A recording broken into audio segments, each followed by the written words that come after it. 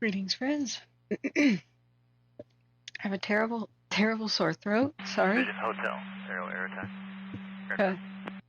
There's the Aero fire airplane pilots. I have to mute them, but let's hear what they say. Yeah, your division looking pretty good. You have 2 coppers working with you. I feel like rather than keeping constant coverage with 2, when the next copter has to go down for a fuel cycle, I think 1 copter constant coverage would be good.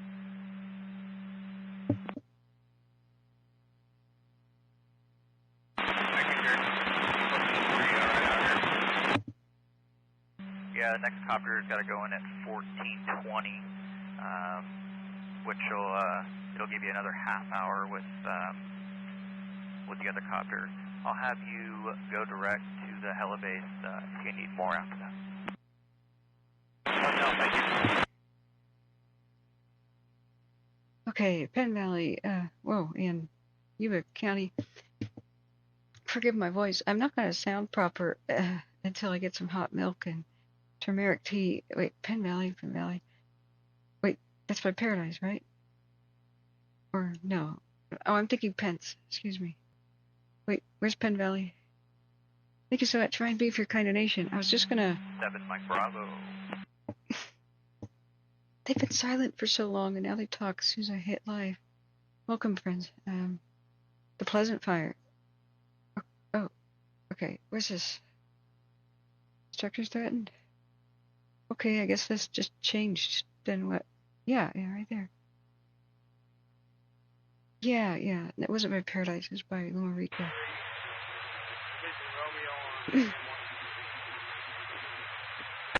I almost lost my voice, friends. I've been trying to rest it, and I had to fix my webcam this morning. I've been up since 5, but I've done a whole bunch of tasks, and it's been a little crazy. Talked to a pro firefighter today on the phone, and I've got lots of info for us all. But it's one of those days where you look at the clock, it's like an hour later every 5 minutes.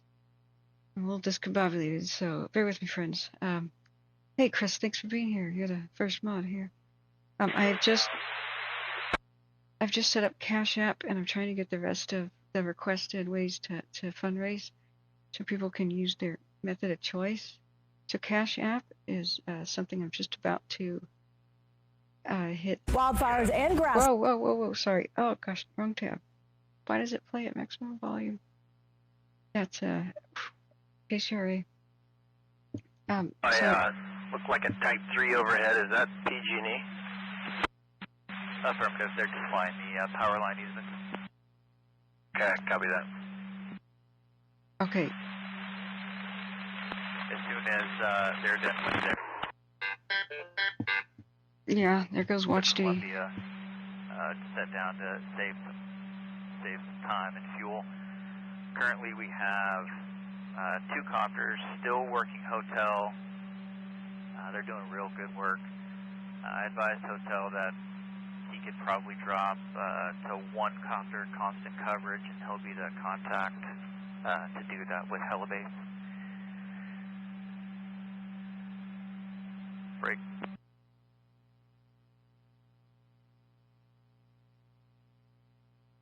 I'm back with you. Divisions Charlie and X-Ray are looking really good, as is Tango. Hotel is still the kind of main source of the smokes, but the coppers are doing, again, they're doing really good work. I copy that. Yeah, I'm good with just keeping 1 overhead, but yeah, let's try to definitely keep 1 overhead till about 1700. You have traffic. For flight, and we have the acreage updated at 5351 acres, 5,351 acres.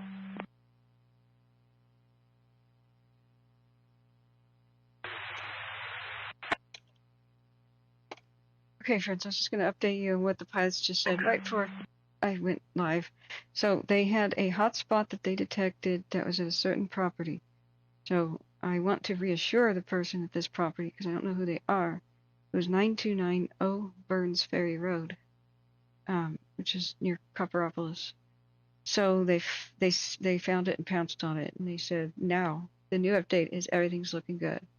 So there's a couple of helicopters. They released the aircraft from earlier. Thank you so much, Ryan B, for your kind donation. And thank you all for being here.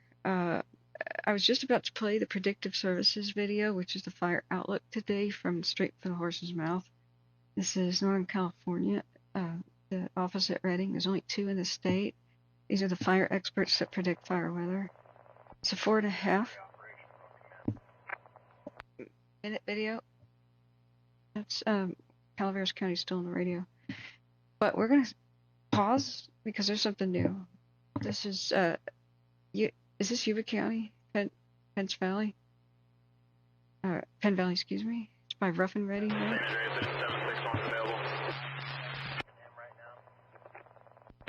And then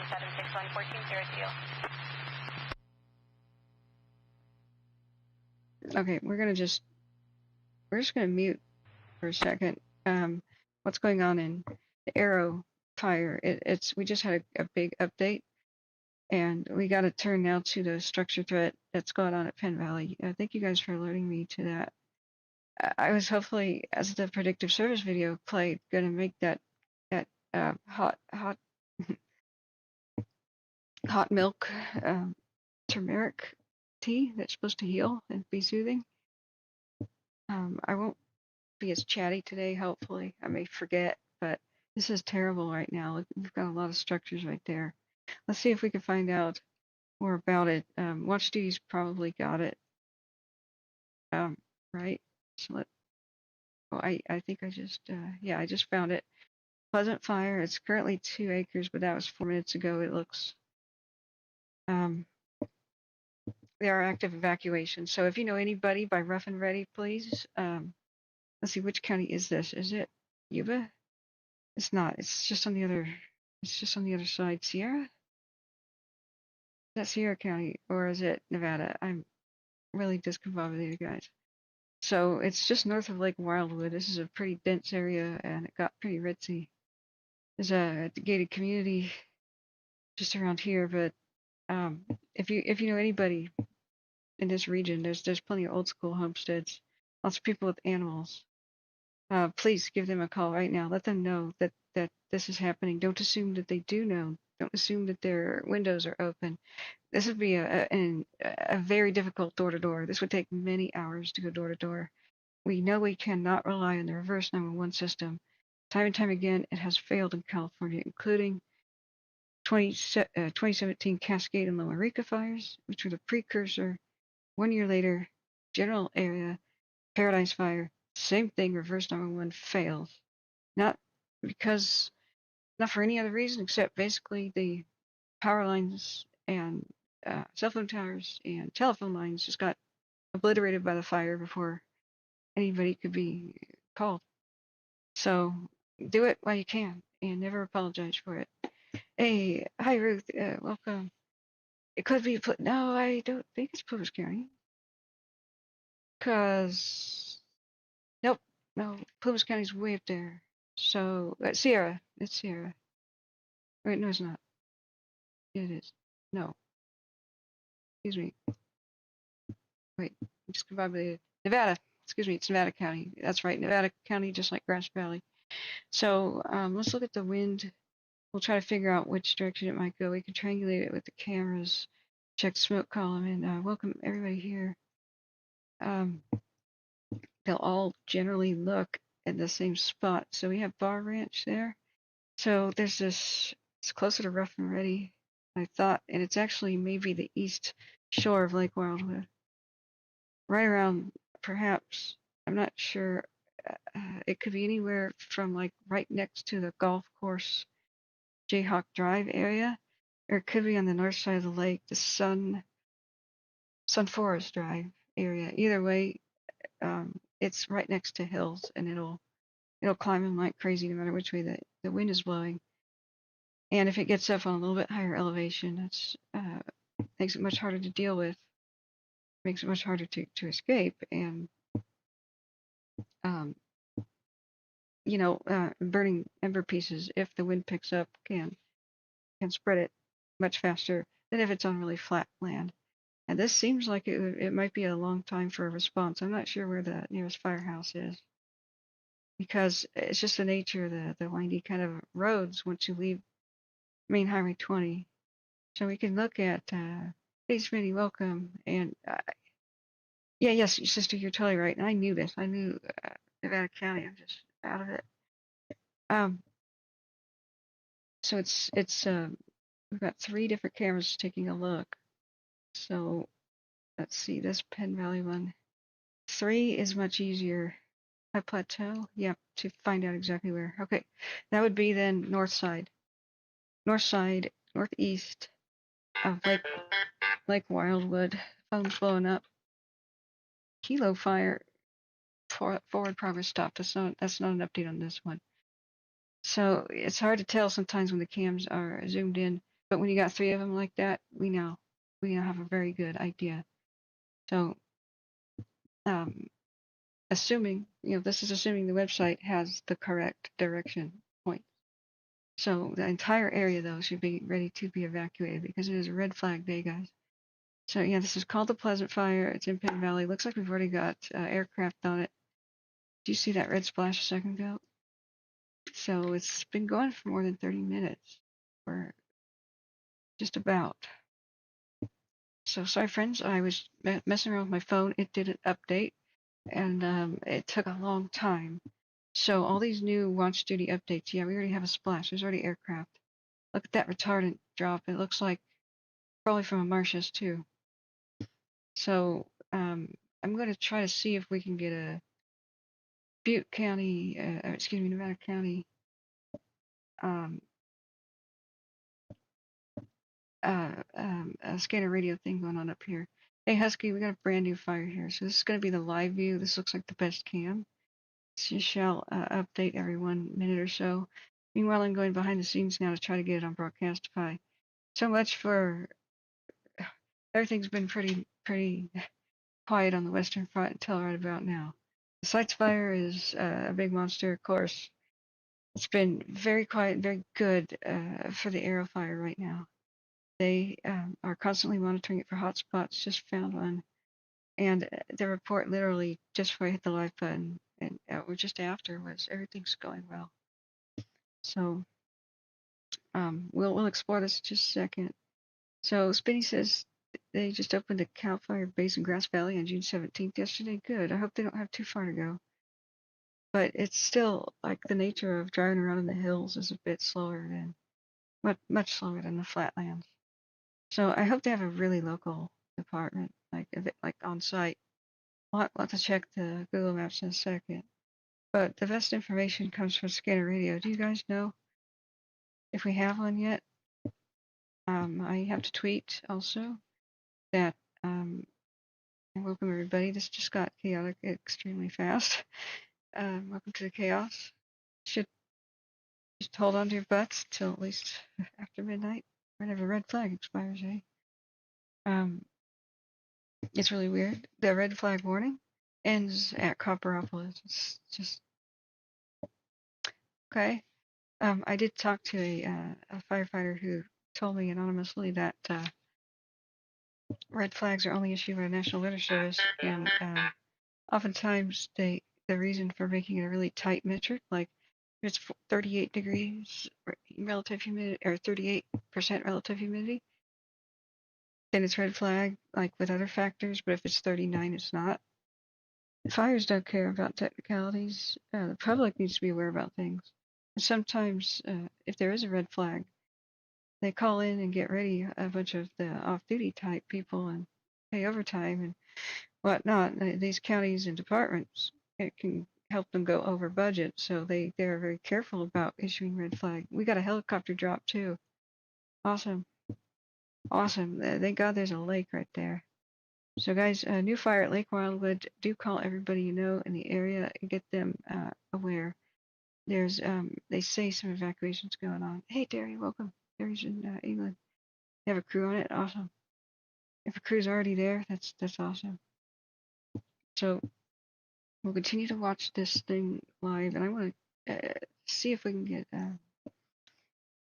some sound going on. But this made me so depressed that like people are somewhat unaware of fire danger. High wind warning was issued to where the post fire was in LA County instead of red flag. But you saw how the post fire just ran like a rocket, nearly took out a fire station just because a chain dragged, presumably, and somebody pulled over into a parking lot. Yeah, Terry will we'll try to find out that later. That's a second priority. I was about to do that as a roundup. We don't have any webcams to what's going on in New Mexico. The town's still evacuated. Last thing anybody said was we don't know the structure of status of structures. It's too dangerous to enter the area and see if or how many structures were lost. But the entire town and little area is evacuated, and they're fighting it hard right now. So that's all I've got until we do a little research. So let me go into our Castify, go to that county screen here. See, maybe I already have I waited as long as I could to go live to save my voice. And of course, just kind of monitored things. Okay, we're having great weather up in the Pacific Northwest. It's actually a little chilly in here. Let's see, let's go. I have some crazy, the thumbnail image of the thing is from a little bit earlier this morning. You won't believe the 12-hour time lapse of the site's fire. So don't I have a Nevada County thing yet? I don't. Okay, so we'll go with the regular stream. Nevada County, 210 people listening, Nevada County Public Safety West. Okay, bear with me. Create a new dashboard, Nevada County. I think I'll just leave these up year after year. I used to take them all down and then recreate them. Same counties, the trouble spots, and they seem to have their geography means they get hit again and again. So I'll just leave them up year after year for convenience. So we're gonna add the feed, choose the United States, choose go, and then choose Blanco Lirio. I bet this is his backyard. He's a pilot. Sometimes does some fire coverage too. Pretty decent job. Okay, we're about to go. Sorry, it might be loud. We're about to hear the scanner radio. Let's see what happens. He's a pilot. Sometimes he flies the aftermath of these things. I recommend his channel.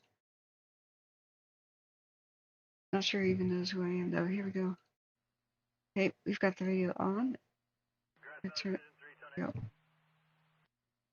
Wait, it was active a second ago. Let's check it out. Engine 44, engine 44 is full. Water tender 43 is half full. 13. They're right next to a lake. Marysville, I see Grass Valley. Okay, so. Grass Valley Division 3, Tony. Division 3, Grass Valley. Can you inquire on an estimated commitment time for 333 at the Pleasant Fire? Division 3, Grass Engine 333, Grass Valley. Gonna board that, so you're more than welcome to go in there. A lot of people on the ground that just got some water on board. Clock now, we'll be outside here.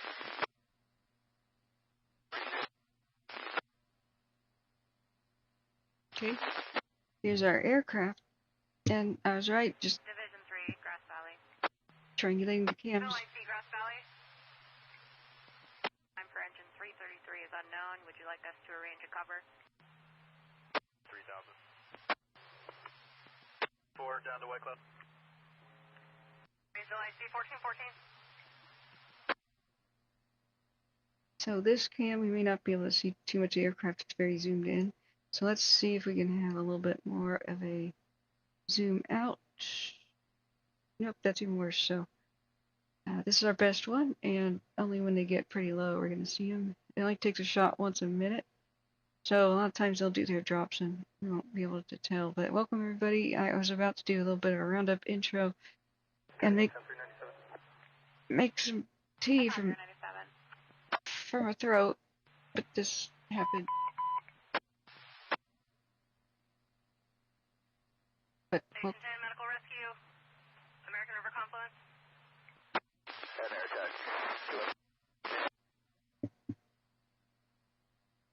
okay. We've already seen a retardant and a water drop. Okay, we'll keep these over for just a minute and I'll get with them. Is it loud enough, friends?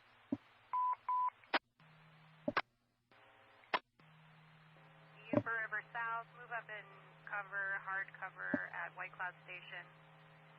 Division 3 notification for engine 334.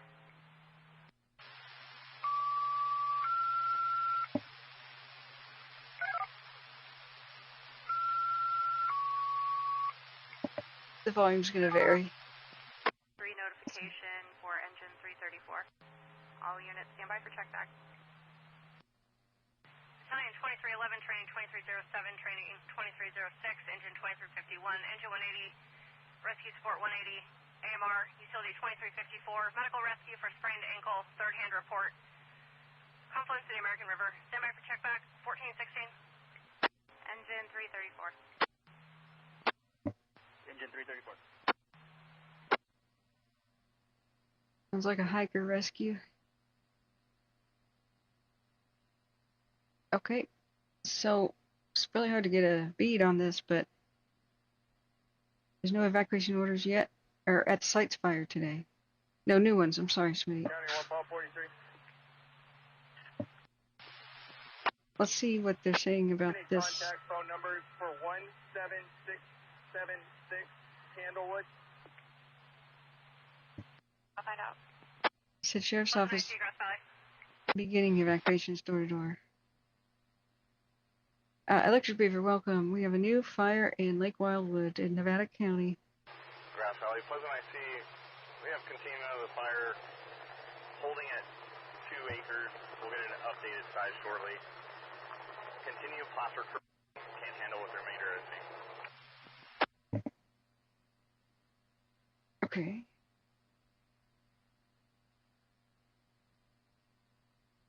That was Call 43 Nevada County. I have one medical call from 2023. I can try to give him a call. 333 is at scene. 10-4, break 3 Lincoln 14 Nevada County. I do not show engine 333 at scene. I have the RP from that TC I was just landline with you about on the phone. Can I transfer her through to you? Toronto engine 333, Grass Valley. Up the area, but she wants to speak to somebody to make sure that they got all the information needed. Copy, switch back to Fort Smith. 1418. okay. Looks like a helicopter's coming in for a drop. So yeah, we can see it right there. It's up there. Division 3. Division 3, Grass Valley. We can cancel the cover from 334. 333's been canceled. Division 3, Grass Valley copies. Break engine 334, Grass Valley. So we didn't see this. Grass Valley engine 334 copies direct. We didn't see the splash, but we know that it just did its thing. It was coming down. I wish it was a live movie cam. Responding medical rescue, American River Confluence, first unit seeing Confluence IC on XPL TAC 9. Single report from State Parks with no contact of a person with a sprained ankle. No further details. County 2311 via MDT, engine 2351 via MDT, AMR 162 on the air. Training in 2307. By CAL FIRE, we'll be returning to White Cloud. 6 is responding, training 2307 and utility 2354 committed to the rehire. Okay, we got an update on the Pleasant Fire. Maybe they heard it more clearly. 2306, Grass Valley copies. Engine 180. Rescue 180, rescue support 180 responding. It's contained. Yes. It's route 1420. It's contained. It's surrounded. It's contained. That sounds good. Whew. I thought that's what he said, but I wasn't gonna get anybody's hopes up. I'll stay overhead with until 514 through. When they depart, we'll depart with them, and you can use those two Hotel Papa.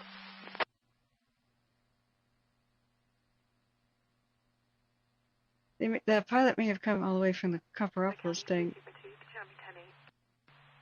Let me see. Nope. Hotel Papa, copy direct. Grass Valley Airport.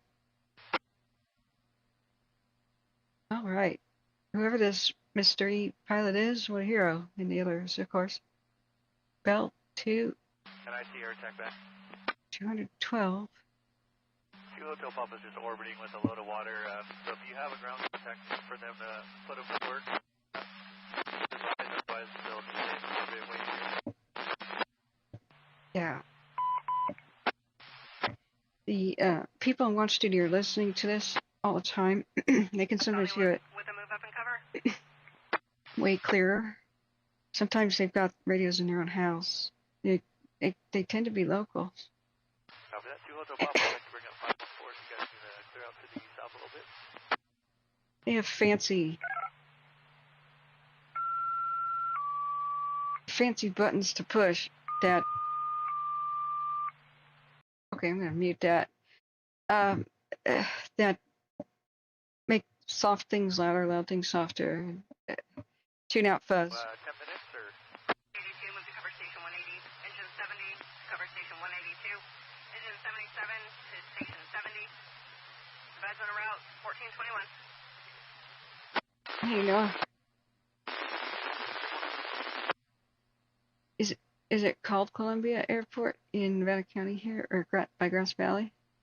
I thought it was called Nevada County Airport, but I'm not quite sure. Hey, phew, I don't know what was on fire. A backyard, a yard, a structure, I have no idea, but they pounced on it, they got it. Excellent. How good is the scanner radio app? I like it. I changed it, but it's got a 514 has been released from the Pleasant incident en route back to White Cloud. Pilot plus 7, 1 hour, 50 minutes of fuel, 10 minutes en route.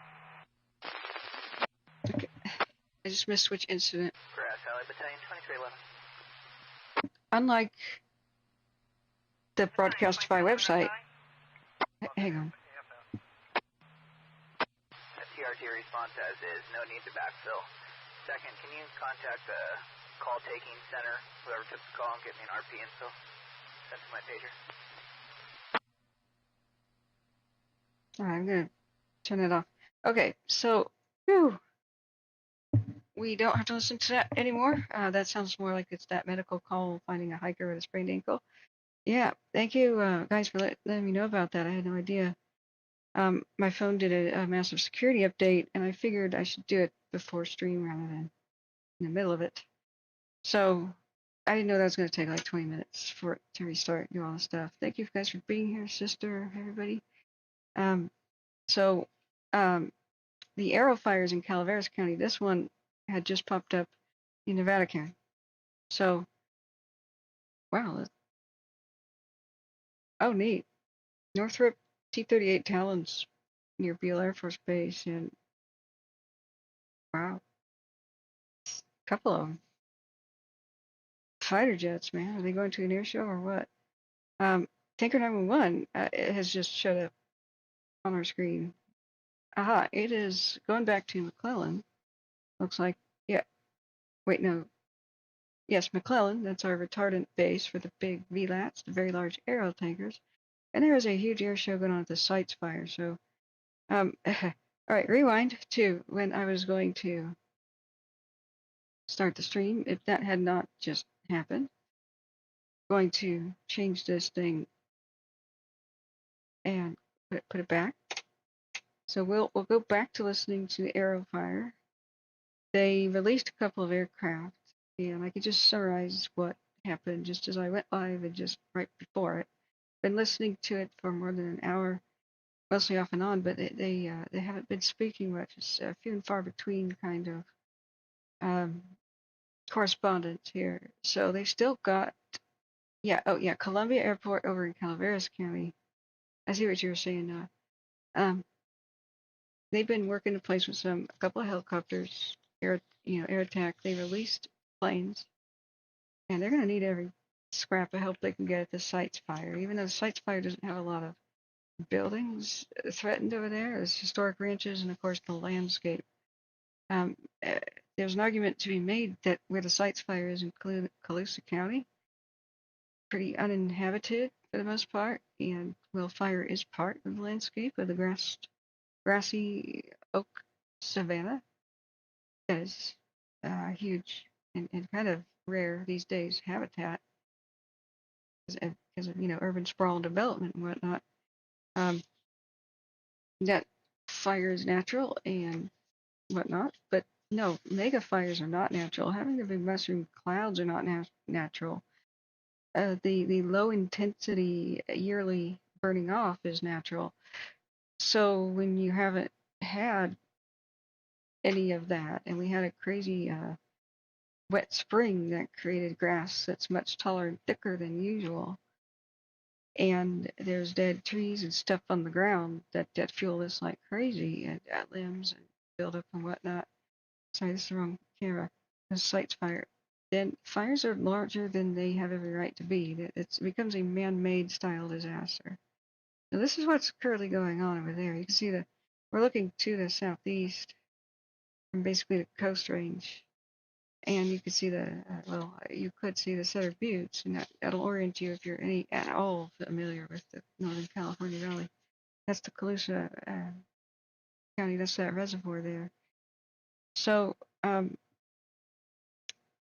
it's not natural for things to create a gigantic mushroom cloud. That's one of the signs that there's been too much buildup and not enough either grazing or whatnot. The intelligent thing to do would be to do some control burns after most of the grass has begun growing in this nice window of opportunity in the spring and May to mid-May, when the winds, not a red flag day, burn it off. It'll be low intensity.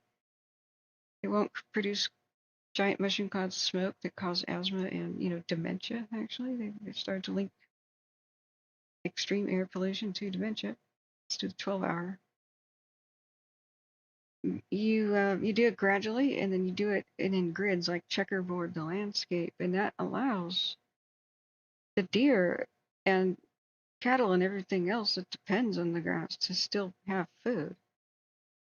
If you have a mega fire, which is, you watch the giant mushroom cloud start, that is, everything is incinerated to white ash, and it can absolutely kill pretty fire-resistant trees like the oaks that can be a couple hundred years old. Now, oaks have fire-resistant bark and even wood, so the regular yearly kind of grass fire, they can handle. They'll live through it.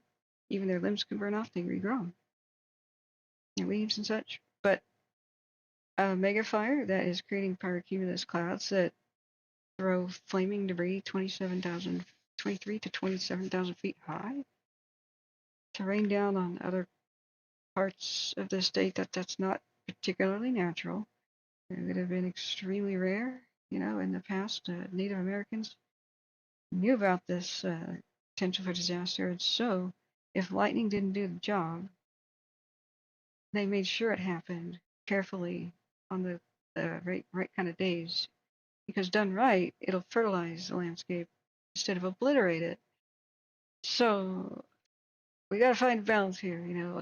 Don't suppress all fires, but don't. It just sets you up for the situation. But don't celebrate any kind of mega fire. I have no idea how some of these oaks are going to survive something quite that bad. Hey Tracy, how you doing? Thank you for your kind support. Oh, friends, I have set up Cash App, so I'm going to put that in the I forgot, in A, tweet that as live, and B, we're fundraising for a laptop. Forgot to put that in the little description here. If as many people as possible, hit the like button, guys. Could donate $1, then we're going to get close to our goal. I haven't quite tallied anything this morning. I was working on fixing the webcam and making sure everything was good. But here are the links for PayPal and Cash App. So if you could spare $1, that's awesome. and super, super appreciated. So I'm going to try to add the Zelle, the Venmo, and other things. But PayPal and Cash App do not take a cut. And if you hit the super thanks or the super chat or sticker, YouTube takes 30%. That's pretty steep, man. So yeah, it's starting to get better. Thank you, Tracy. I'm very concerned though at why my throat is so sore still. I know they rammed the suction thing into the back of my throat. I was kind of sedated enough to not even know I was drowning. But here's the current view. Oh, sorry. I ruined the 12-hour. But my point stands. This isn't particularly natural at all. It's generally something that happens man-made, and but we could do things about it. So the best thing to do is make pre-made dozer lines, which dozer lines are basically a dirt road, and make it like a grid pattern. You need to have some there this way, stop a fire coming, that way, and then you need to have some like this way to stop fires to go that way. And then that allows fire trucks to arrive and people to leave the area who might be hiking in like a very fast way that could save their lives. And have those ready to go already. And the benefit of this, and we've seen it save neighborhoods the last couple of fires, southeast Sacramento, the farmers by Jackson Road have a habit of taking their tractors and then just plowing, so there's just dirt and not grass, adjacent to the roads. And we saw neighborhoods saved by firefighters doing the Hail Mary pass, which is going to the field in front of the fire and burning it off. Grass goes poof.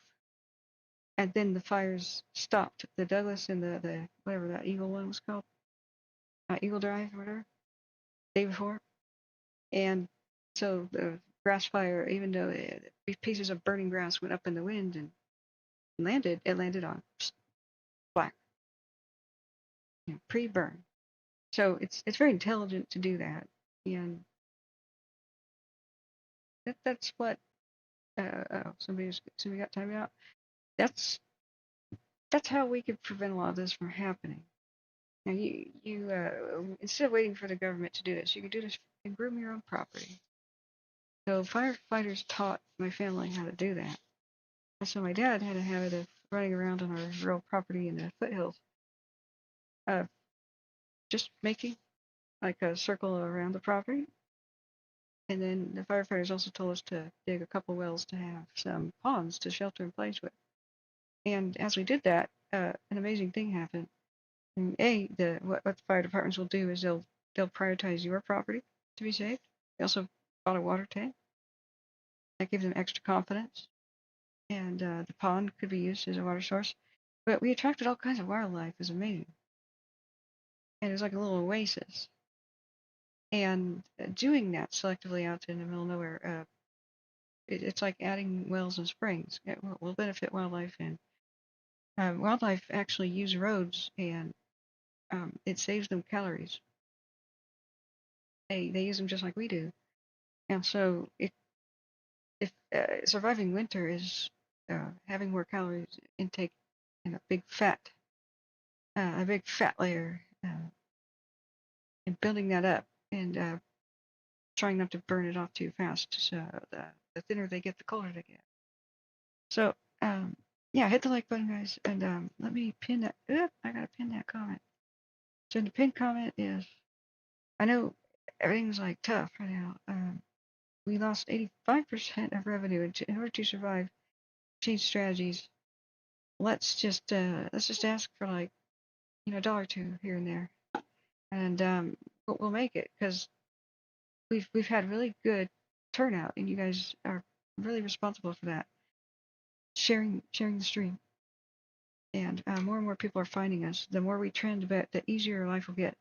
The more people will find us and hear the potentially life-saving information that our team can provide. So thank you everybody for being here.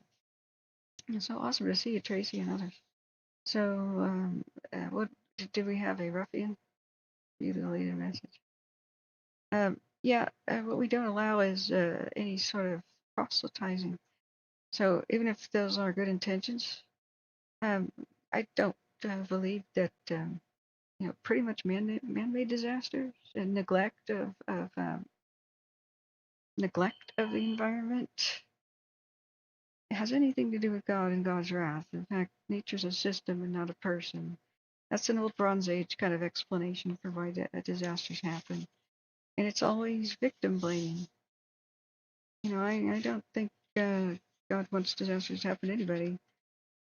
It's just like, the reasoning that places that are sinful get hurricanes and no, not really. It's just kind of the Gulf Coast because that's that region.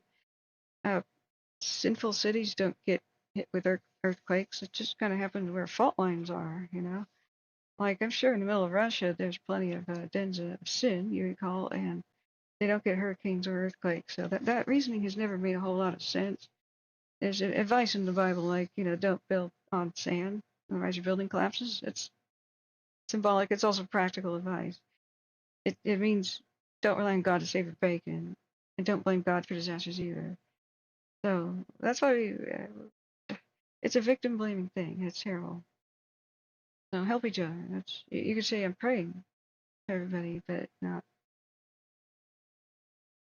not that negative stuff, right? So we come together, we help each other. This is not particularly natural. The frequency of these are our fault, but the cool thing is that if we take responsibility and analyze it, we can fix it. Hey, Express Brain Exorcist, how you doing? Husky says the site's fire winds are calm right now, 5 to 10 miles an hour, sustained maybe 20 mile an hour, and wind tunnel gusts, very poor humidity. That's all it needs, though, is this grass dried out in the prior heat wave. So this is the live view of it. We're looking at the site's fire in COLUSA County. They've got a huge amount of aircraft on it.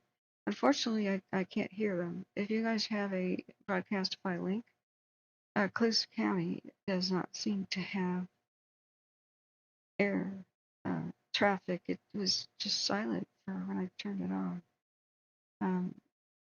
And thanks for your continual, like, you're in beast mode monitoring Husky, the site's fire.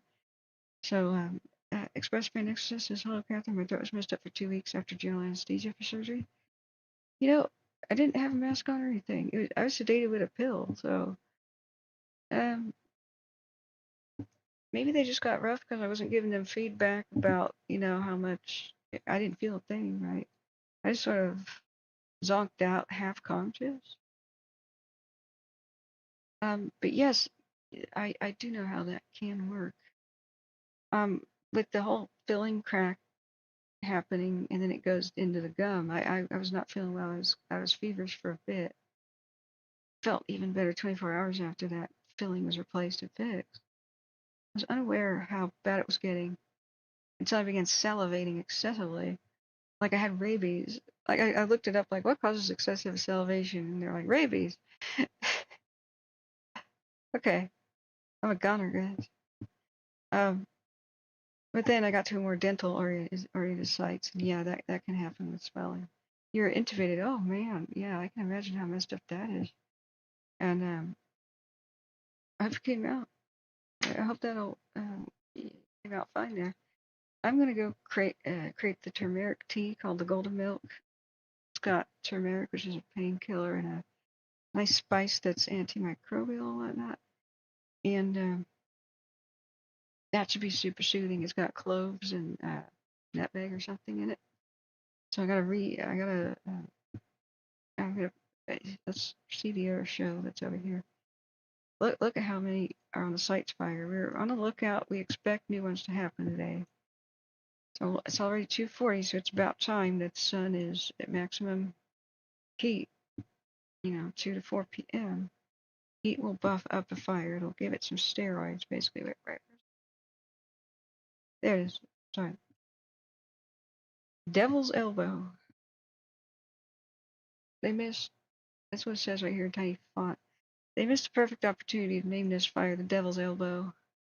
And boy, that would have been apt and quite funny. I have a top 10 list of the funniest fire names ever. And things like Genniopolis fire. Yeah. But, what a missed opportunity. So, we've got Tinker 911, the DC-10s and such coming and going. And once again, if you guys can find out any radio, we'll listen to that, of course. Have we been able to see that on the on here? Let's do a 15-minute time lapse. We sort of see dots in the sky, but if you're wondering what the black smoke is, it's not necessarily a building. There's many oily bushes, especially weeds. Manzanita types, though, that are native chaparral stuff. Madrone trees, those are just pregnant with oil, but especially the invasive weeds. I don't know if there's any gorse or scotch broom or that out here. Hope not. It takes over. But oftentimes just deserty, tumbleweeds kind of things can make quite black smoke. So I did speak with a firefighter on the phone, and he said that a lot of these ranchers out here are pretty prepared, and I was glad to hear about that. They'll start making their own dozer lines before, when they see smoke on the horizon, before anybody else gets there. So, oh shoot, I forgot to tweet to them. Husky says, well, being mostly to fully high and drowsy via the sedatives, you couldn't really see or do anything. Yeah. But that was Wednesday. I shouldn't have a tremendous sore throat after speaking and swallowing. It's like swallowing a marble that got dropped, kind of rough edged, you know. So I could speak for a bit, but you know what? I should definitely order some Ricolas, right? And you know what? I have some honey. So I'll put that, get that with the turmeric tea. Let's tweet that on live. There's a shortcut that I forgot somewhere in the studio here. And we're going to monitor the fires all day, guys. As they happen, as they break out, do let me know about them, because I have updated the settings on my phone for notifications, but it's like a vibrate setting, and if I'm walking out of the room, I don't hear that. And if I have every county and every fire on notice, I fill up to maximum amounts of notifications and it goes silent. So I have to constantly swipe this away. I'm working with Watch Duty. I'm asking them to please fix this. It seems like it's a bug that's mostly related to Samsung phones. I hate to have to get an iPhone, but you know what? If you guys have a really old iPhone or just something you're not using, I'll take it. Give me an email, and I'll just sit it on the desktop here, and maybe that'll be useful. I can teach. Whoa, different view. I could teach people, you know, how to set up little apps like Watch Duty on iPhones too, and maybe if that's more reliable, kind of have that here on the desk, you know. And I'd have to learn the thing too. So I guess I could just buy an old one off eBay, but if anybody has one laying around, that'd be pretty cool. So we are doing the laptop fun. So let me change the message here, and we'll go back. Oh yeah, we're not listening to Nevada County. Aerofire, guys, is looking good. What? So far, it's looking real good. They had a good night. Excuse me, they had a good night of cold temperatures. I did the overnight cams. I'll show you in a second. The time lapse, and hardly any smoke and such was visible. That's awesome. I don't know what the wind speed is out there, but like on paper, on report, it's supposed to be pretty dang calm. Okay, so let's go to please donate $1 to laptop fund. So yeah, mods, if you can help people find the pinned message, that's awesome. Becky Sherman says lemon and honey mix is good. Yeah. C-Pro bought me a lemon. I requested that. He goes, anything in the store right on there? He lives nearby now. Can you get me a lemon? So yeah, thank you for the reminder. It's a great idea. It's a really big one. I thought it was an orange at first. Whoa, look how dark that is. Well, when you see a bunch of new black smoke, you know it just found. You know it just found a big heavy load of something to burn. I do wonder what exact vegetation does this. Oftentimes it's somewhat recently dead old pine trees and madrone. Is there a way I can get madrone here and show a picture? Let me see. Oh yeah, tweet them live. Sorry, Grant. I didn't get much sleep. I tried to go back for about midnight to kind of figure out what the weather was doing. So Husky says I just measured the site's fires nearly 13 miles from north to south. Yeah, did I win a bet about how big it would be or what? It's because the pyrocumulus clouds just dump burning embers out of the sky long distance. And I never knew how crazy that could be until, well, mostly the Caldor. This is not high altitude, dropping it to lower. This is hills, dropping it to the same hills. But, wow, look at that black. Wow. Yikes. I really hope there's no structures or something happening, but every once in a while, though, people do illegal dumping. And you'll find the remains of boats, fiberglass boats. Those are hard to dispose of, expensive. Old trailers and stolen things. Sometimes people will clandestinely take an extremely old double-wide trailer or, mobile home that is totally polluted with water damage and mold. And the cost of disposal would be enormous, so they drive it out to the middle of nowhere and leave it for dead. We've been hearing some of that kind of thing on the radio. I really hope that's what's happening because that looks really big. I don't know if plants explain that. I just hope it's not a structure. Yeah. So sometimes you could put like a compass view on here and we could try to check it out with satellites, but if somebody was speaking about it, that'd be best. Let's turn on COLUSA fire. Sleep.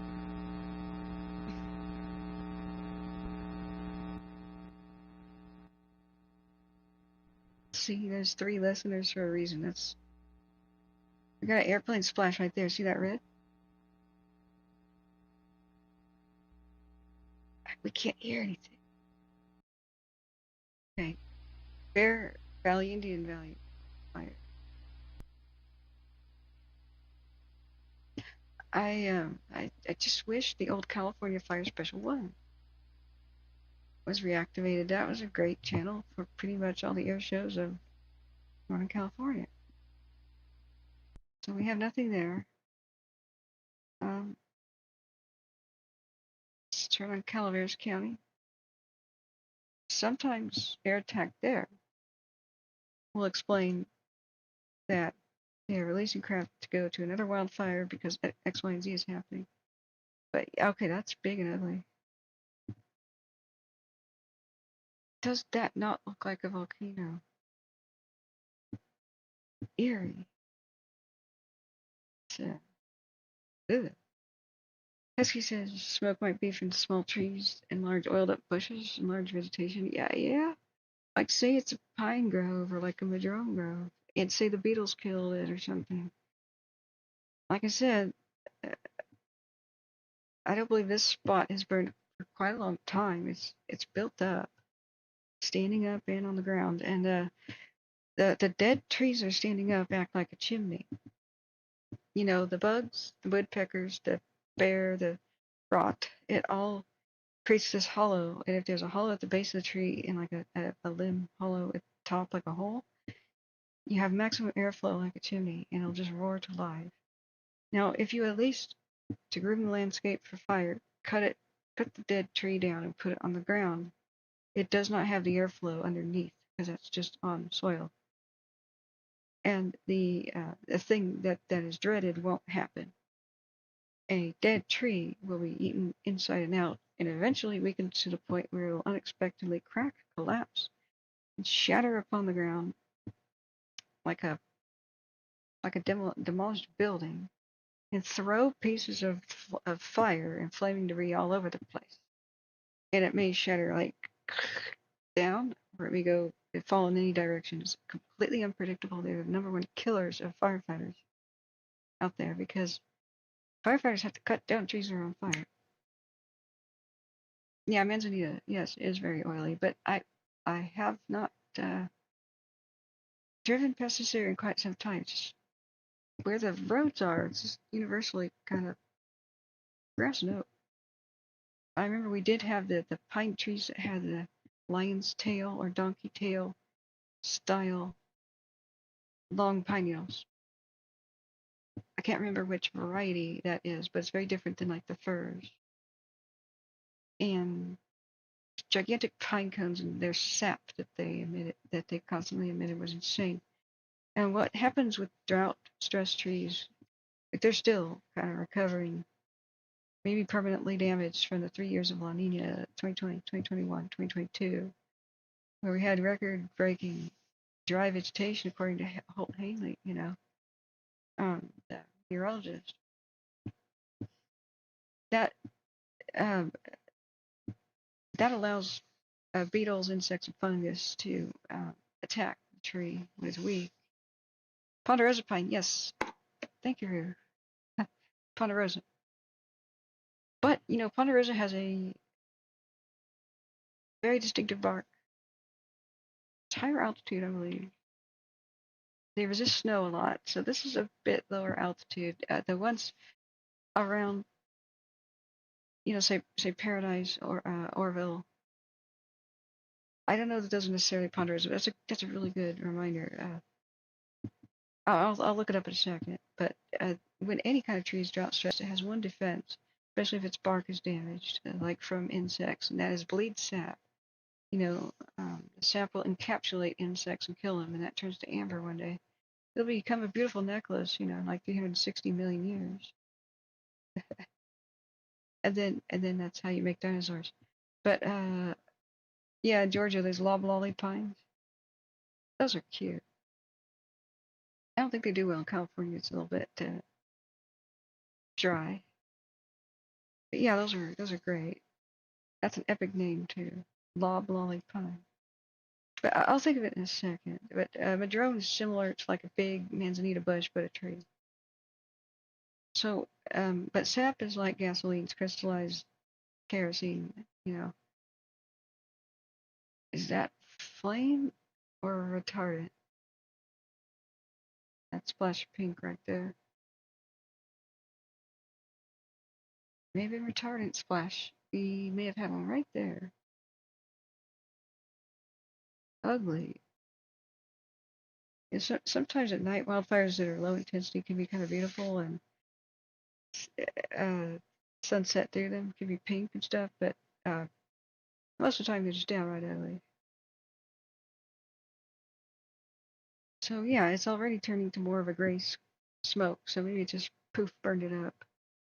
So, but it does just get your heart racing, to see a sudden black column and not know what the heck's going on. If we could only hear the pilots, they'd explain it. If they saw a structure threatened, they'd be like, X, Y, and Z helicopter, go after that. Go protect that. So, but like the firefighters that I've spoken to earlier, they were mentioning that many of these ranchers, they know the drill. They're pretty prepared, and they know that sometimes they're on their own for quite some time, because on red flag days, all resources are spread thin, because we can expect more and more fires to break out today. And it's just the way it is. There's always every single county always has fires. California counties are very large. People on the East Coast and in places like England, they can't wrap their heads around it. Some California counties are the size of countries, and like you stack a couple together and you got Portugal, right? So the point is though that there's always fires breaking out every day. You just don't hear about them Because if it's not the right conditions, somebody who starts their own grass fire mowing their lawn can sometimes put it out with their own garden hose. And if not, they just call local fire department. And because the winds are not that high and it's more humid and maybe a different time of the year, where it's not as hot, the conditions are not right for it to just raise out of control within seconds. So it can be caught at a very small thing and barely mentioned in the news or not, unless you're like following real closely and making statistics. So what used to alarm me before I got fire educated was the fact that all the big fires almost always seem to start on the same day or same weekend. Well, red flag conditions usually persist for a couple of days. And there's usually not more fires than usual. It's just that any that do happen become huge because it's so dang windy, so dang dry. I never realized that relative humidity mattered that much. A lot of plants, everybody knows that plants get water from the ground, the soil, and rain. But there's a very large percent of their water they get is from there. And it not only kind of helps them absorb, especially with dew, but it also keeps them from drying out with limited water that they already have. So when they're talking about poor humidity recovery overnight, that makes a gigantic difference on how your flowers are going to be the next day, wilted and needing emergency water or looking decent. Let's go and zoom in a little bit here. We got other views of this. It's just kind of unreal. So, yeah, we got sites. Were we on sites 2 or sites 1? I don't know. It's the one we just saw. Okay, yeah. That's sites 2. What's sites 1? Yeah, I zoomed out. Let's do an hour. So we got a turmeric. That's right. I was going to do some acreage and stuff, but I'm going to get my turmeric tea out there. Going to get my lemon. Forgot again to tweet that I was live. It helps to get people to watch if I actually tell people I'm live. So it's open questions and answers, and we'll do some roundup of the statistics. And do let me know when new things show up. They will today. They will. At least it's a bright silver lining to what happened yesterday in the chaos, and that's nobody in the entire state failed to understand fires broke out yesterday, unless they're in a coma. Look out the window and you can see the smoke. You can smell it. Turn on any radio station, any news, any social media, and you're hearing all about it. Because these are pretty serious, pretty gigantic. So, Holt Hanley posted an update 4 hours ago. That's pretty awesome. On Twitter or what? Hey, JCat, welcome back. Thanks for being here. Yeah, so Husky says this area particularly has not seen fire in many years. Yeah, so let's check that. Fire history. Yep. It escaped the massive lightning complex, the LNU lightning complex, that was abandoned because other fires in the state happened due to PG&E. So all the lightning strike fires that they say it's California's largest wildfire ever. No, not really. It was just a bunch of small lightning dozens of lightning strikes here. In lightning strike season, late July to August. And because power companies and such were causing fires elsewhere, and the crisis of 2020 fires and the Labor Day stuff, this whole region got abandoned because they didn't have enough firefighters. Because the governor, in his infinite wisdom, decided to shut down pretty much the inmate firefighter program and slash the amount of people by a huge percentage, like more than 60%, the amount of firefighters that we had total to try to do COVID precautions. That was dumb. That was really dumb.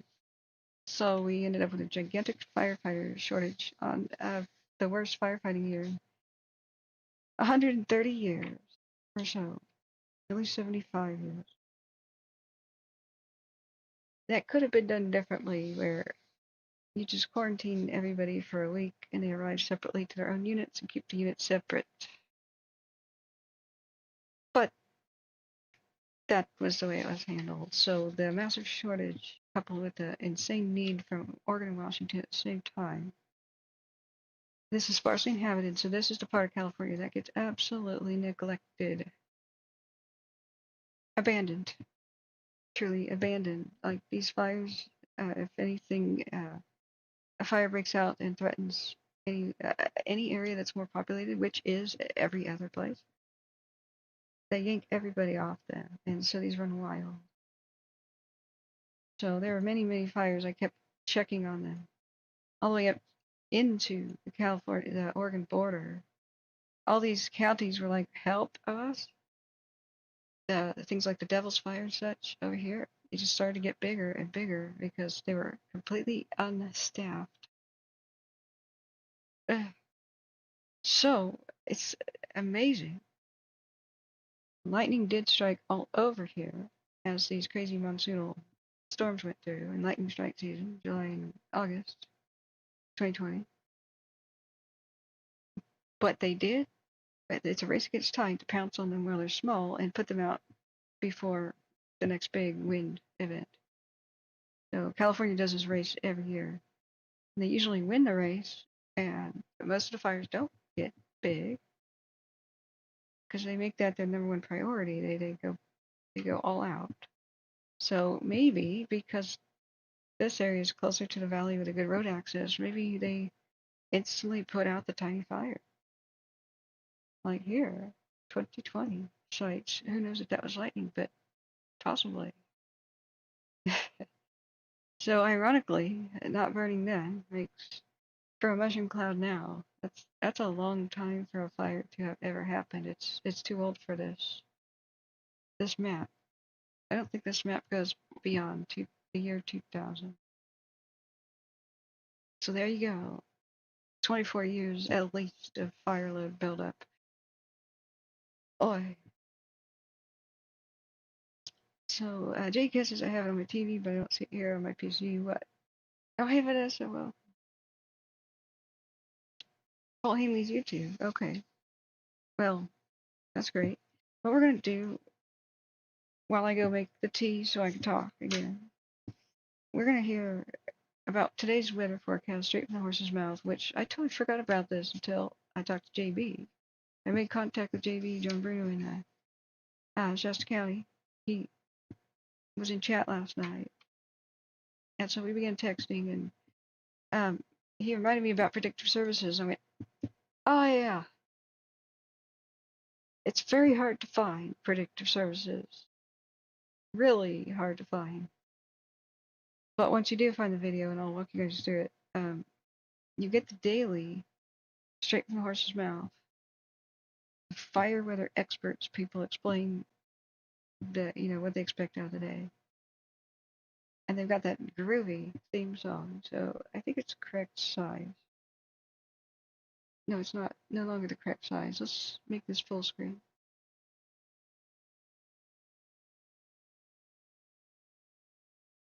Okay, the bottom may be cut off. Okay, let's hide the text for a second.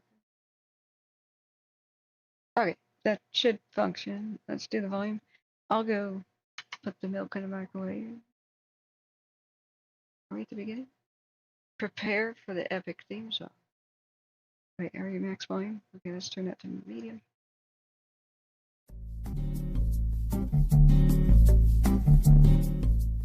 Greetings from the North Ops studios in Redding, California, and welcome to Monday's edition of your Fire Weather Webcast. This photo is of the Sites Fire, which started in the hills just northwest of Williams yesterday afternoon, and as of this morning has grown to 10,000 acres.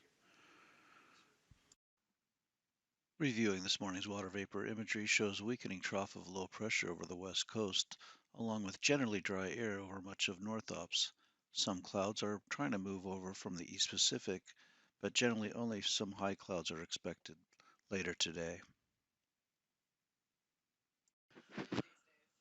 Reviewing this morning's visible imagery shows another day of abundant sunshine across most of the state with only a few high clouds and another deep marine layer along the south coast of the state. More notably is the smoke billowing from the Sites fire just west of I-5 near Williams, California. Looking at the major weather features via the 500 millibar forcing pattern over the next 3 days begins with broad west to northwest flow aloft as weak troughing persists over the North State through Friday. Then weak high pressure tries to build toward the weekend. The upshot of this upcoming pattern will be increasing inland temperatures 5 to 10 degrees above normal, little to no precipitation, and periods of gusty westerlies. Taking a look at the CANSAC wind charts for today depicts generally light onshore winds across most areas shown here. Some breezy to gusty westerlies are seen along the coastal gaps and through the Bay Area this afternoon, but all in all much less wind compared to yesterday. Light onshore winds are expected overnight, and for tomorrow, shown here, a continued reduction of wind is shown with light and mainly terrain-driven winds expected across most areas. Some gusty westerlies are still going to be observed, however, through the Bay Area, Delta, and the San Luis Dam area. For Thursday, shown here, a very similar wind pattern to Wednesday is shaping up. Even the westerlies across the coastal areas and Delta will diminish some. Reviewing CANSAC upcoming RH field starts with this afternoon, showing very dry conditions across all areas except the immediate coast. Generally 10 to 15% min RH is expected later today with pockets of single digits. A little moderation in RH is seen on Wednesday with some moist air moving farther inland from the coast. However, interior areas will still see min RH values ranging from 10 to 20% across most areas. By Thursday, min RH values increase some and begin to get a little closer to near normal. Coastal marine influence increases while inland areas rise to near 15 to 25%. Reviewing the Northop 7-day table continues to show generally moderate risk around the Sac Valley and surrounding areas as very dry air persists along with rapidly drying fuels. PSAs return to a lower risk beginning Wednesday and persist through Friday as the air mass becomes a little more moist. While the Southop 7-day product also shows areas of moderate risk today, mainly due to very warm and dry conditions along with continued gusty winds, improvement is seen Wednesday through Friday for most PSAs except for the desert regions. Summarizing Northop's fire weather webcast highlights, troughing influences will continue through the next 7 days. However, increasing temperatures are likely, with interior areas becoming 5 to 10 degrees above normal. Little to no precipitation is expected through next week, except for an isolated shower or thunderstorm across the north and east on Thursday. Breezy west to northwest to southwest winds will primarily affect the Sac Valley, foothills, Bay Area, and Delta today, with a diminishing trend into Thursday. The air mass continues to be very dry across all areas, but the immediate coast, min RH values will range from single digits to upper teens, with poorer recoveries away from the coast today. RH values will moderate some by the middle of the week, but a lower trend looks likely toward next week. This concludes today's Fire Weather Webcast.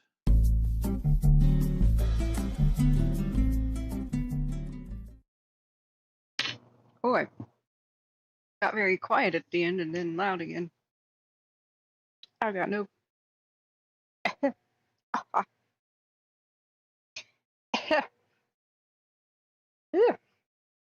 I've got no control over that. Oh, sorry, friends. I just that was a lot of honey. Woo. All right. Hey, Shaz. How are you doing? I just try to say how are you and how do you do at the same time. How are you? Okay. I gotta get the tea out of the, well, milk tea out of the microwave, and then I'll be right with you guys. So put the text thing back up here. Alexa, turn off the heater. Oh, sorry, guys.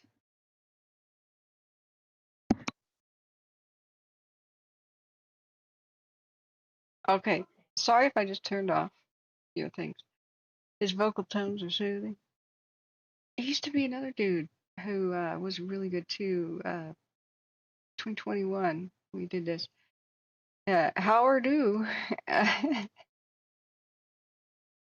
That's gonna be another day like that. So, yeah, good to have you here. It's knock on wood.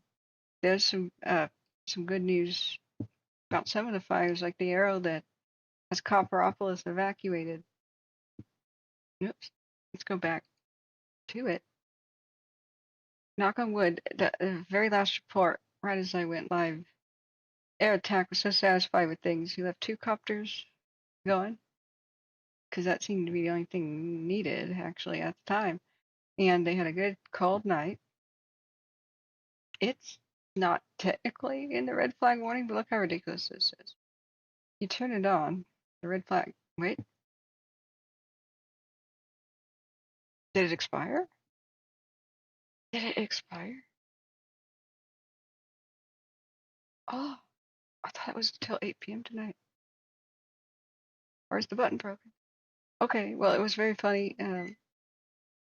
Smitty and I were discussing this morning that the valley was in red flag, and then right at COPPEROPOLIS, like it stopped.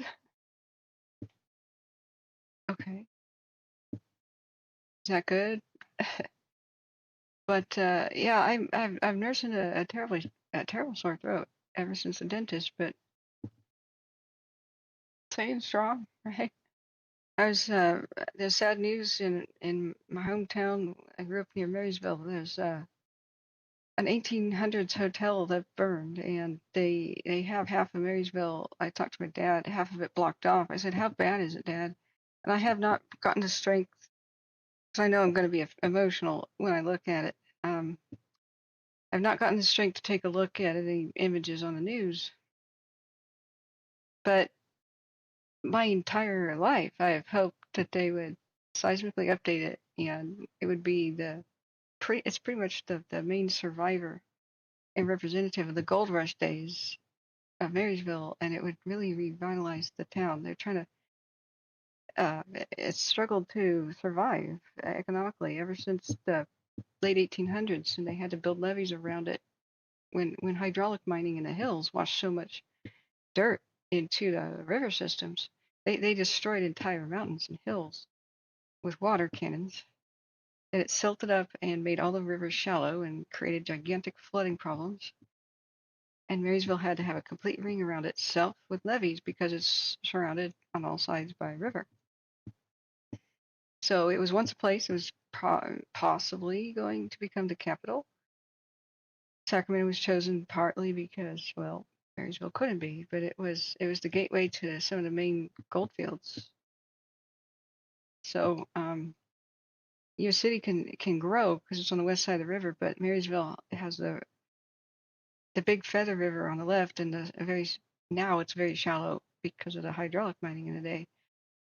On the right, so it's got a levee system 360 degrees here, and like they used to have a lot of riverboat traffic. I can't even imagine that today. So right here is where Mark Twain and like famous people, there was a riverboat dock right here. Now it's obliterated because of the levees, and this is some of the oldest part of the town, and the haunted Silver Dollar Saloon is right there. So I went around filming this for like a mini documentary, and the Marysville Hotel is right here. And much of the old downtown was obliterated for a stupid mall, Victorian homes and such. So there's these amazing gold rush nuggets everywhere in the town. And if they reinvented themselves as a tourist destination, more or less, they can make it. They do need hotels for the visitors, right?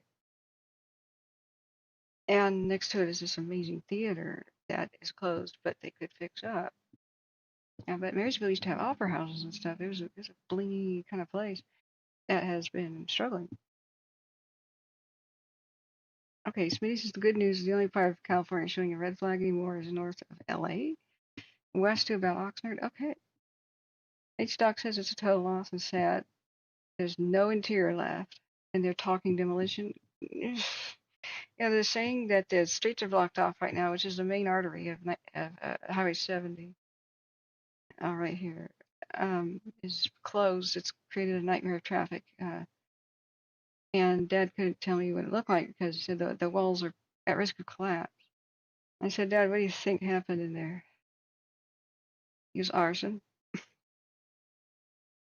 I sadly think there's a high probability of that just because of it sitting vacant for my entire lifespan and beyond. And supposed high cost of seismic update. And here's the ironic thing. I dreamed that it burned down last 4 days ago, probably related to a thought that I had where I was going to ask them if I could film the interior.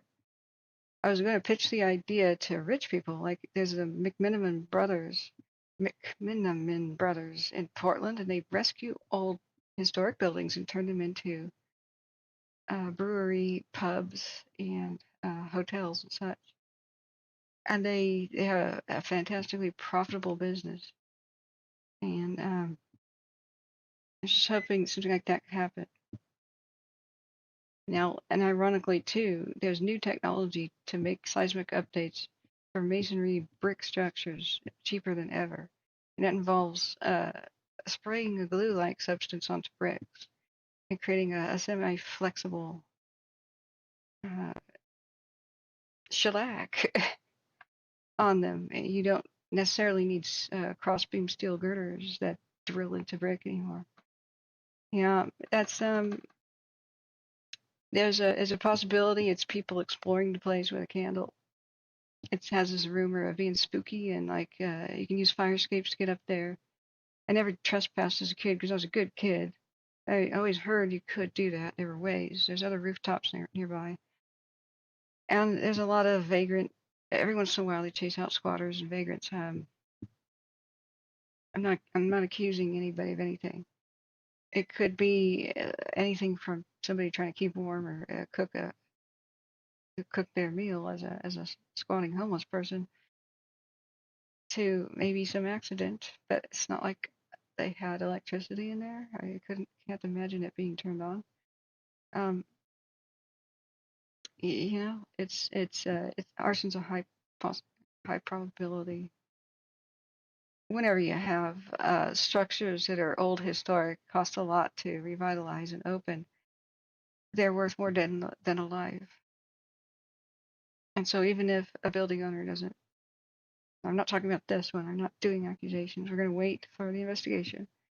But in general, what's so sad about historic preservation, which I'm really passionate about, is that there's an incentive for owners to not pay for any security. Maybe they even can't. Maybe they're doing their best to fundraise and they just can't.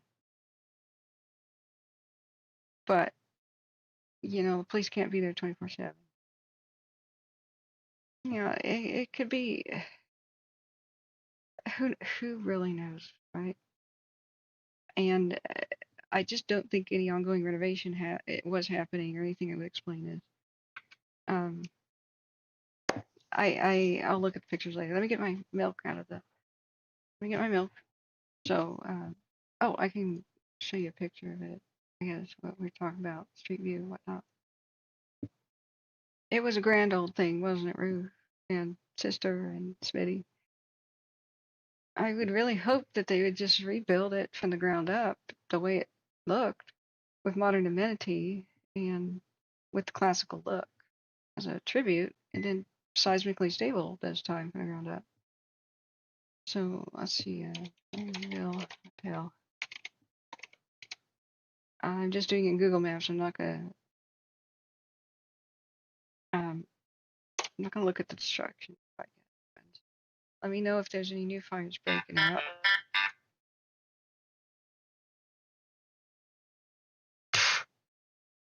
Just I said that. Watch duty. Is that a new one?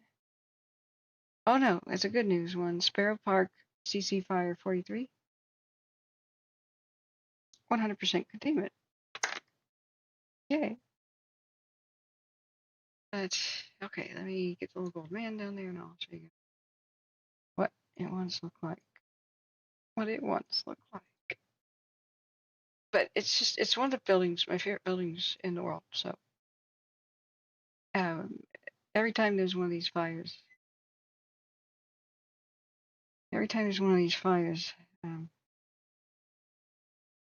Marysville loses a piece of its soul, and part of what will save it, and that'll be invention as a tourist town from the gold rush. Are we buffering? The State Theater is in the foreground. It's also shuttered. Yeah, I've been inside there and seen movies. It was amazing. Had a balcony and box seats and stuff.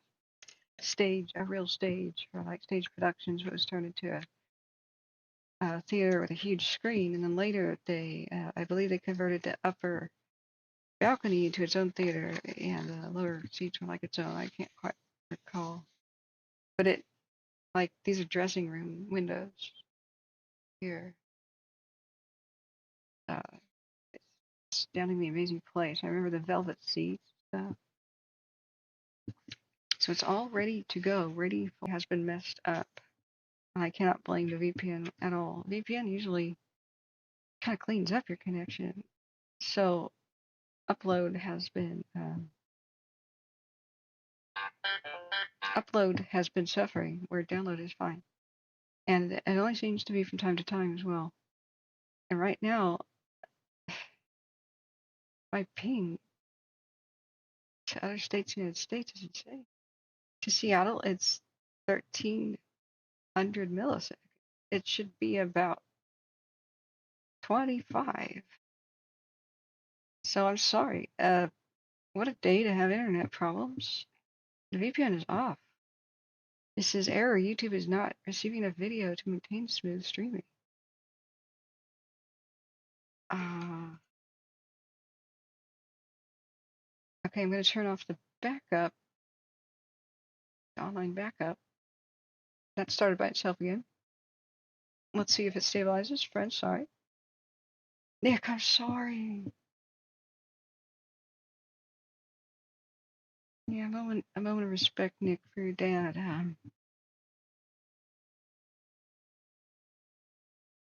So sorry to hear about your father's passing. We're here. We're here for you. I hope this isn't broken and buffering, but we're here for you. Yeah, just let us know if you need anything, man. Yeah. I couldn't call Dad on Father's Day. I called him this morning and said I'm sorry. I was doing fire stream, and I kept meaning to take a little break to call, and I just feel like a jerk. He's very understanding now. I'm still not quite sure he understands what I do and what we do. He's not. He's good. He's good tech savvy, but he hasn't been on the computer much lately. Okay, did it stabilize? The message is gone. Yeah, just let us know, man. Anything we can do. And we're glad to see you here, So apparently this Marysville hotel is just absolutely gutted. Just sad. It's fine again? Alright, let me reconnect VPN. I have more normal looking pings, like 304 to New Mexico. 364 to Salt Lake City. That seems legit.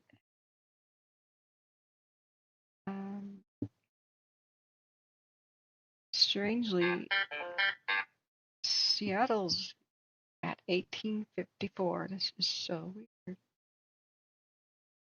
I seldom had any of these problems ever before. I should not have 2,800 ping to Vegas. Certainly not 1854 to Seattle. So I apologize. If I lose connection or something, I'm wondering if there's got to be some upgrade, an outage, something happening with my ISP. They usually do that in the middle of the night, so I may have to give them a call. Yeah, to other parts of Oregon, 2,500 ping.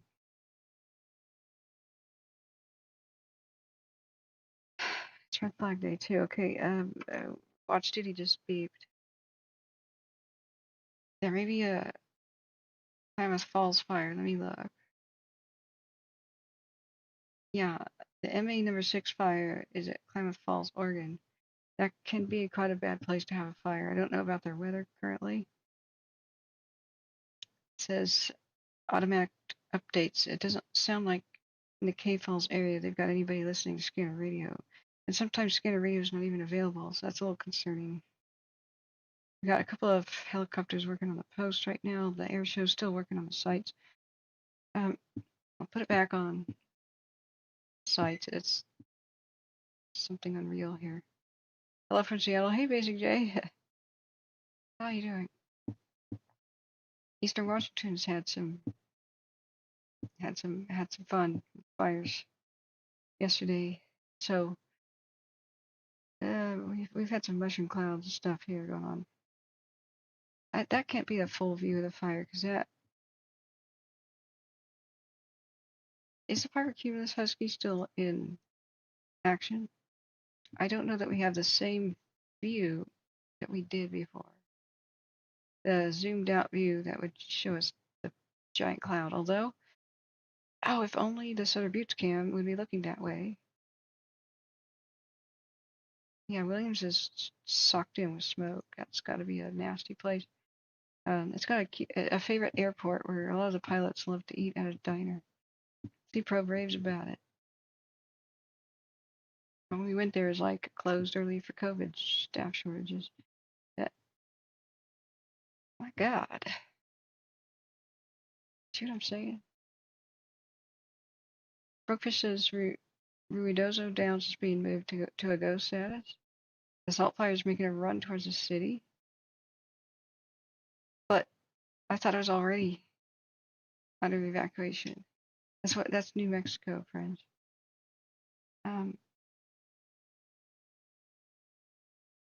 So, okay, was I thinking village? This is our last image from their webcam as they started an evacuation yesterday. Basic J says windy in Seattle and kind of chilly. Yeah, January. A little bit for Oregon too. I had the heater running. I got my sweater. So is it a different town? Rudizio Downs. Okay. They're having a nightmare. This is Apache Indian land. So yeah, run on empty hay. We have good news for the Aero in Calaveras County. I'll go back. What's the airplane's return?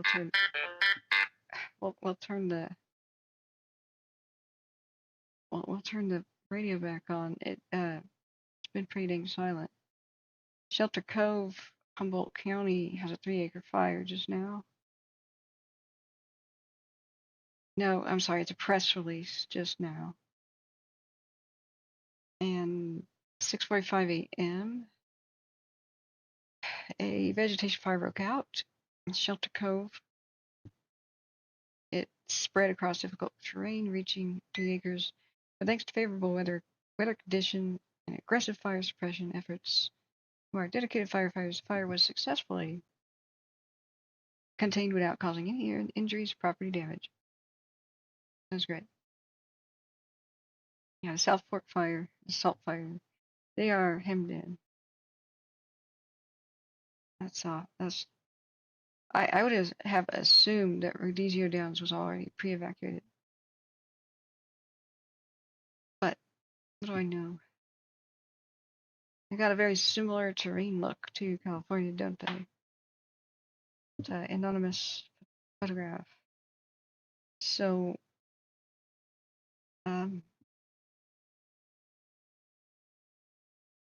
yeah, 11 minutes ago. Thank you so much, Broke. I confused Rudizio with Rudizio Downs.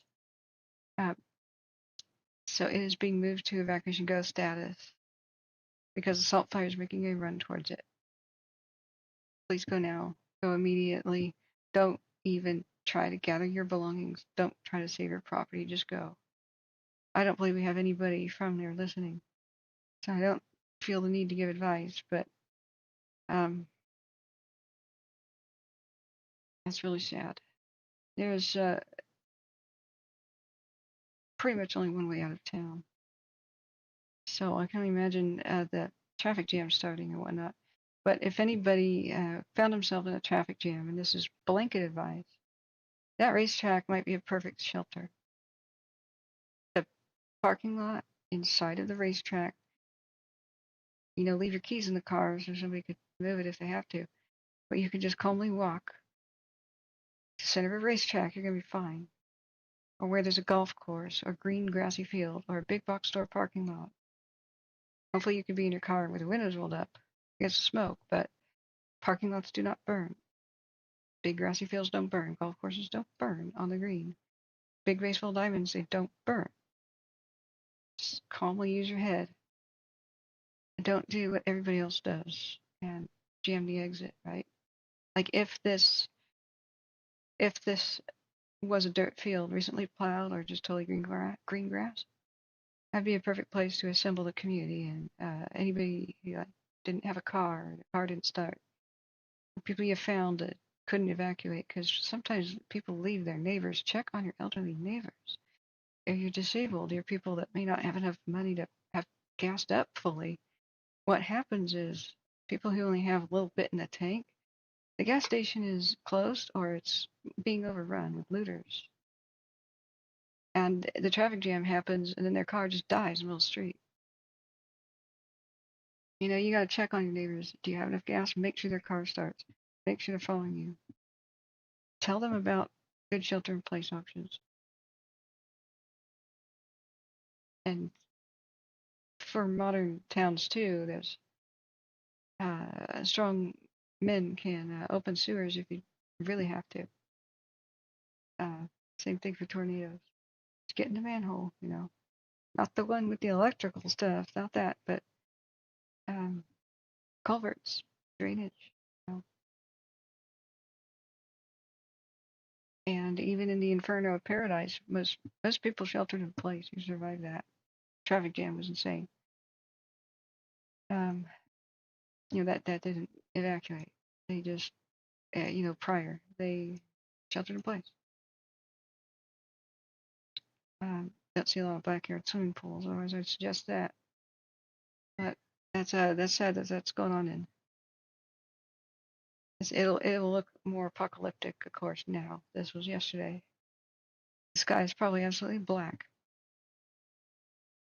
Roguefish says they are now getting calls for medical evacuation moves. Yeah. This is anybody who has mobility problems, special medical needs, livestock. You should leave earlier than you're told, and it's, don't be embarrassed. Call the non-emergency number, like the day before, when it's not an emergency. Tell dispatch your address, your name, your condition. And so they already know ahead of time, and the sheriff's office already knows ahead of time you have special needs, they can accommodate you. Don't jam the phone lines during the crisis. And there just may not be enough help to go around at that point. So the first responders have to work on saving the fire. They can't save the town until the people are out. Working on the fire, I mean. They have to save people first. So if they did not pre-evacuate the vulnerable yesterday and tell the public that, then I don't know what to say. That's what municipalities should do. And if you know about a neighbor who may not have the upstairs, the faculties anymore to think about this for themselves, but they don't drive anymore, or they live alone, they're old, make that call for them to the local sheriff's office. Make that call for them and report them as a person who needs to get checked up on. There's also amongst the elderly a weird I don't care if my home dies, I'll die with it. It's an odd stubbornness, dementia type thing. It's like a pre-dementia. When elderly people start saying, totally ignoring major disasters, they're not thinking clearly anymore. You gotta help them. So don't think they'll make their own calls to help themselves. That's always weird. I remember there's a lady who would not evacuate the Marysville flood in what, 97 or so, even though Marysville would be like 3 stories underwater with tidal waves breaking the levees if they broke. And she had a 2-story condo, and she's like, I lived through the Berlin Blitz bombing. Therefore, I can live through anything, and I don't need to evacuate. Okay. No, just because you lived through terrible things before does not increase your chance of survival with a new threat. But you can't reason with them because they're already like that. So there's a weird stubbornness of wanting to stay no matter what. You know, Harry Truman style, Mount St. Helens, right? And part of it's emotional. They can't imagine life without their home, but starting over. But you got to help them out. So, somebody else was wondering, should we throw her over my shoulder and just push her in our car? And the right answer was yes. Actually, it was. Nobody's going to give you a kidnapping charge if you help an old lady evacuate, and you obviously know them, you know, and you're obviously taking them to safety. But do, you know, let law enforcement know about that you're taking them. It's just make the decision you can live with, because later, law enforcement did just kick her out of her home in the middle of the night, and she hadn't packed or anything, and she basically got evacuated in her nightgown and slippers. And it was a nightmare for law enforcement to do this, because they had so many other people to attend to, so they rough-handled her, unfortunately. They just did not have the time. Like, lady, if you don't put your clothes on, you're leaving in your nightgown. And they threw her over the shoulder. Can you imagine leaving and then they die and you could have done something, right? Remember to leave a space in your car for people rather than objects. Comes down to it. Hey, Jen Shan, thank the team. And thank you for being here, guys. Hit the like button to make us trending. This is the most compelling image we have to look at right now. We can check the Aero fire in a second, but it's time for me to go get my milk and brew that turmeric tea because my voice is dying again. So, it's actually playing. Calaveras County has been playing this whole time.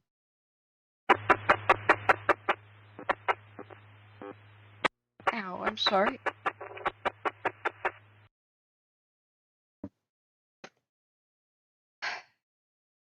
It's just a bunch of noise, but it froze. It had frozen. Even though it says playing. Check.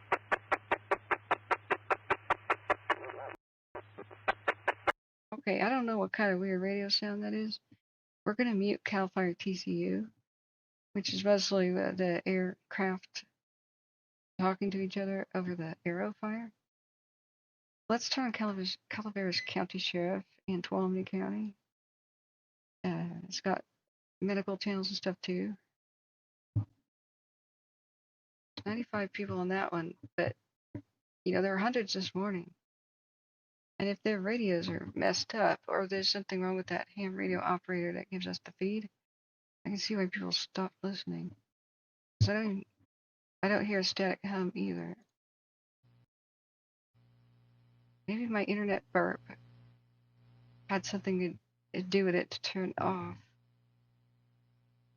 the feed. Refreshing it may have helped there, but it's just noisy. Okay, are they talking normal again? Let's see. See? We're looking at the sites fire, but we want to hear about the Aero because people are evacuated. Just the cams, there ain't much to see like that. But here it's a 12-hour time lapse of the Aero fire. See, not much to see. There's very little smoke on the cams. They had a great night here. And then as soon as I went live, they updated the situation. They had a heat detection at a certain address downtown historic Copperopolis. Pounced on it, got it with a helicopter. So they really are monitoring it. But yes, look at the fog. I mean smog because of smoke, but that must have helped out tremendously. I had to... CALEVERAS 10-1095. Okay. I'm gonna go get my milk.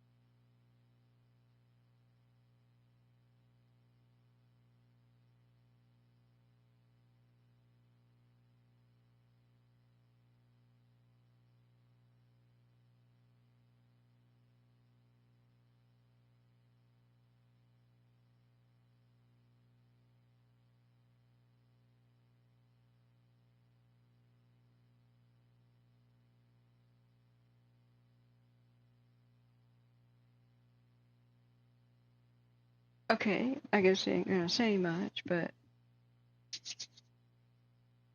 so far so very good.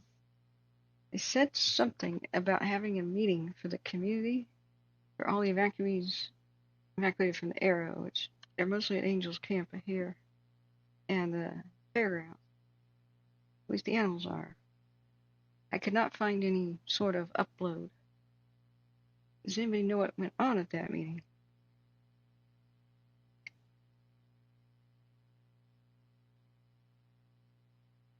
CAL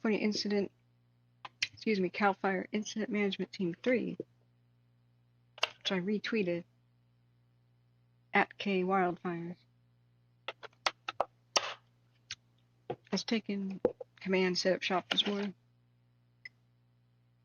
But they don't seem to have their own like website feed or whatever. There's a Facebook page. It's in the description of this video. I have all kinds of links, every kind of link. Whoa. Any link you could want for this fire is... One day with myself and one will be back out to 1400 address. 10-4 with David, yourself and 1 Zebra. Those copies, crew 2 in quarters, Darrington 1545. Crew 2.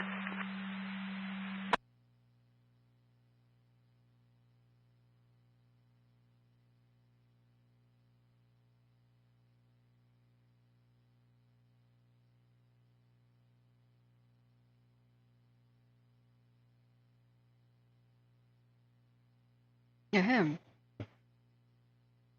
Description of the video has all kinds of links. That's all I'm going to say. To where you can find info on Facebook, because of course it's Facebook. I'll reach some of that because people, part of why I have to do what I do is people don't want to sign up for Facebook and or don't know how and or don't have a computer or flip phone or cell phone. Just a flip phone. So,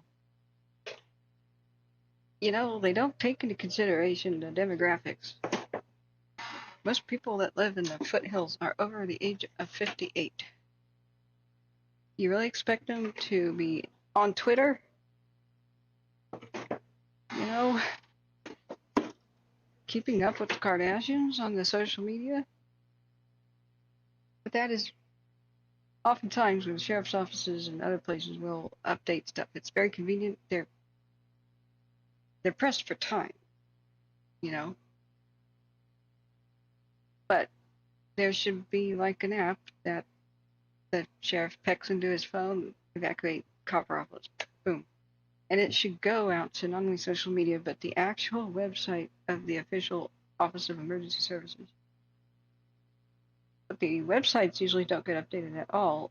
The Calaveras County created a Facebook page for the Office of Emergency Services.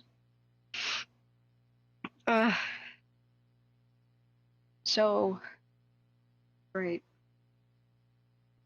A lot of people heard about the fire, and I told people to get out way before officials did. That's what our team is for. Seeing the chaos going on at Sacramento meant that there wasn't going to be a lot of help coming from there. In fact, almost impassable roads. The winds, everything, it just did not take rocket science to realize everything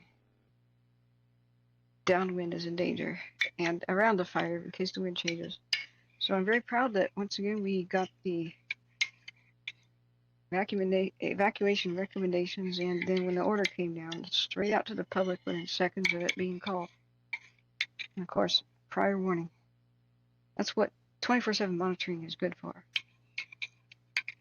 You know, rather than go live later kind of thing. Just as we listen and as we hear it, that's the best way to inform people within seconds. There's like a 25-second delay from the ham radio operator uploading broadcast file and us hearing it. So sometimes we have told people listening about evacuations within 45 seconds of firefighters recommending it on the radio. And every minute counts for that. Sometimes more than an hour before the officials finally update everything. Social media and whatnot. And then they have a door-to-door thing you have to do too. So it's pretty cool that, like during the mosquito fire, a lot of people were listening. And the sheriffs went to a neighborhood and everybody was already beginning their evacuation and said, we know. We're just on our way. Bye. Whatever we can do to help the first responders, that's our job. We're the hero helpers. I like that term. I think we should make some t-shirts. What do you think? Okay. I somehow managed to explode the milk in the teacup here. Bear with me. It's got turmeric powder and some other ingredients. I'm going to add my own cardamom and cinnamon to enhance the flavor. You guys like cardamom? Just discovered it. Okay, let's put it, see how that tastes. Ooh, that's awesome. Needs a little more cinnamon.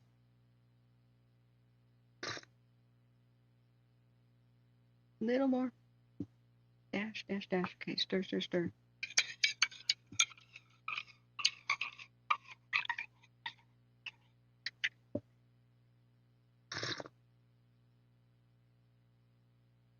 Now it's Goldilocks. That is just right. I don't dare put honey in it. I don't want to ruin this whole batch, but the honey is coming with me to the desk. Yeah.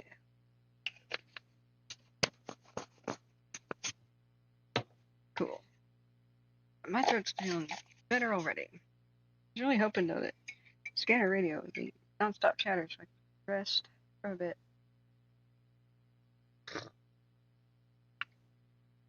Alas. But you know, constant chatter would mean they're doing a lot of work because a lot of work is necessary.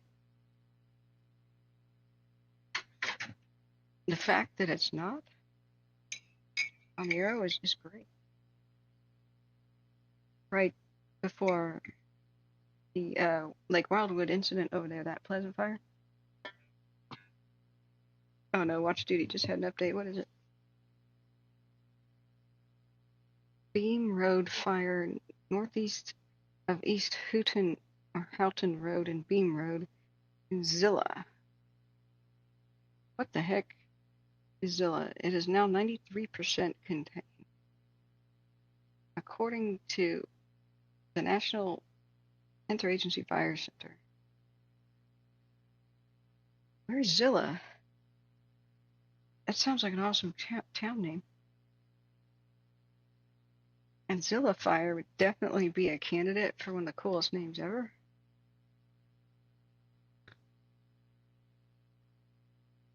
I want to know the story behind that. Okay, come back, friends.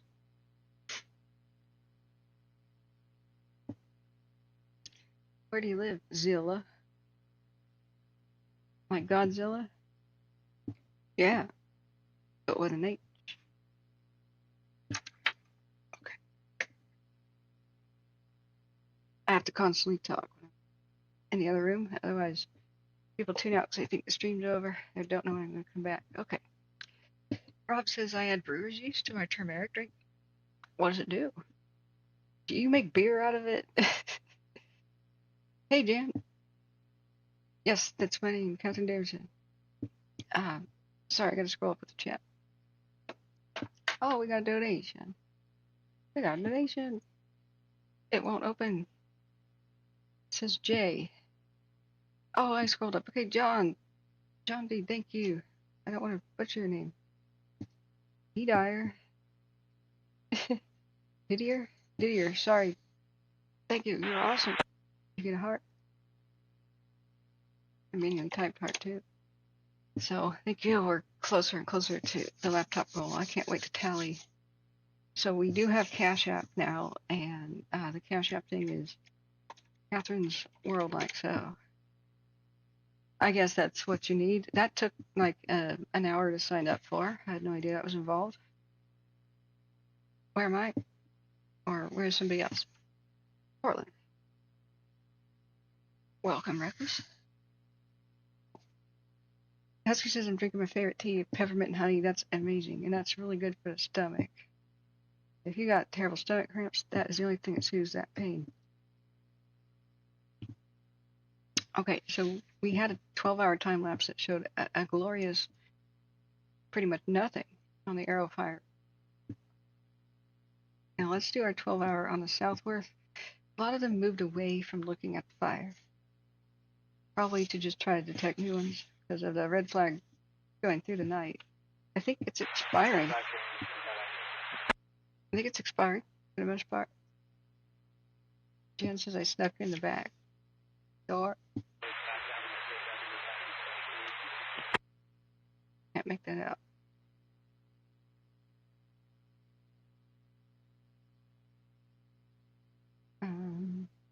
There's some birds. Hook up with brush 3. See what I mean is that not looking at the Aero fire here.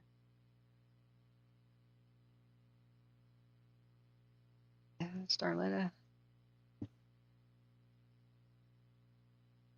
Sort of shows it from last night.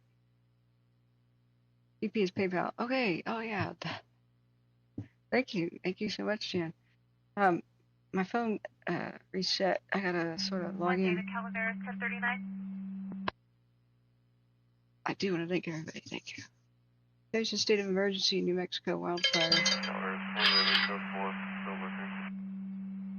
1041 David, code 4 still checking the resident area. Okay. Caliver, Sun Baker, 297 incident 117, code 4. 1041 Baker, 297, code 4. Code 4 means everything's okay now, right? Thank you so much, Jen. Got it? Now, PayPal's kind of weird. This app just doesn't want to update very much, but oh boy, guys. We had to drop $30 into renewing Broadcastify for a year because without it, we can't turn off one channel audio at the same, like sometimes left is medical, right is fire. If they talk over each other, with the pro version, you could turn off one. And yeah, Terry, we just went over that a little bit. It's no worries. Don't ever be nervous about telling me about a situation I may not know about. I'm never going to be mad about that, because I don't expect people to be glued 100% of the time. People drift in and out. That's totally fine. Or just leave it going in the background, and they do their thing. They work, they go from room to room. This is the last image we had yesterday of the village evacuating, but now there's a second town called Rudizio Downs, and Brokefish just let us know about half an hour ago that they went to a go now status so fast it said, grab your keys and go, do not gather your belongings, go. So we don't have a view. They lost pretty much all power, even though there's like webcams there. And there's a chaos situation, and it's very much like California's. It's very much like California's terrain.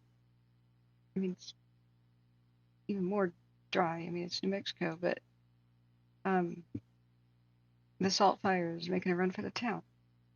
I would have assumed that they would have evacuated already yesterday, but okay. CALEVERAS, 10-4, 1097. So an hour ago, it was a just go, go, go, go now, which is essentially run for your life.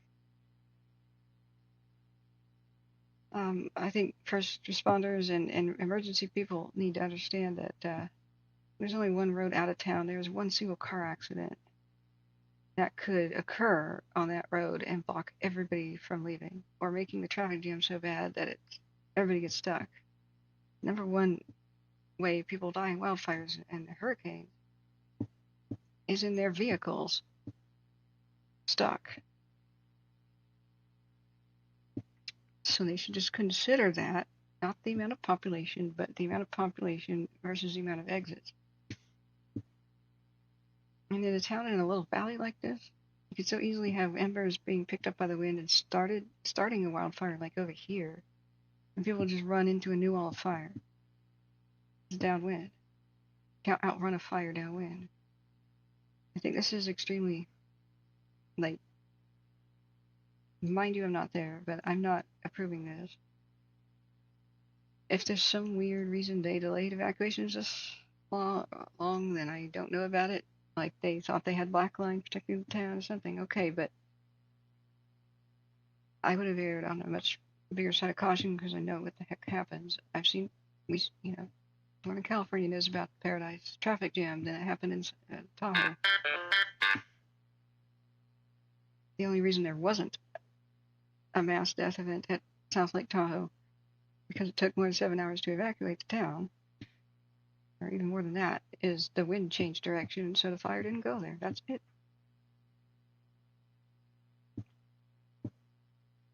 So I think they should evacuate places with only one way out way earlier than other places.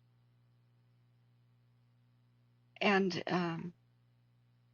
definitely tell the populace about excellent places like this for shelter in place, assuming this racetrack still exists and all that the satellite is still good. They're developing these into housing all the time, but probably the entire town's population could shelter in place here, and there could be no traffic jam. First responders could just do their thing. And then a couple of buses could come from other towns, all the school buses of several other counties, Orly,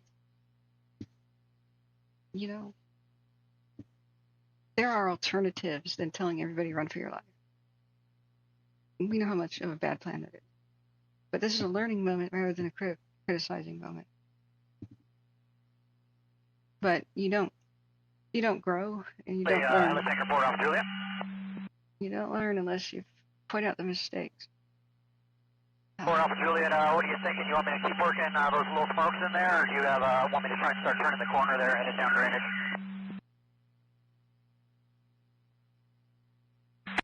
Okay, copy that. If I pick up anything else that starts popping back up, I'll smash that as well. Good charge. Thank you, Brokefish, for the info. I don't think anybody from New Mexico is. Oh, thank you, Express. Yeah, I was about to talk about the laptop fund. We can do some totals. We just heard air attack again, and this is the Chinook. It's currently over the Copperopolis, not the reservoir, but what is this little body of water? Underwood Creek Bog Lake thing. And we just heard them say, yeah, go over here, over there, but I don't see air attacks. I don't know what area he's talking about. So, okay, awesome. Let's see. We did spend $30 on the renewing Broadcastify. So that's just one of those yearly expenses. We do a tally. Oh, starting to warm up here. Nothing like a hot milk tea to do that. Unfortunately, it's making me a little sleepy. The hot milk thing is real. But my throat is feeling better. So we got a Chinook hanging out by Copperopolis. Earlier today, the great news was they were releasing the fixed wing. They didn't particularly need them. They had done great work with retardant line, and the dozers were hard at work. So they said go help somewhere else, and let's see if some of them went to. They may be just on standby, because even if red flag is expired, it's not perfect right now. For most of California, they may have redirected to say the post in LA County near Castaic. No, we just got a. Huh. It's a Cessna Caravan. Brokefish, is this the kind of plane smoke jumpers jump out of?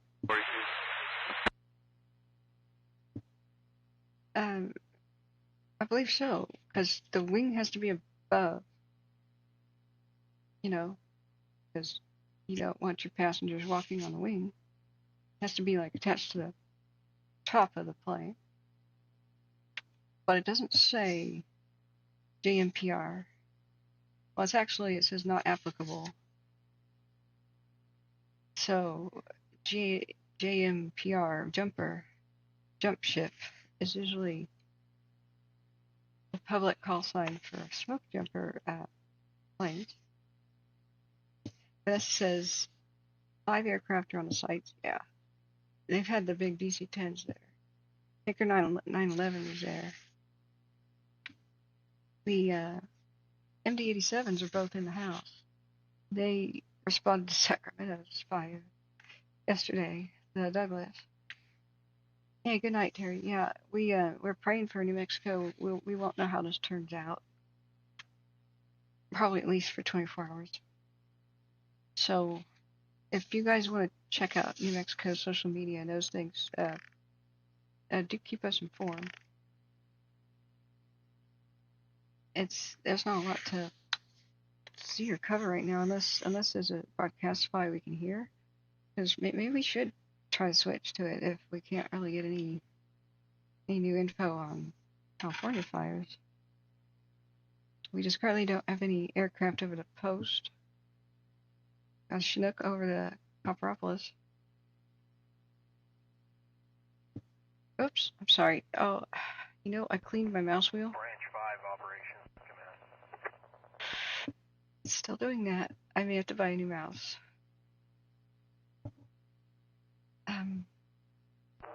Good night, Terry. Thank you for your support. Sometimes I want it's... to make positive contact with you. PG&E is going to be charging the power lines that are running north and south through Division X-ray in the Division Hotel. If you can just make sure. Branch 5 operations on command. Those lines will be charged. You're going to have to turn power back on. Alright, copy. I'll pass it along. Branch 15 operations, you catch that traffic. Positive contact with you. PG&E is going to be charging the power lines that are running north and south. Yeah, it's probably going to be done within the X-ray in the Division Hotel. If you can just make sure you have positive contact with your divisions, that those lines will be charged. I'll pass it along. Action with Branch 5 trainee. Hotel and Charlie. Did you catch that traffic? I'll make contact with Division 3406.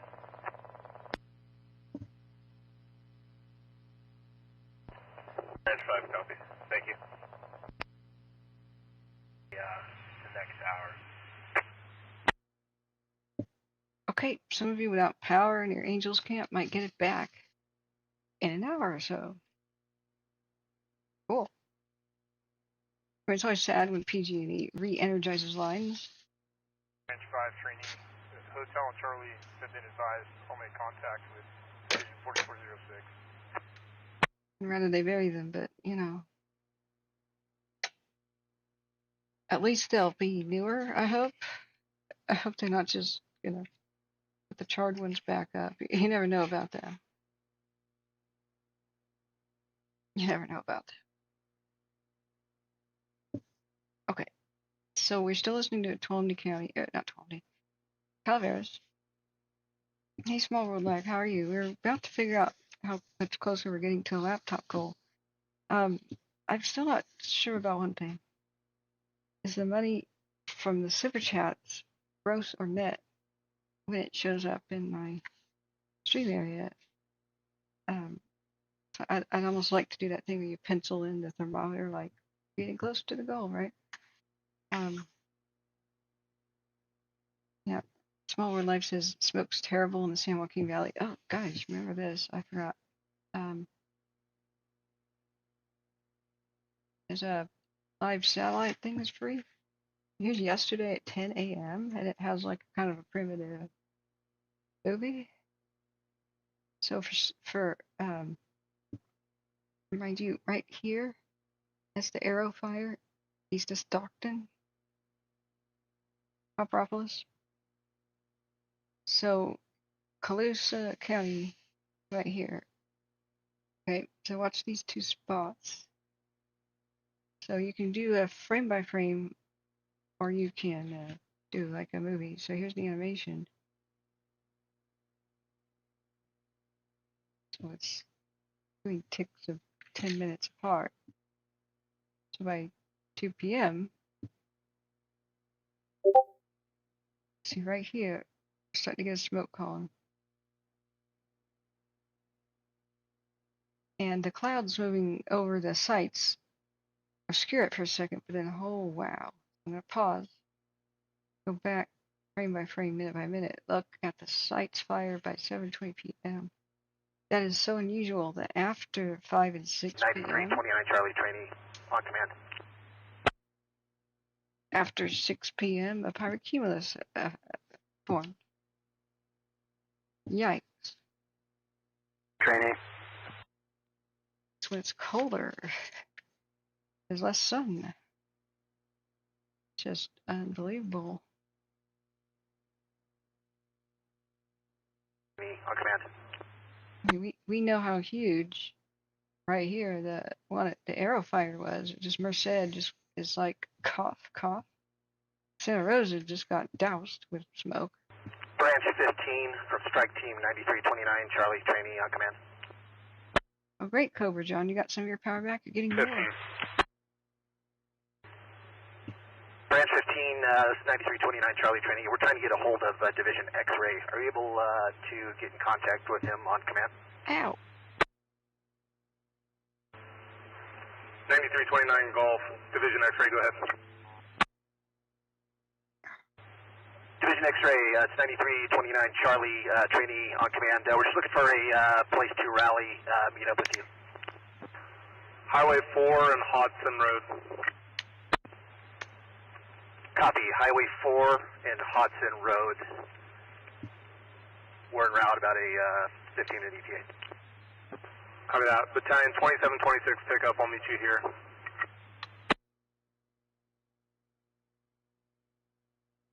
Yeah, I'll play the rest of this little video here. Goes through the night. Sorry, I just paper cut myself something fierce. I don't know that I like this notebook. Ow. You think I have cheap paper when it's like sharp on the edge.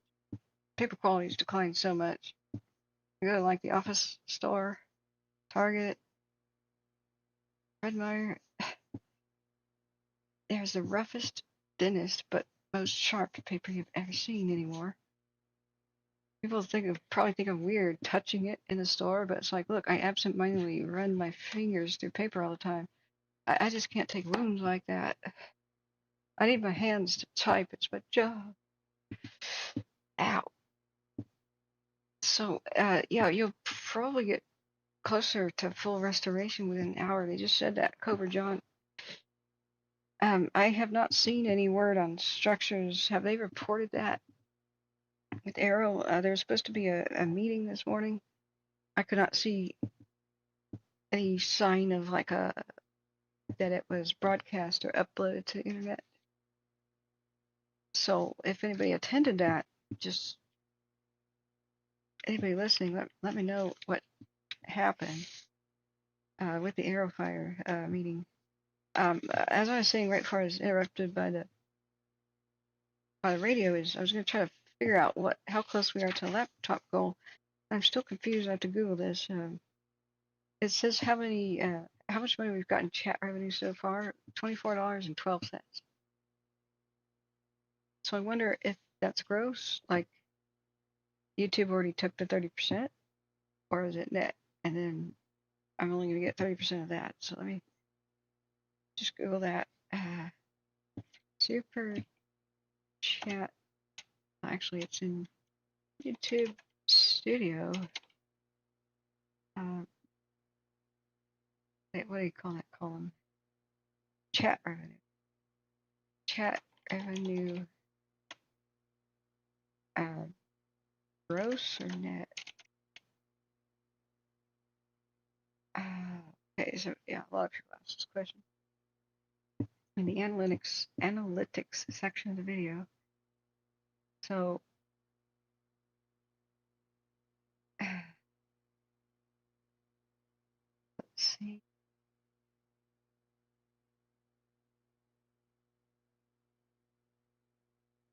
Somebody says that the App Store, or the iOS App Store, also has a cut. No way. It's not possible. No way. Estimated revenues are totals after YouTube's cut. The only figure before YouTube's cut is CPM. Not sure about Super Chats though. Okay, that was not helpful. Oh, okay, let's find the real answer. It's highway robbery either way. Somebody's saying it's after. It's a rough figure you can't expect, but there's nobody is backing that up with like a link to YouTube. Dang it. Just good as rumor. So let's go and look at our current look at the site's fire. It's the one that's most alarming. It's at least extremely easy to evacuate. Very few people live there, but it's just like an unfolding horror show. Just kind of nuts. So, let's see here.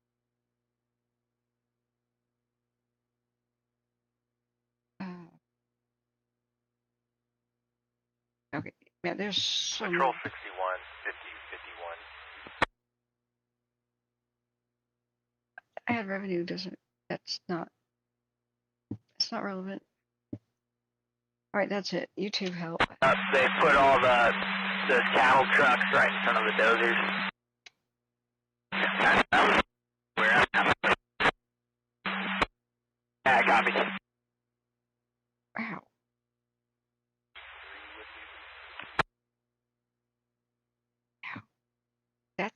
That's drilling a hole in my skull. That scratchiness. I really wish I could magic up some filters to like filter out some of that static. That would be the holy grail for streamers, I think. Cobra John says that with the Aerofire, the only structure confirmed are 3 and 1 outbuilding so far. Standard engine 561 available for station 51. Engine 561, 1616. Well, they're talking about extinguishing a commercial building. somewhere at an intersection of Highway 4 and something Creek Road that I couldn't make out. So I'm unsure which one that is, and they said on the radio, is it a loss? And they said, nope, just damage. That's hopeful, I guess. But the other two sounded like residential units lost. Sorry to say. So did they just, did they elaborate on that, Cobra?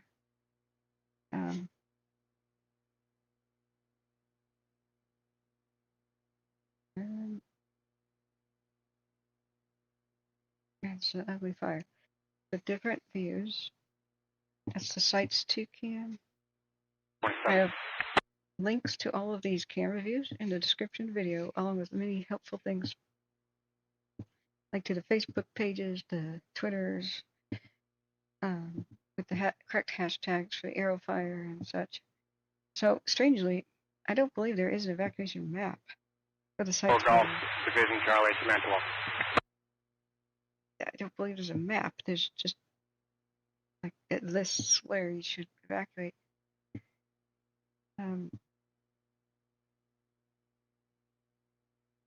Let's see, that was a different fire. We got Sites fire. Oh, poor Marysville. I'm not sure I'm getting a straight answer here. So, it just says the word chat revenue in YouTube Studio. It's like YouTube help, chat revenue, YouTube Studio. I don't know if that's before or after their 30% take. Because we've got a very different level towards the laptop goal and the new webcam. Because this one's on its last legs.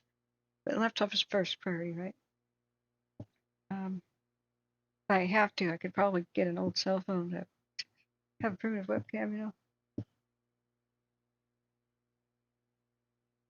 So, let's see, get in. And 5 for a town.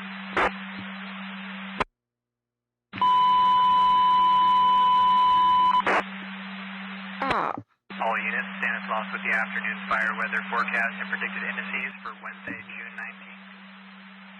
In the discussion, winds will slowly decrease through the afternoon and evening hours and become more diurnally driven. Relative humidity will also slowly improve but remain on the low side through Wednesday. Cooler temperatures continue through Wednesday before warmer temperatures return late next week.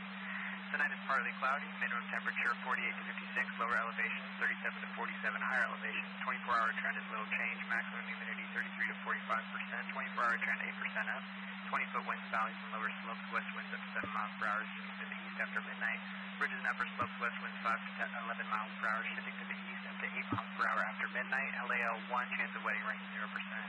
Tomorrow is mostly sunny with maximum temperature 75 to 80, lower elevation 63 to 73, higher elevation 24-hour trend little change, minimum humidity 19 to 25%, 24-hour trend 7% up, 20-foot winds, valleys, lower slopes, southwest winds 5 to 11 miles per hour, ridges, upper slopes, southwest winds 5 to 11 miles per hour, LEL 1, chance of wetting rain 0%, break.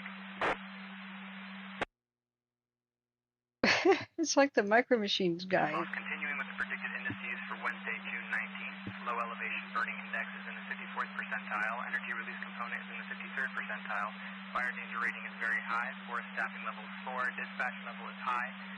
Now, the project activity level for 375 moderate PAL zone and weather station is D as in Charlie. Project activity level for 348 high south PAL zone and weather station is D as in Delta. Project activity level for 360 high north PAL zone and weather station is EV as in Echo Victor. Project activity, it is a negative woodcut day. And this concludes the afternoon fire weather forecast and predicted indices at 1621 KME24. It's like the Micro Machine guy they hired to do the weather. He's the guy who had the world record for the fastest speaking. Those 80s commercials were awesome. I love watching classic commercials, you guys. So what I was able to discern from that is it's looking great. It's very, very light winds tonight. Like maximum of like 8 or 9 miles an hour for Calaveras County by COPPEROPOLIS. So, yeah, that's consistent with earlier forecasts. If it was anything like last night and pretty cool, great. So, what was I doing? Okay, trying to figure out about the revenue. So, we still don't have a lot of good views on the cam, except kind of one, really. Some of the good cameras, the one that came from the, for like the cumulus cloud, like distant views, like in the thumbnail, they've turned away. So that was Elk Creek. So we've got side views, but that's a lot of smoke. So it doesn't look like it was facing the fire at night. Yeah. Yeah. So this was 6 in the morning. A pyrocumulus cloud at 6 in the morning. That's when you know it's extreme. Those are entire trees on fire burning. Like, many of them must be dead. We're technically out of the drought for most places in California. Crazy screenshots here. So it's not like La Nina and mega drought at all for the last 3 years. Even though there's a lot of, we have quite a wet spring. Possibly explaining this is just a lot of those trees died during the last 3 years, just didn't make it, and or were left standing in the landscape. That would explain this.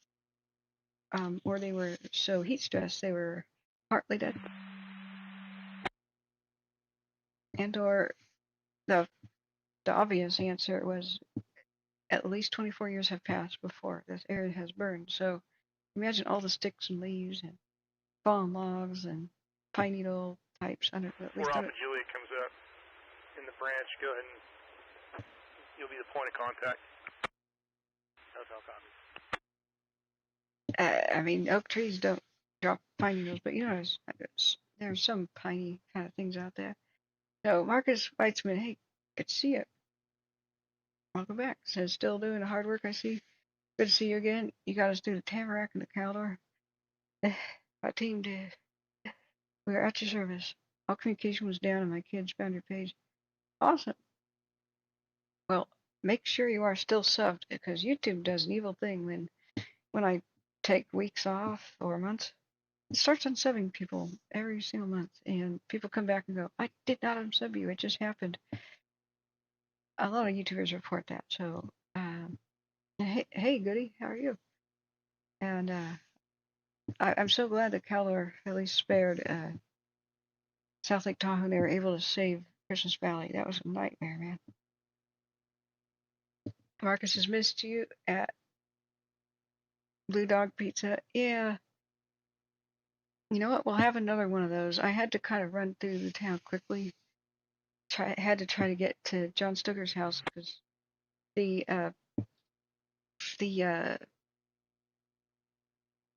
what was that fire? The electrifier threatened him, so I skipped filming the Dixie fire. I wanted to do that in an airplane, and C-Pro rented one. I had to leave real quick because John Stucker had no way to get back to his house. So I drove all the way from Janesville. We just stopped there, you know, one evening in Tahoe, and we only went back a couple times for like lunch and shopping. I really wanted to make that more, you know, more notice for people and like plan a party. But the electrifier and then the Empine fire, the big mill that burned down and all this other stuff, and C-Pro had to re-rent a plane. We flew over the Caldor Fire burn scar, and then we tried to land in Tahoe. And that would have been another opportunity to hang out with people. But the winds are so crazy, C-Pro says, this is too dangerous. It's really one of the world's most dangerous airports. I mean, apart from the Himalayas and stuff. And somebody just crashed there last week, right? Say Baby says, well done. You have Cash App. I do. So it's like so.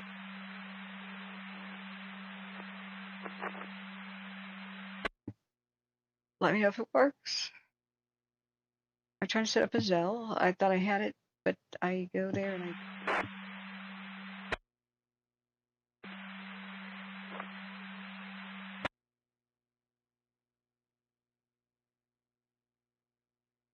Really? Okay. Yeah, let me know if it works.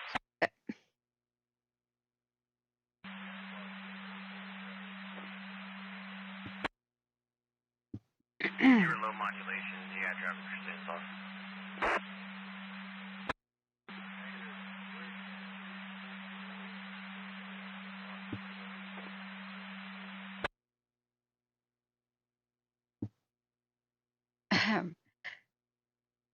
Yeah, 6 miles south of Markleyville.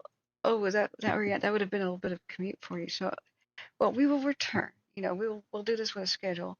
I was hoping to be there this June, but first 517 off, turn 1. we will return. So that'd be cool. 7 stands off.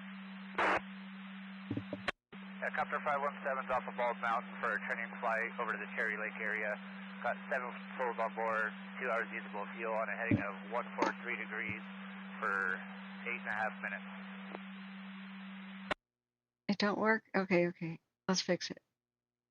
And have you positive AFS at 1628?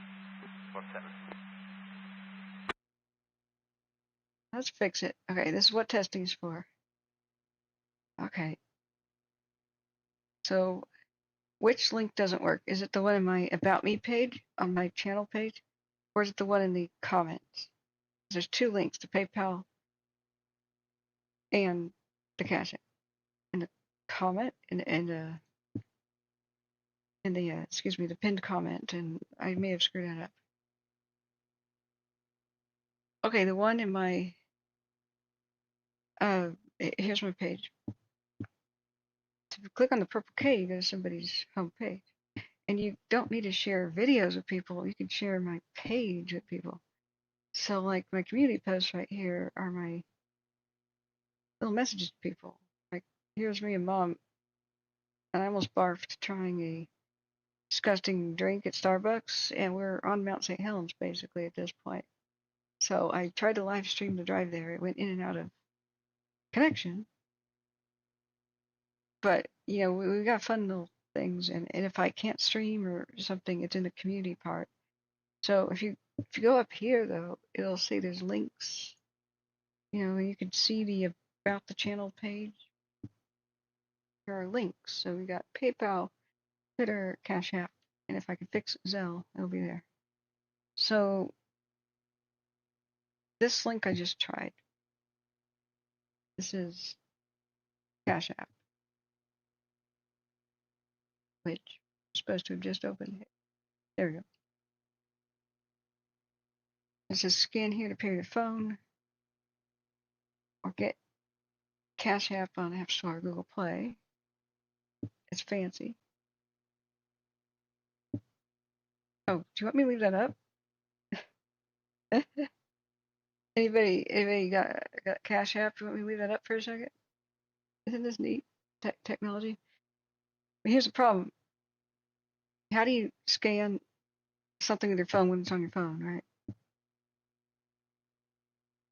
Well, a person could technically screenshot it, but this reminds me of something hilarious. CAL FIRE or the Forest Service or something started doing this, putting QR codes on their bulletins on Twitter that linked to other info, and everybody goes, how in the heck are you supposed to scan something with your phone when it's on your phone? So, okay, let me write this down. What else do we need? We'll do Zelle. I think the bank here that I have has Zelle. What else do we have as a wish list? Okay. So PayPal check. They take nothing, like no percentage. It's awesome. Every once in a while there's a fee, but it's few and far between. I don't know what causes the fee on my end. It comes out of my end. Whether or not it's people using credit cards or something, but it's never much. It's like $2. I don't care. So, okay, PayPal. Cash App. Still listening to Calaveras County. You just ain't saying much. It's annoying me though. Zelle. There's another one that a lot of banks use. I'm not thinking of right now. Wise. Google Pay no longer works for person to person. They discontinued that on the 13th. So let's see. Why? I've never heard of Wise. Okay. Amazon Pay. Does anybody want? I don't know if I can set Apple Pay.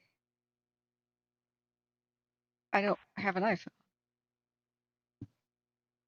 Okay, I'm going to do a question mark on Apple Pay. I'll ask David about that.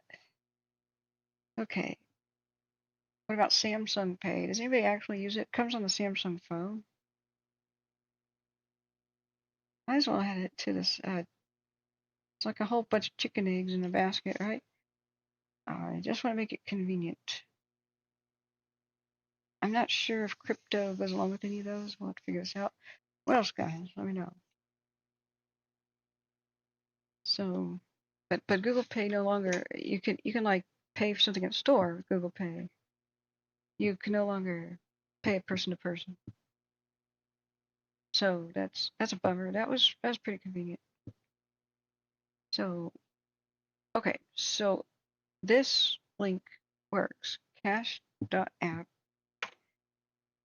Is it in chat that's broken? Is it this pinned message that's broken? Oh, I didn't do a space. Okay, yeah. I'm sorry, friends. It was broken. Okay. So the PayPal link and the Cash App description ran together. All right. So let's fix it. Donate. PayPal. Couple of spaces. Thank you for walking me through this. I'm an idiot with these things.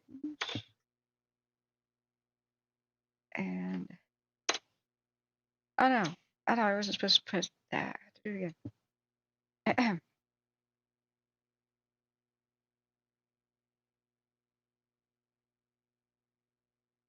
I thought. Wait, let me see if the shortened version of PayPal works.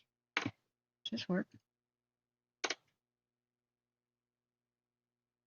It does. Oh, I had the longer version, like /English, blah blah blah blah blah. Okay. Fix it. Got it. Fix that. Got a service at 1635.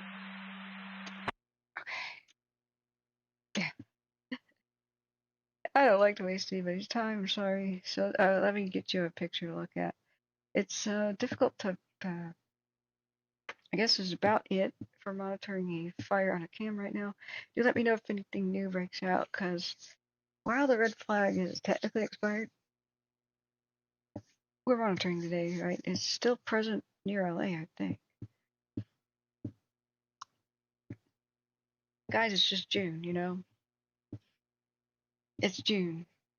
It's starting to become, peak season will be July and August. Lightning strike season and idiots with fireworks season, you know? So maybe we should just call it the season of the fools. 1.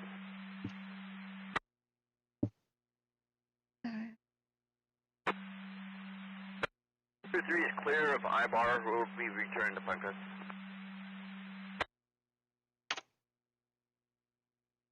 He's at 1636. 3.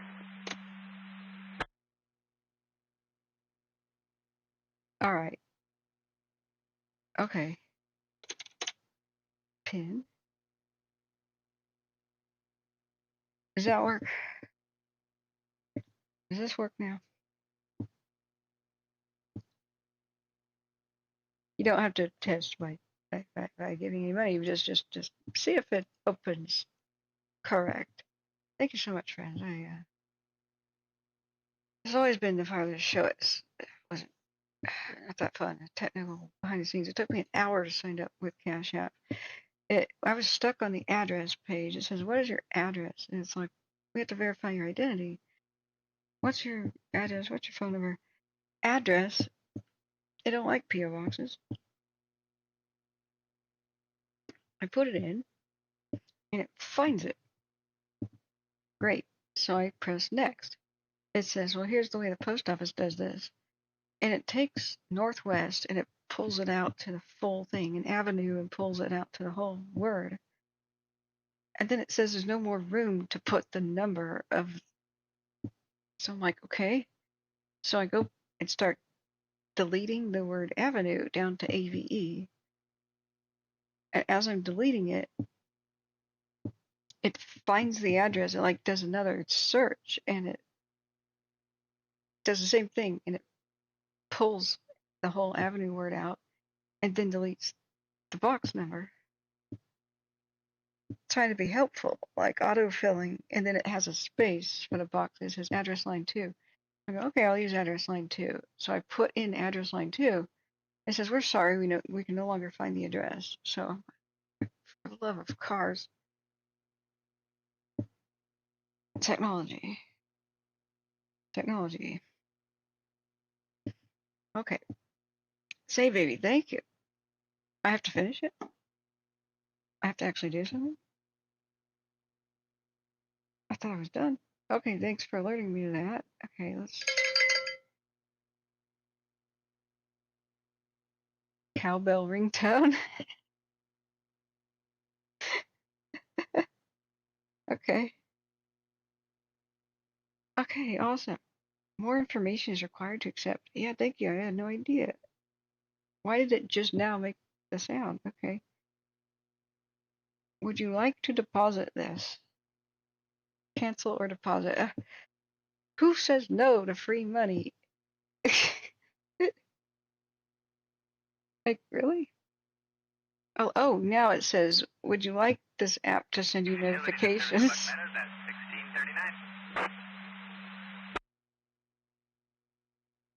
I have 2 links.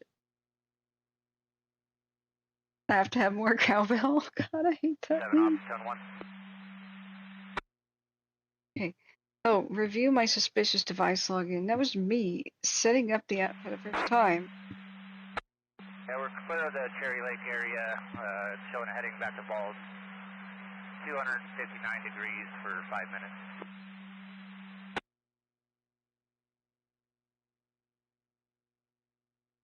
Yay! Copy 517, status of copies 269 for 5 minutes. Additionally, we're your UTL on that sub. You have accepted the donation. Thank you, Say. You're awesome. And everybody else too that for some reason, the phone update of this morning seems to have reset some of the notifications. So my bad. I wasn't getting 7 status off. Above 517, go ahead. Was it smoke UTL this time? Yeah, UTL for above. what does that mean? UTL smoke? What? Copy 1640. What? It's not making it clickable? Okay. I guess 344 off 10-1.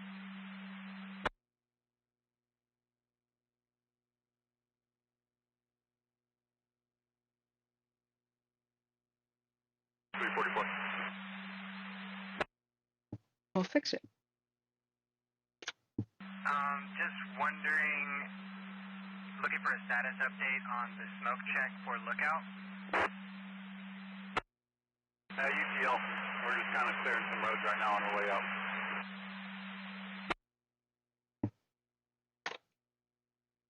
Copies UTL at 1641. Thank you, Dr. Elephant. Unable to locate. Okay, they were unable to locate a smoke report, correct?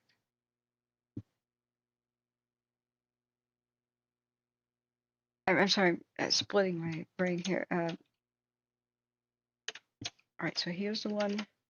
Now I've added the www.paypal.com/blah blah blah.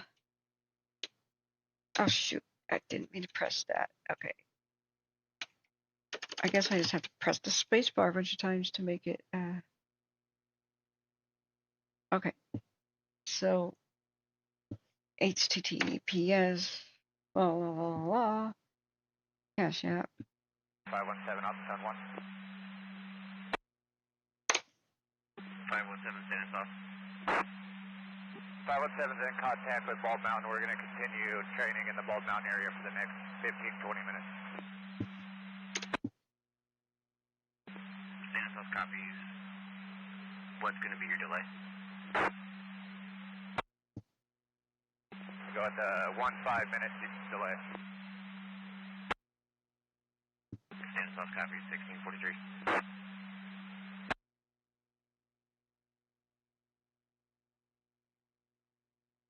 I accept paper checks. I've got a PO box. So Stanislaus, engine 332, off the tone 1. Engine 332, Stanislaus. Clear of I-bar RX, returning to Pinecrest.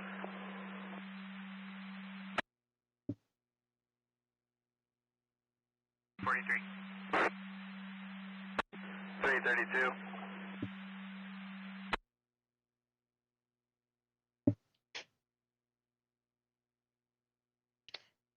I like that. Can't find smoke. Sounds awesome. So guess what it just did? I seem to have copied everything correct. And there's these little 3 dots next to the messages where you can pin it. You got to mouse over the message, and then you can pin the message.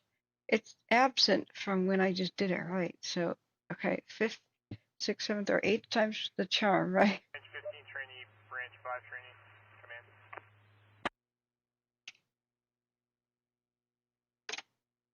Let's try this again. 5th times the charm.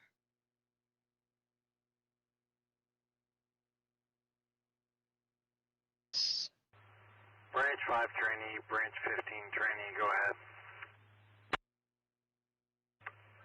You in a position where I can meet you somewhere? Somewhere maybe around Copper? A-firm. I'm in Copper now. I'll meet you at the CDS station in about 5 minutes.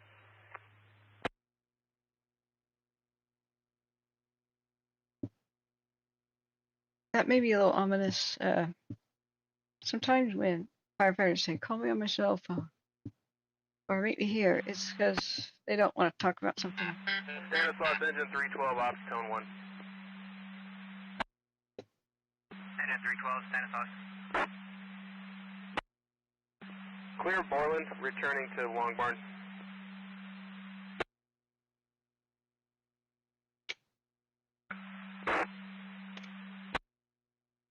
Possible new fire. Let's check it out. I'll fix this in a second. It says vegetation fire, Calvary Circle and Alabama Street, Redlands. It doesn't tell me what state. Just on my watch. I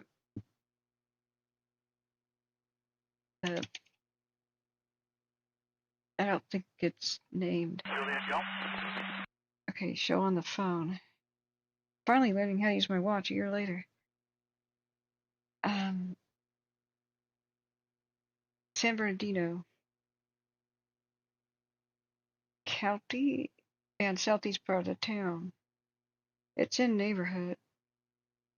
It's like a field behind a church.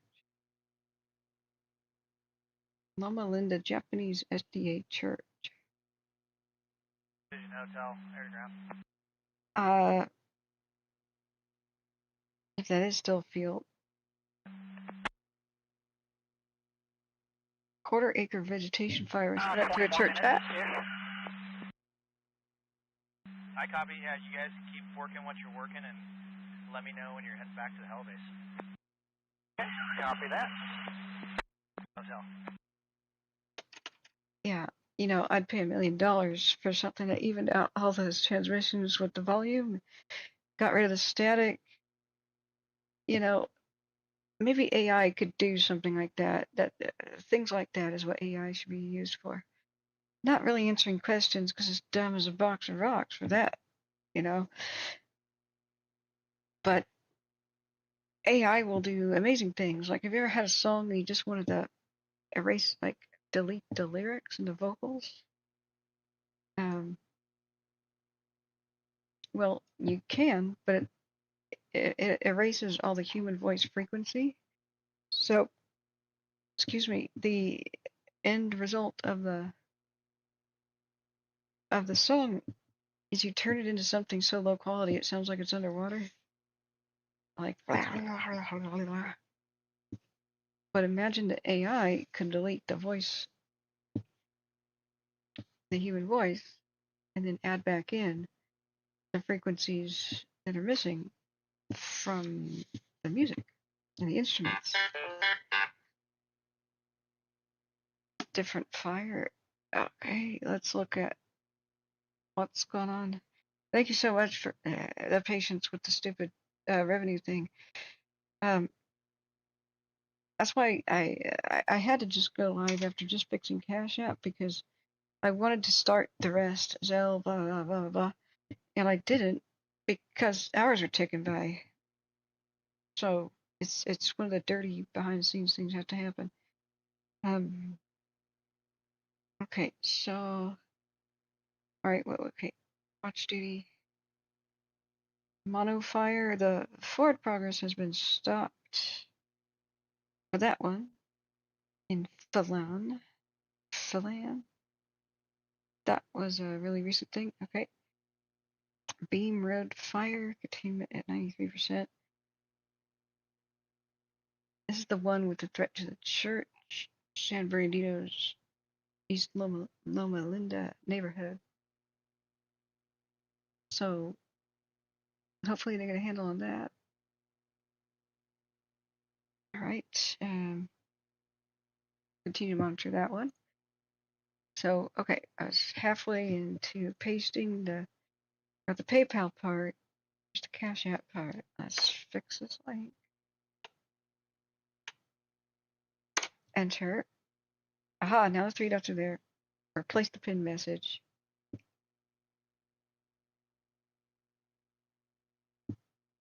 Okay, is only the Cash App one clickable? It's the only one that has an underline. Even though I said www.paypal. Do I have to say https:// too?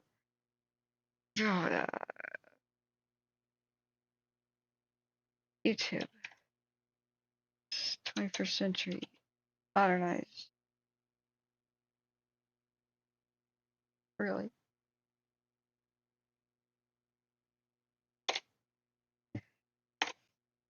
JCat says I've done that for years, going back to vinyl for mixing music. Oh, really? Yeah, you got the scratch skills. Christopher says, FYI, I got the San Bernardino County Valley scanner. Awesome. Can you paste it? Because we'll listen to that. Definitely. We want to know what's going on with fires, man. That could be kind of exciting. Save the church thing. Church fires are really, cathedral fires are really hard to put out. It's just the open layout. It's hard to, like as they break out on the ground, somebody could grab their own coat, take it off their body, and beat out flames down at the ground level. But if it races, it gets to the roof rafters and top. Even grabbing the garden hose as you're on the phone with 911, you can't get the stream up there, and then there's no fire door to shut. It's like one big open space. And the moment that it gets a hole in the roof or a window breaks out up there, then you're in super trouble. It's like a chimney design. And then the moment somebody opens the front or back door, you get a draft. Air feeding in the bottom, smoke going out the top. That's a draft. Goodbye. They're absolutely dependent on having sprinklers. And then the big vulnerability of buildings now is sprinklers tend to not be in the air. What was that? Oh, ow. Okay, thank you, Chris. That's it. We're turning off Calaveras County for the meantime. Because of that. Oh, this is on Police Scanner. This is just a link to Police Scanner. Oh, that's the way it opened anyway. Shoot. I know that's, you linked a lot more than that. Okay, copy link. Maybe I could do that. It just says download it. I did download it. It's on my phone. Arg. I'll do it the old-fashioned way. Thanks anyway. I'll grab it from Broadcastify. Can you tell me the name of the channel in the county? Is it? We got repeaters.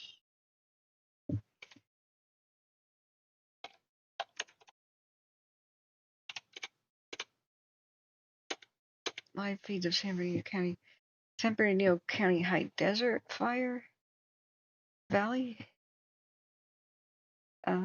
South Desert. Okay, Victorville. Oh, okay, guys. Oh, I found something else by accident. Northern California major incident has been reactivated, so we could hear the air show at the site's fire. That was not alive yesterday, I don't believe. That will be where we can hear the pilots down there. Sweet, sweet, sweet. Okay, opened up in a second window there. Let's see, Chino, Montclair, Holton, Loma Linda. That's gotta be it. Let's grab that one. Thank you for your kind. The white pickup truck, 4-door with a black railing on each side. Sounds like they're going to be our responsible party. Copy that.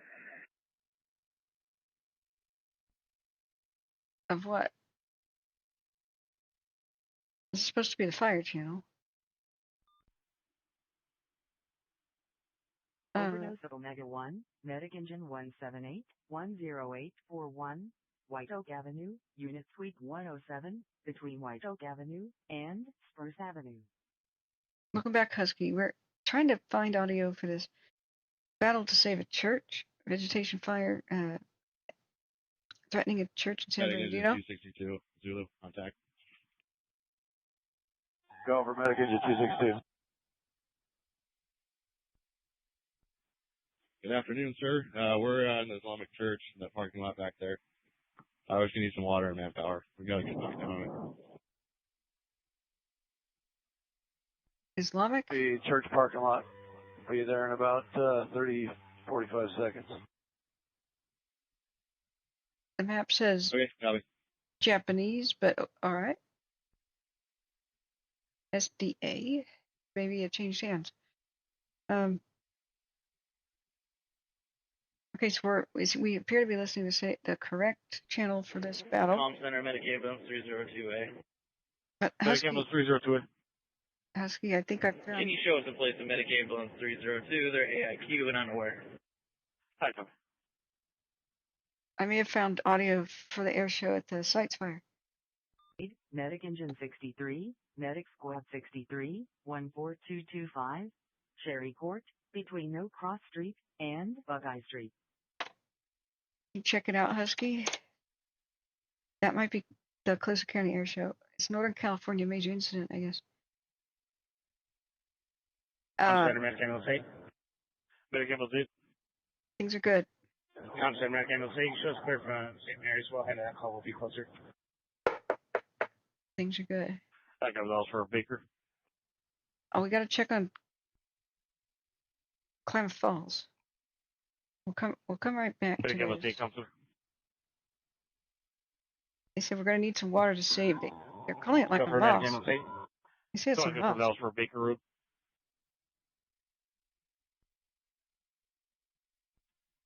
Medic Ambulance 8, that's friend. Hi, copy. Medic ambulance 302, come center.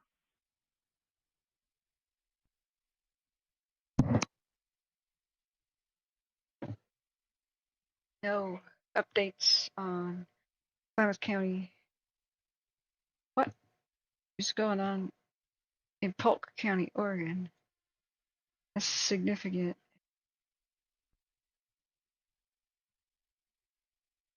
Whoa, whoa. That's 5 hours ago. Inside investigation, Medic Engine 173, Investigator 2150, 11537, Chesterton Drive, between Claridge Place and Terra Vista Parkway East. It's a barn fire. Oh, this is a historic neighborhood of ghost towns that, oh, I went around photographing this area. Perrydale had a big barn fire, which is a cute little ghost town. This is nearby. Ew, oh, there's a lot of livestock in there. Ew, it's a more modern, I don't think it's dairy, but, oy.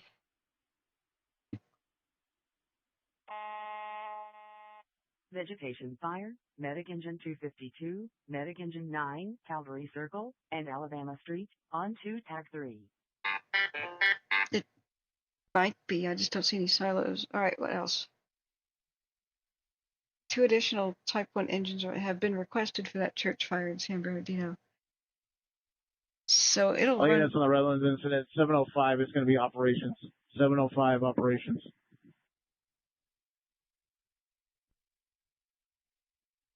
They haven't given me updates on this Polk County fire. That's sad though. Perrydale has the Oregon's oldest train station in this little bog here.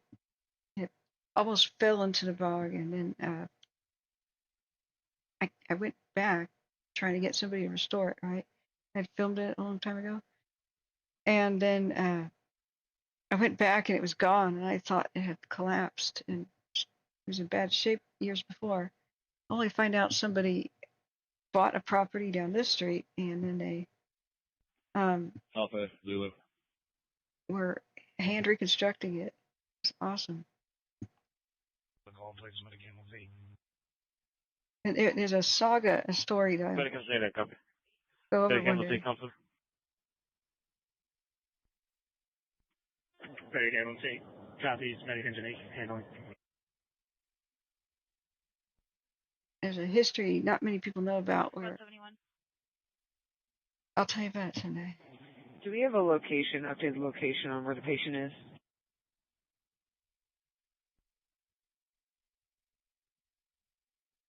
Looks like we're pretty much tied in. If you're good with it, we'll make the defense line the division break, and we'll handle that right flank. Yeah, that sounds good. Division Zulu, Medic Engine 262. Go ahead. We're on scene here. Do you guys need us to bring hose backs? Yeah, if we could get one hose pack, and then if we can get your guys' water, it'd be some extensive mop up. I copy. My engineer will start working on the water, and we'll bring you out a hose pack. Did they some mop up? Hope so. Come back face to face with you. Come up with a plan. This looks like a backyard grass fire. So we'll turn on the air show sounds. Medic Engine 77, Medic Squad 71, Comm Center, you can cancel. The site's fire. We're listening to them trying to save a church or mosque in San Bernardino for the moment. Fire is probably higher in the south of the state right now. Hey, Dave, I walked all the way down to that Islamic church. There's no landscaping trucks out here, and I've asked PD, and they haven't seen anybody come or go.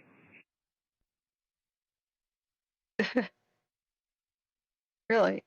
So they may be thinking that a landscaper. I copy, Chief. I got Investigator 766 on scene. I'm going to release him if it's unfounded. Yeah, the landscaping truck, that's unfounded, or at least they've already taken off.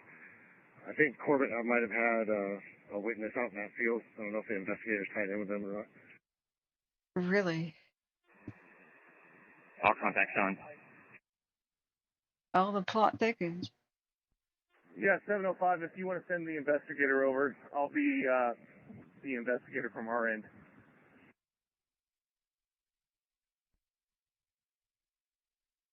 Guys, let me know when the clock freezes. Accidentally put a window on top of it, so the tab went to sleep. My bad. It's 5 o'clock. Sorry. We're getting through the day, guys. Knock on wood. It's been a lot quieter than I thought it'd be. Okay, friends. Do the links work? In the pinned message, do they work? I can't click on them and have anything happen. Okay, the Cash App one worked. But it seems like the PayPal one doesn't.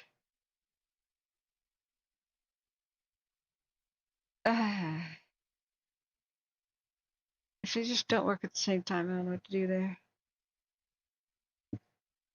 Al, what do you think, friends? Is PayPal or Cash App? Which one's more popular? If we must choose between them, we must choose between them. Try this one more time. One more time. I'm redoing this. Okay. Donate. HTTPS. PayPal. HTTPS. Cash App. Okay. Try a new one. Excuse me. I haven't done it yet. Okay. Yes, we have 2 underlines. But I don't know if fingers are too fat to do this on a mobile. Like, I think you did 63. is it going to be really annoying? Also, you can cancel AMR automatically. Yeah. Cancel AMR. Yeah, thank you, Dr. Elephant. We need to go back to the original task, which was try to figure out what. Call victim Alpha 1, Medic Engine 229-2581, West 7th Street, between North Lassen Avenue and North Sutter Avenue. Figure out how far we are towards the goal and then price checks on PCs. And I'm going to call this kind of a done deal. This there's no exciting battle to hear. I think they just said mop up, and whoever as possible landscaping truck person peeled out and started 251, shut the line down. Started the fire, but seems to have been gone. So we'll hope that this structure makes it the search of unknown origin in San Bernardino. I don't think it threatens the town or anything. But great. So, all right, we're turning off San Bernardino, but we've got, as I was looking through the list of California things, maybe we can hear the pilots. I'm sorry if I just didn't see it when you look through California's radio. There's a lot. Medic Engine 226. I'll show you the chaos list. C-15, please. I copy. So no matter which county you click on, there's this giant list. See this? It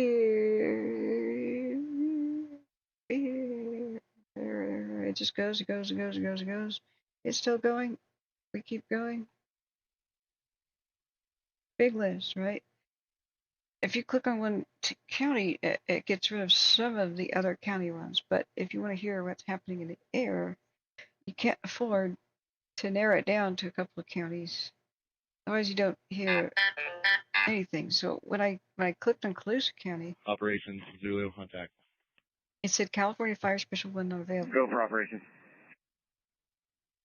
Okay, just give you a quick update on Zulu. I'll call forward rates stop. I got a good wet line now. Let's be mopping in or mopping out. If you want, we can start gridding it, or if you're good without, just let us know. Yeah, I leave it in your capable hands. Thank you for the update. Cool. The church is saved. Yay. And so is San Bernardino. Good work, heroes. Okay, so when I first clicked on COLUSA County, it was red here for Northern California major incident yesterday and this morning. It seems to be on right now. So, but you can see the chaos, like I just showed you. This is like low contrast, hard to read. And so I usually do like Control F and try to look for like incident. They'll call it fire special incident, major, whatever. They'll never really. If you put on air traffic, then it gives you like a million results. So let's see if we can hear the pilots, and we'll at least hear what they're saying about the sites, which is that crazy fire we're watching. Because right now, I don't think there's any lights above the Aero fire. No, not at all. So they're slamming it with everything they've got, because that's the only thing they can do. It would be very, very hard to make dozers over this bumpy terrain. Like that's not very viable. That'd be a steep grade to have. And they've still got plenty of daylight for this. It's the longest day of the year, isn't it, guys? So that means fires get the most juice from the sunlight today more than any other day of the year. Correct me if I'm wrong. So, you guys want to hear the air show thing? What, Husky? You take back what you said about Sites Fire? That it was calming down? Oh, yeah. Well, retardant is a speed bump. It can dry out. Wind can dry it out. Sun can dry it out. So mostly effective, mostly when it's wet. It can kind of dry into a gel, but after it becomes a powder, it's not that great. So the fire zone heat can dry it out. So sometimes after they've done some really good successful retardant ropes around fires, kind of depletes its fuel in that little red ring or area, but it'll eventually break through, especially if they can't reapply or, you just got crazy weather. But look at the smoke column, it's directly up. That's a sign that there's a lot less wind. Let's do a little time lapse. And then let me set up the dashboard. Behind the scenes, I have to update COLUSA County dashboard for our hearing pleasure. So actions, add feed. States, California, COLUSA County.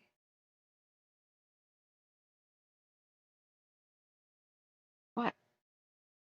Yeah, this must have been why I couldn't do it. It says it doesn't have it. It's just in regular California feed, isn't it?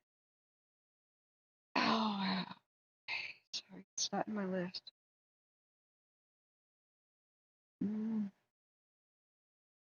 We can't put it in the dashboard. That will suck. See, it says right here, Northern California major incident. When I choose COLUSA County, but am I nuts? United States, California, COLUSA,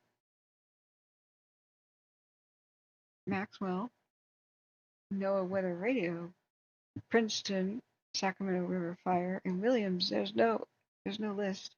It's not in the list.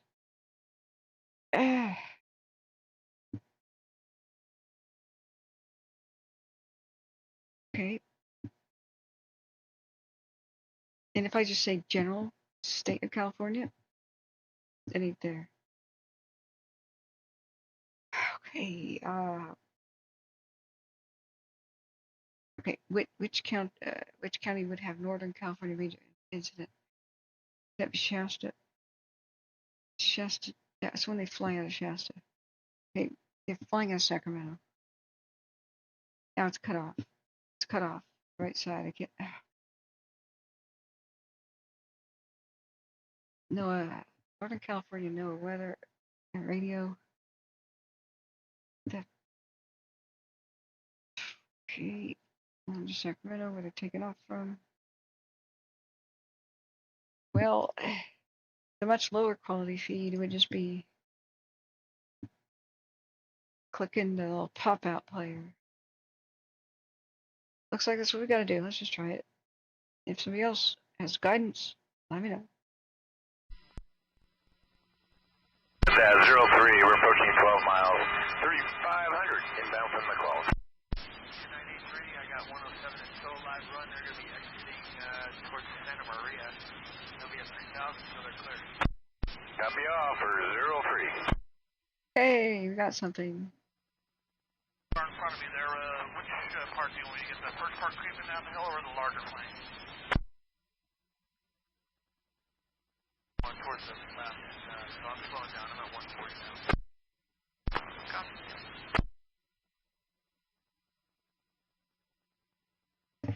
Smoke's drifting to setter. Yuck. Sorry to hear that, sister. Are you out there again? Are you on the scene as a reporter?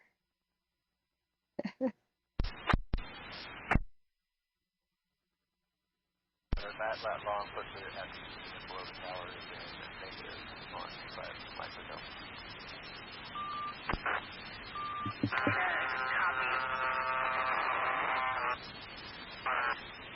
Also made positive contact, currently at Cloverdale. Could return to fire. Right there.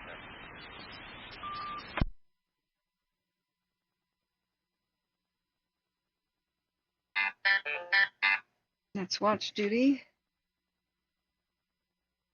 So we got incoming. 7, the main piece where it's kind of oak and grass where it transitions to the brush. That's going to be a start point. Just run it as direct as you can, as close as you feel comfortable. Copy, just start at the top of the big hill right there. Remember, you'll see a little bit of retardant on it already, so it's just going to be doubling it up. Copy. The MD-87 is leaving. It's just zipping back and forth. It's still a bunch of Northrop T-38 Talons taking off from Beale and such. Is there an air show in town or something? So we got the MD-87 and Tinker 911 and 910 were here a minute ago. We got lots of...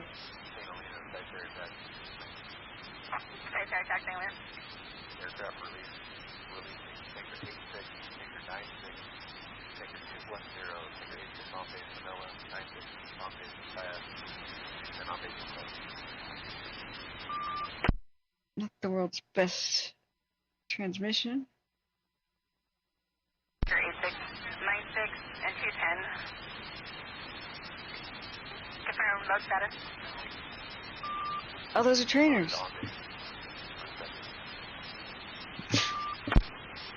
Attack 1714. That's a default ringtone of Galaxy phones. I had to make watch duty sound weird to get my attention. I'll try to give you a call tonight. Yeah, just give us an ETA to send a radio when you get a chance. Oh, yes, I'm sorry, stand by.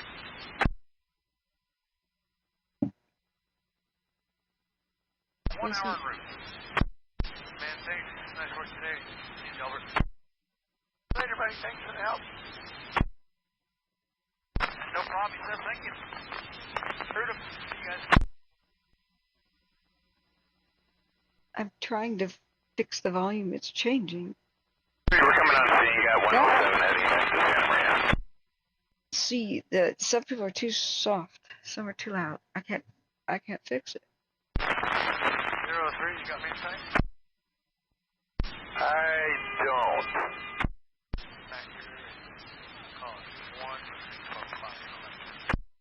Yeah, I got you on the the ADSB, but I was looking for you in front of us. Coming at you, and I'm going to make a hard right turn, hard 180 in front of you. Oh dear. I've got you outbound, and yeah, we'd be ready to go in tow. We're going to actually cut right through the middle of the black and go across that saddle. How about a coverage level 6? Coverage 6, going live. We're going to be put our left wing on that column. Do you want to watch me go through there first? Hey, you bet. Hey, Fuel. Might be the last one for the night, so we can go live and rush it, or you can just watch it first and have a good look. I'll always like to learn. And we're 35 minutes back to Fresno. Okay, copy that. And I'm on a kind of a modified left base. Actually, turn final right now. I got clear behind you. Charlie 4, Tanker 103, 8 miles. 983, 3,500 with number 2. 83, 3,500, got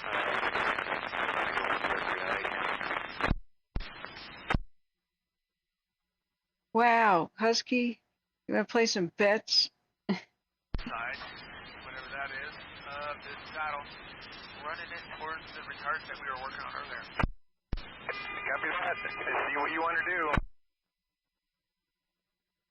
Okay, guys.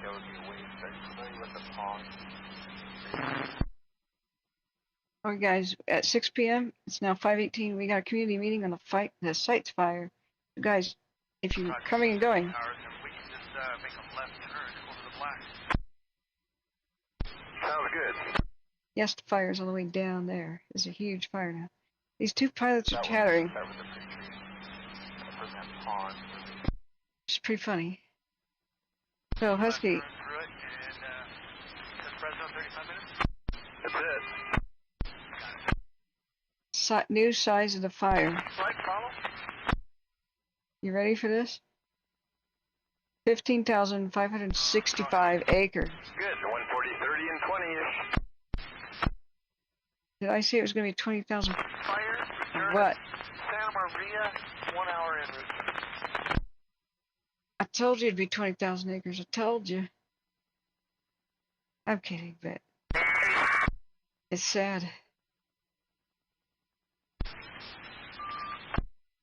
That's what I just said. I beat you. Tolls on board. I beat you to that punch. Kind of all this tomorrow. Copy that.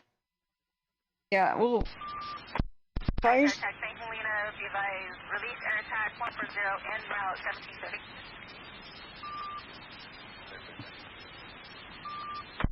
Fires go until something stops them. What's there to stop them? When you have a pyrocumulus, you got dinner plate sized flaming objects dropping out of the sky 20,000 feet up. 2 miles. Tanker 94, release on base Reading. Tanker 03, release 15. 2 miles ahead of itself, so it's suicide, like I was trying to explain yesterday, to try to get in front of it or underneath it to try to stop it. So you can only work the flanks. There are no roads or anything to go east and west to stop it for miles. All right, so this is gives you an idea about the terrain. This is the tanker being led in by the lead plane they were chattering back and forth. He goes, "Do you have me?" "No, I don't." I'm like, "I don't see you." He goes, "Well, I'm about to do a hard right turn right in front of your face." Close and direct as we can on the smoke, so that you feel comfortable.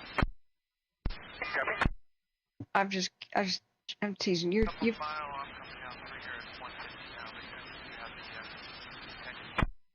I sure do. We'll put it right in there. You've been on top of this Husky like a beast.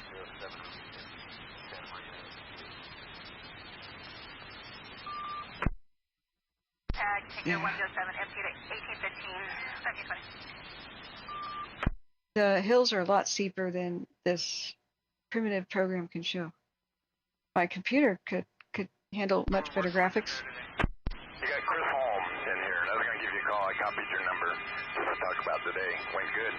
Hey, cool, thanks. Yeah, I'd love to hear from you tonight. Got it. But Following you around, and we'll take a direction towards Fresno in a second. Real good. Yeah, once you get out there to the rice fields, you guys will be cleared up. Unrestricted. Thanks for your work. Copy that. We'll stay down below 3,000. I know it's getting quiet out there, but we'll do it. all right, let's see what it looks like. On scene, we saw that trap. ugly.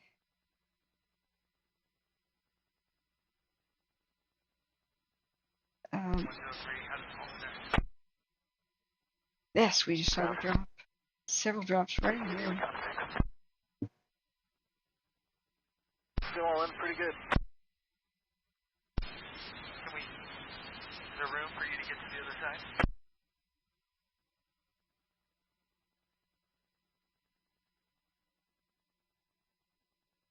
There's a reason they're dropping right here in the saddle, which means the, you know,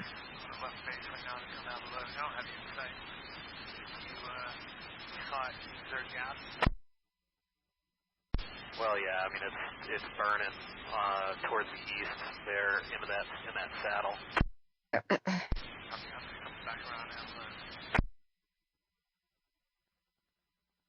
Oh, we're looking to the east instead of the west, right?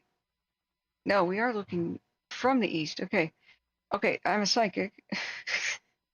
No, just kidding. The You guys want? We'll just throw your load right in that saddle again. Cool. throw your load in the saddle and return. 7, go ahead, sir. Clearing all the peaks nicely, and this is still pretty good there. 2800. 2,300. 300, copy. Okay, so the wind is pushing the fire east. They are slamming as much retardant right here in the saddle as they can, which means the U-shaped. Site air attack, 140, got you on air attack. That early call, we're 27 to the south at 6,000. Because it's a barrel of a gun. It's a slope down to the east. They don't want it spread east. It could threaten COLUSA proper eventually, or Maxwell, or someplace. You can do that. It's a slope We do it out of right turn out here. for the fire to All right. enter the flatland. You're off our nose right now. We'll fall in behind you. That'll work out the best. We'll just be able to keep it in the sight the whole time.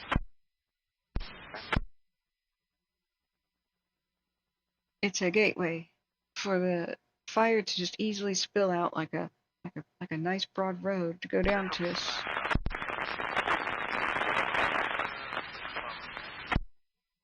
Gonna go back to McClellan. If they could keep it up in the hills, much better. I don't know how effective that's going to be. We kind of got cut a little bit there. I figured I got the flow for you. Just so that you guys Airtech 140, site air attack. Now, Thunder 2983, you're cleared in 5,500. Airtech 4,500. Okay. Okay, I'm muting the fart sound. Sister Golden Hair said smoke was coming to Sutter. That means the smoke was going east. Now, Thunder 2983, you're cleared in 5,500. Airtech 4,500. Tanker Berkeley 3,500. Multiple Coppers 2,500. Charlie 5 at 6,500. Okay, come for the clearance. I'll make sure on the brief frequency so we can get our tactics straight up if you're good with us. Yeah, copy. Switch over to the brief. Yeah, you can smell the smoke now. So the thing is that the smoke columns are now going north too. So we got some shifty kind of winds. Look, the smoke column's bending to the north. We're looking west.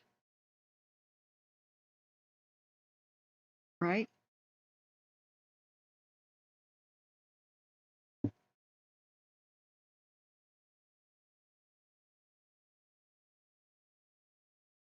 So, sorry, I'm listening to. So what's happening is some of the smoke is going to the east, some of it's going to the north. These smoke columns that are in the north are going to the south. So we got some pretty erratic wind. But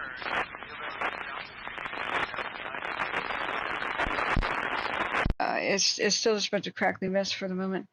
But this, as you can see, is like a little squiggly gateway, an easy path down towards more populated areas through heavy fuel. So instead of that saddle, run, go to the left, mark everything like retarded,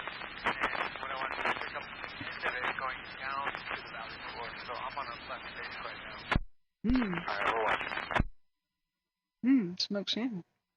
Almost just collapsed that saddle in it. It's well below all the retardants. So Remember to like, subscribe, guys. Find us again that way. Please donate. If you can. If you can. Hold the PVAC on the ground. Also, aircraft tanker 103. Releasing McClellan, CA-1740. Tanker 89, releasing on the ground that side.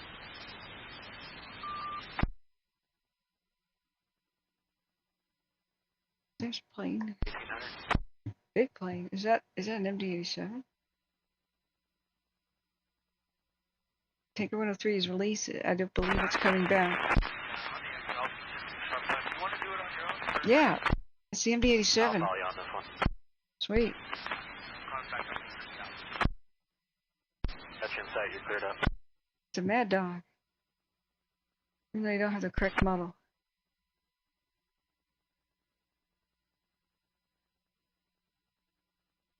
Okay.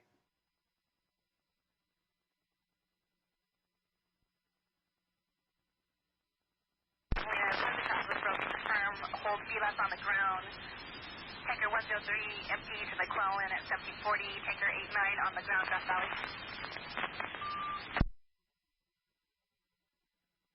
Man, I need 7 now. 140 on final. And we're in position, space is good.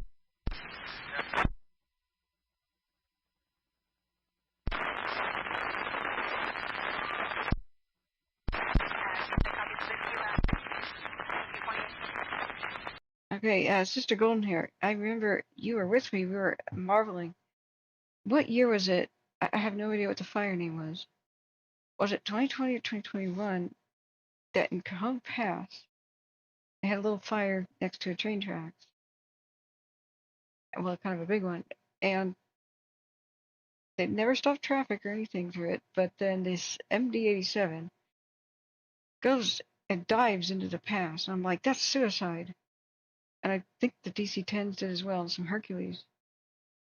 And they would drop their load, and then they would do a near vertical climb out of it. Okay, I think he's doing the drop right now. It's going lower, lower, lower, lower.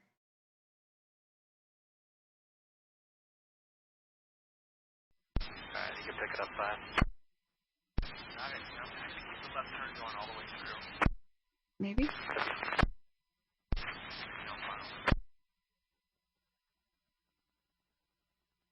Yeah, I may have just done a drop.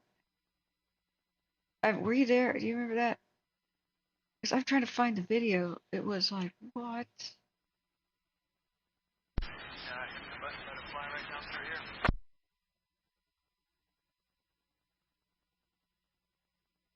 We were like, this is magic. Like, how does a plane not break apart? It's like, it's acting like a fighter jet. Smitty may have been there. That was the day I screwed up and I thought one of the C-130s was a Mars plane, and then some people did a rewind. Start a good line on that one, nice shot. Yeah. Thanks, John. And we'll be about 20 minutes back to McClellan. I'll see you back. Alright, see you there. 25. Charlie 4. Go ahead for Charlie 5. You up above us? Yeah, we're at 6,500. You been watching what we've been doing so far? Yeah, affirmative. Have you guys been in contact with the air attack? He assigned this altitude for us on the briefing channel. Okay. So I didn't hear you guys check in on their tactics. We're just trying to get a hold of you. But not at all. We just thought we'd come in at this altitude, leave you be, and then when you wanted released in 20 minutes, let you know. Okay, cool. Actually, we got a buggy because I'm going to be back in McClellan at about 1800. I'm coming out. Okay, copy that. We'll exit the area to the, how about, looks like clear to the north, drop down. Sounds good. Do you have any questions? Pretty much we're putting everything on hold, and the plans changed a couple times, but then we were informed that they're planning on burning from the valley floor down below what we've been doing. So all this stuff is just going to get burned over anyway. Okay, copy that. Do you know who's coming back out? The last, I think they might have a VLAC coming back out. I'm not sure if 9-0's on. I know he wanted to practice, so I told him to come back out. So we're having him come back out 9-0 kayak time. That's good enough. Just kind of a general idea. Thanks. Anything else you need from me? Nope. You were bringing them in at was it 3,500?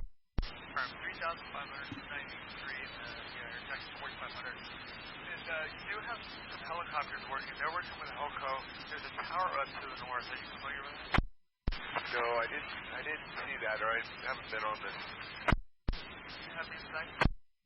No, I exited well to the north and east, so I could descend down. I'm at 3,000. You're north and east. Yeah, just come down to 3,500. I'll try to pick you up and I'll just show you. Okay, we're going to start our descent now, and then I'll do a 180 and come back in at 3,500. 5103. Hey guys, do you think you're going to be calling us back up? Do you want us to just go and wait in Chico? So you will go ahead and be on a hold for 103. Thanks, Tom. I don't know if you heard, but they're going to fire the grass down there sometime tonight or tomorrow. Sea Prep's coming over. I got to unlock the door for him. It's going to make me some manicotti. So we're at 6 p.m., guys. Mark your calendar. Sites community meeting. Those could be hit and miss, whether or not they function, whether or not they have good skills for Zoom. So I plan to stream that. And, you know, we're only at 3.5 hours on the stream. Seems like I've been here for 6, but you know, I've been monitoring the fires much longer than I've been live. So I'm still trying to look behind the scenes. It's been a little crazy managing, juggling everything. Still trying to gather how much we've raised towards the laptop. And I'm so sorry. So sorry you guys are dealing with that smoke. We should check the forecast. It's not going to get any better anytime soon, though. Just this is the nature of a hard one. It's different. 500 is just probably a mile or two looking for you. They may just rope the hills and let them burn. Protect the ranches, but let the area burn. So. Yeah, we're working with those. Okay, I'll head that way. I think I might have you over smack and smoke. Yeah, I'm left orbit at 3,000. So sorry that the crackle of the audio is getting to me too, guys. We gotta get this information out. I got you inside. I'll come your way. I'm just gonna use this orbit. The copters are working in a little drainage. There's it's like a hunting cabin that's boxed in. Okay, yeah, I see one dropping right now. So yeah, that's really what I wanted to point out. If you look to the north of him, there's some towers up on a ridge. And that's where they've been working mostly with copters. Okay, copy that. The behind-the-scenes dashboard is a little tricky to use, but we've got good positive metrics, guys. We got. Follow me. I'll just bring you around and show you what we've done. We'll take it from here if you need the time. Appreciate you pointing that out. Tom, I'm good on time. If you want to just follow me, I'll just bring you around and see what we've been doing. Follow trail. How far back are you? Oh, probably quarter to half mile. Okay, perfect. I'll bring you up. I'm at 160. He says, I'm good on time if you have the time. We're working the ridge line, bringing it over to this ridge line, and they kind of stop. Follow me. This is the valley floor underneath us. That's what they're gonna end up putting fire on and burning off the brush anyway. Okay, they're gonna burn. They're gonna burn the valley floor. You wanna say hi to the people, Zebro? Great. Do you? Hi, people. I don't think they can hear you. Yeah, sounds good. I mean, if they're gonna burn it, why not? Sounds good. Why has he done this? Why don't you use the lamp? Down south, there's just some other lines of retardant down in the valley floor, but there's the barn. That's the head of the fire. Okay. So the Devil's Elbow. The head of this finger of it, this left finger is from the flame. Okay. And Sites Lagota Road area is where they're gonna fire the grass tonight. So now we got some information. It'll be on the east side of the fire, and they'll do it on purpose. So in the cams, if it looks like there's a lot of new activity that it's moved away down to the valley, we should not be alarmed about that. Whew. Oh man, that was the world's harshest. Take it to the right, you see a barn with a bunch of retardant around it. And then from that retardant down there in the grass, you work your way up the hill to the right. Oh my God. This is where we were able to hold it. You got those crews up in there. Okay, got it. I can see all of that.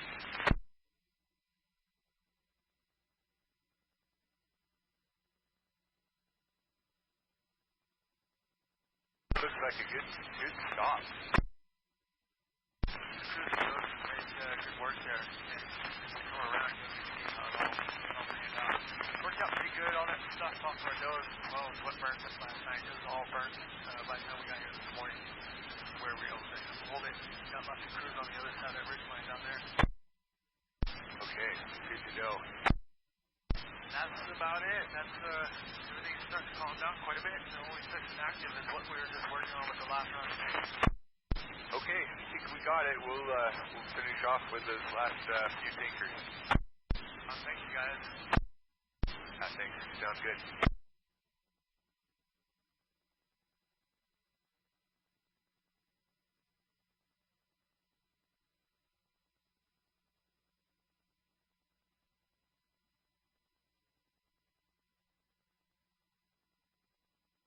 Golf, 62 golf.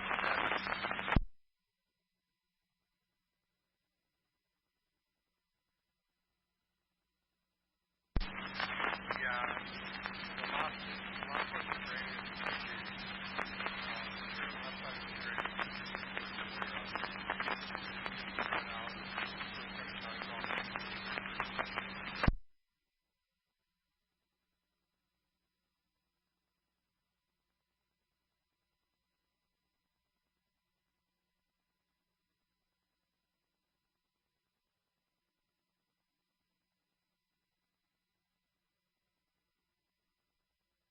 Okay, the Manicotte is on order. Sea Probe has got dinner taken care of. Thank you for your kind donations. I ordered Manicotte gels. Okay. Here at the Y on the dirt road, past the little transport. Yeah, it's where I can meet them. Welcome back to chat. Smoked fish? God, yeah, I want smoked salmon. Hey, Roberts, Solomon 9160 or 916. Not much solar generating today because of the smoke. Okay, 0 Charlie Hotel on Colton. That sucks. Just it'll pass. Yeah, 0 Charlie Hotel's ready to lift back to the site clearance. It'll pass.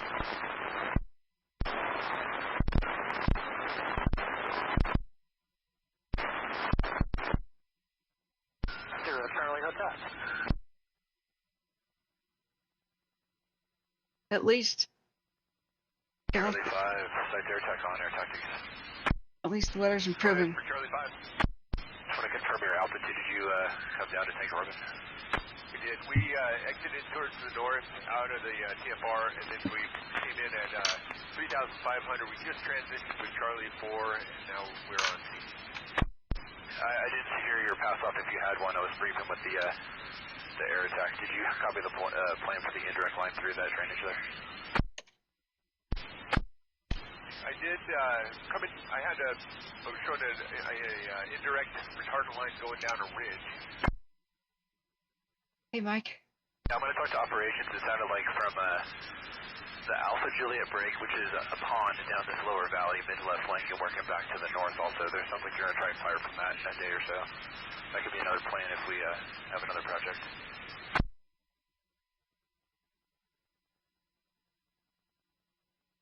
Okay. I'm not sure of that location, and do you want something over there other than where we're putting the retardants the last couple drops? Continue what you're doing now. I'm just going to scout ahead on another project, and I'll talk to operations and see if it's viable. We're told that all the tankers are going to be on a hold after they drop. Just let us know if we need to load and return them. Copy.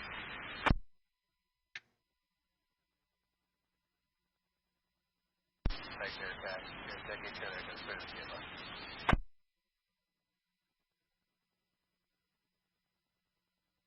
It's hard to keep track of everything. My brain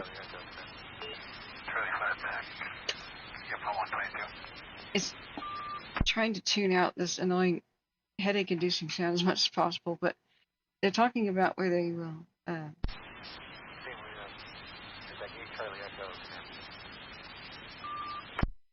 possibly fire the landscape and just so you know, we did release everything. We didn't put them on hold. Everything's released. or look at the live images. McClellan.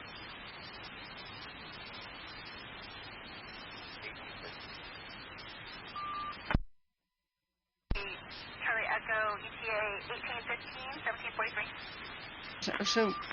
So glad to hear that, Mike. Your 60 acres at the Aero fire area spared, and it got within 3/4 of a mile. Well, it's not completely over yet, but the worst is they're still finding hot spots and running around and chasing them, but it's the fog, the dew, the cold temperatures last night. Gift from God. We'll take it. We'll take anything we can get. Really, this whole red flag weekend thing could have been way worse. It could have been triple digits. Everything would have been so different. And all of the employees, like all first responders involved, have been really on point, have really done a great job with response in general. So I'm still a little bit worried for like the post fire where they could have kind of contained it or put it out. They had perfect weather yesterday, but some of the others broke out. They didn't have the aircraft. I'm still concerned for Southern California. They still have a red flag going, don't they? I think much of the aircraft is about ready to stop for the day. But hopefully they'll say something and we'll get ready for the 6 o'clock meeting about the sites fire, which is going to be on Facebook, I believe. I am developing a crazy migraine. I think some of it's looking at white screens. I know that. The style of monitor I have, OLED, causes migraines for white. So I try to dark mode everything. But the sounds, I never knew that some of the crazy sounds are like the same frequency as my own tinnitus. It's like ear torture. This is not the most apt job for me, but we gotta, somebody's gotta do it. I have so much respect for the people who monitor scanner radio 24/7. I would go in completely insane and develop rabies. Whoops, sorry, I did not mean to. You know what bothers me about this? Year after year after year, they issue this press release. It's a photograph. You copy 460 Uniform Hotel, It's a photograph. I can't copy and paste any of this information. I would have to type it out myself.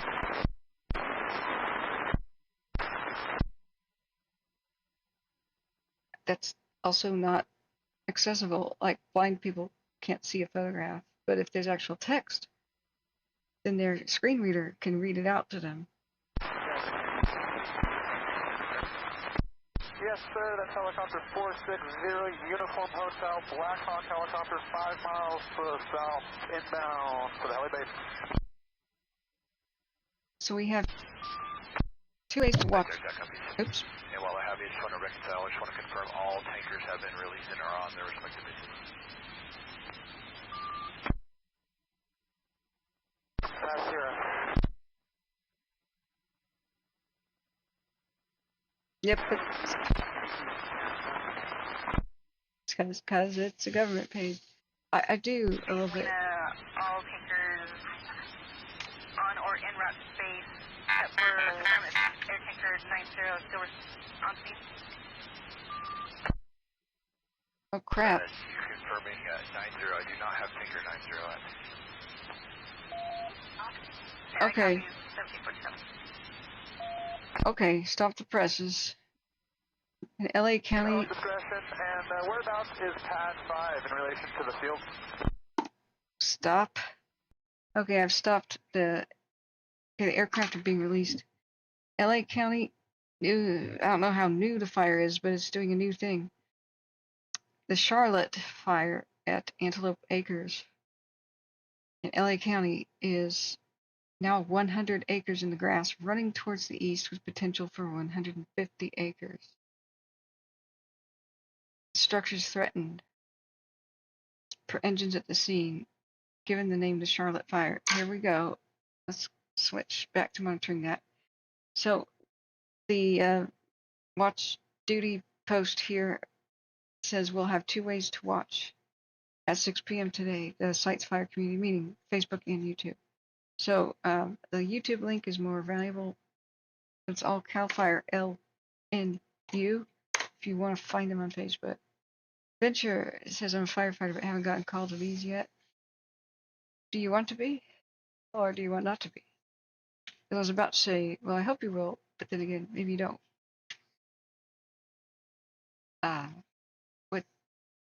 Which county you're in? We got to go monitor what's going on in LA County. Like I was just saying, the danger is, I hate being psychic. The danger to Southern California is much greater than Northern. I'm much more worried for Southern. Just not too far away from the post fire. East of it on Highway 138. So it's like Northwest Lancaster. Not that I've ever been here in my life, but the camera, thank God they link cameras and stuff here. We're checking out something new, or at least a development. That camera is like complete dog dirt. It's super smoky. So we'll have to check the others. And it's rotating. Okay. What other good cameras we have? Portal Ridge. Alright. Use normal camera. Camera. Okay. Alright. Camarillo. Okay, we'll just zoom in on the dang thing. Victorville, now Lancaster, yes. Antelope Valley. Rosamond. Camera. Not correct. Okay. Bealville. Got an image of it on Bealville. Not sure what kind of structures are threatened. Wait. Bealville. Come on, now show on the map. Bealville, which way are you looking, buddy? That's a different fire. What the heck is that one looking at? Okay, but it's basically the helicopters are converging right on 138. The heck is the other fire this one's looking at by Bakersfield? What? Why is it that far away? Okay. Never mind. and it was rotating. I have no idea. That's not a good view. Rosamond 1. Whoa, is that a person climbing the tower of the camera? It is. There's a guy on it.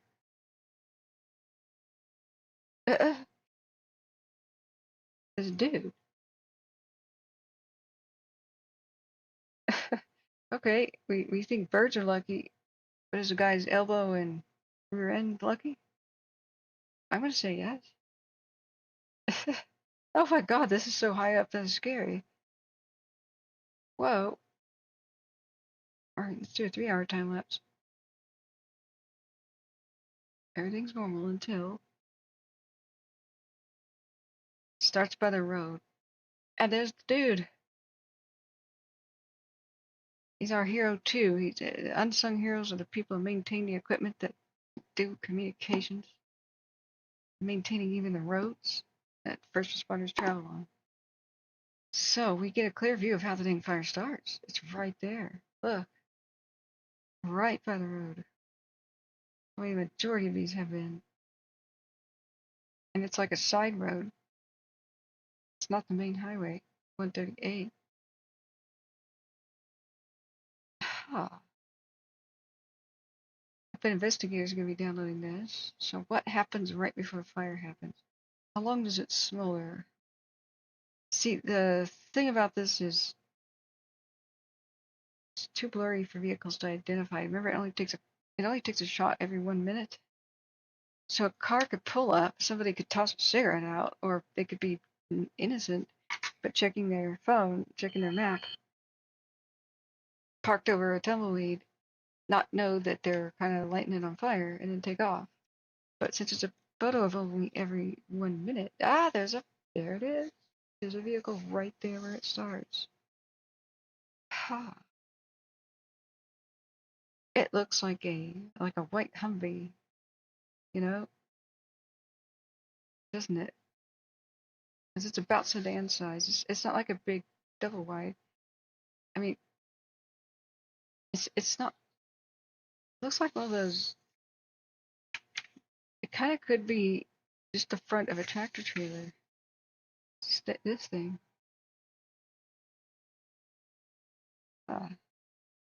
So it pulls off. Next frame. No, maybe that's not our offender. No, wait, sorry, I've gone back instead of forward. Yes, that is our offender. It kind of looks like a tractor trailer, doesn't it? Like without its trailer. But it's just so hard to tell. It almost looks like those vehicles that are like El Caminos, but they're like SUVs. It pulls over. And then we get our fire right there. Unreal. Investigators can do a lot with that. He goes, is he turning around? He's gone. But he's in there for at least 2 minutes. And there's another car nearby. So there's plenty of witnesses. They can also triangulate cell phone signals to see if anybody was there at the time. Yeah. A lot of these fires, almost everything we've seen in the last couple of days started by a roadside. It could be vehicular origin for a majority of these. Yeah.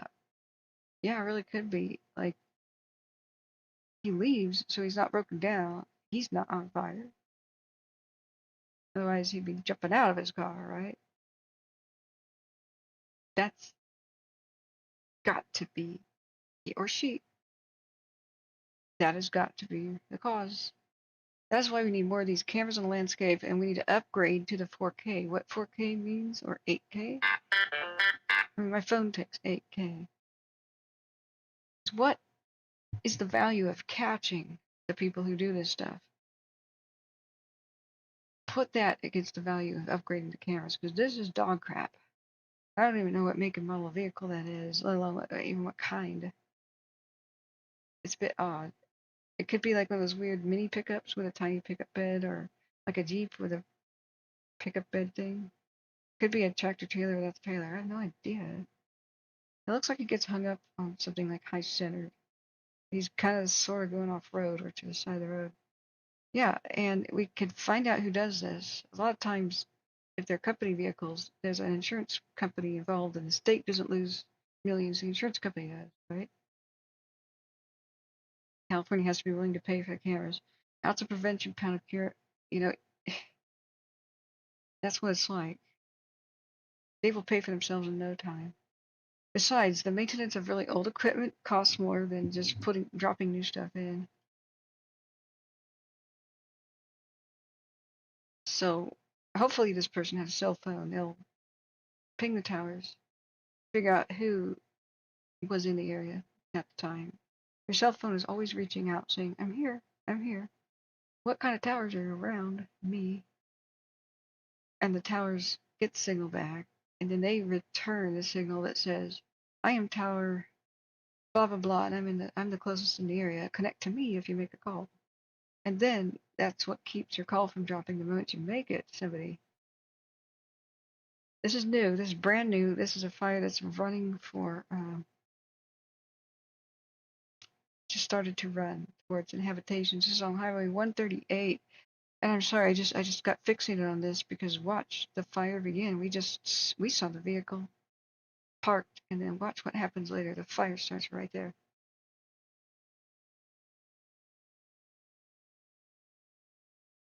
And it would seem it's a done deal, right? It is actually. This is another one. Same camera. But I'm glad I did the 3-hour time lapse. Because that person started a fire and left the scene. Now, what if it's not an accident? And what if this other fire in the same vicinity is not an accident? That gets you tingling, right? Yeah, Adventure Dreams is also tracing them, like you said, ping their phone to the area using the towers. Oh, a lot of criminals are stupid, and they forget what can track them, and mostly their phone. Or their victims' phones that they steal, and occasionally, those that had, what was it called? Let's look at our live image. Woo, yeah, it's blowing up. The ones that had OnStar and whatnot. But OnStar no longer works because they were based on the 3G cell phones plus satellite. So there's a controversy. They moved to 4G, and once 5G came out, they completely shut down 3G because, like I said, the cell phone companies modernized quickly because circuit boards, for example, which are like in every computer and every little dash of any car. Circuit boards are only made for a year or two, then they go to a completely new design with new features. So they're not manufactured anymore. So as, like, say, 3G equipment breaks down in the era of 5G, that's 6 years in the future, probably. So you run out of your stockpile, and then you would have to try to buy old equipment. And so rarity, scarcity, does one thing to price, up, up, up. So the older equipment that's crappier becomes more and more expensive to acquire and maintain. So one secret about scrapping computers that I don't mind telling the world about, it's okay. I don't have a lot of competition. You find computers by the road, especially old beige wonders that don't have USB ports. They're from the time before USB.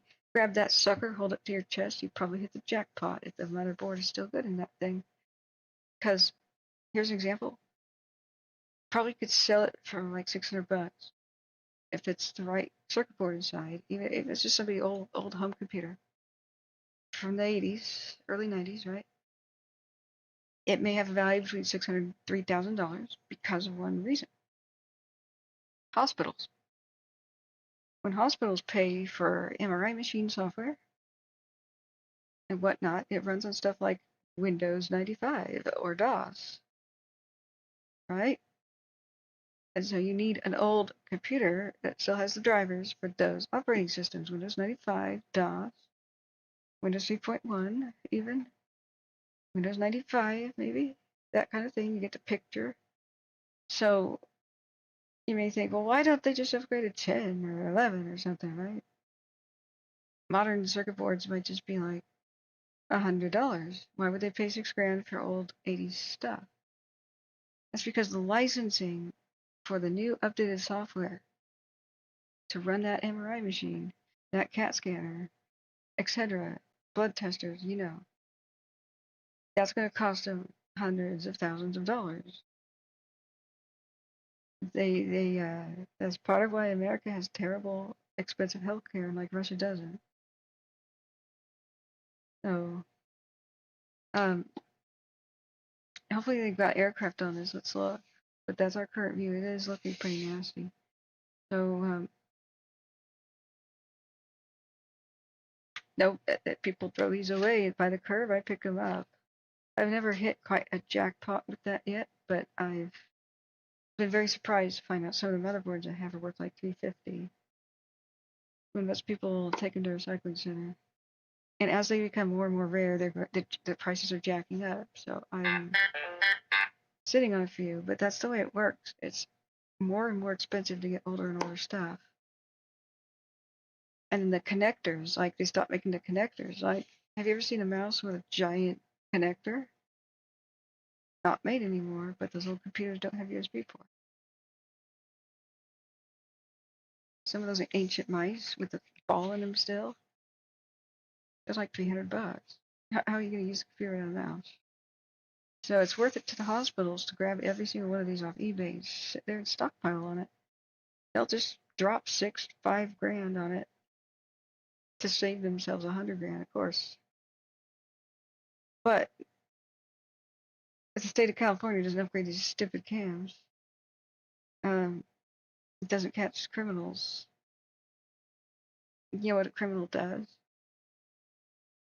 They repeat their behavior. You have to put them in jail, or you're going to keep having $1 million losses to arson and whatnot.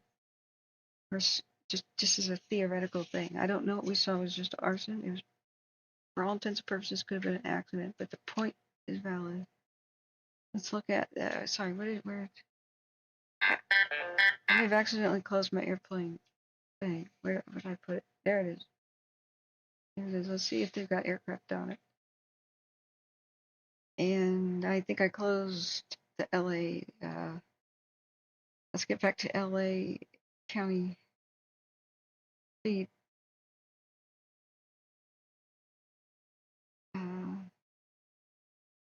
51 people, that's a repeater. LA Spirit, okay.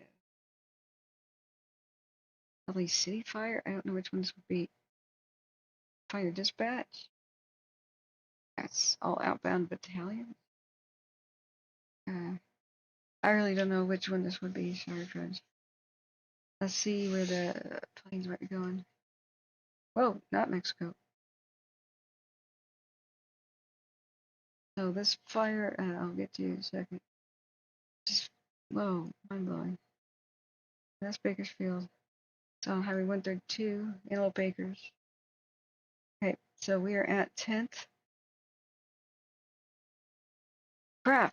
Our community meeting is starting for the sites fire.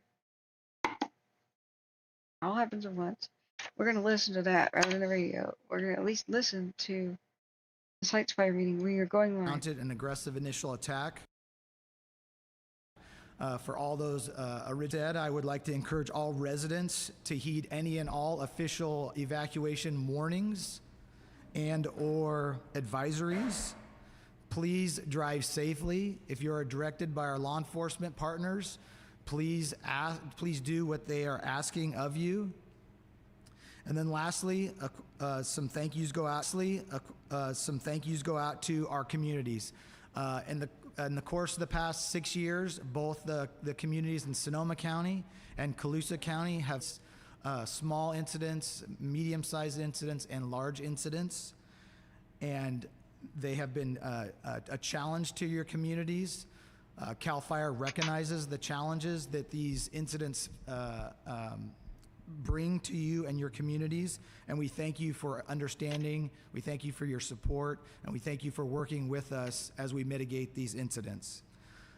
I need to thank all firefighting personnel that are out there doing the good work. So far, we have been very successful in our endeavors, and our partner agencies need to be thanked as well for cooperatively working with us as we enter day 4.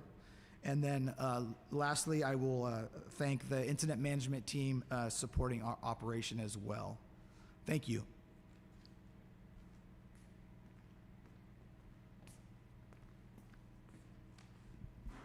We're going to check back between Good the evening. fire and My this. name is Dusty Martin, and I'm the Incident Commander for Incident Management Team 4. I want to start off and thank everybody for joining in tonight as we try and give you the most up-to-date and accurate information on both fires that are going on in Sonoma County and in Colusa County.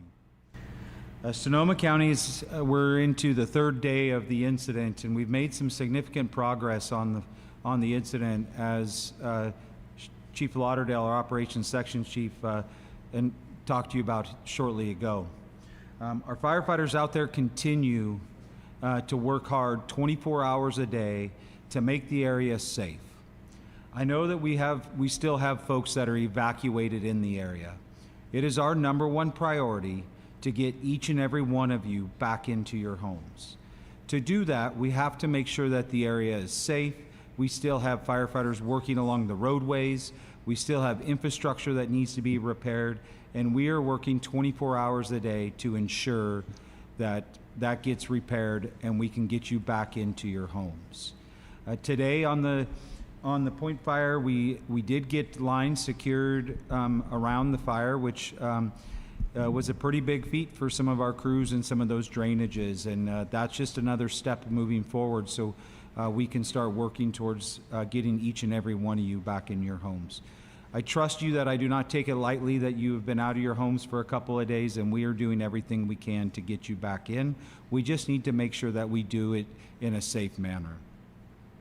For the Sites Fire today, as you saw, there was still some continued activity and growth of the fire. We did have a red flag warning through this morning, and then we are now out of the red flag warning area. But as our fire behavior analysts explained, the fuels are still dry. We still have warm temperatures, and they're very receptive to fire. We will continue to put all efforts to contain this incident as we go through. Our folks are have been working really hard today, both from the air and the ground. We've had numerous helicopters, air tankers, and numerous firefighters out on the line today. Over the last couple of days has been extremely busy for fire activity for CAL FIRE across the state of California.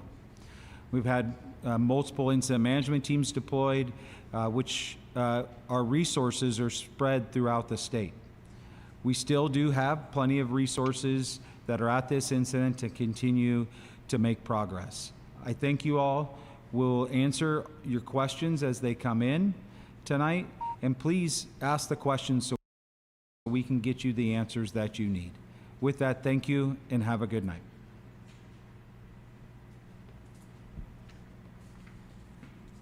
Good evening again. I did have one question that I can answer this evening, and it's for the Point Fire. The personnel is 1,153 total personnel on the fire, and also on the Sites Fire, 632 personnel on the fire. Thank you.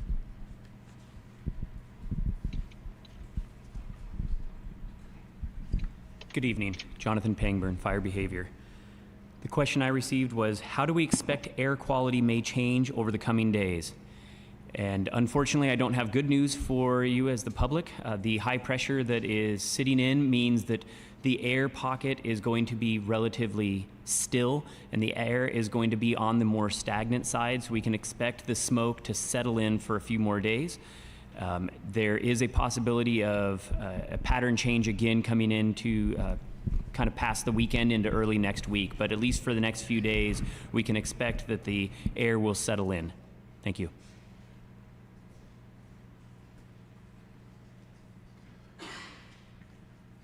So we have 3 questions from our viewers.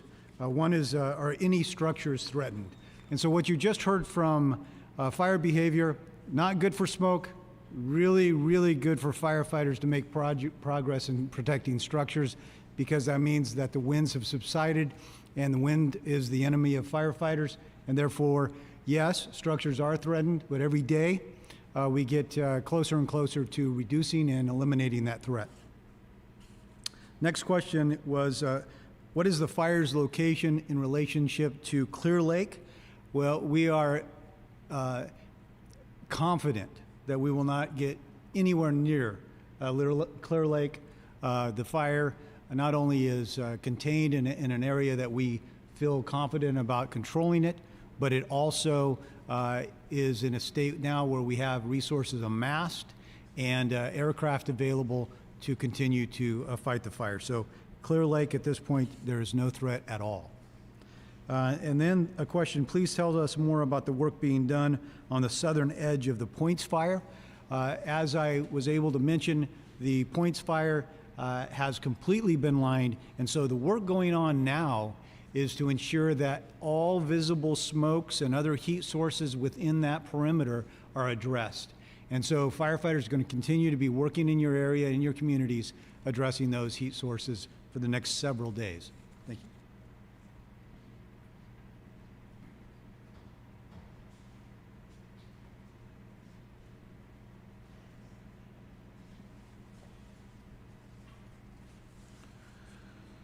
So I've gotten a couple of questions about the evacuations for the Point Fire, specifically to zones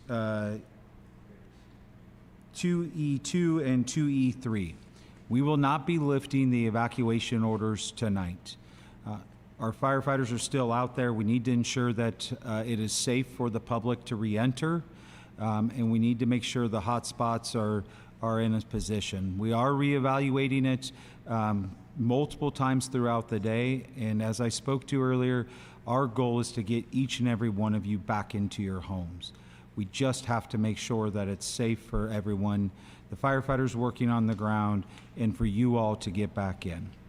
As I said, we do not take this lightly, and we will do everything in our powers to be able to get you in as soon as possible. There were some questions about road closures. We are still keeping the road closures through the evening tonight, and we'll reevaluate in the morning. Got a couple of questions here about Sonoma, Lake Sonoma.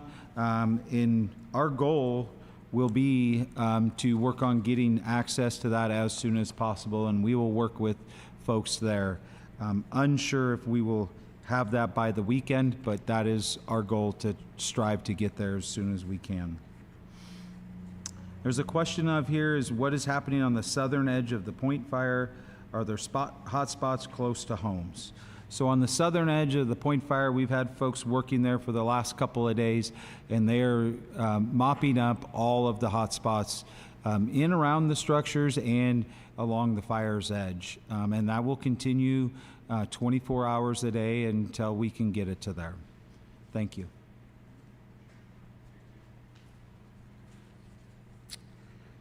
This will conclude our community meeting for this evening. Thank you for joining us. If your questions were not answered, please continue to ask those questions in the chat, and we will address them at that point. Also, if you've had any feed freezing or bad connection issues, you can always go back to YouTube and Facebook and watch this video. For any more incident information, please go to CAL FIRE. You can go fire.ca.gov, and CAL FIRE Sonoma Lake Nampa Unit, which some of you know as LNU, and you can go to their Facebook, X, and Threads. Tomorrow evening, we will have another update at 6 p.m. on both Facebook and YouTube. Again, thank you for coming this evening. Good night.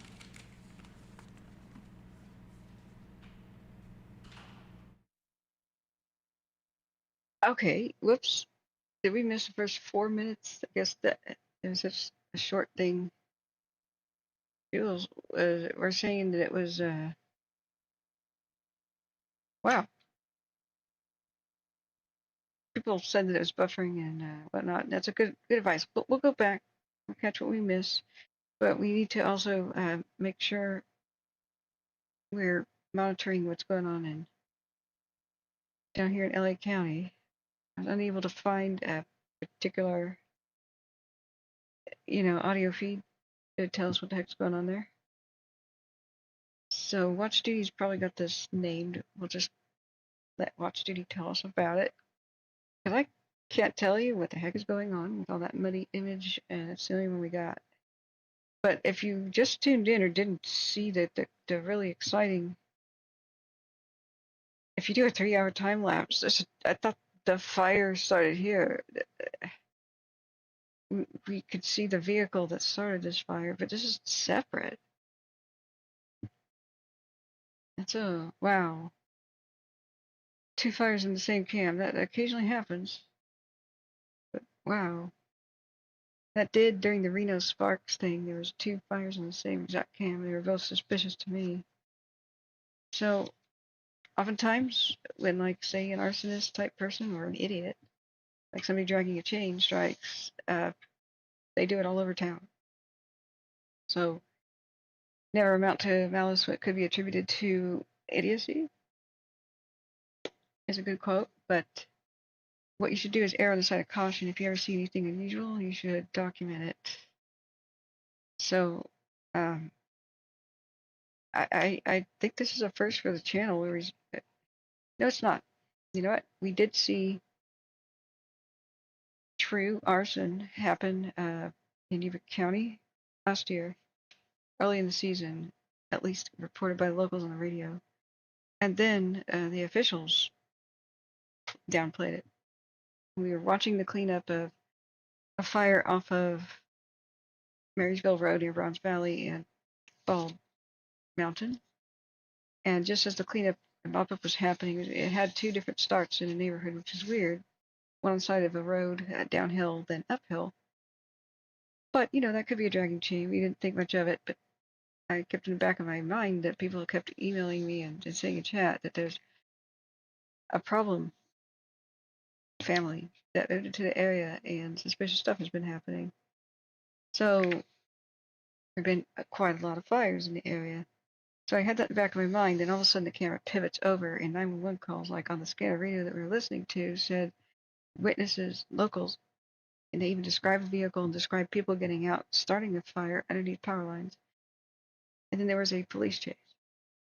So that's live on the stream. We can go back and look at that. So it's actually a second time that this has happened on stream, where we see camera pivot over and something happen. 2 fires on them, one of them suspicious.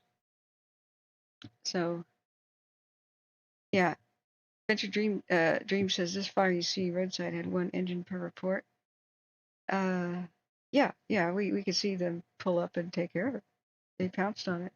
Lots of witnesses. This black car right here, this person may have been the person who stopped to report it, or at least try to do something for these folks, because there was a white vehicle. And too bad the camera wasn't zoomed in, and you could have gotten a good vehicle description of the one that stopped here. But it zoomed in after the fire started. That's what these cameras do. But like I was lamenting, these are like 740p and heavily, like 640p and heavily compressed. This isn't even 720. So they did a good job pouncing on it. And when I went back, you can see this horrible white car. But what criminals and stupid people tend to do is repeat their behavior. Not that vehicle. How do I run?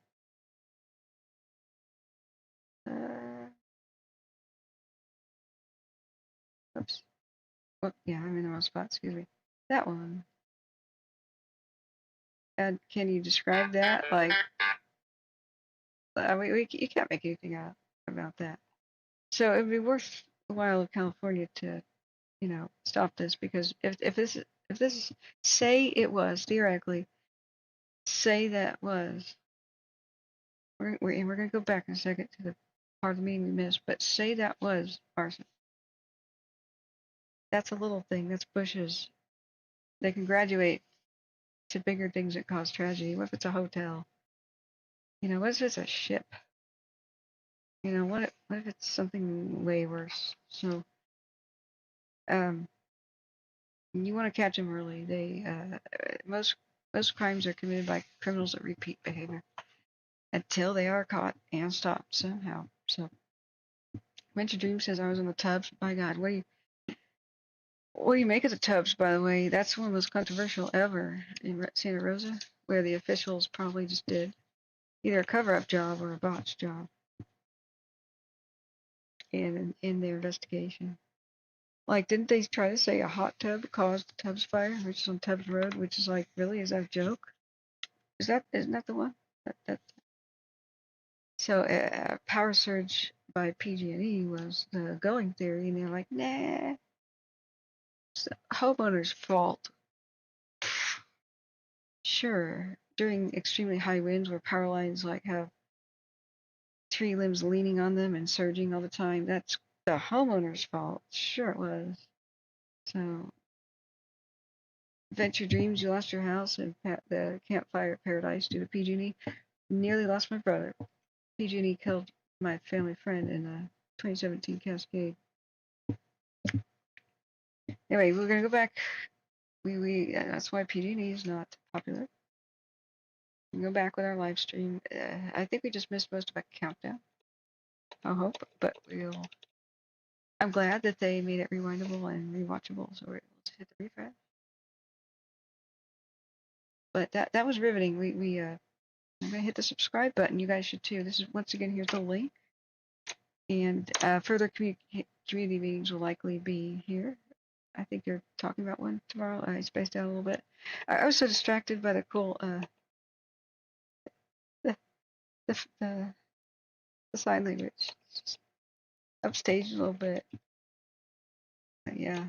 The winds fueled the Tubbs fire. It was linked to a power pole. PG&E. Yes. Team, good evening.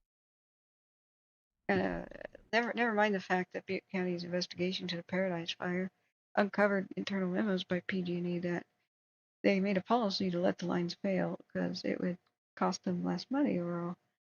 And they said, well, fires that could cause a fire, but most storms are wet, right? No, not in California. Most storms are dry. And they said, overall, we'll just lean on our own insurance company to pay out victims. It's basically what was that fire trap car that they let on the road still without fixing it in a recall? It's more cost effective to kill people and pay out the victims' families with insurance. And that was like the theme, the basis of the Fight Club movie. The real, what was that car called? The death trap car. Where the gas tank, you pump the gas underneath the license plate in the rear of the car. It's faulty. God, you had to work on a campfire after losing your home to it. I heard about that. Some firefighters had lost their own homes and were still working. So sorry. That was my first day that I started Firestream. I didn't know what I was doing yet. My new listening live to the situation could help some people. But that's just how it began, man. But what's the car that Ford didn't recall? Death trap car. The Pinto. Right, Smitty. Okay, let's go back and see what we missed. Let's go. Good evening and welcome. My name is Lucas Spellman, Incident Management Team 4 Information Officer. We'd like to welcome you to tonight. Thank you for joining us online. You are on Facebook or YouTube for tonight's virtual community meeting for the Point Fire in Sonoma and the Sites Fire in the Colson County. We hope that you have many questions you will answer this evening. However, if you have additional questions, please submit them through YouTube and Facebook Live. Update on the two fires this evening. On the Points Fire is 1,207 acres. It is 40% contained at this time. We have 1,153 personnel at scene. The Sites Fire is 15,565 acres. and it is at 15% contained with 632 personnel. Evacuation orders remain in place for both fires. Now to provide you with an update on the current status, we have fire behavior. Good evening. My name is Jonathan Pangburn. I'm the Fire Behavior Analyst with CAL FIRE Incident Management Team 4. The overall news on the weather front is that we have a pattern shift. We're starting to see a little bit of onshore flow. That's going to bring a change to the fire environment. Starting out at the Point Fire in Sonoma County, as a more coastal environment, that onshore flow is going to have a substantial impact on the relative humidity. So the moisture coming in from the ocean over the fire area will put our relative humidities into the 30% range and overnight recoveries into the upper 60s, which is a fantastic advantage for firefighters to continue to get a good handle on that fire situation. Here in Colusa County with the Sites Fire, it's a little bit different, a little bit more removed from the ocean influence. So while it is a moderation in the fire environment, it is not felt nearly as intensely. We'll still be having relative humidities down into the teens, which is pretty low and still has a volatile fire environment, especially out here in this corridor next to the I-5 in the valley, where we have a lot of cured fuels, very dried out grasses. However, the wind environment for both fires, the Point and the Sites Fire, is going to be much lessened. We are going to be seeing winds in the 3 to 5 mile an hour range on the Point Fire and moving more into the 5 to 10 mile an hour range, gusts to maybe 15 or so, especially up on the ridges like Walker Ridge and the divider between Bear Valley and the Sacramento Valley. While that will present a challenge, it is a change again from the red flag warning that we had, and firefighters are taking advantage of that to get in front of this and put in more control line. Thank you. Good evening. I'm Shane Lauderdale, Operations Section Chief with CAL FIRE Incident Management Team 4. And as was described on the Point incident, the fire was contained within the control lines that were built over the last several days by firefighters.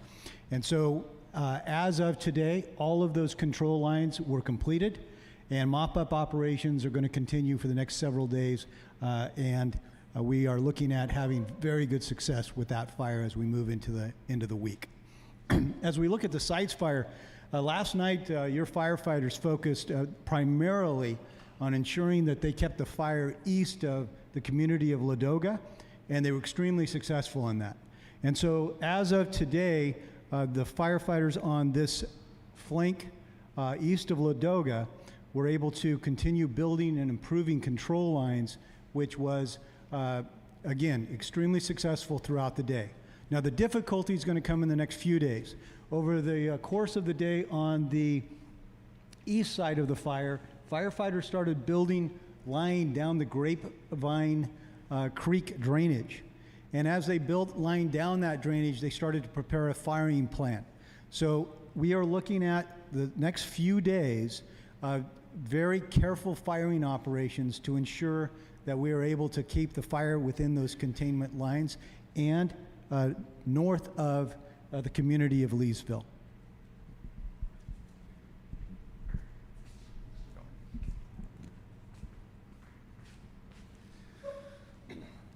Good evening, everybody. Thank you for joining us. Lucas, thank you for the introduction. This created very, very difficult control challenges for our initial attack firefighters. However, they still mounted an aggressive initial attack. For all those said, I would like to encourage all residents to heed any and all official evacuation warnings and or advisories. Please drive safely. If you are directed by our law enforcement partners, please do what they are asking of you. And then lastly, some thank yous go out to our communities. In the course of the past 6 years, both the communities in Sonoma County and Colusa County have faced numerous incidents, small incidents, medium-sized incidents, and large incidents. And they have been a challenge to your communities. CAL FIRE recognizes the challenges that these incidents bring to you and your communities, and we thank you for understanding, we thank you for your support, and we thank you for working with us as we mitigate these incidents. I need to thank all firefighting personnel that are out there doing the good work. So far, we have been very successful in our endeavors, and our partner agencies need to be thanked as well for cooperatively working with us as we enter day 4. And then lastly, I will thank the incident management team supporting our operation as well. Thank you.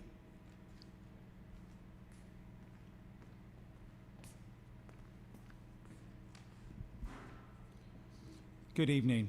My name is Dusty Martin, and I'm the Incident Commander for Incident Management Team 4. I want to start off and thank everybody for joining in tonight as we try and give you the most up-to-date and accurate information on both fires that are going on in Sonoma County and in Colusa County. Sonoma County, we're into the 3rd day of the incident, and we've made some significant progress on the incident as Chief Lauderdale, our Operations Section Chief, and talked to you about shortly ago. Our firefighters out there continue to work hard 24 hours a day to make the area safe. I know that we still have folks that are evacuated in the area. It is our #1 priority to get each and every one of you back into your homes.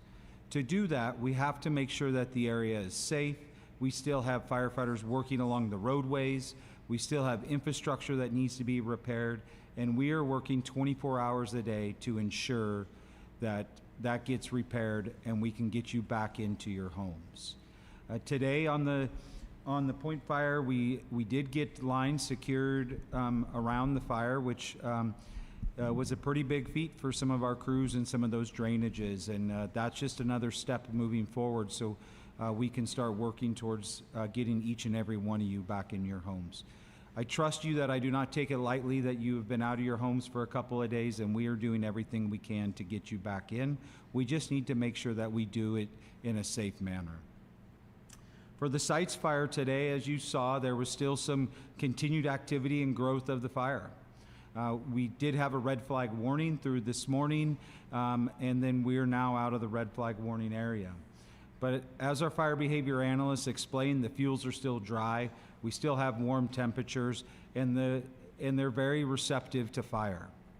We will continue to put all efforts to contain this incident as we go through. Our folks are working, have been working really hard today, both from the air and the ground. We've had numerous helicopters, air tankers, and numerous firefighters out on the line today. Over the last couple of days has been extremely busy for fire activity for CAL FIRE across the state of California.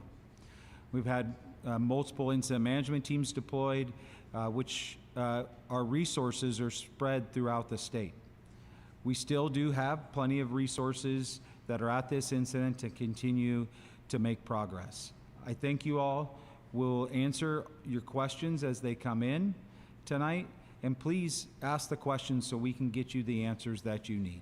With that, thank you and have a good night.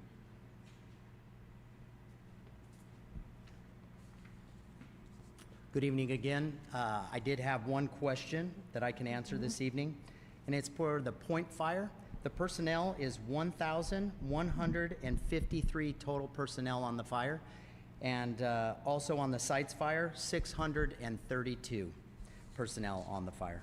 Thank you.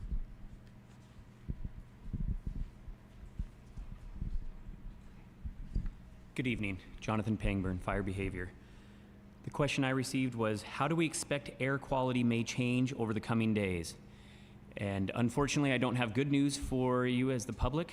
The high pressure that is sitting in means that the air pocket is going to be relatively still, and the air is going to be on the more stagnant side, so we can expect the smoke to settle in for a few more days. There is a possibility of a pattern change again coming into kind of past the weekend into early next week, but at least for the next few days, we can expect that the air will settle in. Thank you.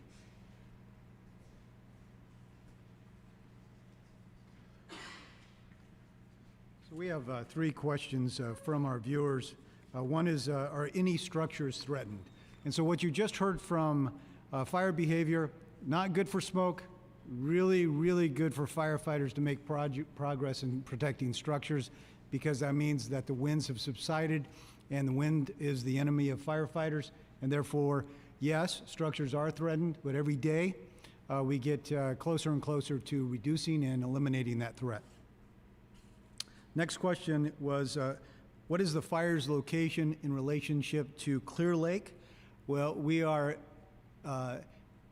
confident that we will not get anywhere near Clear Lake.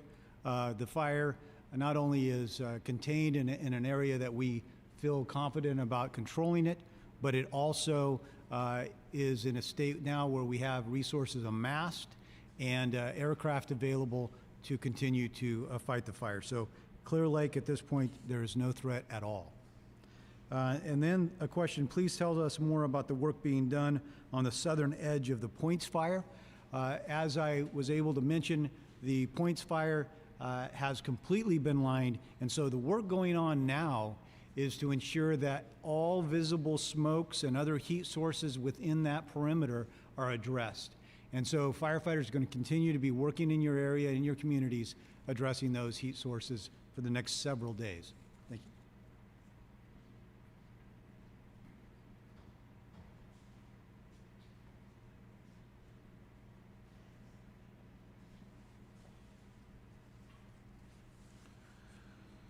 So I've gotten a couple of questions about the evacuations for the Point Fire, specifically to zones 2E2 and 2E3. We will not be lifting the evacuation orders tonight. Our firefighters are still out there. We need to ensure that it is safe for the public to re-enter, and we need to make sure the hot spots are in a position. We are reevaluating it multiple times throughout the day, and as I spoke to earlier, our goal is to get each and every one of you back into your homes. We just have to make sure that it's safe for everyone, the firefighters working on the ground, and for you all to get back in. As I said, we do not take this lightly, and we will do everything in our powers to be able to get you in as soon as possible. There were some questions about road closures. We are still keeping the road closures through the evening tonight, and we'll reevaluate in the morning. Got a couple of questions here about Sonoma, Lake Sonoma. In our goal will be to work on getting access to that as soon as possible, and we will work with folks there. Unsure if we will have that by the weekend, but that is our goal, to strive to get there as soon as we can. There's a question of here is, what is happening on the southern edge of the Point Fire? Are there hot spots close to homes? So on the southern edge of the Point Fire, we've had folks working there for the last couple of days, and they're mopping up all of the hot spots in around the structures and along the fire's edge. And that will continue 24 hours a day until we can get it to there. Thank you.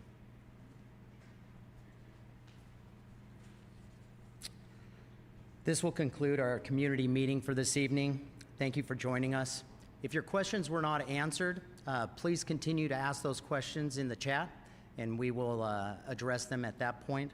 Also, if you've had any feed freezing or bad connection issues, you can always go back to YouTube and Facebook and watch this video. For any more incident information, please go to CAL FIRE. You can go fire.ca.gov, and CAL FIRE Sonoma Lake Nampa Unit, which some of you know as LNU, and you can go to their Facebook, X, and Threads. Tomorrow evening, we will have another update at 6 p.m. on both Facebook and YouTube. Again, thank you for coming this evening. Good night.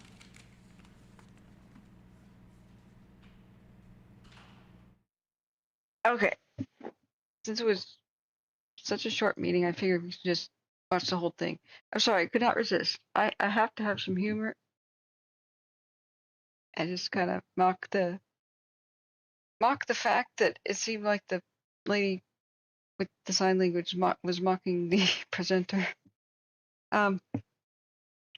These meetings are better than nothing, but really without the maps and showing us what's going on, it's mostly 99% fluff, you know. They never really soberly tell the public what to expect. It's always reassuring, even if they shouldn't be reassuring. So it lowers their credibility. Remember everything that happened during Caldor fire, and even though they went door to door evacuating people at 10 p.m. At 5 p.m. on the press conference, they reassured everybody there was no need for evacuations. Where on my channel at 3 in the morning, we had seen the fire climb Lover's Leap and could see clearly on the maps they had no defenses ready yet. So it was going to sweep over Sierra Tahoe and then rain embers down on South Lake Tahoe. And it would just be whether or not the wind went left or right, or whether or not South Lake Tahoe would survive. So, I was hoping they'd do the sort of thing that I do, which is best, worst, middle ground scenario, and be frank about it. If they're always just kind of saying everything's going to go and be okay, you know, it's part of the credibility problem, and you have to win the. You can't just expect the trust of the public. You should earn it. You have to. But better than nothing. It's better than nothing.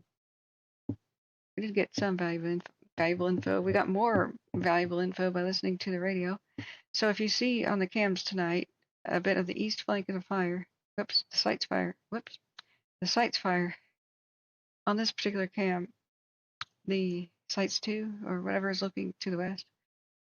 If you see the valley on fire, you know, the flatland, the grass, we heard the pilots say that they plan to light that on fire tonight, probably. And other spots are possible. So what can freak people out is watching the cams at night, and then what tends to happen is their hotlines and whatnot go shut off around 8 p.m. But the reason they do that stuff at night is because and they're describing the perfect weather to do this sort of activity. It's colder, it's humid, not windy, great. So they're getting some awesome opportunities. What containment rates did they say? In the 40s? That surprises me, and that's awesome. So, excuse me, let's go back to the sites fire. Facebook, the Charlotte fire down here, we were worried about running for homes. Husky reported forward progress stopped. Pretty crazy to see 2 fires in the same cam that way. Nuts. So, we spoke about the point fire at first. It's still not totally a done deal. There's still some mandatory evacuations by Lake Sonoma. They said they're going to keep that for a bit. Same thing with sites. I think I didn't realize that a lot of the audience, because they had more than 1,000 people watching. I was like, why for the sites fire? It was for the point as well. I had no idea. So with sites, it's definitely going to be over 20,000 acre fires. It's going to be, and just there's not anything to stop it making it run south. But I don't think it'll be much over that if the weather holds. But we might have a hot weekend, so the race against time has begun. But I do approve of doing firing operations. It's a pretty sparsely inhabited area. Fighting fire with fire definitely works. There's not enough water in the entire county here to try to extinguish it or contain it with water alone. That's not possible. So we still have our evacuation orders and such unchanged. We have the updated acreage that we explained today, 15,565, and it's still burned a bit more since then. We'll look at the cams in a second. So, oh yeah, that's right. They're saying the point fire is 45% contained. And I went, what? But it's still impressive to have a 15% on the sites. Probably we're around the head where it started, and where the main road is, I would guess. But on my wish list would be their maps that are like tantalizingly behind them on the wall that explain where they're putting the dozer lines and such. Explain where the black line is. If the public could see that, I think they'd have more reassurance that they're actually doing something. Because we can't see them work, they just say they're working. You know. So I'm going to dinner right now. Can you guys hold down the fort? I'm gonna put C-Probe is mad at me. He's like, where are you? And he's made some manicotti. I plan to go to dinner for about 45 here, maybe earlier. Let me just kind of take some back here. Look at the pretty rainbow thing. So we'll put this on the sights. Aircraft's off, so we don't have the aircraft thing. I'm gonna put the Calaveras County on so you can hear about what's going on with the Aero fire. But of course the aircraft is there, but they sometimes talk. So it's better than not having any feed whatsoever. So we're gonna turn that on. And don't feel like you have to be here, mods. It's not critical. It's just great that people here can answer you can answer questions. Yeah, I'm coming, C-Pro. So any updates on the Aero? Well, yeah, I was gonna do that right after dinner, but sure, we can check real quick. Great weather for tonight. It was great weather last night. Just awesome. They did great progress. They turned on a lot of power today. 550. We're listening to Calaveras County. Let me mute it for a second. The last update was just an hour ago. 5,000 and basically half acres. And now 23% containment. But they're not gonna change evacuations. So I'm hoping to get their nighttime helicopters. I did not hear them order them, but I've had quite a kind of chaotic day. I've monitored the radio for much of the day. They had a lot of fixed wing in the morning, and they were doing so well that they just said, you guys could go do something else, and we'll take the 2 helicopters. They did find some hot spots on a particular property that I put a pin on. That's Marysville Hotel, 929 O'Burns Ferry Road, in the heart of classical Copperopolis. So they said they spotted it from the air. Ground crews rushed over to it. Done deal. And they were like, good job. And very soon after that, they said, we don't need as many aircraft. So everything's going really well. And just as my broadcast began, you can't rewind, by the way. Just remember to hit the live button to come back to the future. Like the very beginning of the broadcast, on the radio, they said, everything's looking great. And then they talked about re-energizing lines across Highway 4 to, give people back some power towards Angels Camp. And people came in the chat and said, we got a lot of power back. So other than that, they just haven't had a lot much to say. They said, at some point there was like a little mini flare up, and they arrived and they couldn't find any new smoke report. Like they said, they can't verify it. So they investigated everything now. So I can't speculate on when evacuations might be lifted or where, or we just can't see very much on the cams. That's the sites fire. The Aero sites cams have mostly moved away. Like this is Starletta looking at a lake, So, whoops. Yeah, refresh. Maybe it's even down. Don't know why. Okay, it's down. But Upper Bear kept looking at the situation, and all night there's just almost no smoke. This awesome fog stuff just a gift from God, basically. Perfect.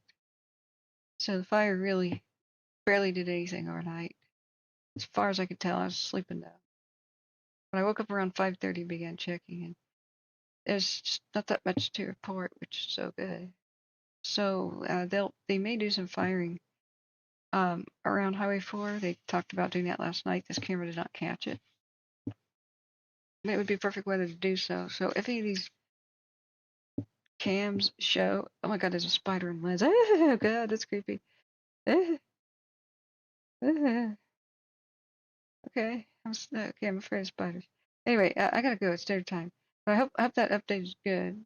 If you see flare-ups either on the sites or the Aero, they're probably lighting them on purpose, especially if they stay consistent. Like on the infrared, you'll see a big white flash, So I hope that helps.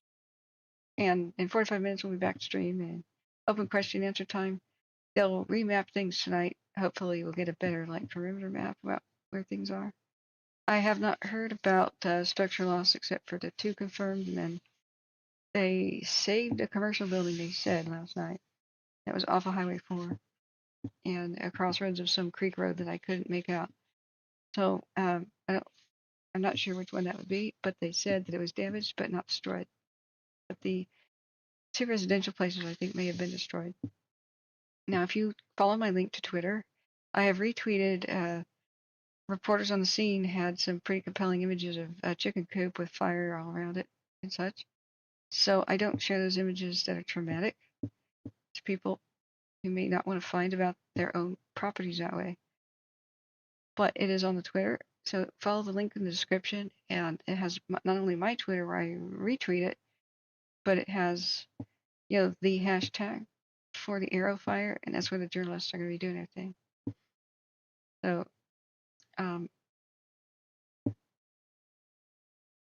Vanessa, they're fighting the sites fire with fire mostly. They're going to do some firing ops there. Yeah, I fixed it. I'm sorry, guys. I fixed the donation links. We now have Cash App. If you could hit the like button, it helps us rebuild the channel.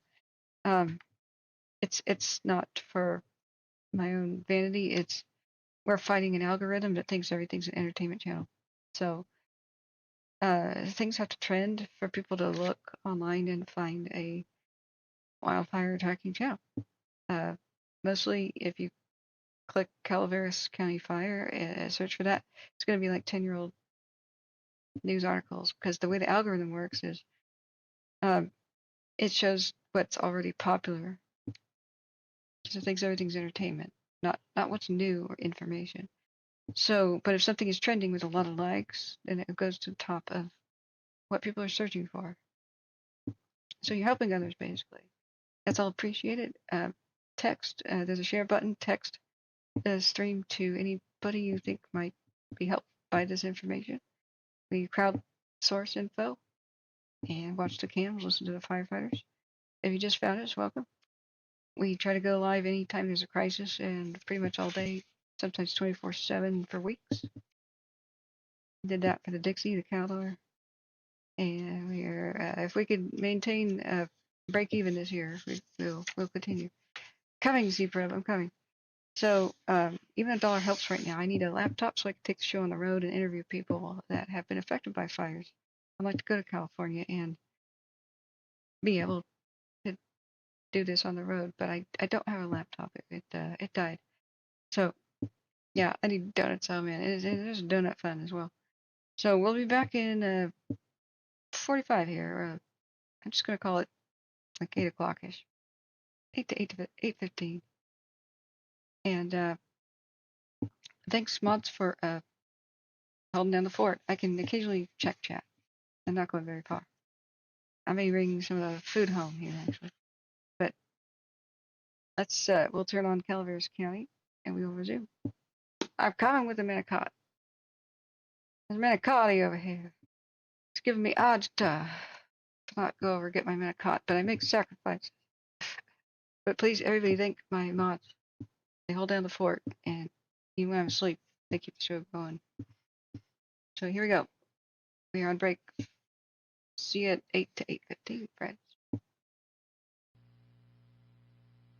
There will be long intervals of silence. That's just the way that is.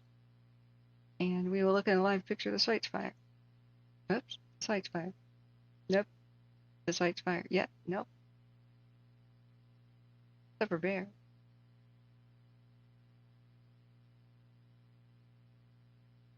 Where's my site's fire? Sorry, we went looking at the one that was threatening people in LA. So let me redo it.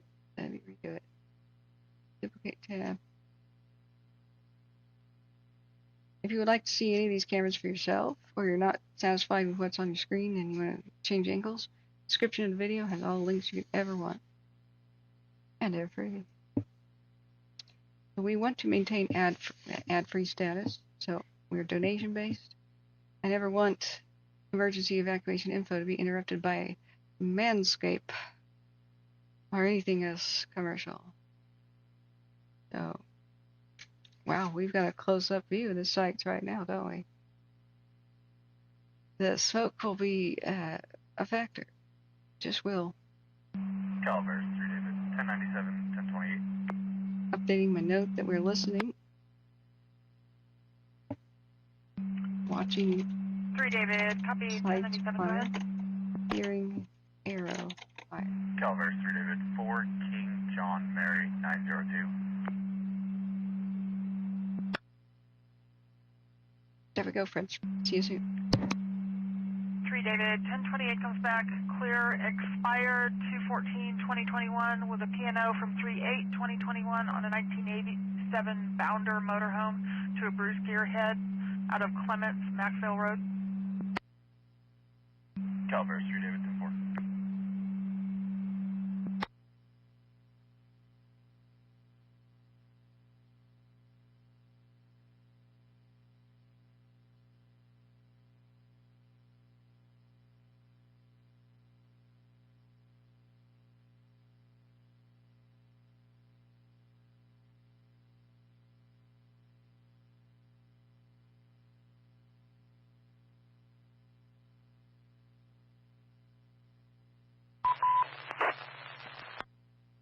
Motor vehicle accident, Green Springs, J59, Highway 108.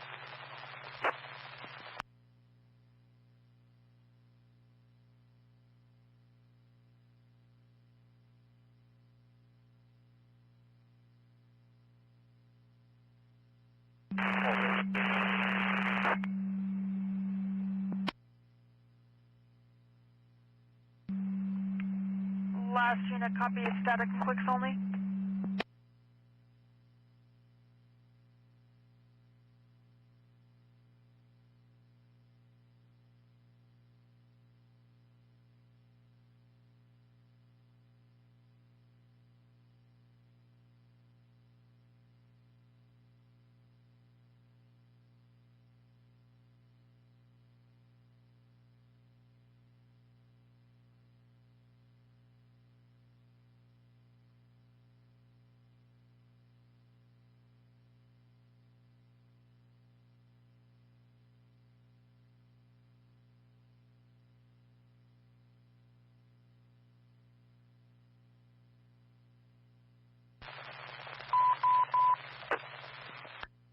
Vegetation fire, Green Springs, J59, Highway 108.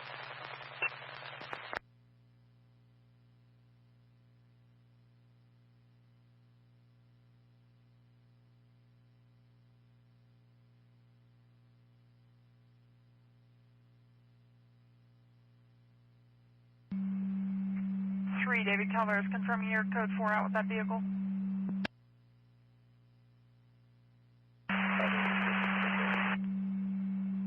Ten 4-3 David, code 4.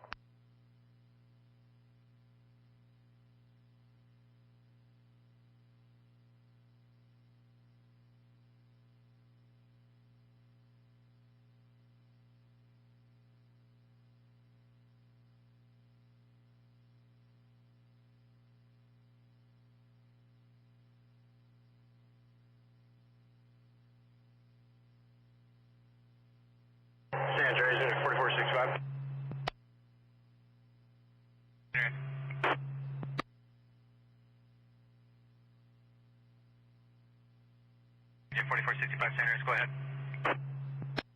Which incident do you want us responding to right now? One and the same. For the incident 131, and I'll be 10-6 by 1021. 10-4 Baker, 10-6, 1021. Tall black cloud of smoke. Cannot see it at this time. When you're clear, I have a 415 verbal child custody dispute pending Lori Court, Valley Springs.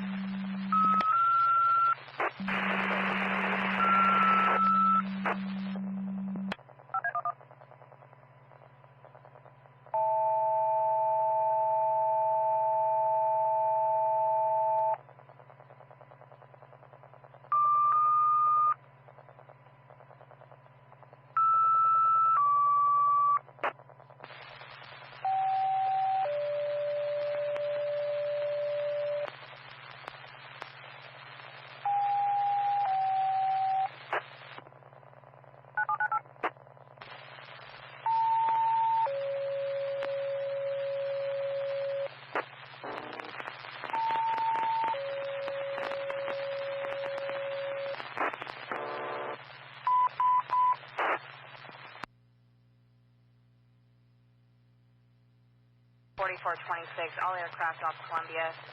Engine 4465, engine 436, engine 4476, engine 733, engine 583, engine 783, engine 123, one engine on order from MMU, one dozer on order from MMU, baseline crew 3, engine 761, engine 5810, water tender 518, water tender 549, water tender 569, vegetation fire, J59 Highway 108. San Andreas repeating for utility 4453, training 4426, all aircraft off Columbia, engine 4465, engine 436, engine 4476, engine 733, engine 583, engine 783, engine 123, one engine on order from MMU, one dozer on order from MMU, baseline crew 3, engine 761, engine 5810, water tender 518, water tender 549, water tender 569. Vegetation fire, J59 Highway 108. Check back, Tuolumne Command, 1904. 10-4, 14K3, O'Reilly, follow up, code 4. 4416, I'll be responding. 4416, negative.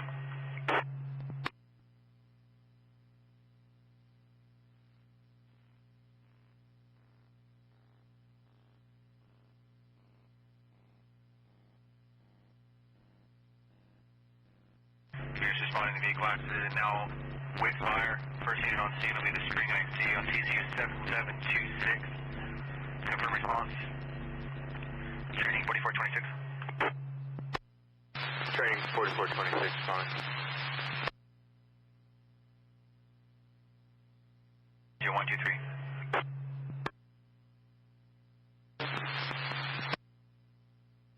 Engine 123. CALEVERAS 3 David, 1098 Nora, subject is broken down, waiting for mechanic. I'll be 1049 to 415. 10-4 David, 1029, 3253, Lori Court. RP is a Katie Rowland in a verbal 415 with ex Gabriel Juarez. RP attempting to leave with their 11-month-old baby. Negative custody orders at this time. Parties are separated inside the same residence. Branch 5 training. Engine 58 then. Engine 583. Engine 583. Engine 733. Engine 733. Engine 783. If you like, Engine 783.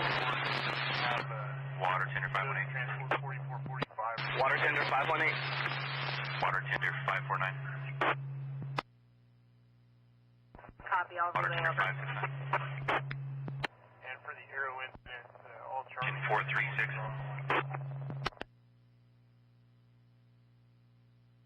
Engine 123. 06. Responding 1906. First on scene will be the Springs IC, also en route. Battalion 4416, engine 761, baseline 3. One dozer on order from MMU. One engine on order from MMU. 1906. San Andreas, engine 4465 at scene of a vegetation fire, approximately 5 to 10 acres, potential for 50. I'll be assuming I see no structures threatened in this time.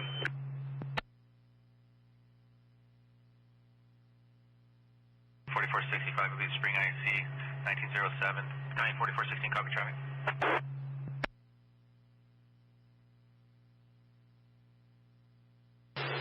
County 4416, copy traffic.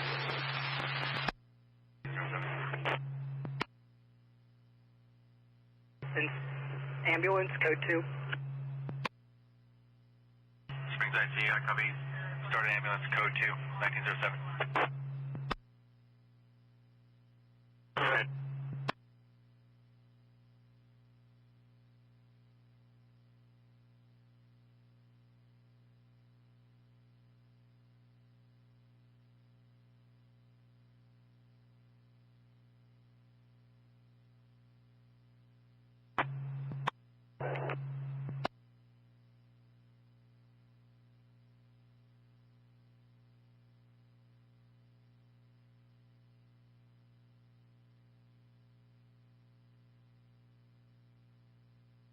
San Andreas Utility 4481, respond to the Springs incident. 4481, 1908.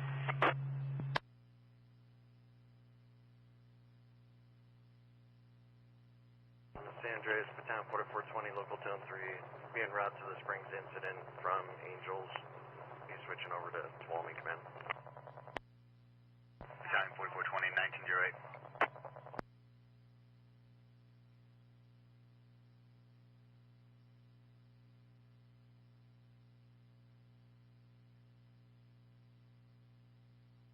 San Andreas, AirTech 440 on Tuolumne Command. San Andreas. Got a decently building column, start 2 additional tankers closest, 2 additional Type 1 helicopters closest. Take some aircraft from the Arroyo incident. 1909.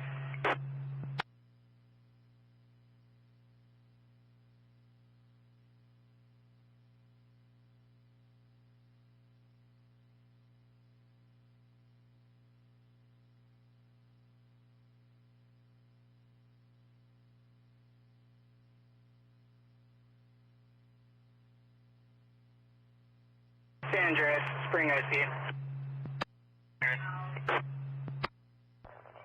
Night operations, day operations, on command. Go ahead and start me law enforcement as well for traffic control. 09.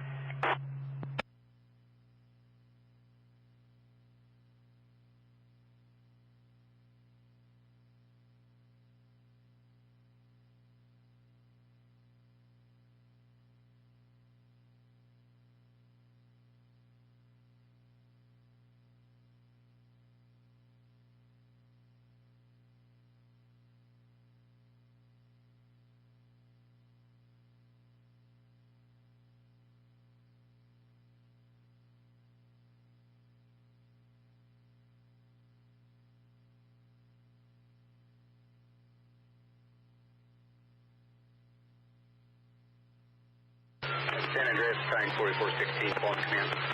San Andreas. Can we start the 2 pre-identified IA dispatch dozers from the Aero incident, please? Affirmative.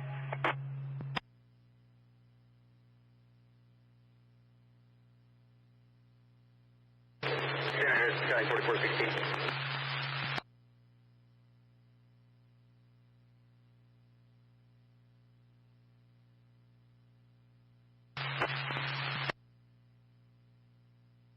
Go ahead. Division, that's reactional. Yeah, did you copy the traffic about the 2 dozers from the Aero? Affirmative, they're en route. Copy. Night Ops Division, X-ray actual.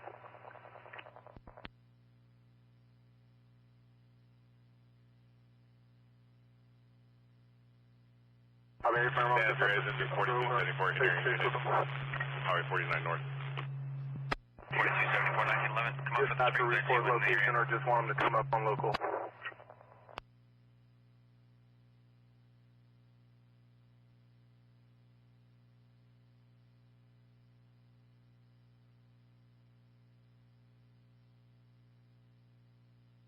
Copy, I'll let you know when they're rolling.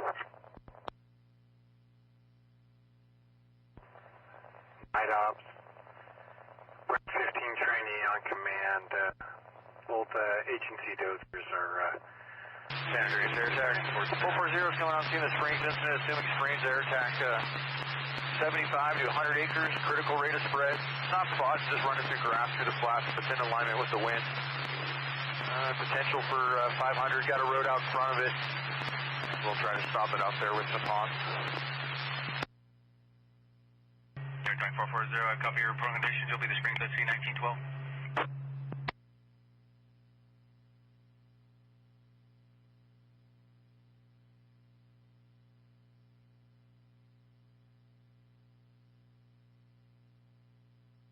San Andreas, 4416. San Andreas.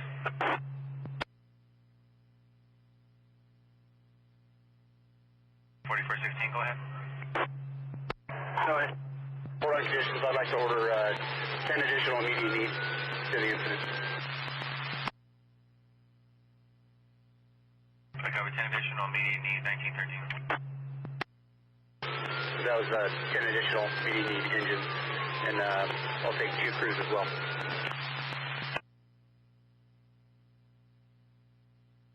I copy 2 crews.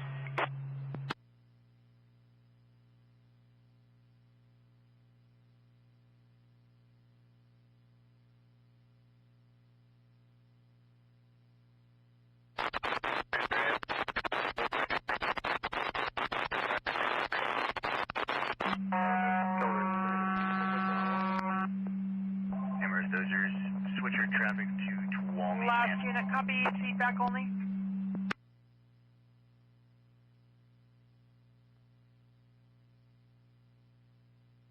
CALEVERAS 14K3, 272901. 14K3, go ahead. West of Mosa, Mary Ocean, Sam Adam, first of Blaine, Boy Lincoln Adam. Time 4415, San Andreas 12. Date of birth 9/25 of 2002. Please get that to the call, please. You have traffic for 4415. Affirmative. 9440 Charlie still available to respond to the news start on J59. San Andreas, Battalion 4416, 12 command. Currently assigned to the Aero incident. Start getting ready to move that way. Confirming we have 3 dozers en route. Affirmative, there's a need. Like to bump that up 2 more for a total of 5. Medical aid, Apple Valley, 14351, Lake Vista Drive. CALEVERAS 40, 10-8. 10-440, 10-8. Position 58 to head scene. At operation, day operation, 1915.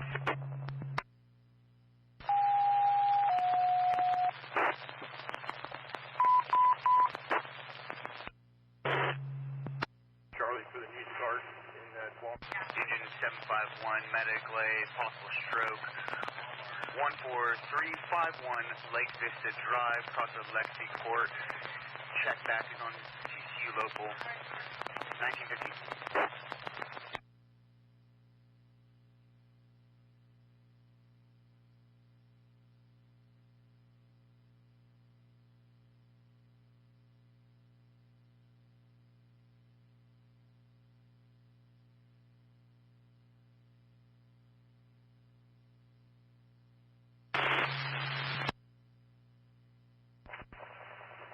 Branch 5 actual, Branch 5 training, copy of traffic. We're going to be going to Snohomish County for a little bit. San Andreas, strike team 9420 Charlie, Snohomish command, 73. Team 9420 Charlie, go ahead. Spawning vegetation fire on Highway 108 and Highway 59, we're on San Andreas. 16, the code 3 response will be 6 miles south, Highway 108.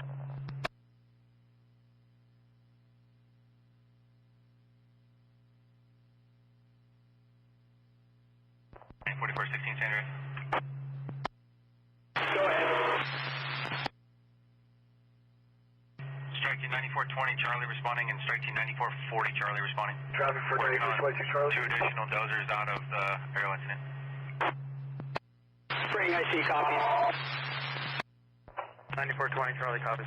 Range 5 actual, range 5 training on command.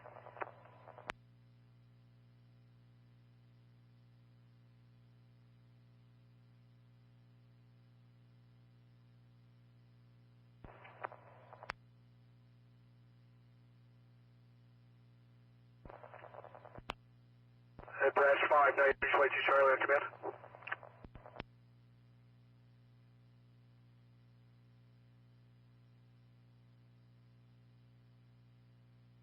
Check back in 1051. 1051.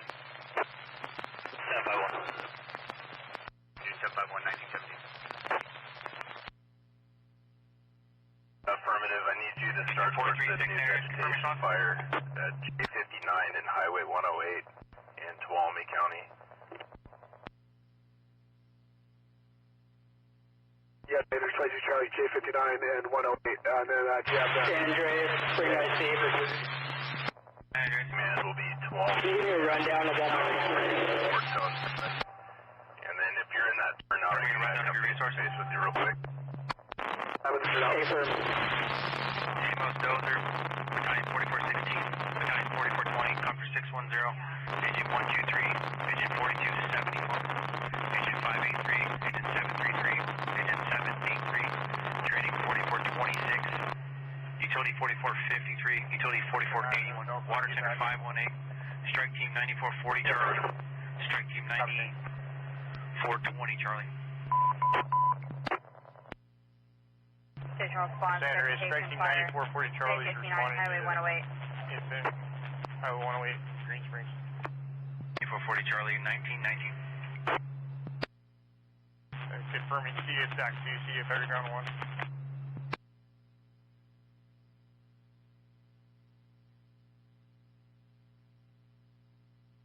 Back 2.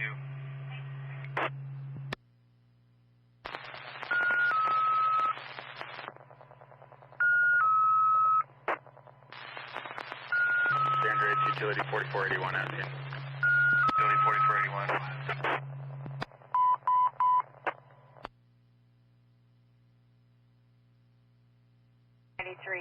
14 Golf, respond to the vegetation fire. All units on Spring IC that doesn't have an assignment. 3 CDF Tax 2, 1919.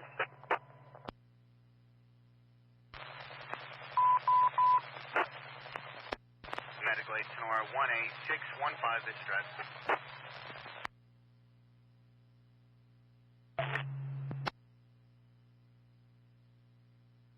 Spring IC rule on command. Go ahead. Everybody come up on back here for me.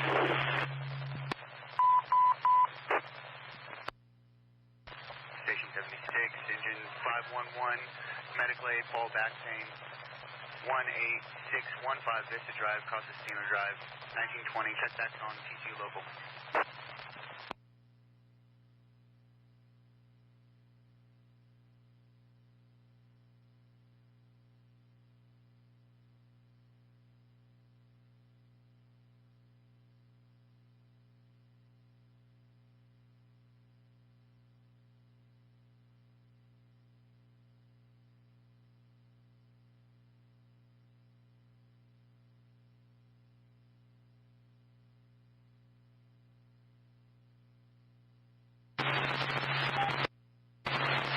Water Center 518, that's me. Water Center 518, 1921.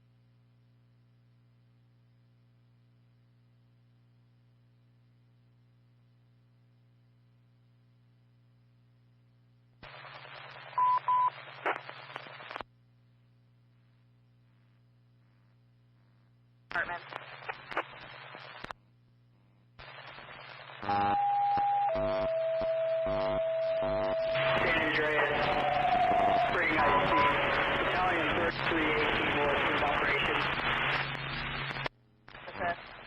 1840, Palmer Road, 20. You're on Town 3. Check back, engine 511. Engine 561, place up.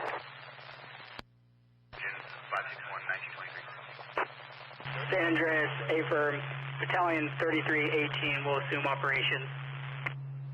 9 off, branch 5, command 12. 1923.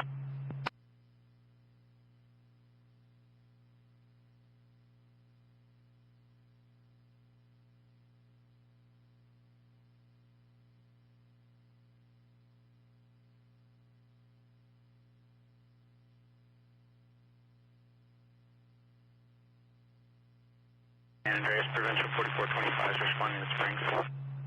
Prevention 4425, 1924. San Andreas, utility 905, check traffic. Spring IC. 905, 1924. Is that TF traffic?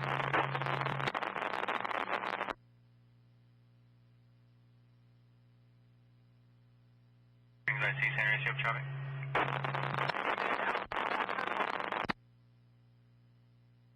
Branch 5, command 12.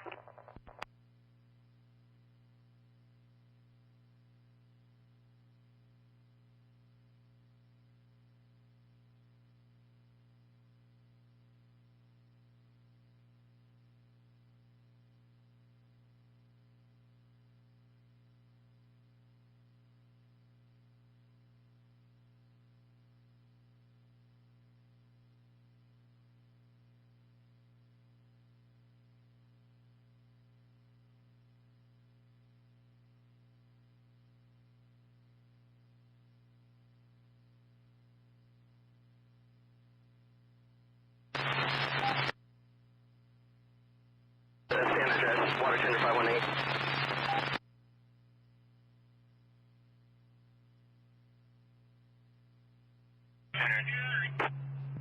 Information for incoming units just below the head entry power lines.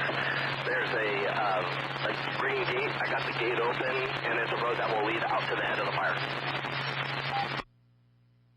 25, break, battalion 4416, copy traffic. Battalion 4416 copies traffic. Have somebody put a fire road access sign on that, please. 10518, copy traffic. Affirmative, first engine, take care of that fire road sign. I don't have any on this rig.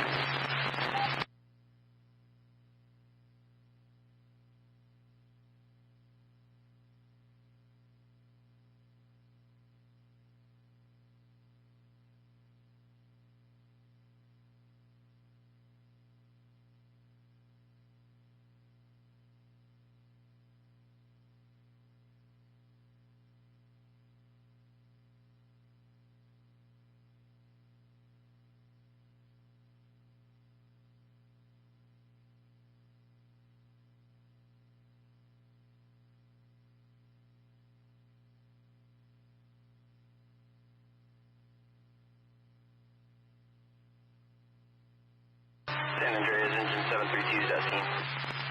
732, 1927. 732, 2733. spring operation. San Andreas. 53 is asking.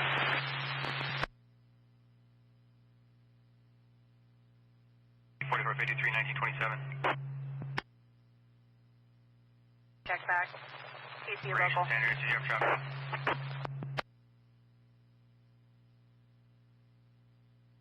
San Andreas, engine 583, I think. 583, 1927.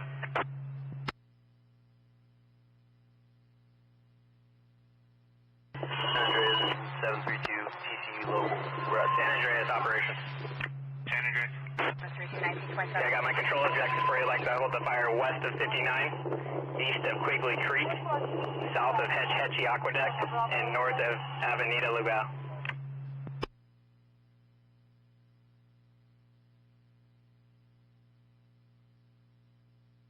Repeat your south objective. South of the Hetch Hetchy Aqueduct. 28.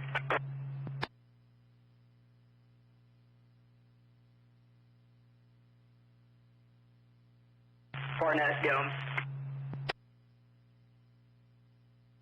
Caliber 580, 1010. 10-4-580.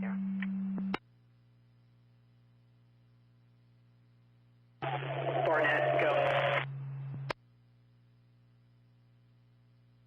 San Andreas 10-5-1-7. Engine 751, 1928.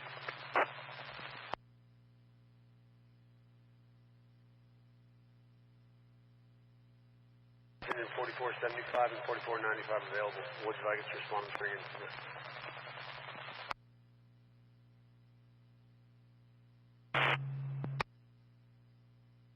Engine 4475, affirmative. 12 me command, CDF TAC 2. You can show engine 4475 and engine 4495 responding. Both units 1929. San Andreas, operations with an update. Fire is currently at 100, 115 acres. Operation San Andreas goes 1929. Down 4, got it. 407 responding to the spring. 4407, 1929.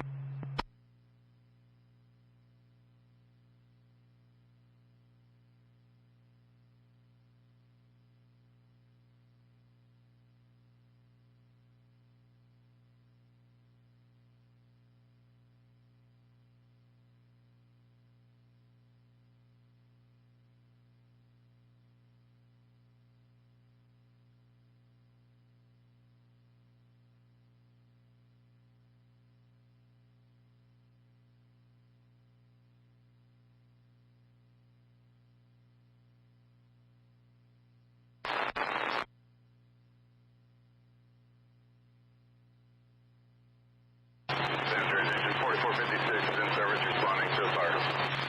4456, 1930.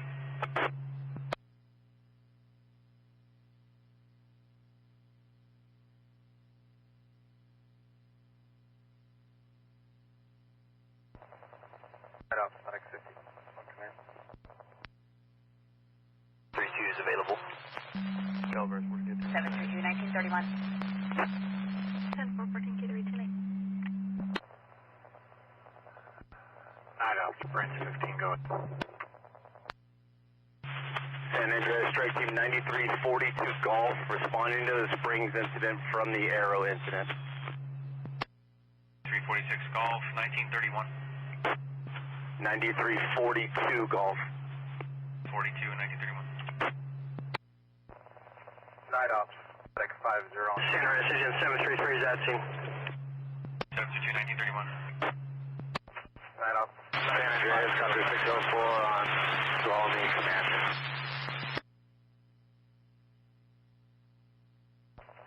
Medic 50 and Medic 51 are off the line for the evening.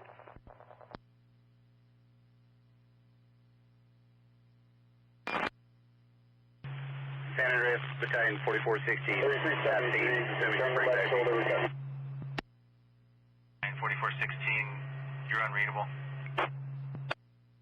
San Andreas, Battalion 4416, how do you copy? Sure, go ahead. I'll be assuming Springs IC. IC 1932. On Swallow command, 73. 604, San Andreas, go ahead. San Andreas, copy 604 is entering the unit en route to the spring fire with a 1947 ETA. 604, 1932. San Andreas engine 436 pulling up on scene. Where would you like us?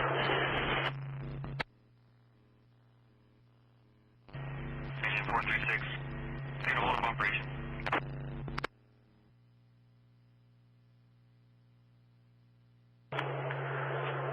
Springs IC, engine 436.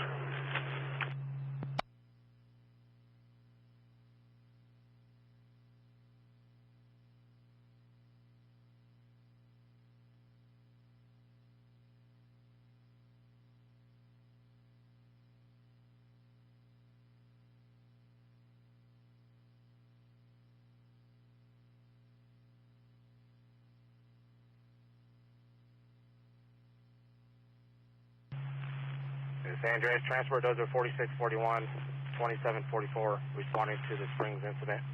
Can I get a confirmation on comms? F12 command, tone 3, and TAC 2. 4641.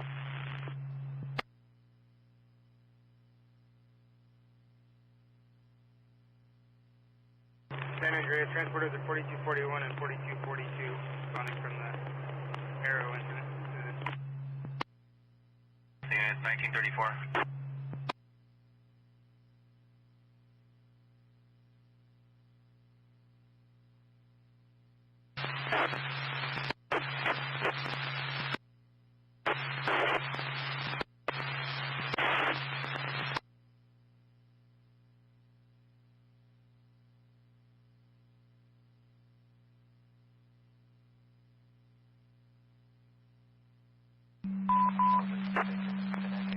So to Medic Way Sonora 11143 Harrison Drive.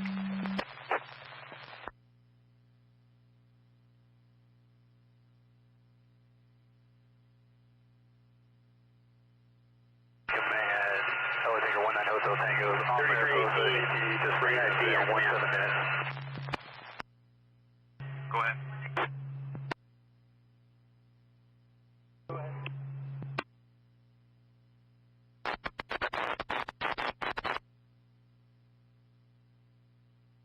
San Andreas, you bro. Hotel Tango, San Andreas, I copy off base, Mariposa, 1935.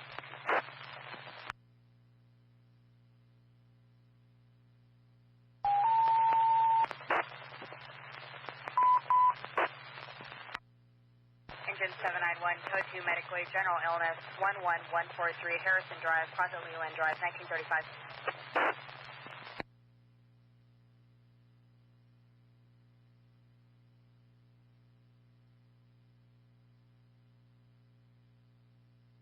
San Andreas, Prevention 4423, responding to the Springs incident. 4423, 1935.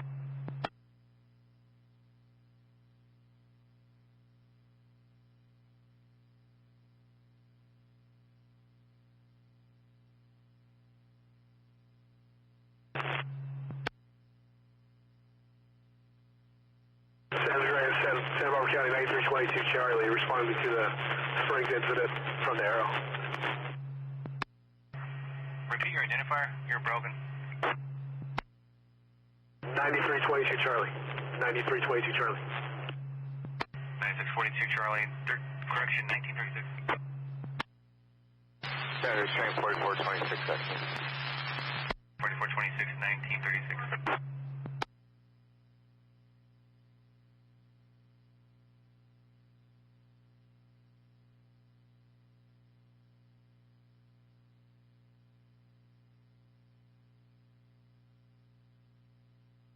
Messages 561 is available. En route, station 76.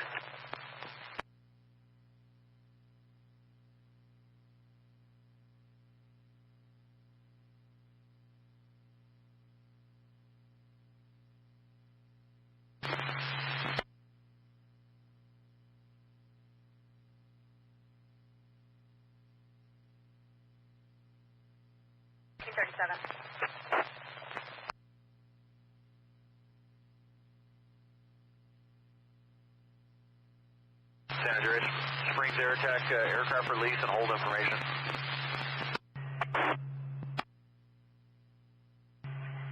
Air attack, go ahead. Tanker 82, Tanker 83, load and hold Columbia, currently in the pattern landing. Tanker 79, Tanker 80, release, ETA Hollister 2000 loaded. Copter 604, 1950 ETA to Hollister, and negative contact with the third copter.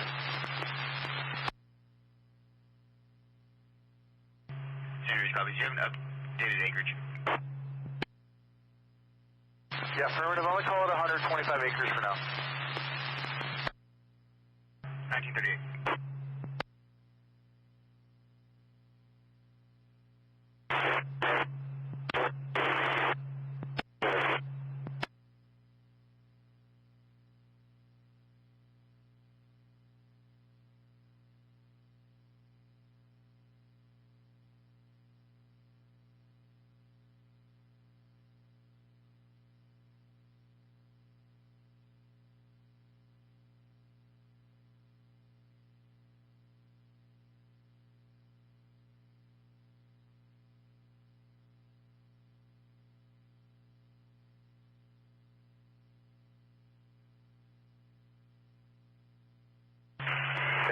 Andreas, copter 604 on 12 maybe command. Andreas.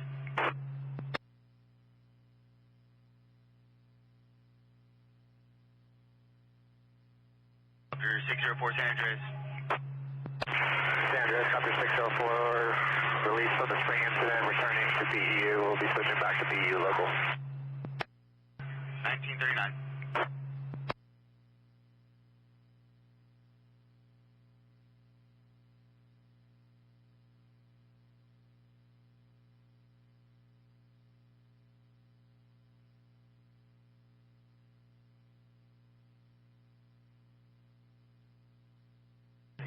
San Andreas, strike team leader 9440 Charlie's at scene of the Springs incident.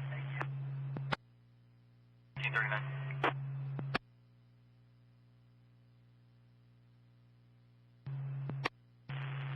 San Andreas, Spring IC. San Andreas. I'd like to cancel the 2 additional hand crews. One of the Charlie strike teams you can cancel, and we'll just keep the 2 dozers coming. Forward rate of spread is stopped. I believe Air Attack gave you an estimate on acreage of 115 acres. Confirming with the dozer cancellation, you're going to stick with a total of 2? Affirmative, total of 2. 1940.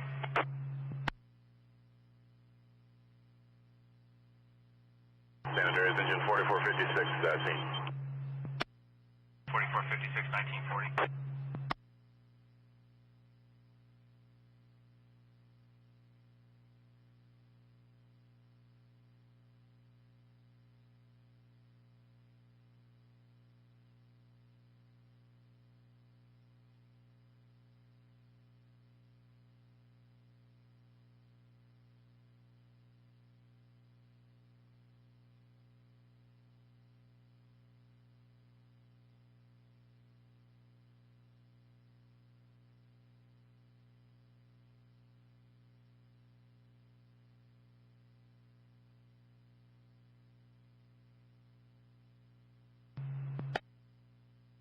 San Andreas, show transporters are 4241 and 4242 at scene. Both units, 1941. Operations 4241. You want us to start at the hill and take left and right?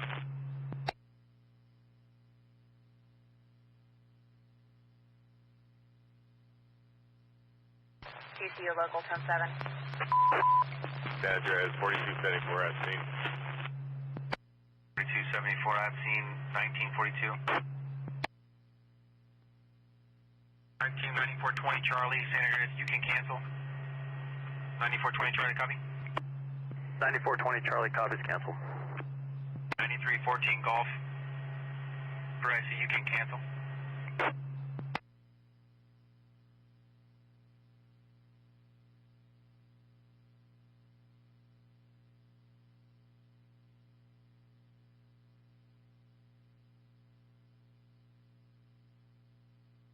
.4342 Golf, San Andreas, copy, cancel.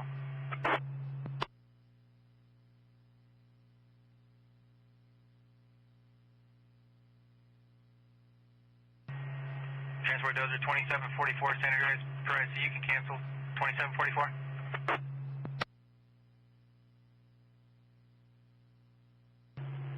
Transport dozer 2744 is available, returning to Aero incident. Transport dozer 4641, you can cancel.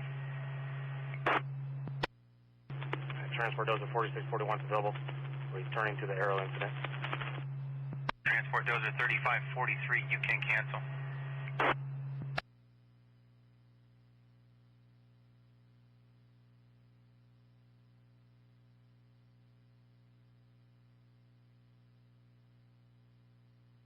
.4342 Golf, San Andreas, copy, cancel.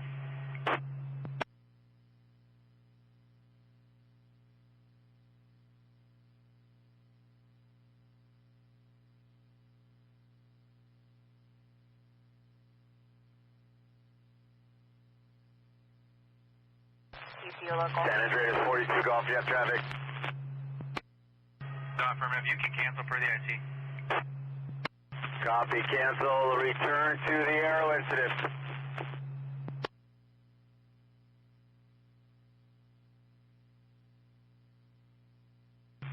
San Andreas, Baton 4420 at sea. 2420, 1940, we're in.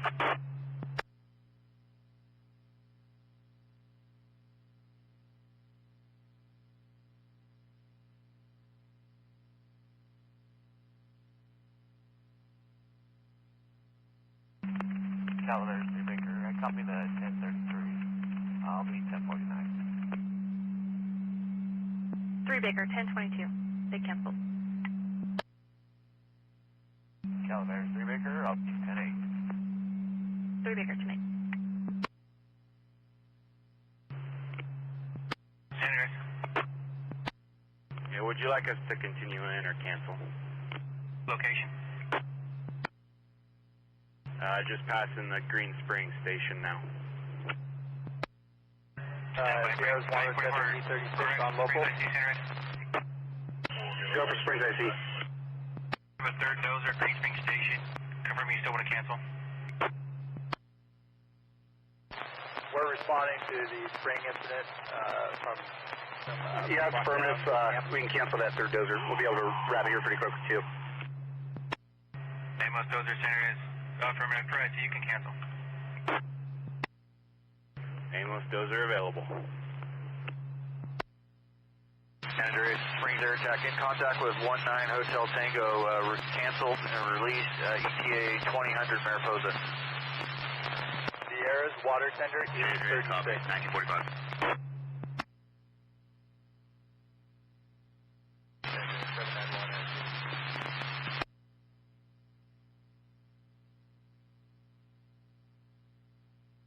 Under 8036, you can cancel. Copy. Cancel. San Andreas, water tender. 1051's available. Wyoming Command, en route to the Green Springs incident. Water tender 169, 1946. Andreas, go take the 19 Hotel Tango. It's canceled for Springs incident back to Mariposa, ET 10 minutes.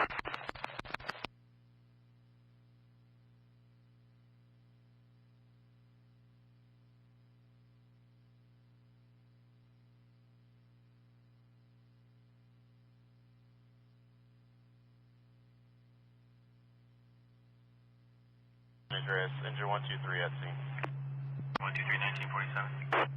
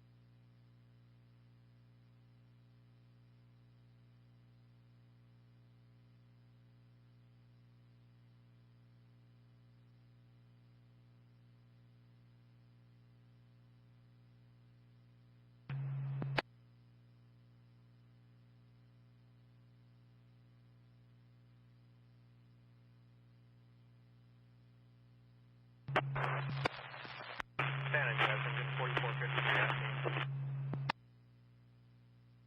1948. 51, 1948.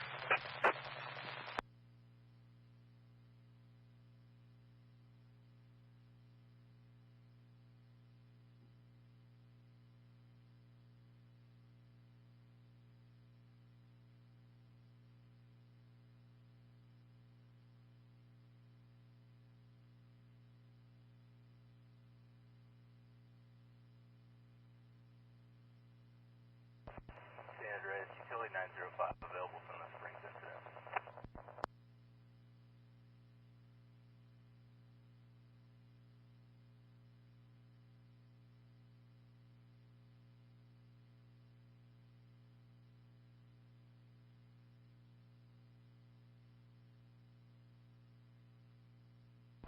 Unit control, repeat traffic for San Andreas.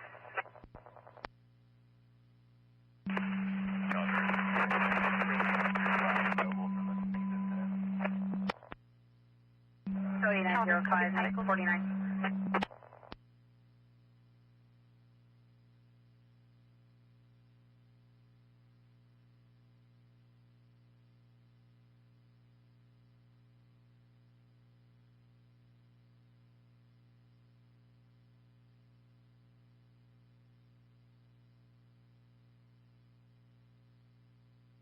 CALEVERAS, 3 David, 1098 Nora.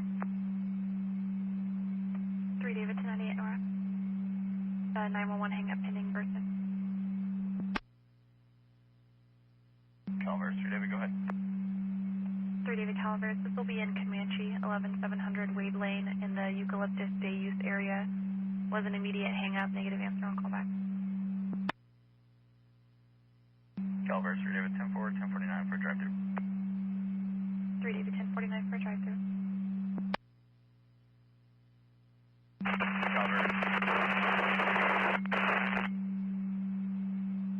Last unit trying to reach CALEVERAS, you're 10-1 with heavy static.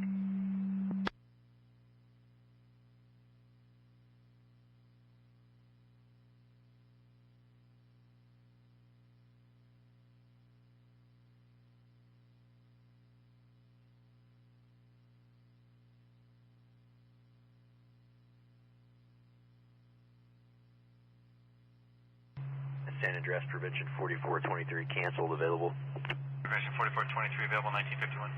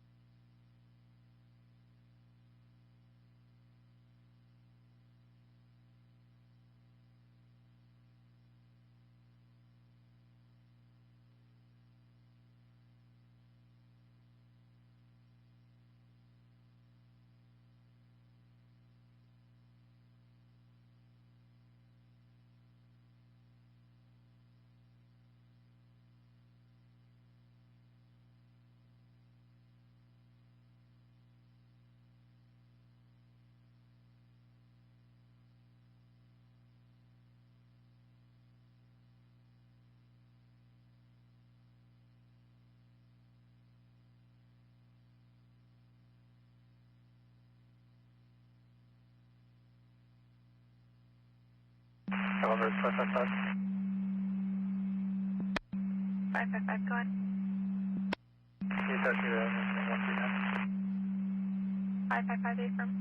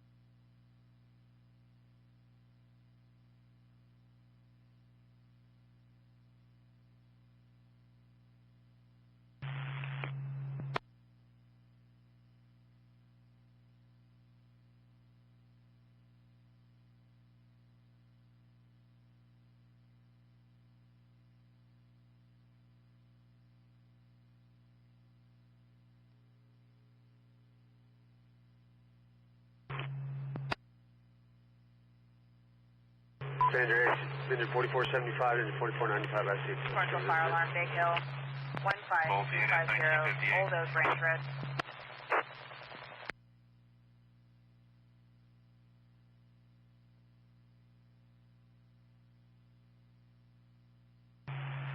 Safety, IC, go ahead.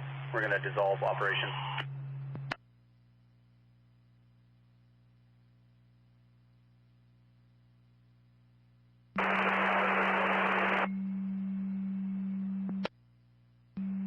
Calvert, probably Southern Gold.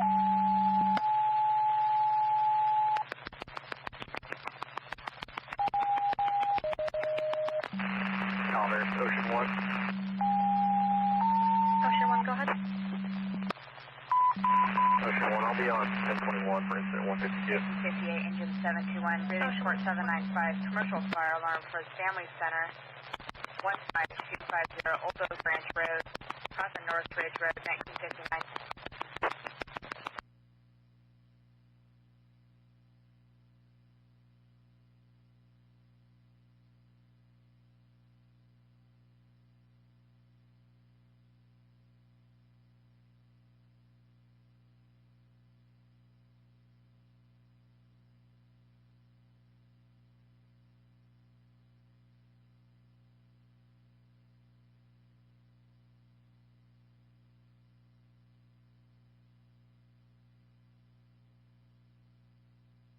San Andreas, Springs Air Attack aircraft release information.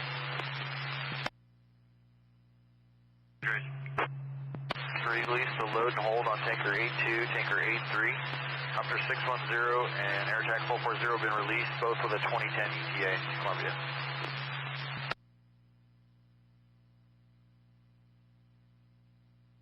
San Andreas, 2000.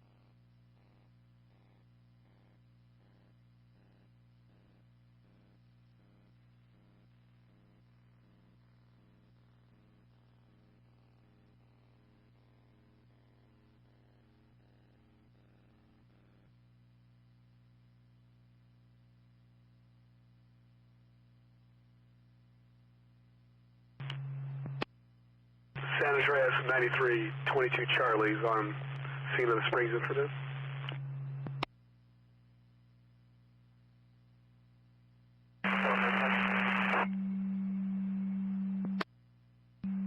Calevera's copies feedback only. Calevera's 563. Units dispatch. Commercial fire alarm in Bakeville, Old Oak Ranch Road. Further alarm company changes. Central line copy cancel. TCU local. 563. Can you repeat the incident number? You're 10-1. Incident number 10-4-563. 95 copy cancel. TCU local. Thank you.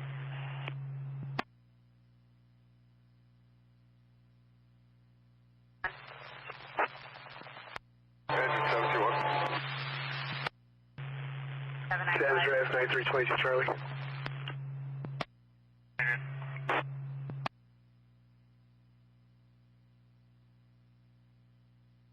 Port 795. Copy cancel. Charlie, been canceled and returning to the Aero incident. 2002. 5 copy canceled. Old Oak Ranch.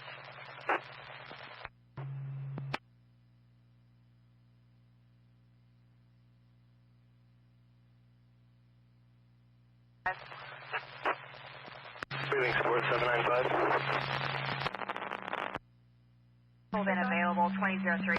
Calvert, 398 North, Thomas Eddy. 10-4-5-6-3.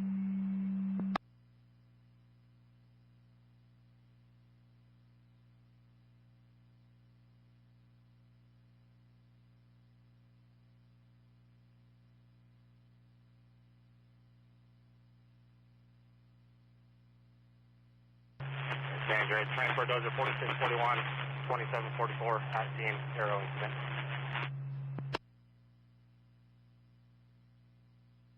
Kansas scene 2003. Calvert, 563. 563, go ahead. Calvert, 563. 141. I'll be tested for 21. 563, still have heavy feedback. Confirming 141. 10-4-5-6-3.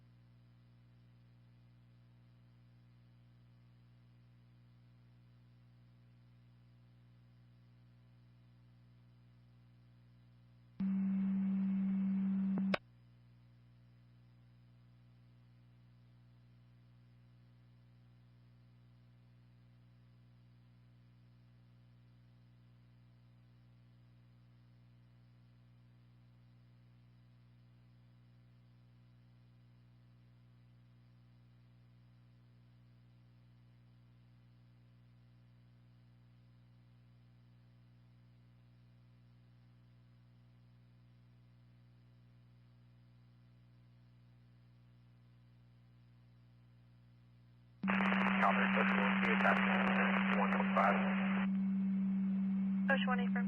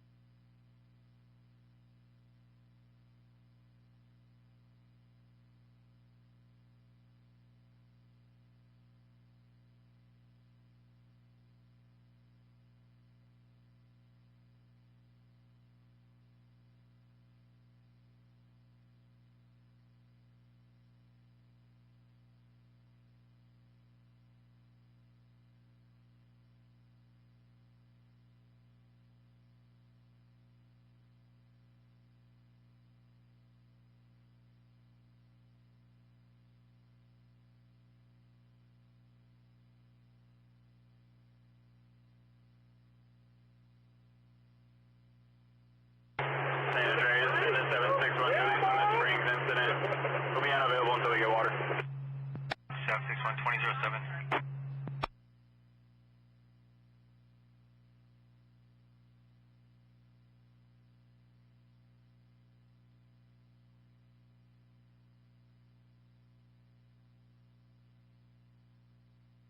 San Andreas, engine 783 is at Stephen Springs incident. 783-2007.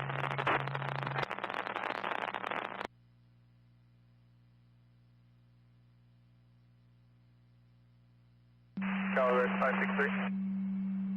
563, go ahead. 1098 North, solid status. 104563.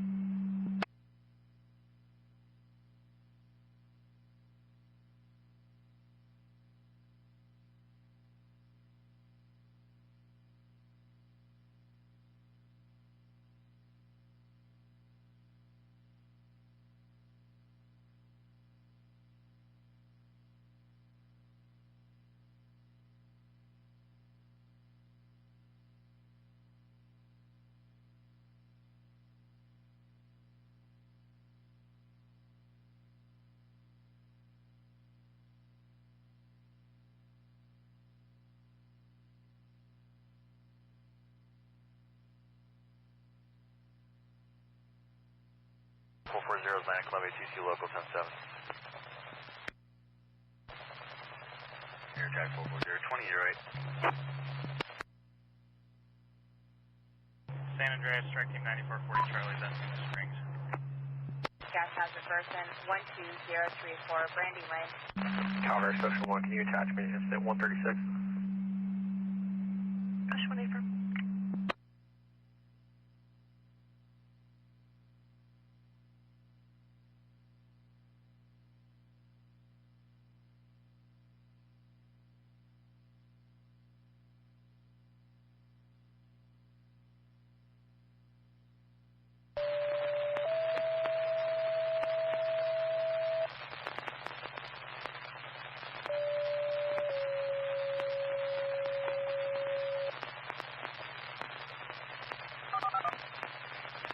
Strike team 9440 Charlie, San Andreas, did you have traffic? Taco Fire Team 110, engine 112, engine 4493. Gas hazard for the gas alarm 12034, Brandy Lane, across the Patterson Road, 2010, 385.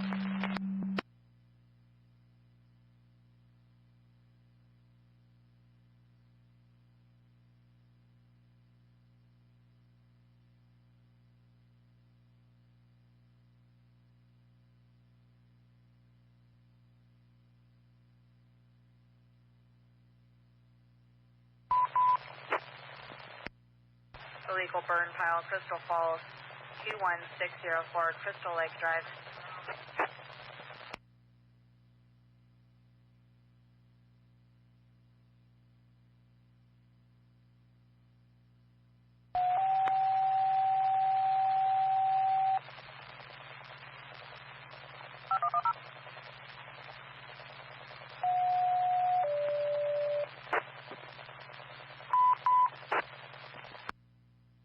Station 56, engine 511, illegal burn pile 21604, Crystal Lake Drive, cross of American River Drive, 2011.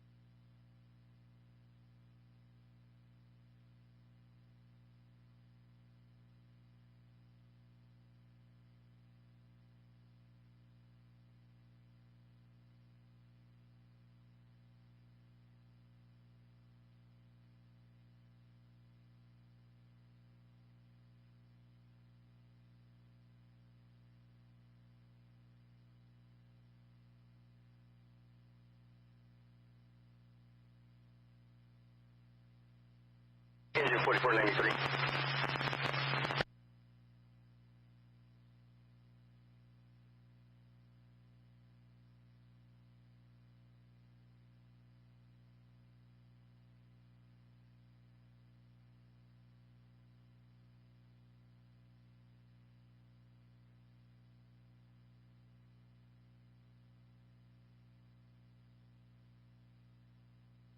Engine 511, check back. Engine 511. Engine 511, 2013.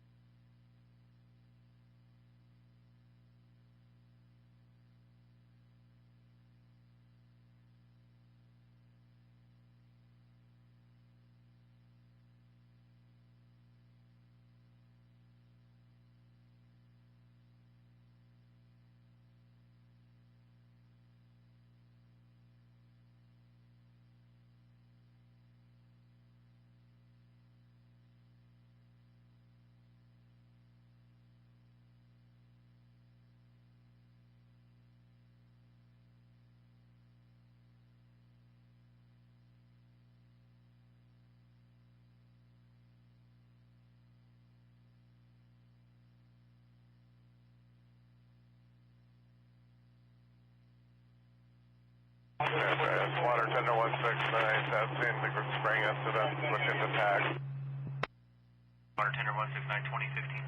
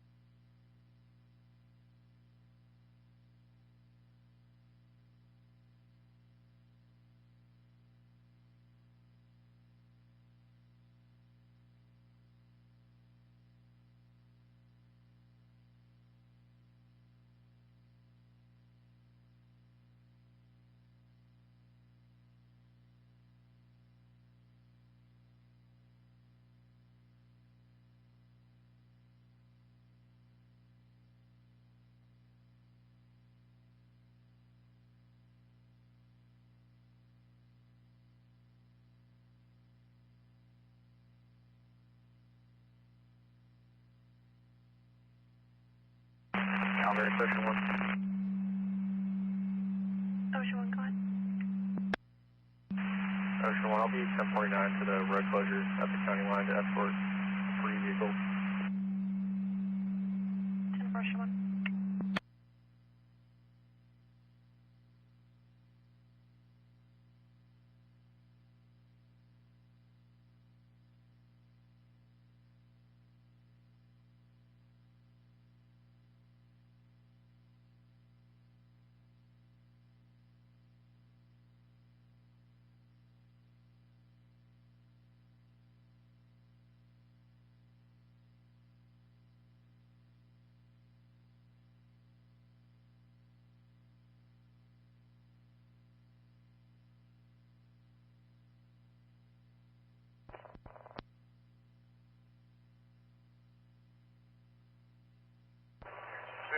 Engine 5810 released from the spring incident or available.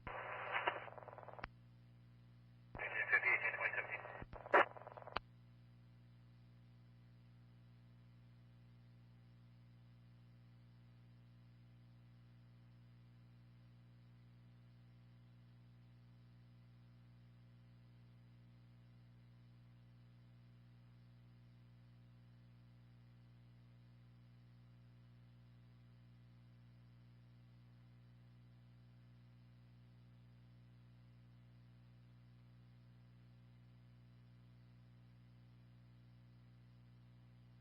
CALEVERAS, 3 David. 3 David, go ahead. CALEVERAS, 3 David, all appears code 4, attempted 1021, negative answer, voicemail left, I'll be 1098 on.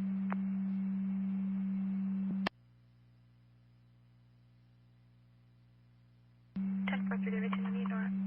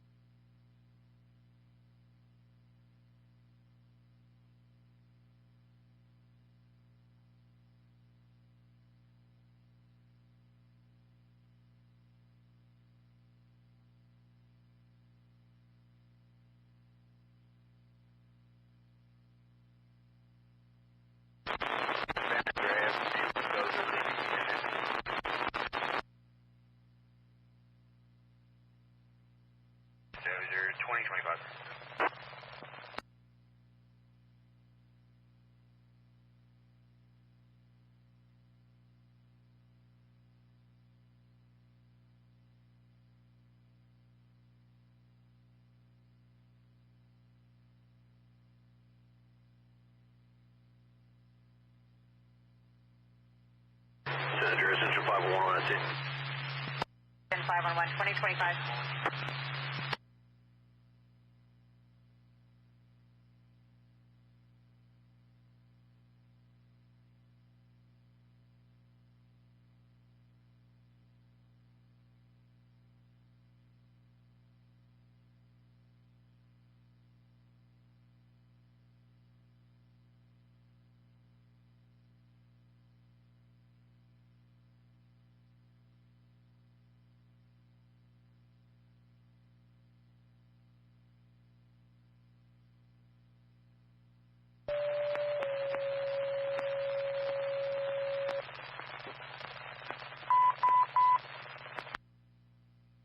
Engine 133, additional response, gas hazard 12034, Brandy Lane, south of Patterson Road, 2026. San Andreas, engine 4495, engine 4475, coming in early, returning to standard.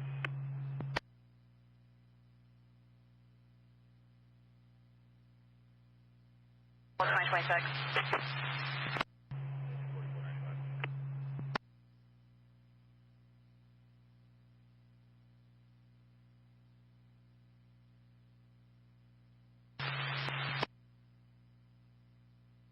San Andreas, engine 761, back on normal response. Engine 761, 2026.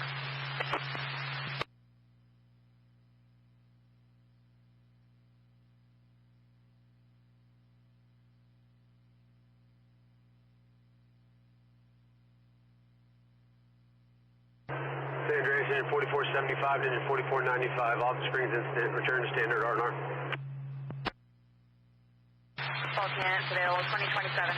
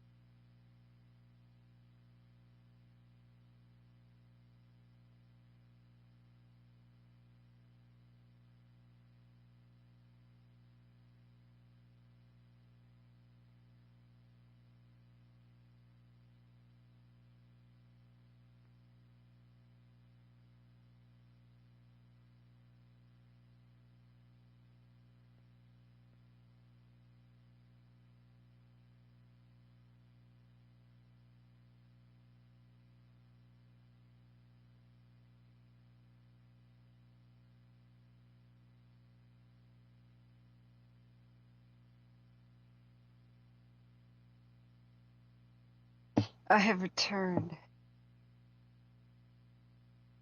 Oh dear, guys. Thank you so much for holding down the fort. So, I wanted to kind of take a break from fires for, an hour to eat. And I walk in and C-Probe is like, oh yay, he was not mad at me. He knew it was important to keep people informed about things. And on his big screen TV is my channel streaming, but we muted it after a bit. So as I was eating, I started seeing the chatter about the new fire, and I inhaled Manacot. I just scarfed it, ready to just rush the heck back here, change the cams, and be there. Yeah, I saw on the TV. Thank you. Yeah, our host is well fed. So, yeah, I was just looking over and admiring that the stream looks good on a big screen TV, and we got decent resolution. Semi-pro, I could make the interface look better as soon as I purchase one. But thank you so much, guys, for being on top of that. As soon as I was out the door, like putting the hat on, ready, it says on watch duty forward progress stopped. And so I sat back down. I'm like, okay, I can relax. And he Pro was jovial, and man, that's some of the best manicotti I've ever had. And I realized I should not have eaten that fast. I should have had to go. That was a mistake. I wonder if I have an ulcer. But we'll just relax now. We'll just relax. Yeah, you guys are wonderful. I'm so sorry. When you guys said Chinese camp was involved or in trouble, I almost that brings a chill. Because every time I plan to go film all the gold rush towns of California in the hills, that's when they like burn up. Remember, I was going to do Butte County first. Paradise first, start at the Gold Nugget Museum, use Paradise as a base of operations and use it like a wheel. Be at my brother's house, and then go to all the smaller mining camps and towns around it. Then move south to, and then next to Plumas County, after Paradise burned up. I was like, okay, well, we still got Plumas County. And Greenville is my base of operations, because it's about one of the few places you could tell tourists to have a lodging. I was going to write a travel guide, you know, to the ones that are protected. Obscure sites that people would loot, but, you know. Things like Hot Rock and the Loomis Museum for the volcano pictures, and of course Chester and Susanville and stuff, and other historic towns. And then I was going to go down to the Mother Lode and, you know, county by county. And so every time, you know, places like Chinese camp, and I pre-scouted Copperopolis in 2022. You know, and we were, I was kind of based out of Jackson for a bit in 2022. Things like the Empine Fire and others, just give me the willies, man. We have lost so many of the Gold Rush towns. Hey, Randall, thank you for being back here. I'm so glad forward progress stopped, man. Did you guys have heart attacks too? Which cams was it on? Were it on? Okay, yeah, I'm tired. Let's get some good stuff to go. Yeah, thanks for being here, guys. Oh, my phone almost ran out of battery too. But I can't thank you enough for being on top of it. Even though it was muted, it's pretty cool on TV. The San Andreas, turning 4426. Chat's like a pop-up. Where was it? Down by China camp? Chinese camp? Jackson, Ione. Because there's this magical highway right here. It goes Jackson, San Andreas, Angels Camp, you know. San Andreas, training 4426. And you got 4426 center. True Motherlode. The release from spring incident, resume unit safety coverage, and also can be available for any dispatches until you get some battalions back available.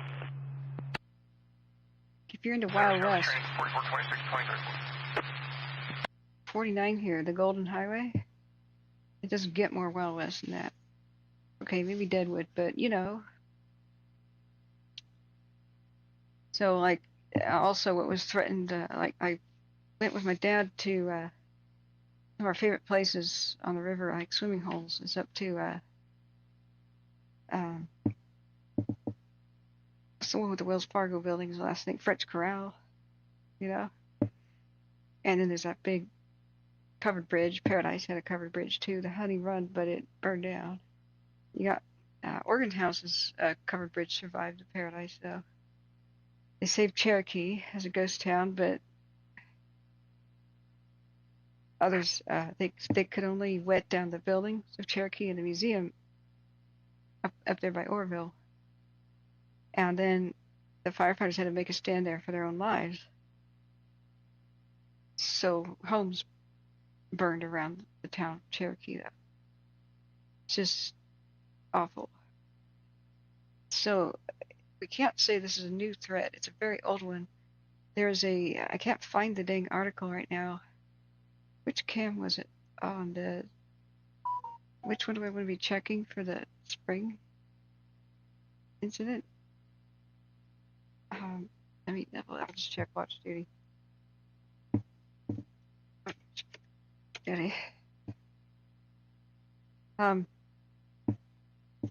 It's not a new threat. FDR, one of the most intelligent of the presidents, had approved of somebody else's fire plan where they recognized the huge danger of the fires sweeping down from the mountains especially and taking out first foothill towns and then valleys. And so, like in Paradise, we almost lost Chico. People don't realize that. I had relatives on the east side of Chico seeing this flame wall coming at them and hot things landing on the roof of their apartments. They had to evacuate. We almost lost Butte College was assembly area down in the flatlands. We're fighting the Paradise fire, and then all of a sudden they said we have to defend this place. It swept down. It even crossed the freeways and went into the fields to the west, and it would have run all the way across the entire California Valley. It would have gone to the Coast Range. So there was this big plan that FDR had to make a big fire break series of roads. Address. Make contact with property owner, 3 foot by 3 foot. Extinguished, engine 511 available, LE 38 issued. Buoy with the report.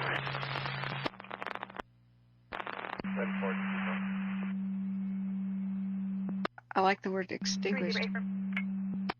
Sorry, I forgot that both channels were on, and so when we're listening to Calaveras County Sheriff and Twelve and all that, I should either do left channel or right. I'm sorry. They probably kind of talked over each other in an echo. I like the word extinguished. That's great. So I need to find this plan that FDR had, and they started construction, and in Butte County too. And the problem is that the vast majority, once you get into the mountains and the high hills, is look at all the roads. They just go kind of diagonal east-west. They don't go north and south because there's no real passes. So unless you made bridges across huge canyons, like what happened with Grizzly Flats, right when the Caldor started getting big, is there were firefighters across a ravine looking at each other. But if they wanted to meet with each other, they'd have to drive. I'll just show you, like Grizzly Flats way up here. Hours, like an hour at breakneck speed, which you really can't. I mean, asking for it. Oh, Placer County, whoops. So, if you go, Grizzly Flats, excuse me. Bridges are expensive, but fire departments doing mutual aid in a timely manner is critical. So FDR had a plan for very fast, wide roads, and they would also function as a fire break in between civilization and more of the mountains, and then the mountain places would get fast response. It would be ambitious, but it's critical. I mean, Hoover Dam's ambitious, but it's critical, right? Infrastructure, but he died. Program gets canceled in the middle of construction, and one of the best articles I read that surprised me after Paradise, the disaster, where people just couldn't evacuate in time, got a traffic accident, was they had a bridge and had a road that was abandoned that dated back to those times. And it was in a legal limbo sort of thing where Butte County didn't formally annex it or adopt it from whatever federal land or some snafu like that, right? Some bureaucratic thing. And if it had been open, it would have been another evacuation route from the town, especially for where the fire first hit the southeast side. So I'm going to dig that up. Let's see, where's Grizzly Flats? Small, it's not on a whole lot of maps. There you go, you just gotta zoom in. Omo Ranch, okay, Grizzly Flats. So there's this canyon ravine here. Here's Omo Ranch. And if you go right here, if there was a bridge right across the fire departments. And like here, Grizzly Flats would be able to assist across the ravine here at Demo Ranch. If you go down, and there's the old ghost town of Caldor right there. Trust me, it's a ghost town. The fastest way to get over there is drive way the heck this way, not to Fairplay. That's a little bit. I mean, you could, but way the heck this way to the main highway is fastest. Up Nelson's Corner, up to Somerset, and then down this road. That takes more than an hour. And if you had to go down here, the big bowl thing, go east, and then this is about your only way in with a main road. Go down into the mess of the campground type things. This takes several hours to go through. And then you end up at the ghost town of Caldor. And these aren't really roads. They're old train tracks. And I found out the hard way, like this thing called the Leone Road is well maintained until like here, but not that one. This one? Yeah, this was rough roading. It was an old train route, but you can't tell on a map which one's actually decent. It had potholes like in bushes growing over it, like it's cluster bombs, right? So right here on this hill, you could just look right across and just bridge the damn thing, and just do a couple of these. Same thing with Paradise. One bridge to the north and one bridge to the south. Let's save too many people. That would have been really good. Really good. 563, God. And Dispatching incident 137 on the 10563. I think that plan should be reevaluated and updated and green lighted. The need was recognized then. It's never going to change. It's a geographic problem that California has. Speed is all you need for a response. So let's see. Where was the good cam? Because that was taken out of an airplane, wasn't it? Okay, guess we can just unpaid or reservoir. Okay, there's no aircraft over the site fire. Big Jackass Creek. Yeah, there's some interesting names. I noticed on the map when we were looking at zooming in and looking at COPPEROPOLIS, is quite an offensive hill. It's a racial slur hill, basically, and I quickly zoomed away from that one. Some of these have not been renamed, and they really Engine 241 in lieu of. They really need to be. 2043. They probably were offensive even back in the day. All right, so Big Pager Reservoir. So it was Moxon Peak or something. Not looking that way now. What? Okay. The other one. Moxon Peak 2. Did any of these cams have a good view? Did they pivot around and look at the spring incident? Yeah, it is looking at it. 30 minutes ago. Yikes. Alright, let's do it 1 hour. When did this break out? It was like 7:15, right? 7:15? Okay. Yeah, thanks, Vanessa. Yeah, I figured out. Awesome job they did. They pounced. You guys were talking about aircraft right on it, right? 563, go ahead. Assisted to contact the RC was unsuccessful. Left voicemail. Be 10 ignore. 10563.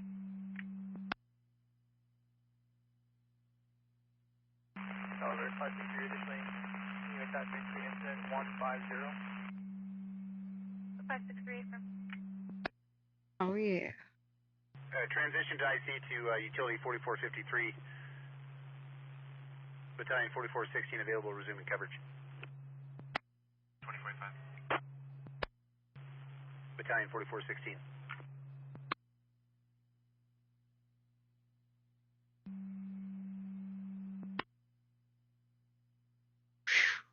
What a bullet dodge right there. We've had some amazing, excellent response. You know, I can't rate. Calibers S5, 1010A. 10 for S5, 1010A. It's critical, you know, trying to be constructive. Engine 241 in the area. Interior 2046.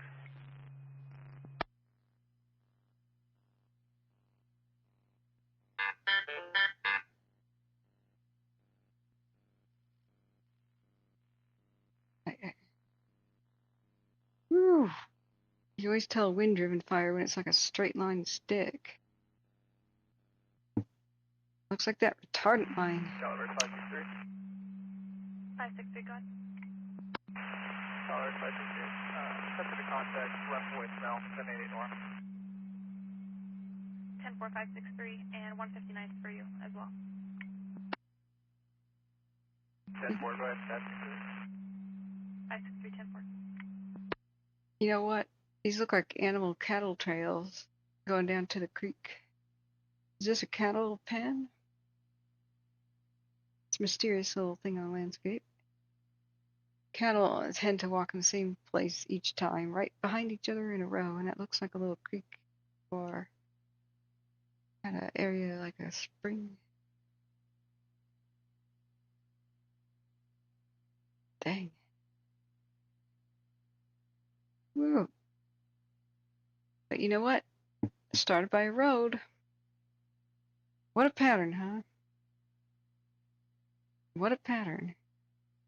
It might be worth California as well to put little signs by the turnout to say, don't stop on dry grass. Look behind you when you leave. Just a friend, you know. Some youngsters have no idea that happens, and some, you know, foreign tourist stuff renting cars. Oh, these are the tourist highways. But even better, that would be to get maintenance road crews to get grass away from the dang turnouts. And we can't stop accidents from starting fires, but it's oftentimes people pull over. Catalytic converter is the grass under it is starting to curl and then turn blacken. And sometimes you can't even see smoke in your rearview mirror if you leave. Do we know what caused it, or did they say on the radio, like, a report or something? Hey, Small One Life, yeah, it was excellent, but as soon as this fire broke out, it started scarfing down Manicotti like hungry hippo. It occurred to me I could have just said, David, pack that up to go. Why didn't I just? But here I am. David had the TV to show me how cool it looked. And while he was cooking, he was David Seaprobe, you know, he was looking over his shoulder, you know, and watching TV. I said, yeah, that does look good. And we muted it, started eating, but the little chat bubbles showed up on the TV. So I looked over it and I said, yeah, you know, do you think my clock should be a little bit? What are they saying? New fire, you know? So I could see chat people going, it's going for Chinese camp. And I'm like, no. So I hungry hippoed a bunch of manicotti and some mixed vegetables. Just in panic, because I was just going to run back over here. Oh, Vanessa says, my guess it was a flying ember from the Aero fire. Ah. But right next to a road? See, I wish it was like this other amazing thing we saw. Remember this? We were using this camera to see a distant fire, and a surprise out of the blue was this road fire. Oh, and a guy in front of the camera, but we rewound it and we could see the exact vehicle that basically did this. Or person. So I was hoping one of these cams might give us a clue. This is after it began, though. So we go back in time a little bit. Actually,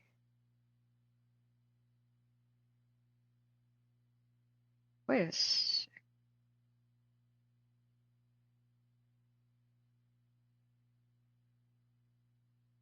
No, you have to go back. It's already starting. The smoke's already on the cam. Uh-oh, did we lose? Well, we might have to rewind my stream. I think we can't go back the full 3 hours now. But we saw this different white vehicle. That person might have actually reported the fire. I think it's actually ablaze already. We saw that one half pickup looking thing or half semi truck trailer, like the cab thing, show up. Yeah, see, it's already going. So these other cars are stopping to like report it. They're not the ones who did it.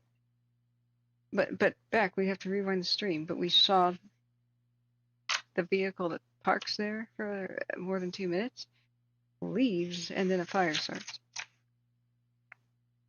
And then these are presumable Good Samaritan types.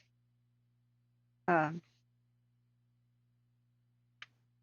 mean, probably like 99% certain Good Samaritan type.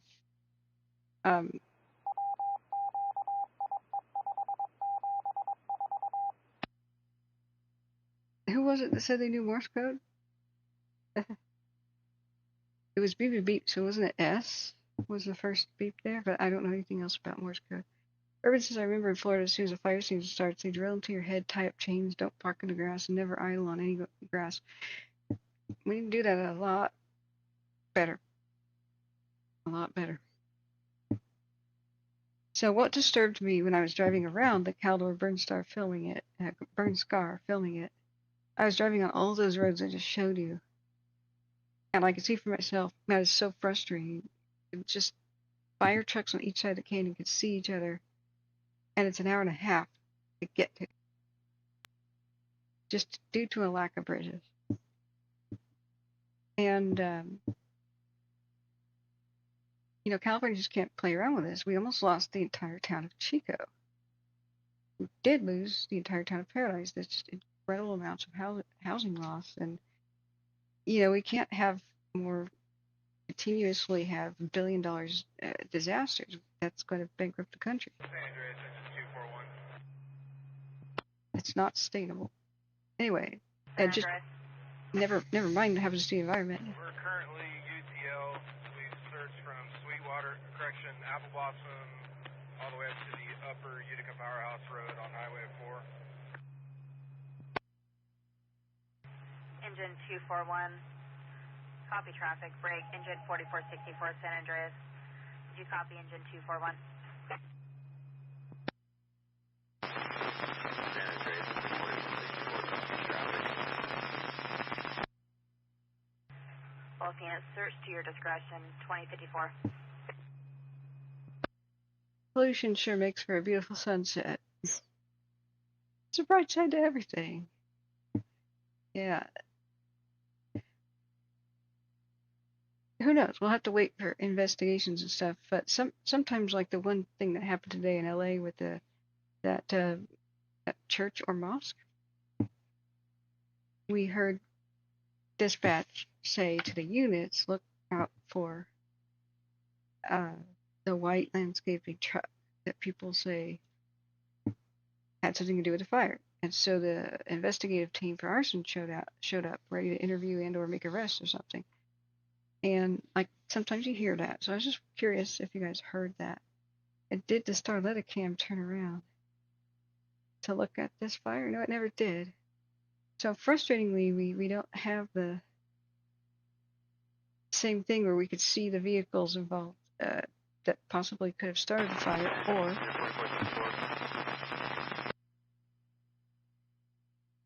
you know,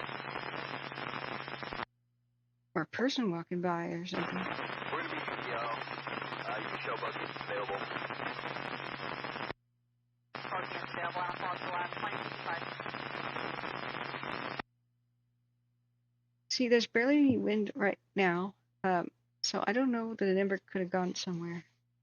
Let's see, where is the heat detections? We could check that out. Let's check it out. Let's investigate. Like, yeah, we're casuals, but we're still doing our own kind of investigation, right?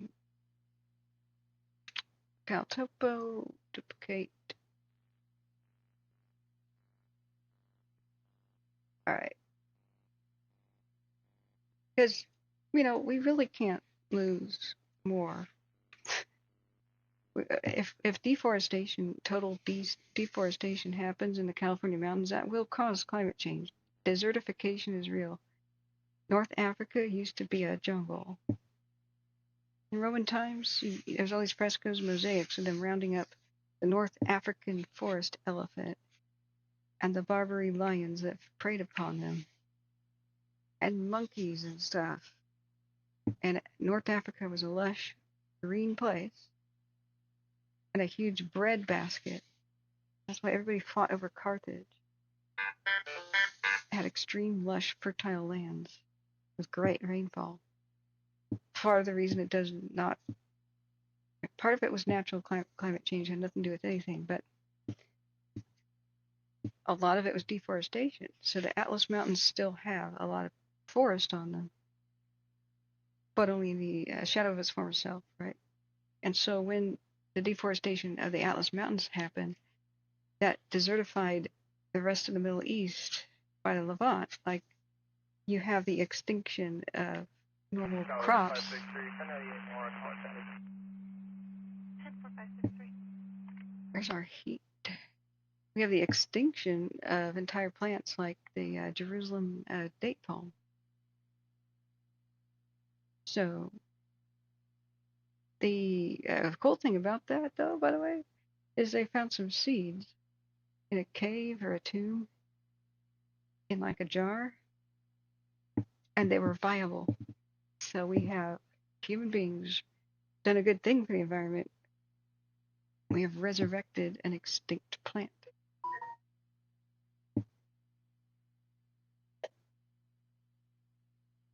Okay, Alexa, stop. Excuse me, I gotta put the food in the fridge and make sure it's Alexa, stop. Excuse me. Put food away. I heard that. Alexa, stop. Sorry, friends. So it doesn't look like we even had a heat detection. It would be red. San Andreas Prevention 4425 is available for Springs. No, wait, no, it wouldn't. That's the last 15 minutes. Prevention 4425, 2058. Wouldn't it be orange? Okay, I'll come back and check that out. All right, let's see if it's cold enough to go in the fridge. No, it ain't. No, it ain't. Alexa, set a reminder. Oh, I'm sorry, I'm going to mute.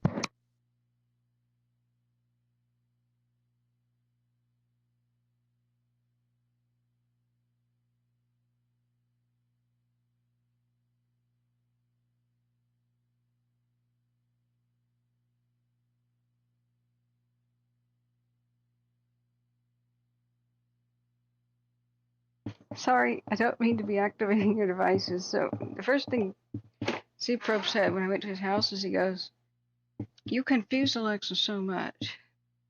She was like, did you mean to turn on the aquarium heater? When I told her to turn on and off the heater earlier today.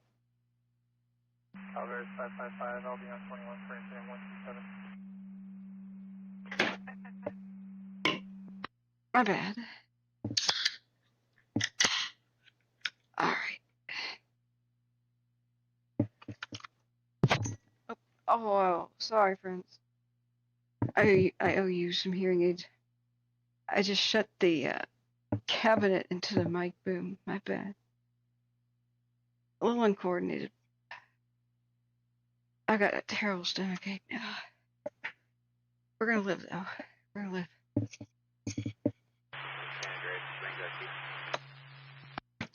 Aren't they awesome, Small World? Updated acreage for you. It's 51.3 acres. We're looking at approximately 60% contained and estimated commitment time for the resources that's in 3 to 4 hours. Work on getting some stuff through back in. Sweet. Spring IC 2100. I wish she would do readback because it would be easier to understand her. Yeah, we did have a heat detection. Okay. Wait, that is the spring fire, right? What he just said is we have 50% containment, approximately. Resources will remain a couple of hours on scene.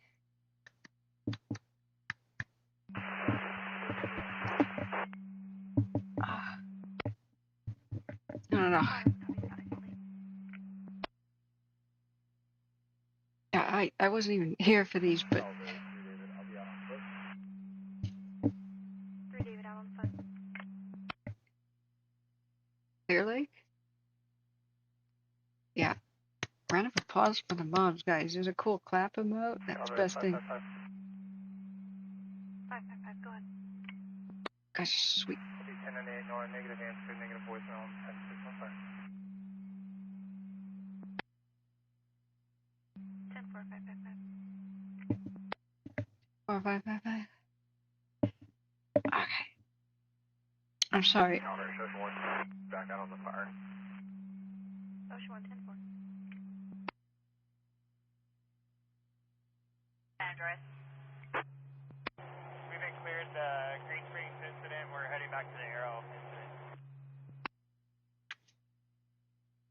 Bartender 123, 2102.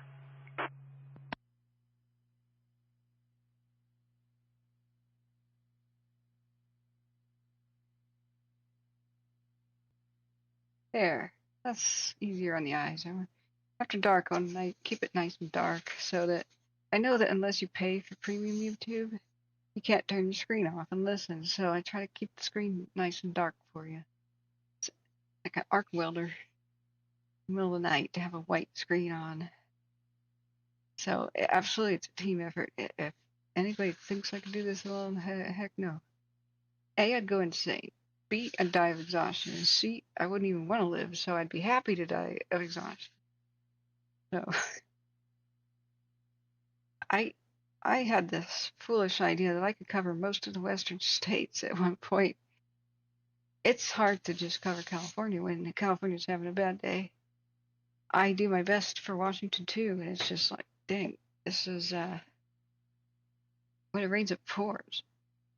I would love to have co-hosts and we like take real shifts here so I can have a life too and not become an entire year behind in all my affairs and personal commitments like I currently am. Like be able to take a walk or go to a park and be out of cell phone range on a hike and not bite my fingernails thinking, what if I should be alive right now, you know? But it's demanding. So I know that even just being not is demanding. So that's why I appreciate you so much. You have no idea.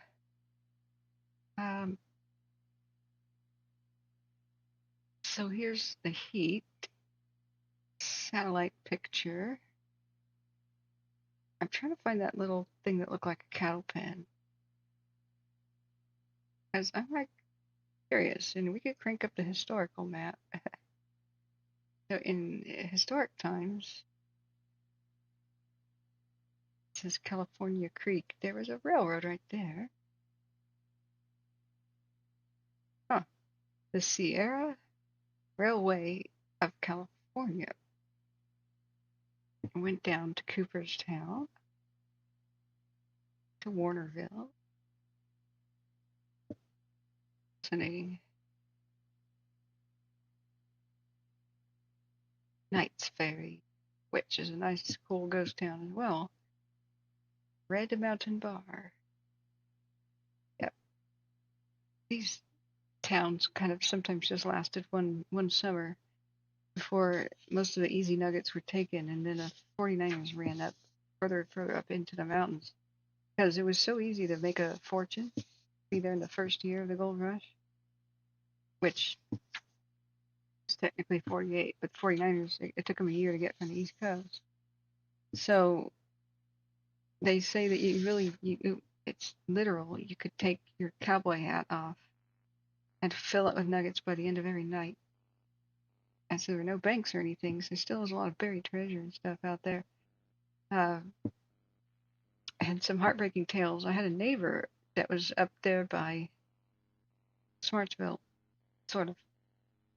I'm not going to say where. And he had on his property in the front this really sweet ancient oak tree. Crimea house. Interesting. And it was just neat, but it was kind of half dead, and the inside partly hollow. Aqueduct. And yeah, I thought there was a spring here. Let's put the TV back on it. Okay, satellite slider. What was that thing we saw? It looked like a cattle pen thing. And where's today's modern highway? Can't be right. Right? Oh yeah, here, there's modern highway. There it is.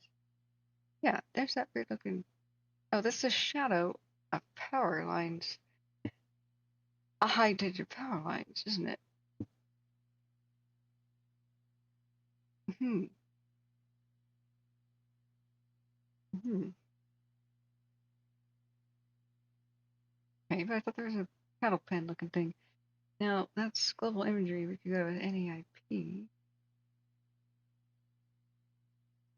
Whoa. That looks quite different. A previous fire. Whoa. In the same spot? What? What? It says map data from 2013 to 2015. 420, Tuolumne Command, be available from the Springs. Copy numbers. Available 2107. Down 4420.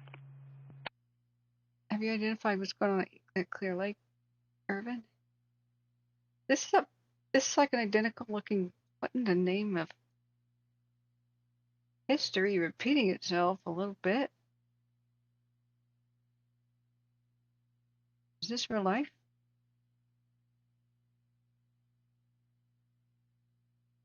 That is exactly where the heat detection is. Huh. Yeah, how does that happen? Weird things. 1098 North, combated. 10-4, Mary 1. Things are not always as they seem at the Circle K. Quote Bill and Ted. When I played that quote, I got a copyright strike. I had to edit it out because I actually said, I'm promoting Bill and Ted's Excellent Adventure, and that was a quote on their movie trailer, which means it's copyrighted because the movie trailer is for public release. I showed it for like 10 seconds. And they said, no, rejected. We want the money for your entire 12-hour broadcast. I said, yeah, like hell, you're going to get that. I had to remove it from the stream. So I'll just tell you that's a Bill and Ted's Excellent Adventure quote because Rufus lands in the Circle K parking lot in a time-traveling phone booth. So they go, whoa! Things are not always as they seem at the Circle K. Well, one explanation could be there's a popular turnout and people keep lighting the grass on fire with their vehicles or throwing cigarettes out their window as they sit there. But, okay. It's not exactly in the same spot. A different one from that same year. Also from the road. Yeah. How does this happen? I think we should buy CalTopo. It's time to do it. Because doesn't it have live satellite view or satellites taken from the day before or day after? And what is this straight line? This is power lines.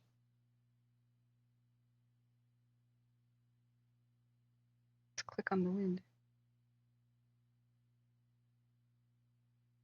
You know, this is how wind from north. Oh, that's right. I'm on the historical view. Duh. But still, that doesn't make sense if the wind's from the north. Oh, it's a hill. Yes, it does. It's climbing a hill. But still, you'd think it would run south. Was it running south, or am I discombobulated? Is this not looking north the way I think it is? Let's orient.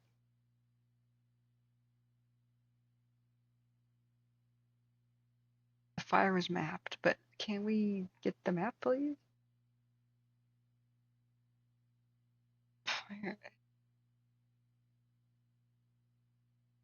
Spring fire. Spring Road.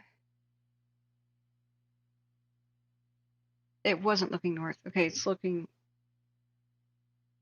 Okay, yeah, because there's that weird cattle pen looking thing. I see. I see. Okay. I wish I could just print out the image and rotate it because my spatial reasoning skills ain't that great.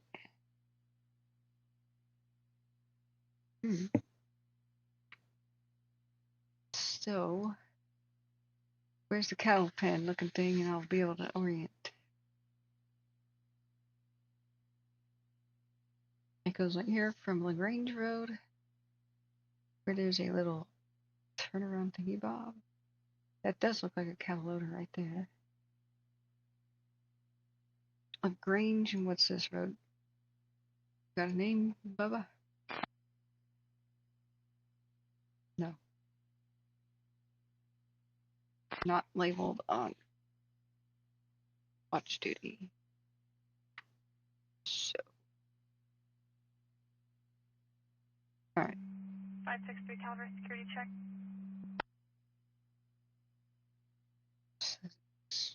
Okay, so we'll use the water bodies. 563, go ahead. 563 Calvert, this is going to be at 2332 Buffalo Way, 2332 Buffalo Way. RP is receiving 10-5 information from a neighbor that there are multiple subjects going in and out of the residence with flashlights. No further information.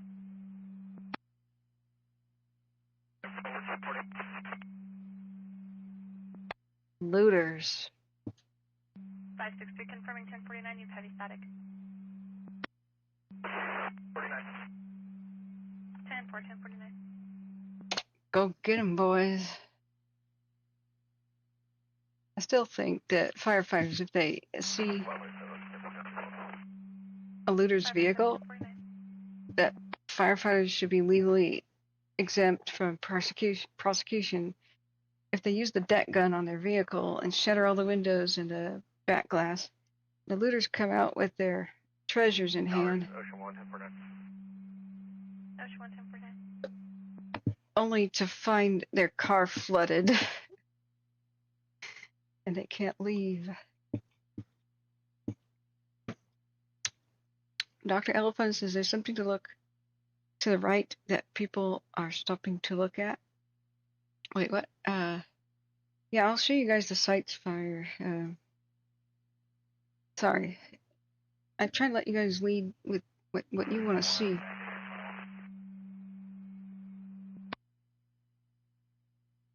Yeah, that's pretty eerie.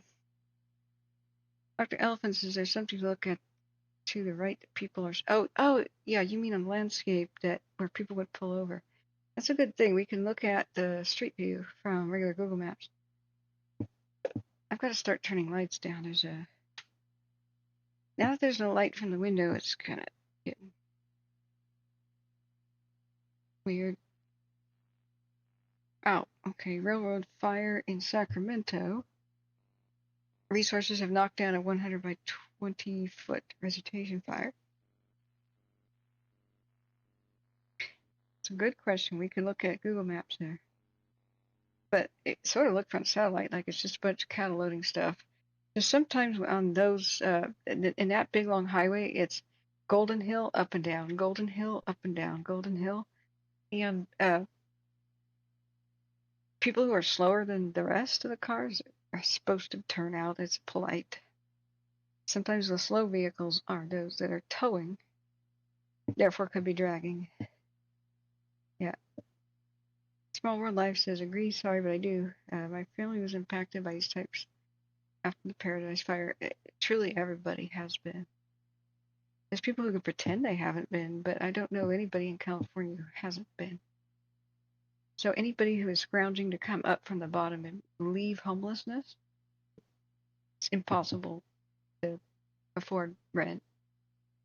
You know, it's, that dream's kind of dead, or like it's 20 times harder. Even regular motels have gone through the roof. So like trying to get shelter, $100 doesn't buy you anything but a rat hole for the night, because so many homeless people just straight up live in hotels anymore, waiting for housing to come back. The power bills for everyone went up. That affects everyone. So everything is more expensive in California because every business keeping the lights on is more expensive, or the grills, you know, everybody's been impacted by the smoke.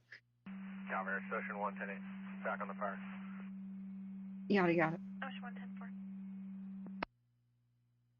110-4. There's no, every aspect of Californian life has been degraded due to these fires, and it's not sustainable. We have to actually stop them. Not all wildfires, no, not something like that. The mega fires, the town erasers, the destroyers, they did not happen in the middle of the 20th century for a reason. And that's because the power lines, for one thing, were maintained back then and newer. We learned our lessons from the 20s and 30s about how to do firefighting and such. But there's just many factors. The invasive weeds that have taken over, stupidity with not maintaining fire access roads and stuff, defunding a lot of the firefighting things. I came across this article. I don't mean to be doing upspeak or something. My throat is just terribly sore. Where it was Fire News Today, just on accident. It's talking about 2017, like right before the major PG&E fires broke out, that there was a slashing of the budget for firefighting in California. So, you know, Terry Ennis, it's even not just American culture that creates homelessness, but there's cities are starting to love it. They say they hate it, but cities are actually farming the homeless. They put taxes and stuff, like Portland put taxes on, it's called the homeless tax, literally on businesses and such in Portland. They raised more than 100 million, I believe it was, just many millions. The problem got worse. Even after this tax was supposed to shelter people and build shelters and build the safe rest villages that would be pre-made villages, small, scattered throughout the town, tiny homes, porta potties, sanitary.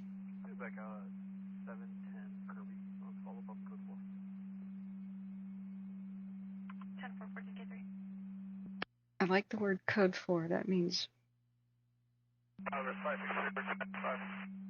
A-OK. Last unit, can you turn on your 10-11 feedback? Calvera, 563 for 1095. 10-4-5-6-3, 1095.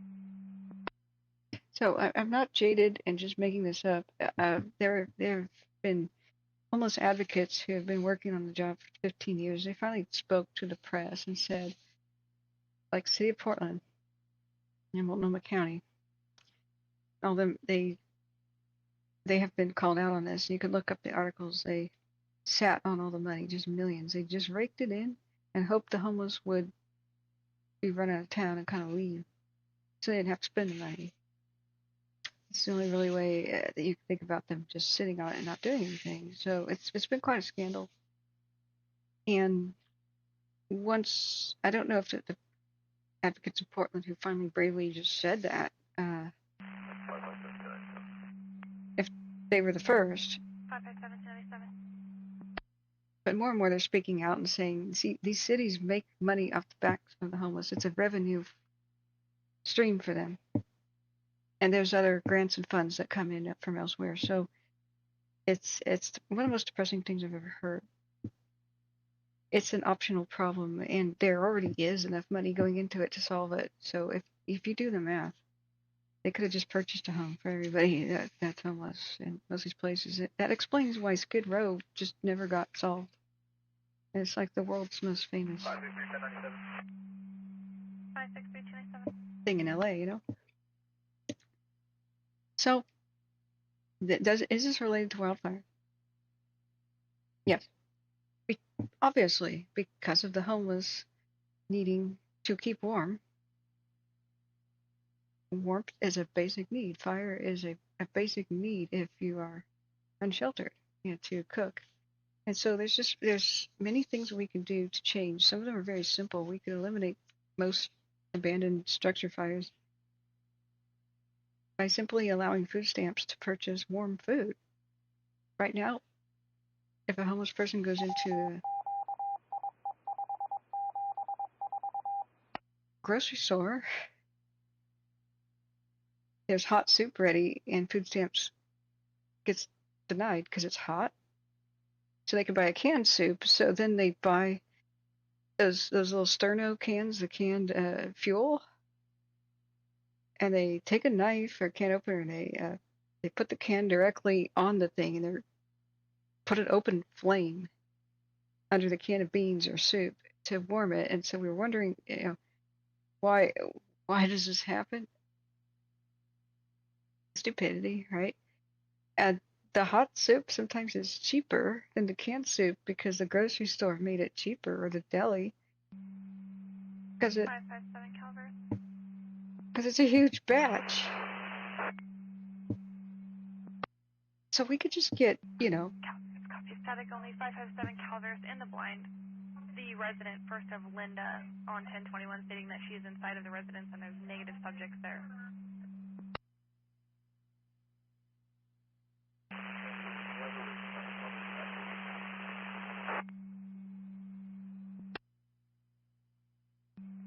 .557 Calaveras, you're unreadable. Break 563 Calaveras. How do you copy? This is a reminder. Excuse me, please.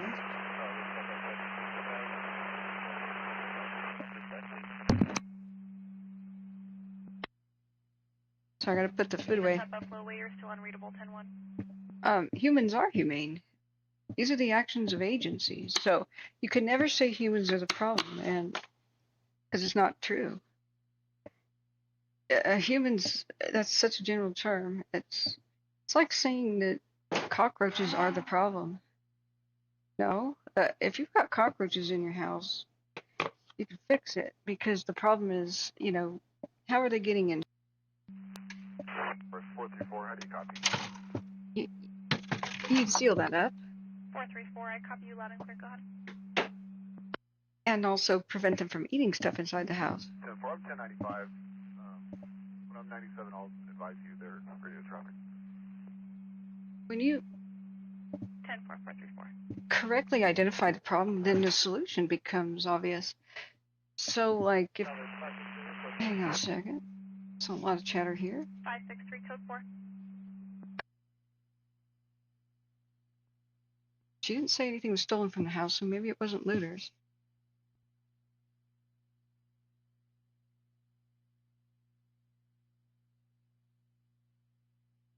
So hopefully that scene was okay. Once somebody called the cops on me because I was walking around my own house with a flashlight, but that's because I turned off the power to change an electrical plug. So, sometimes it could be nothing.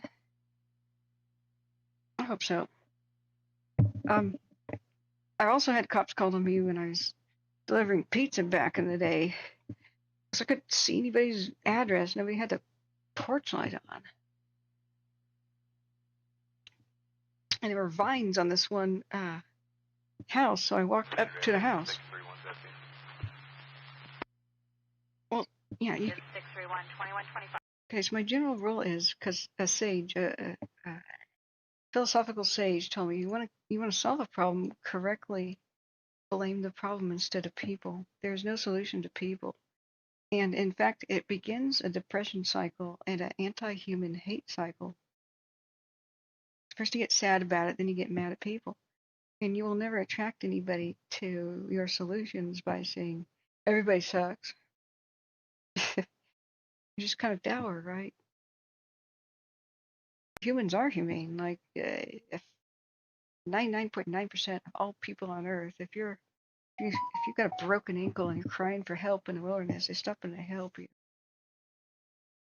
So if you correctly blame systems, policies, like, you don't blame people for crime, you blame what causes the crime, like poverty, you know, environmental destruction in the Dominican Republic, in Haiti, for example, is because they don't have much electricity because of corruption.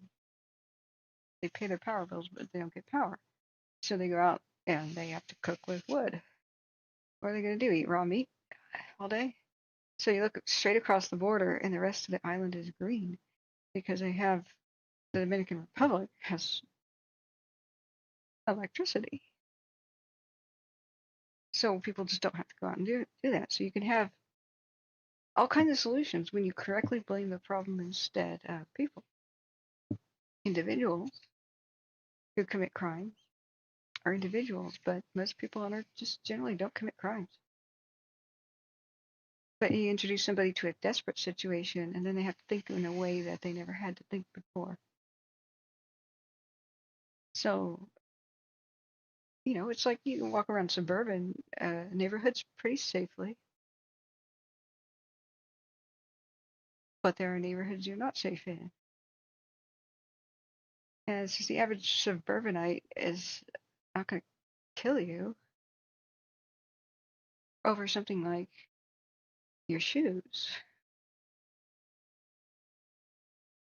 But you get somebody in poverty and I need money for mom's AIDS medication. She'll die without it. It's different. It's a different thing. So it's just something to think about.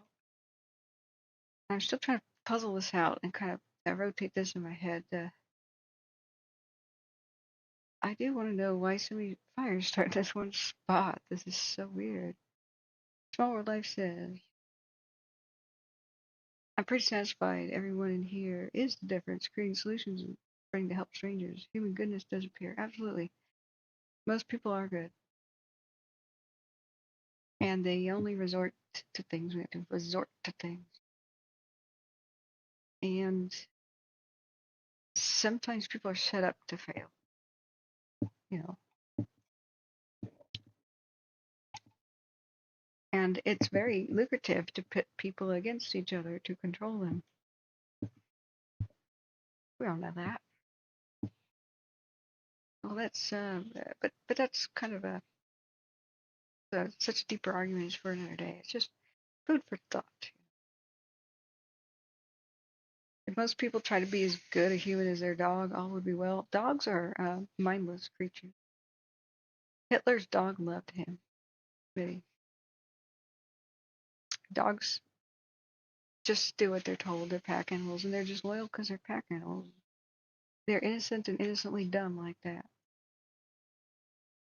I'm very frustrated with people who say, "Oh, I didn't date that guy after the first date because my dog didn't like him." They're not good and evil detectors. You know, most dogs sense the nervousness of people who are afraid of dogs. Like I'm a bit afraid of dogs. I've been attacked by them in many ways. One of my relatives tried to rehabilitate problem dogs that were aggressive and violent, and inappropriately used me as like a guinea pig of, oh, I've trained him to act better now. And he take him off the leash and then see if the dog like attacked me or got aggressive or growled at me. And it's just like, dude. So I did get attacked a few times in similar ways like that. But also I was attacked by a wild pack of dogs in Europe. It's a long story. So when I first see a dog that's capable of doing damage to me, my heart races a little bit. I try to calm it down. But dogs mostly growl at people because they can sense that and even hear your own heartbeat. So they're uneasy because you're uneasy. So, but the myths people have about dogs, they also kill humans pretty regularly. Dogs are one of the most dangerous creatures to humans. So it really depends on the animal. But they're not.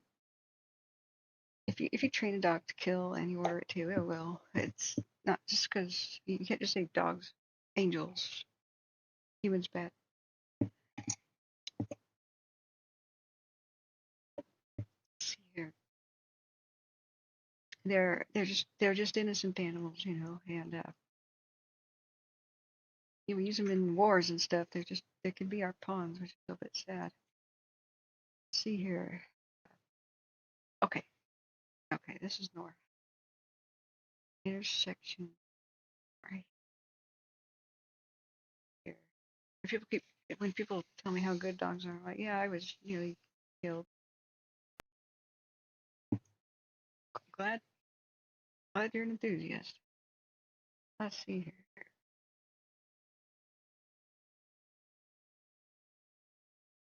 Okay, where's the side road?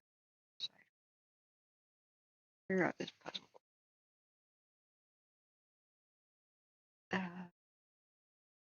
I lost the corral. I lost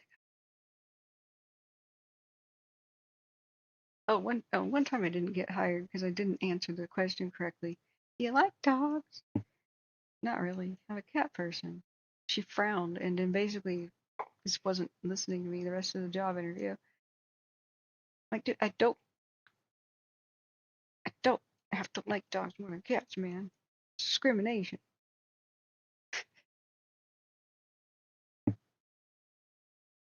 Not like I dislike them, but once you nearly die, they're just kind of scary after that. I'm trying to get over it. Getting better.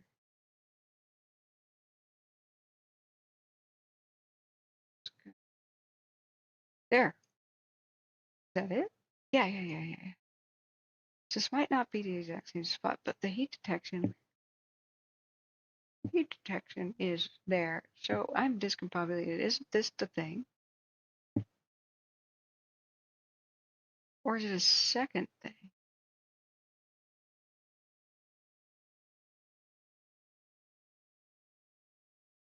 It's the thing. Okay. Then why is the heat not right here? Activity. Okay, it is. Yeah, that's right. Margin of error is huge. Aha. Okay. I got it. But it's not exactly on the same spot. This is the true spot of the Springs fire. That was so confusing. We got it. Meow. Yeah. Cat lovers unite. Cats versus dog. So, you know what? Behavior is contagious. And you're right, small world life. I've almost given in despair a lot, you know. I've been abused more by people than by dogs. But then again, I try to avoid dogs right after that trauma, you know. But that's statistics, you know. So I didn't like people at the time either. But then I had to change my opinion. I had to change my opinion about people because just when I lost hope, angels come out of nowhere and set an example of their own behavior. I've been rescued by so many strangers. I have so many good stories about that. Some you would scarcely believe. And some of it's so almost supernatural, like praying for help, then they appear. That it made me really wonder, And it happened to be at some of my darkest. If I give up hope, I'm doing a disservice to them. I would like nothing more than some of those who I didn't catch their names, and I have no idea who they are. I would like so much to meet them and just tell them how much it changed my opinion about humanity. But in all these tragedies too, I've seen the good, the best and the worst in people come out in crisis. As much as September 11th made me furious and a bit, even a little hateful at the time. How could people do this to each other? It's just watching the videos of how people helped each other. The businesses just opening their doors and giving people covered in white dust all free drinks and food and stuff, and people dragging people away and helping them, and the nice, kind things that people are saying to each other. And New York's a rough place. It's a rough place. New Yorkers becoming little tender little kittens to each other. Strangers embracing each other. That event, is horrible and traumatic as it is, it's still proof to me of human goodness. Okay, so we now lined it up correctly. This is where the fire occurred. We've got the weird horse, ancient cattle pen, mysterious ruin thing here. And I really wish they'd put a north up or something in these pictures. Oh, I should have. Oh, I didn't see the lake up at the top. That would have given me a clue. I had done this. That could have oriented me. Derp. Well, I was on hard mode. I was just, I had to challenge myself. Yeah. Hey, Bluebell 51. Sorry. It's on a thing. The let's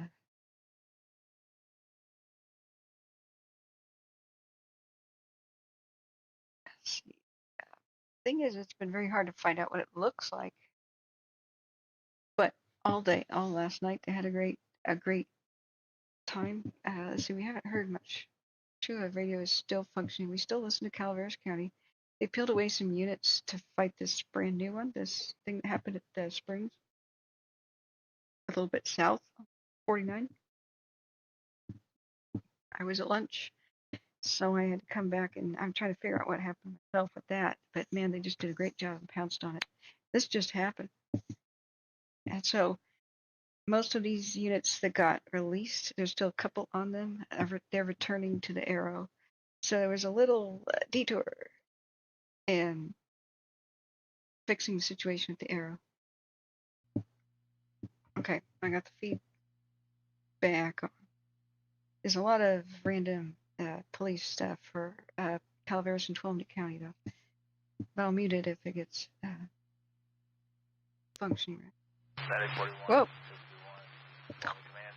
Yeah, it is. Yeah, it is. We're listening to live updates about the Aero, but to report about it,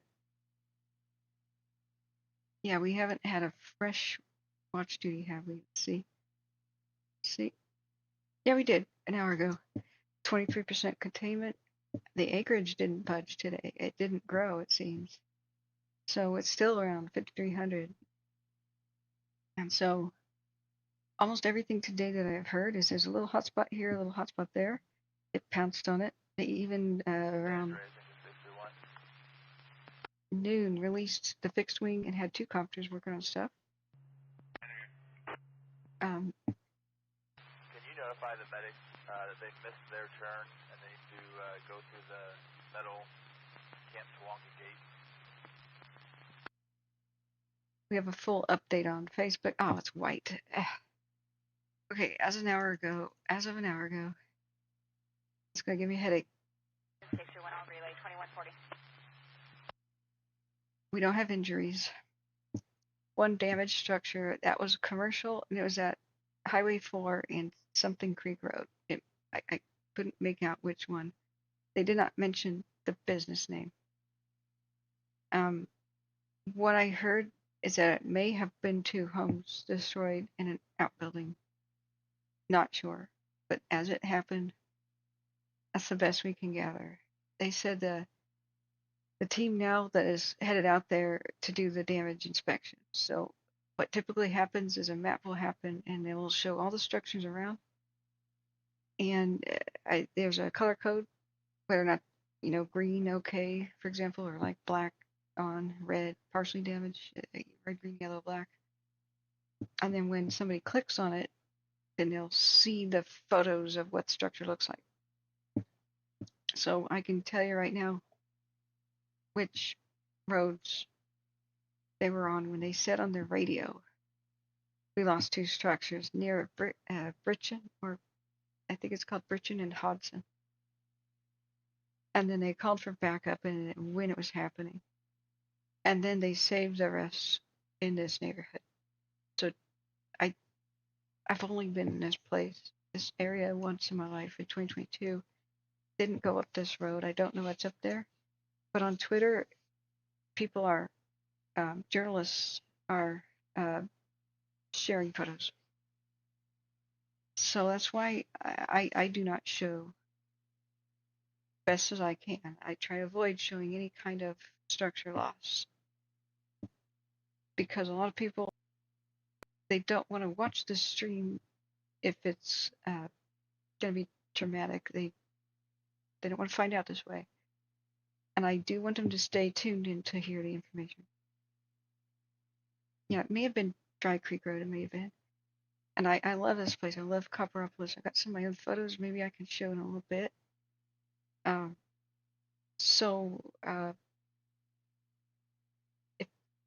But then again, there's Rock Creek Road in 4.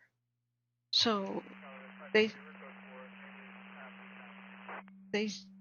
said that it was 563, I copy code 4, the rest was 10 miles static. that it was a damaged structure but saved, the commercial one. Also today, oops.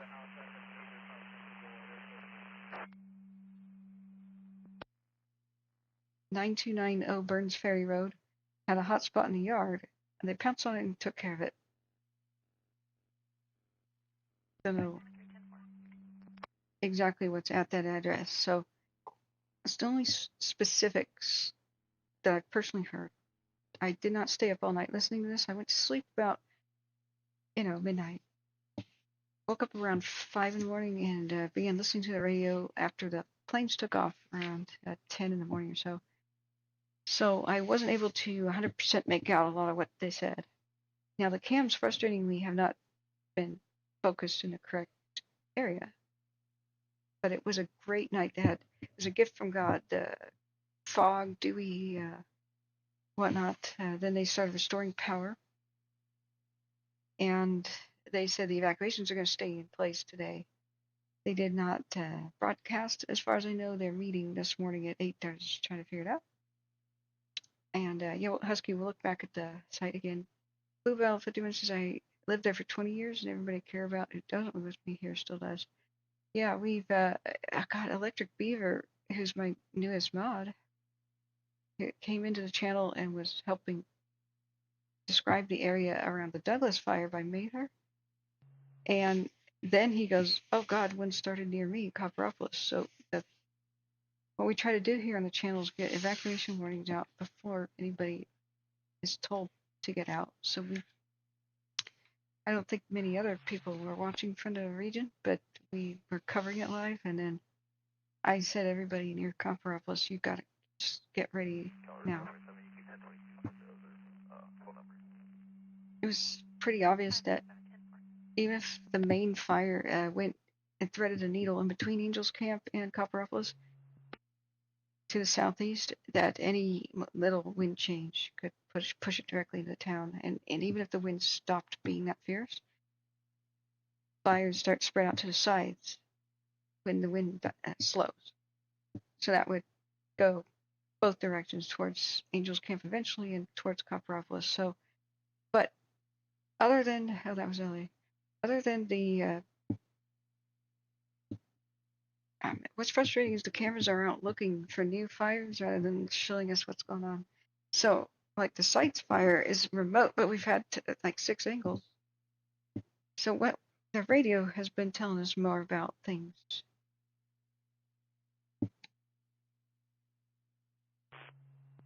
Oh, thank you so much, Small World. I missed that underneath window. We've been monitoring it with the heat. 4420, Foreman Command. 3373 will be remaining at scene awaiting THRU. I'll be available. Available 2146. 4420.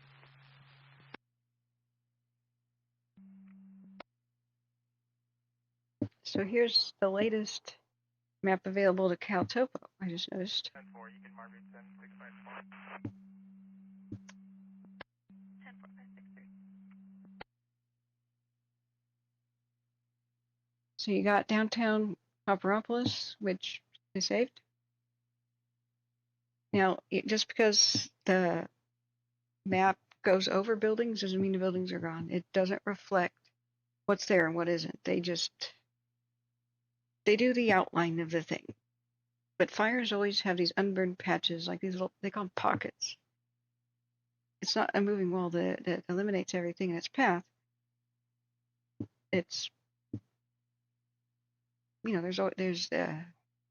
it's more like a hand, If you move your own palm and your fingers over sand, imagine some of your fingers are like deep in it, some of them are up above the sand, like this. So wherever your fingers go deep into the sand is like obliteration, and where your fingers are above it, it's not. But it changes like this. Your fingers going up and different fingers going up and down, just because the wind is changing. And sometimes when the wind blows fire really fast, grass lays flat down. And so you have like say an orchard that the orchard trees are not burned because the grass underneath them, with the wind being so fierce, lay down, and the flames didn't go up. They were forced, the flames and the heat were forced with the wind against the ground. Weird stuff like that happens. So sometimes, like, people blame space lasers stuff and say, that's not possible. And it's like, well, of course it's possible. Then if the wind dies down, though, and embers fall onto that grass, if the wind is just calm for like 20 minutes, then you have the grass burn up and that orchard's toast. So you will always have erratic damage patterns. That's the nature of storms and winds. So nobody should freak out when you go like this and think, oh, everything's gone. It's pockets. Plus, you got the firefighters running around saving structures as a priority. And the roads as a priority, like, somebody's cool orchard tree or something, and whatever they can save. And there's just places firefighters are not going to go, like across a field that's not burned yet, to save some, pump house or something. Because if embers land behind them and light the grass on fire, they get trapped, right? So weird circumstantial stuff is going to determine what survives, what does not. So they herded the fire pretty expertly. They had a huge retardant drop on the west side, on the flank, the west side, like a huge red line. And then here, who knows what they did on the east side to save the town proper. I'd love to know, like, if any journalists went there and filmed it, that'd be awesome. Or doorbell cams or something, or security cams. That would be really cool. Let me see. 563, go ahead.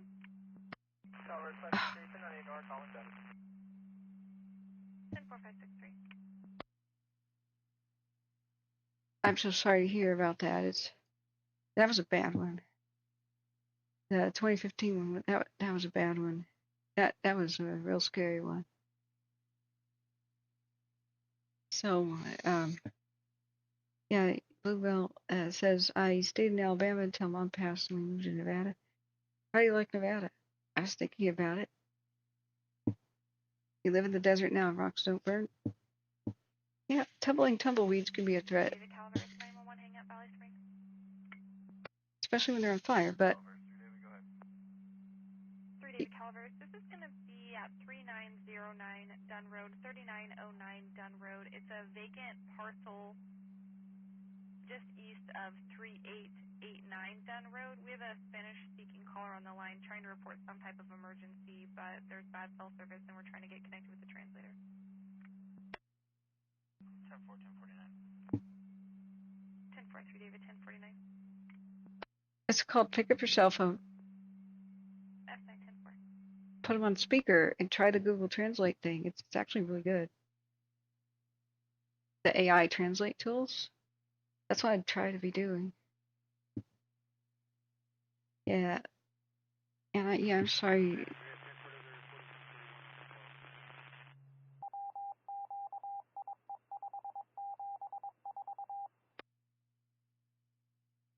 San Andreas. Sorry, friends. Hang on. Nevada's the one place I never had allergies. I went to Vegas. I woke up without allergies and went, oh, is this what it's like for normal people?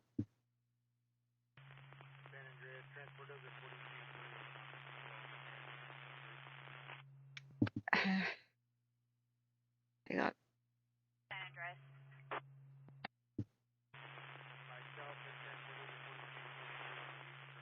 so still listening to try to get some updates.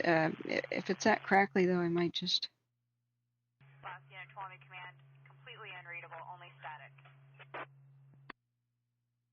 Hang on, friends.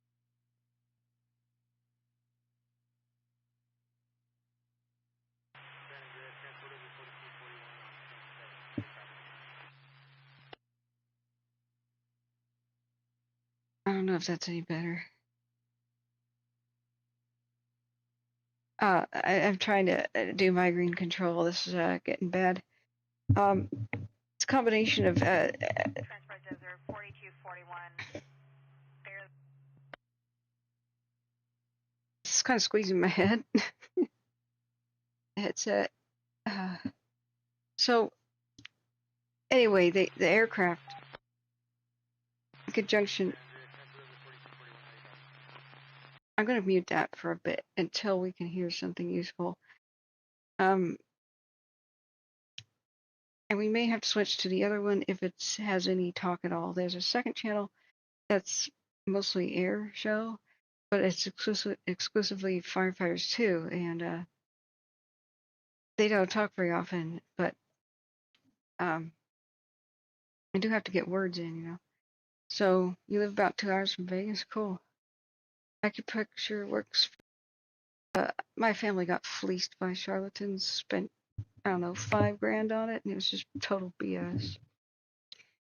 I came to learn that most Chinese people have come to a conclusion that it was a big BS hoax. Like, it's not really practiced in China.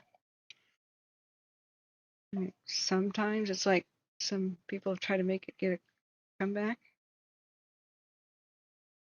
But we really wasted our money. What did work was the traditional allergy shots did some improvement. And then there was total avoidance of some things for like food allergies. And then my body just one day forgot about it.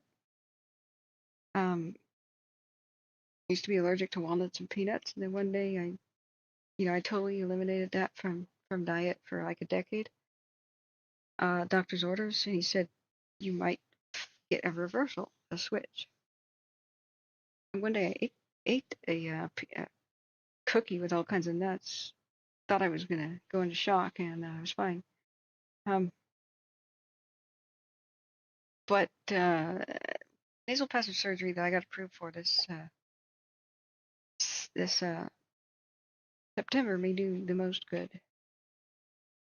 But I could describe how the scam worked, but that would take a long time. But it involves holding vials in your hand that are labeled with different allergens. And first, the acupuncturist tells you you're allergic to them, and you hold your arm up and it gets weak to it, and then she sticks you with some needles, and then the next week you come back and put the same vials in your hand, and then your arm stays up, and oh, you've been cured. And I'm like, okay, why don't I feel any better? And I don't think I was allergic to eggs, man. Oh, yes, you were. It was hurting you in ways you didn't know. And okay, but what about like sniffles? And so there's like hundreds of plant species in these vials. Kept just saying I was allergic to this and that and that one. And eventually it just became clear as a scam.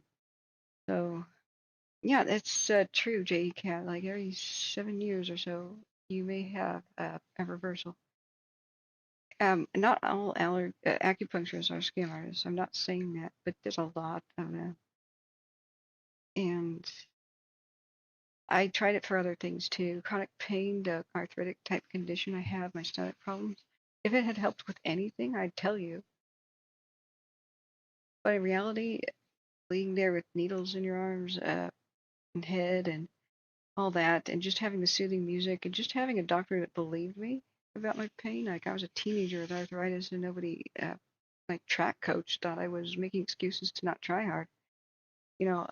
Just having somebody like believe me was a therapeutic, and I had a bit of placebo effect. But once I got a decent set of regular doctors that also believed me, and that opened my eyes to the fact that I was being preyed upon. So I just caution people that if somebody sticks vials in your hands and tells you you're allergic to a flower that's its essence is in the vial, run away from that one. That's not real. Maybe there's something to it for other ailments, but yeah. So the chef says I've been allergic to onions my whole life. I can't eat them, but I'm not allergic. But it feels like I'm gonna die if I eat them. My sympathy. Onion and onion powders in every ketchup, every barbecue sauce, everything. It's part of why I'm struggling to gain weight. I can go through entire freezer aisles and not find anything to eat. I can read labels for an entire hour and not find anything in the canned food soup aisle or freezer aisle. I love Marie Calendar pot pies and stuff. Like I get taken out for birthday meals and stuff and have like huge barbecue chicken wings in front of me in a plate. And then I have to remember, wait, is there onion powder and the barbecue sauce and these chicken wings? Applebee's yanked it away from me and said, yes. And then they came back with the onion-free chicken wings. They were dry. And I said, wait, you have like 10 sauces here. Give me one without onions. And they said, no, we don't have any. No, what? What? That was awful. That birthday sucked. Being allergic to a staple is just so terrible. And I would pay anything to be able to eat onions, man. I'd pay anything. Dante says, yeah, I think they stick one in your ankle for allergies. Mine was the, what do you call that? The webbing in between your hands right here. Each one. This is very painful. It hurts too. Acupuncture needles freaking hurt. At one time, they left a couple in my head. Top of your head is for a few. I put my hat on and almost, oh God, it bent the needle onto the top of my head. I can't tell you. Ow. It was like a knit cap. Ow. I should make a cartoon about like the worst things that have happened in my life. It'd be kind of funny. Okay, sorry. That is basically all we know about the Aero fire. That they're not gonna lift the evacuations, but I have a feeling that it's not gonna take them too long. They've got perfect conditions tonight. By the way, they may be doing firing operations around Highway 4. It sounded like the east flank. That's kind of like, let's protect Angels Camp just in case, like the land between that and Angels Camp. So somewhere around here. So if we do get a camera angle that shows some things lighting up in the middle of the night, look, fires don't generally at all get worse in really cold, not windy conditions. So if you do see new things lighting up, they're probably lighting it on purpose because it's ideal to just widen this strip of black. So when winds pick up again days later, you don't have an ember travel. And who knows? I'm trying to see this in the other area where was the, yeah, that's way too far for the ember to have traveled actually. Yeah, sorry Terry, and I was gonna explore that long ago. There's no possible way it could have, so I'm gonna go with vehicle or person besides the road or accidental thing, you know. Spontaneous combustion can occur with lithium ion and lithium polymer batteries. So I can't dig it out right now because I locked it away in a shelf in a fireproof bin. But I was in a parking garage, and alarmingly next to my car, I found this electronic device that looked like a little bomb or something. And I was like, it was partly destroyed. And I'm like, what is this? Little circuit board thing and like a bulging battery thing. And I found out that it was a vaping device. That's especially if they're cheap, foreign made, low quality control. Lithium ion and lipo especially lipo gets extremely well, prone to spontaneous combustion if it's on less than 15% charge.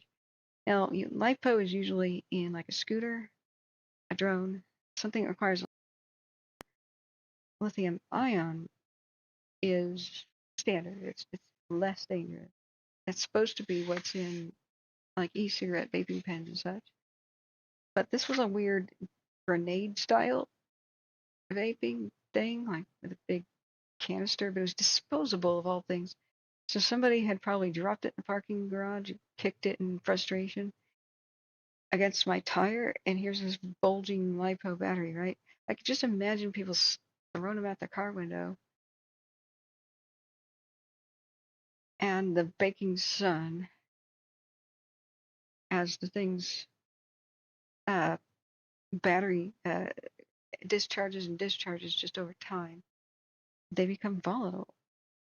So there's these big instructions, like with my drone, that says never allow the battery to discharge lower than 15%. Like, you don't fly the drone in a couple of months, recharge the batteries to full anyway, and put them in an explosion-proof bag, which I had to buy. So I've discovered several of these vaping devices. I'm the kind of person who picks up litter. It's an Oregonian thing, and Californians sometimes do, but it's in Oregonians' culture to hate litter and to pick up trash if other people don't, and scold anybody you see doing litter. And there's like a reward for bottles that says you get 10 cents. Yeah, so people immediately pick up like empty water bottles and stuff. But I picked those things up because I know about the fire danger. It could just start a fire. There's all sorts of new hazards out there where we thought we were breathing a sigh of relief that, oh, there will be less cigarette-caused fires from now on, right? Smoking is fading out. New battery-powered little devices. It's really not just vaping, too. It's little keychain flashlights. Even those button batteries for watches, they have lithium in them. They're a little bit less likely to, say, spontaneously combust, but Lithium is one of the most unsafe things on Earth for fire. We really need to get rid of lithium batteries as fast as we can. Putting them in cars is madness. Just absolutely madness. Commander Dante says, oh, the site fire? It's forming a pyrocumulus right now. At night. Wow. What a tremendous amount of fuel to do that. It takes a tremendous amount of heat. And to get a tremendous amount of heat, you need a tremendous amount of fuel. Wow. Of course I trust you, but it's still so unbelievable. And again, look at the stupid dead trees in the foreground. You see how some of them are half dead? That means they were just stressed. What's more sad than a dead tree is a half dead tree, because it's never really going to be the same. Oh. So, there's a lot of. Too bad they didn't calibrate this, because light and heat are the same thing to infrared. But really, all the dead branches and dead parts of a tree are just a ladder for fire to climb. It's better to just put it out of its misery. Because if there's a, like, see these in the foreground? No. All these dead trees next to the living ones and the half-dead trees next to the living ones are there to assassinate the healthy living ones. You gotta take it down. If these are on fire, this will kill. Even if the fire didn't spread to the healthy green ones to the right, the heat of the dead ones kills it. It's just like having a little sapling tree or something you take home. It's like putting your plants in the oven, your potted plants. They're not going to live, even if they don't go on fire. This depresses me so much. So just, it gives you a clue about, even though this is higher elevation and different types of trees, it gives you a clue about what just might be dead around here with the government leaving it. This is setting up these living trees to die as well. And I just get infuriated. We're not even giving them a chance. Okay. So even if we don't have a direct view of what could be on fire over there, we got an idea, don't we? We got an idea. Yeah. So even though it's much, what is the current temperature? Let's find out. Let's find out at the site's fire. That's one thing I wish that watch duty would have, is right at this point right here. Whoops. Right, no, for the site's fire. Sites, excuse me. Let me put it in light mode just for a moment. Yeah, it has tabs for updates, shelters, and info right here. Either down there or right here. I would like little icons for relative humidity at the moment, temperature at the moment, wind speed at the moment, and a little arrow indicating direction. To the right, last time that was updated.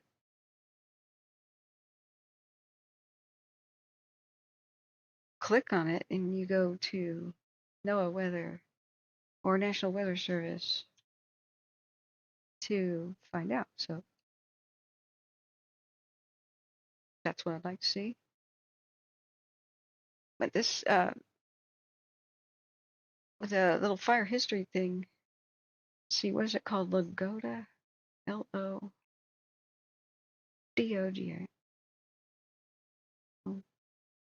Logoda. Bulgaria. Oh.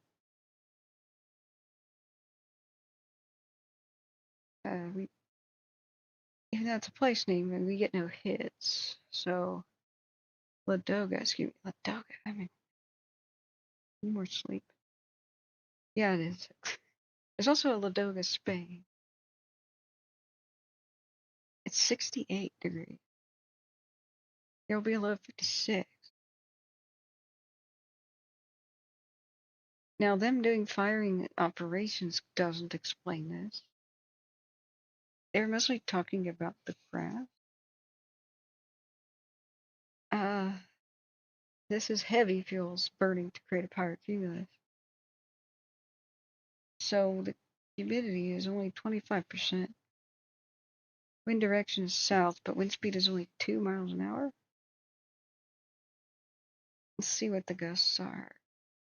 Tonight, low 56. Okay, wind has no gust column, and the speed is like 6-ish miles an hour. It will go to a dead column by 3 a.m. saying like 3 miles an hour. Now, what we can see with the movement of the wind here, we play it, is of course wind goes much faster higher you get. Like if I fly my drone about 300 feet up, it'll start kind of struggling in the wind when it's a dead calm at the surface. So it's totally different, just a little bit higher. So I think you're right, Husky. It's making its own weather. It's making its own draft. It's making its own chimney. Yeah, sister. Yeah, I believe you. And thank you for the and hi, by the way. You're up late. Oh, no. That's not Aero. This is sites.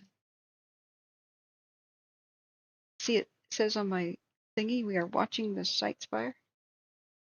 We don't have a good image for the Aero, unfortunately. And I just finished talking about it. Angela Rounds. Hey, welcome back. How you doing? You missed most of the live. You're driving home from Arizona. Well, don't let it happen again. You get Starlink, so you can always be tuning in, young lady. Yeah.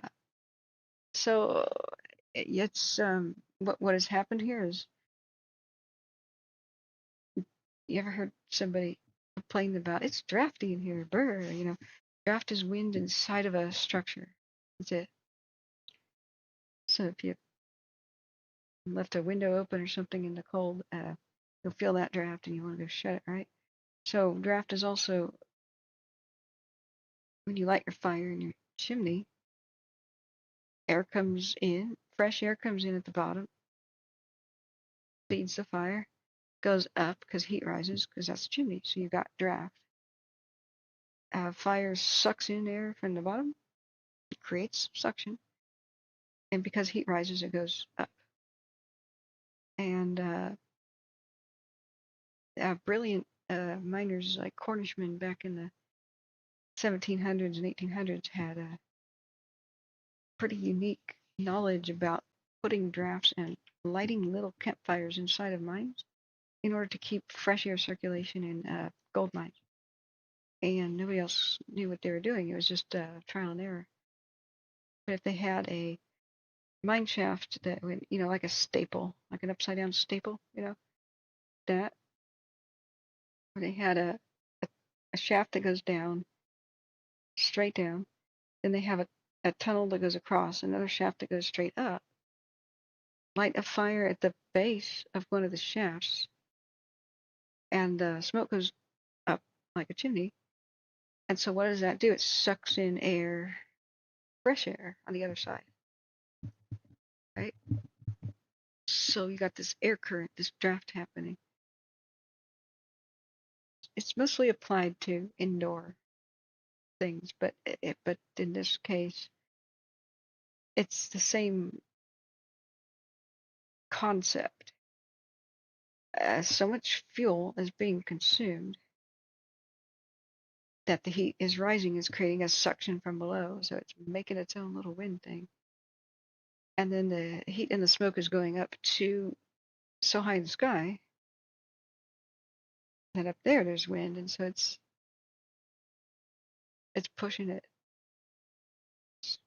man, to cause that during an almost dead calm, unbelievable.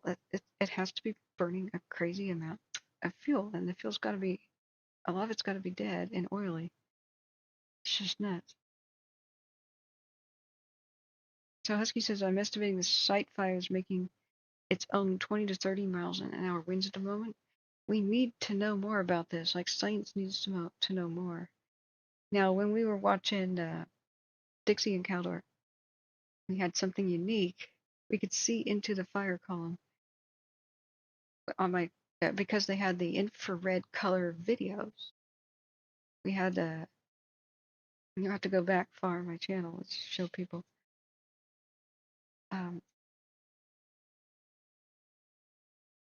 Dear God, that's New Mexico.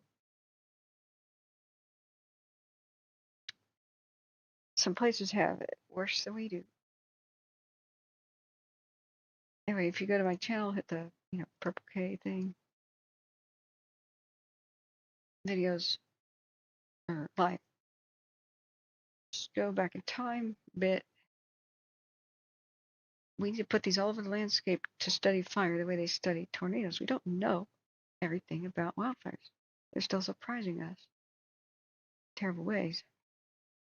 So what we had was a unique view in right through the smoke into the columns, and we found out, maybe for the first time, what is inside these columns. Is gigantic twisters.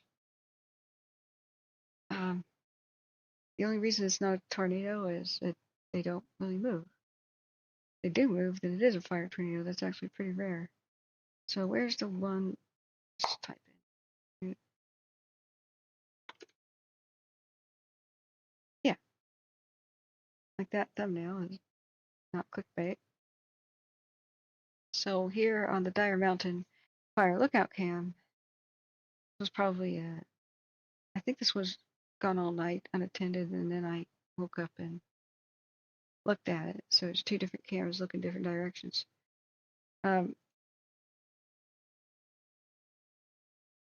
This is what the nighttime infrared camera could see, but look at the color one.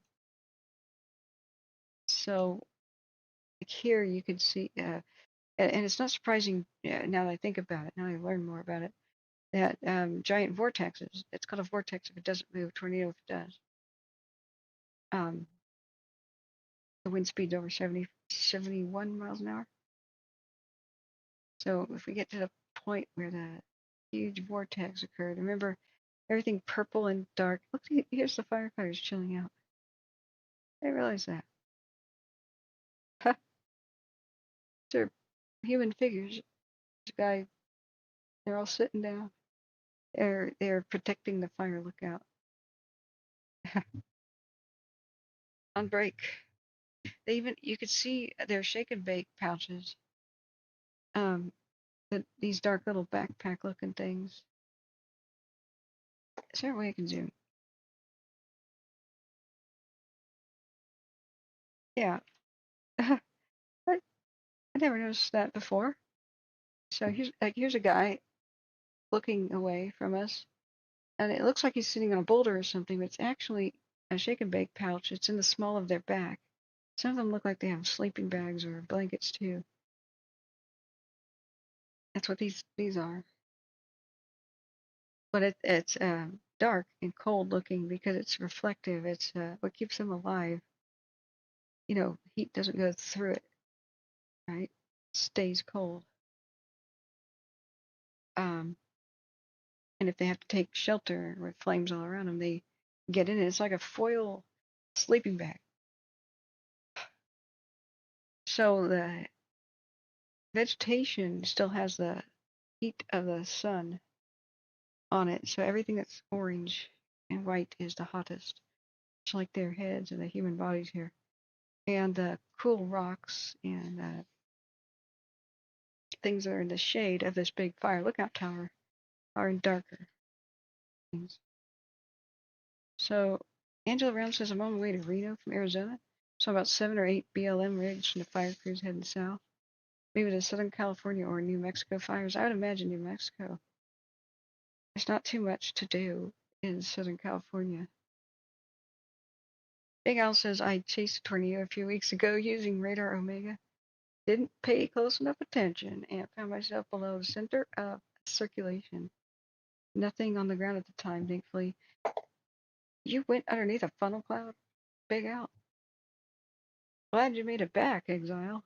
Sorry, let me show you what I was originally intending, which is a 3,000 plus foot high vortex in the center of the giant pyrocumulus cloud. I may have taken the thumbnail from the prior day's broadcast. I should have timestamped. It goes on. But whenever you have heat, a tremendous amount of it, it wants to rise. It has to. So if there's more and more and more from the bottom, it accelerates the speed.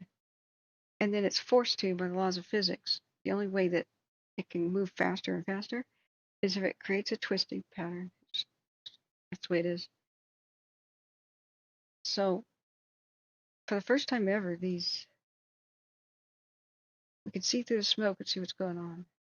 And in the distance where the pyrocumulus cloud was, we saw a gigantic 3,000 plus tall vortex sucking the flames up and the heat. And it's hard to tell where the flames end and the heat begins.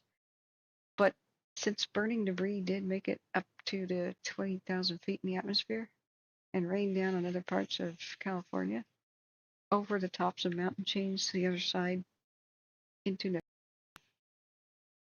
Janesville on the border of Nevada, we need these all over the place. We need to learn. And people say, oh, they were not 300-foot tall flames. Yes, they were. These trees are about 100 to 125 foot tall. They're old growth. They just look small. They're not. Sorry, what these cameras do is they pivot it around and rotate it. So unless we wait for a bit, now there's more firefighters. Unless we wait for a bit, we may not see the big thing. It stayed there for days. Now what it does when it becomes twisting is it like every fire, just like the bellows, like the blacksmith puts more air and it gets hotter, it glows hotter and hotter, burns the coal faster, it burns up the landscape faster.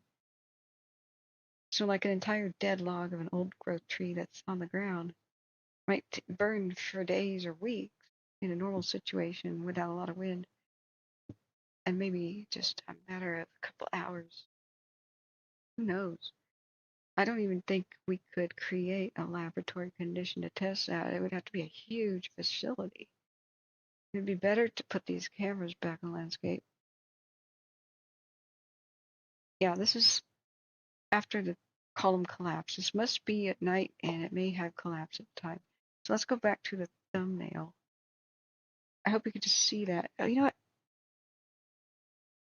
I got my own screenshots. Sorry, I should have just gone to my screenshots. But there are mountains back there that are 30 above the valley there. And so that is the center of that pyrocumulus cloud. So that flaming twister sucking flames up is same height as those mountains in the background. So it's higher than 28,000 or 2,800 feet by a decent estimation. Now, you know what? These cameras might still be on the landscape. What were they called? Okay, let's look at my old video. So I probably put it in the description. Let's see. Well, I should probably remind people Pell account to use it. How about that? All right, show more info. Chat roles.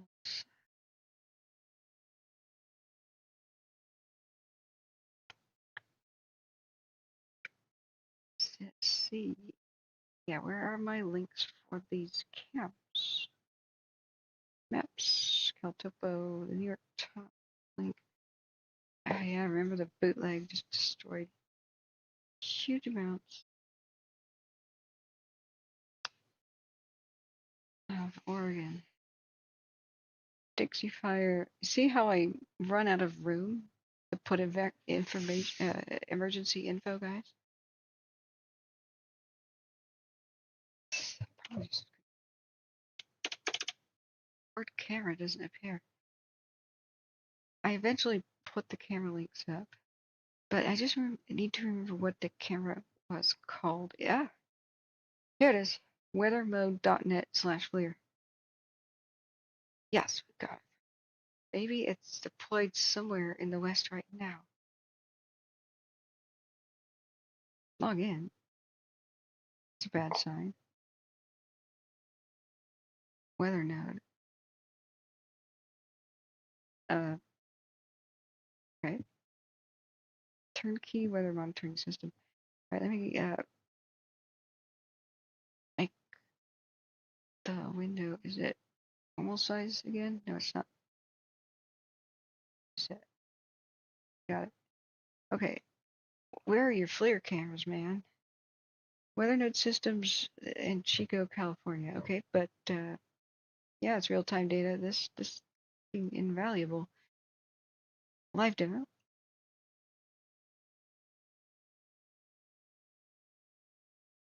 Okay. I don't really need to know about wind speed and stuff like that. Where are your FLIR cams, dudes? Oh, that's hurting my eyes. Oh no. We may have to contact them and say, are you guys still providing those FLIR cams? Because dude, if the state of California just didn't have it in the budget anymore, I'm gonna riot. Jane Cat says, sorry, I missed some chat.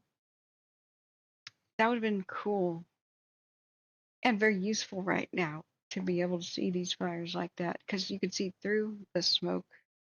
And so I could see clearly which towns were in danger. That's how we got people out of Westwood to take the right evacuation route. The stupid reverse 911 robo voice told them to drive west. Well, that was into flames. Drive north out of town. Well, that was into flames that the firefighters were running for their lives from. Can you imagine if the entire town got in their cars and drove very fast north and met the firefighters who were just barely made it out alive, screaming down the same road? What would have happened? So I said, hell no, east. That is actually your only way out. Go east. That's why our channel is important.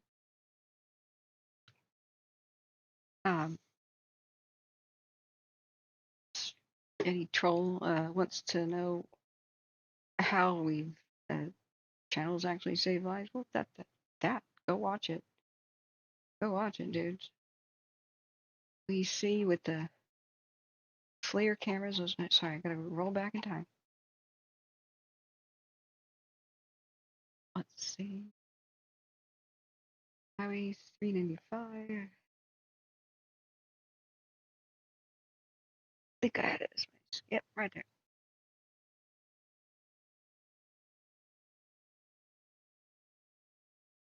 Flames when they marched all the way around Lake Almanor. Can't believe it basically wrapped itself around Lake Almanor. Unbelievable.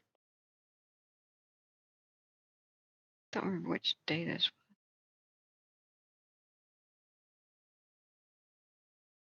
Okay, this might have been a nighttime. Oh, anybody seen Three Winters? Where's he gone? By the way, there's Terry Ann right there. Wait, Three Winters, you didn't change your name to something else, did you? Yeah, here's the fire in the canyon after it obliterated Greenville. This is how it spilled into Greenville. That's Round Valley Reservoir up there, guys. Sorry, bad memories a bit. You barely see it, but it's going to come down and take out Canyon Dam next. So this is the east shore of Lake Allenor. So that's Round Valley Reservoir, and it took that chute. And the only good thing I can say about this is it taught me to understand the barrel of the gun concept. If your community is below an elevation, hills and mountains that are a little bit steep, and there is a kind of like an avalanche zone kind of thing, you know, like a slope pointed at your town. If fire goes there, it'll spill down at breakneck speed. So your community is looking down the barrel of a gun. Hard lesson to learn, but it's a good thing to have come out of it. But at least the thumbnails here. Oh no, it takes you all the way to the back, all the way to the top. You have to go back years. Scroll back years just to get to the thumbnails that explain this. Yeah, it's clear. By this time, this is the one that was in Tahoe. Can you imagine if every single cam was 4K movies and stills? You could switch between it. Yeah, so this was the 300-foot tall walls of flames. And it kept going east, east, east, and east until it kind of paused north of Westwood, and then the wind shifted and began pushing it south. And they said, everybody run for your lives. I believe those exact words are on the radio. You don't hear that often. Oh, there you go. There's mini tornadoes. I'll have to go back and find my best spots. Oh, there it is. At least 1,000 foot tall. I called it a fire tornado. I didn't know it had to move to be a tornado, but it was a vortex.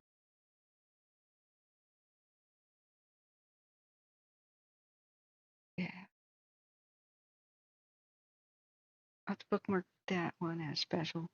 Go back and look at the sites. That's what I want to see, friends, because what we would see if we had that flare is a twisting column going a couple thousand feet up. What we have a white blob. What can we learn from this white blob, right? Husky says the site's fire is producing 30 to 40 foot tall flames. Don't doubt it. But when the fire dirt devil things happen, they go up for dozens of feet, 75. It's a pretty incredible video. I can't really show because I think copyright. I'm not sure if the Australian government fire department took it, but it shows in Australia like a fire dirt devil happens, and it grabs the fire hose and sucks it up like an actual fire hose in the heavy end, you know, with the big brass handle end of the hose. It's just pulled up into the air like nothing, and it's going. The firefighters grab the end of the hose. They're pulling and tugging on it, trying to yank it out of the sky. They're playing tug of war with a dirt devil that's on fire. Mind-blowing stuff. Hey, Venture Dreams, we're discussing how bad these cams are compared to the amazing FLIR cams we had in 2021. The ones where we could see the fire tornadoes, vortexes, and the like. You gotta see some of my crazy old videos, man. This was on the top of fire lookouts back in the day. And it's live, it's high definition, it's color thermal. So I just, man, you just missed some good explanation. You'll just have to rewind there. I explained how our channel saved a lot of people at Westwood. That convinced me to keep doing what we're doing. We could see very clearly where fire was, no matter how far the distance, no matter how much smoke. It sees right through the smoke. So when the fire was marching towards Westwood, and the stupid robo voice reverse 911 thing told people to drive right into the flames. I could clearly see from the Dyer Mountain lookout cam, fire lookout tower, don't go that way. And then we could see, this is the inside of a pyrocumulus cloud. Let me just get you the good screenshots, guys. And then the sites fire, I'm trying to explain what the sites fire is doing, but we're seeing this blob of crap. California needs to invest, at least some universities should, or some billionaires, into the FLIR cameras so that we can learn about what fires do, because we don't know everything. They're just as mysterious as tornadoes on the inside, unless you can see right through the smoke. We need to have instruments that somehow survive fires, or at least for a while, to get temperature and wind speeds inside of there. We're speculating on what is the wind speed of what it's generating. With the FLIR cameras, we would have a chance of figuring that out. I mean, they're still trying to release little disposable thingy bobbers inside of tornadoes, like in the movie, to get data.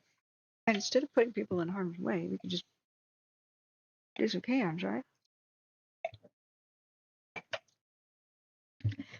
Venture Dream says, look at the car fire. Yeah, that actually had a true fire tornado that took out a house and the people inside with a witness.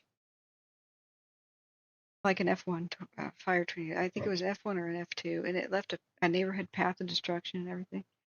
Paradise had a few. And you could just tell by the damage pattern. People think that they were some space lasers because at first you just don't imagine a fire tornado outbreak. But inside of these pyrocumulus clouds, that's definitely what can happen. It creates a gigantic twisting action of heat rising. And what people don't realize about a tornado, let's look at the other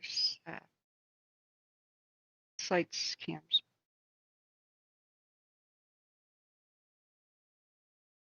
What people don't realize about tornado, and I didn't either. I mean, I didn't have much of an interest in them. They're just terrifying, and I don't particularly want to know what to be near one, right? But somebody came in here and told me about tornadoes. I wish I could remember who that was. And they told me that the average person, well, thinks a tornado is like here. My palm is the ground. That there is a circle. There is a circle of damage and a hollow inside, right? Kind of like the eye of a hurricane. And yeah, the very inside kind of is hollow. If you were in there, you could see daylight to the top. Like if you probably wouldn't live to tell about it. And that's just it's a circle of damage. It's rotating around in a certain direction. Not so. Around the circle of damage, think of it as like the hippie flower power symbol, where the circle of damage on the inside and the petals are these other vortexes that are on the outside. And so that explains the weirdness of the damage patterns. The ones on the outside that are going around the central circle that are smaller, it's not like a chain of them, right? There's gaps in between them. So as the main thing is moving around, the smaller ones are doing their own thing, moving around the bigger one. So that's why you see these two houses obliterated, and one in between them totally fine. Luck, chance. So in Paradise, there's these power lines that are standing and they're okay. In fact, I don't know if they were rebuilt later or whatnot. And then next to them is a crumpled one. We're talking high tension, big power line. The tower frame ones, metal. And it's a little crumpled heap. And so people say only a powerful laser weapon type thing could do that. What the hell could do that? A tornado does that all the time. So people who know about tornadoes would go, aha, tornado damage. Whereas you and me are like, what the hell happened? So, yeah. I've never seen a tornado. I've seen some weird funnel clouds, right? I've seen the crazy thunderstorms of Texas, flew in between them, saw insane lightning up and down the columns. All that told me was I am not man enough to live in the South or the Tornado Alley. I am not man enough. That's a big nope. I'll visit.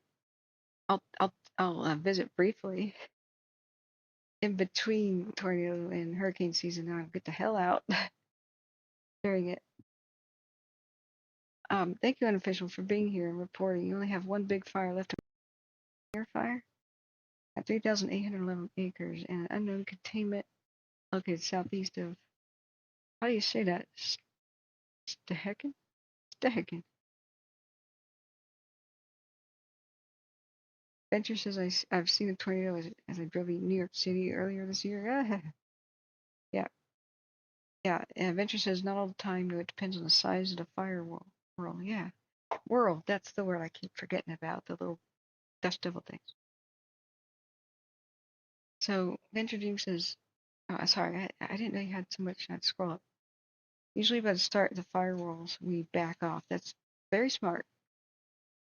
You know, the fire tornado was caught on camera at Janesville in the 80s, and it had warnings of the tiny little fire twisters on the ground, the knee-high ones, the waist-high one. And that's a big warning that conditions are ripe to create a tornado. And when I saw that in the grass fire with the Douglas fire the other day, that's what I was trying to explain. Is that's freaky. You know, the wind is erratic and crazy and strong. I didn't expect, a fire tornado to be spawned in middle California Valley, but it's a wake-up call warning nonetheless. So it's taught now. And if you see the little mini fire tornadoes on the ground, it's probably time to pull out if there's heavy fuels over there. Because it's not like it got spawned from a storm, like the way a regular tornado is. It's spawned from the heat as well as the winds. It definitely needs study, because if anybody tells you they understand them already, whatever. We don't even understand normal tornadoes. Some of the most mysterious phenomenon on Earth. Kind of just has a tendency to destroy all instruments and people that get close enough to talk about them. Okay. Ouch. Yeah, Venture Dreams. If I keep having people finding me now, and they're like, "Oh my God, I should have been watching you during the Dixie and stuff." I'm so mad at the YouTube algorithm. Everybody tells me I was searching for info and 24-hour coverage and never found it. It's just stupid algorithm. Yeah. JCat says a few years ago we were remote chasing on a music stream, and every bit of info we posted was on Reed Timmer's page and on the Weather Channel. Yeah, JCat says a fire whirl is much like a dust devil. A fire tornado is an actual tornado that drops from smoke plume to the ground. Well, I don't. Maybe a lot of people live to explain how they do that. The strange thing about some tornado footage I've seen is you see the funnel cloud coming from the top, of clouds. But on rare occasions, when there's a lot of mist, you also see something at the bottom, and it almost like it connects bottom and top. I'm not sure they always form the same way. And the bizarre thing about lightning is sometimes lightning goes from ground to sky. Lightning is also extremely mysterious too. Okay, I think I've caught up with chat. If I missed your comment, sorry. Venture says, yeah, I was in Greenville and Chester during the Dixie. Dear God, you were assigned to the division near Butte Meadows at the time. We got trapped by the fire encircling us. What did you do? I heard about that. Yeah, I'm sorry, Venture. Dust devils are different firewalls, but I couldn't remember the word whirl. I try to say it's like one, what I meant is it's not as powerful as a tornado. It's a mini deal. I'm pretty tired. I've been up since 5. I had only 4 hours and 30 minutes of sleep last night. I went to sleep about midnight and woke up at 5. I'm like, wait. No, I need to sleep more. No. Who here knows about the El Reno? Yeah, I do. Yeah. You still have the photos? I would love to see those, man. And what did you do to survive? I kept trying to warn the journalists who were running around, people like Matt Henderson, before he turned on me. I said, do you understand? I could see the FLIR cameras. Do you understand? You're driving straight towards a 2,000-foot tall vortex that in the smoke you can't see. In the Tamarack fire, when I first discovered him, he was filming and live streaming from his dash cam. He was riveting, but here I am watching the satellites in the heat, and he goes north towards Markleeville. Then he goes, actually, I'm going to go south. Behind him, the fire crosses the road. We can see that, and I can hear it. Firefighters is describing it. He says, I think I'll go south. Turns his pickup around. I go, no. I'm in his chat. No. The fire crossed the road south of you. And then it was, the road goes north and then curves to the west from Markleeville. So now it's approaching Markleeville itself from the south, and could have cut him off from getting into Markleeville, which was the safe zone where the firefighters were making a stand. So I was like, dude, look out. I tried, he's ignoring his chat. And I'm like, somebody get his attention. Other journalists, which is freaking me out. And then I would hear the firefighters lose communication with each other and say, have you heard from so-and-so? Send a runner. We don't have good radios. We don't have coverage. I was so worried for everyone. Venture Dream says we had to burn out an area around us and our rigs to keep us in the black. Yeah, Hail Mary pass. Yeah, hey, Devashman, I'm sorry I didn't properly read you. How are you doing? Thank you for your kind support. By the way, guys, please hit the like button to help rebuild our channel popularity. We've been hit. It really sucks, but YouTube thinks we're all about entertainment. It thinks everybody's an entertainer. So when people subscribe for a bit, we get 1,000 or 2 new subscribers. After the fire season ends, they unsub. I don't blame them. They don't want to know about fire. Well, that's when YouTube thinks you offended people. So YouTube punishes you hard with the algorithm. It's just automatic punishment. So we have to start from scratch. It's fire season, and what the algorithm does is promote trending stuff. So even if you can't donate, this helps you more than you can know. And subscribing really does too. It's probably going to be the only way you're going to find us year after year. We try to always go live during a crisis, no matter what time of year it is. Last year, the fire season was relatively mild. We didn't have huge ones next to huge population centers. We didn't get much of an audience. Lost 85% of funding, therefore. But the fire season ran into December. So I kept making plans. Like I tell people, don't bother me during summer, and I'm sorry, I can't help you. Somebody calls me, can you help me move? Sorry, no.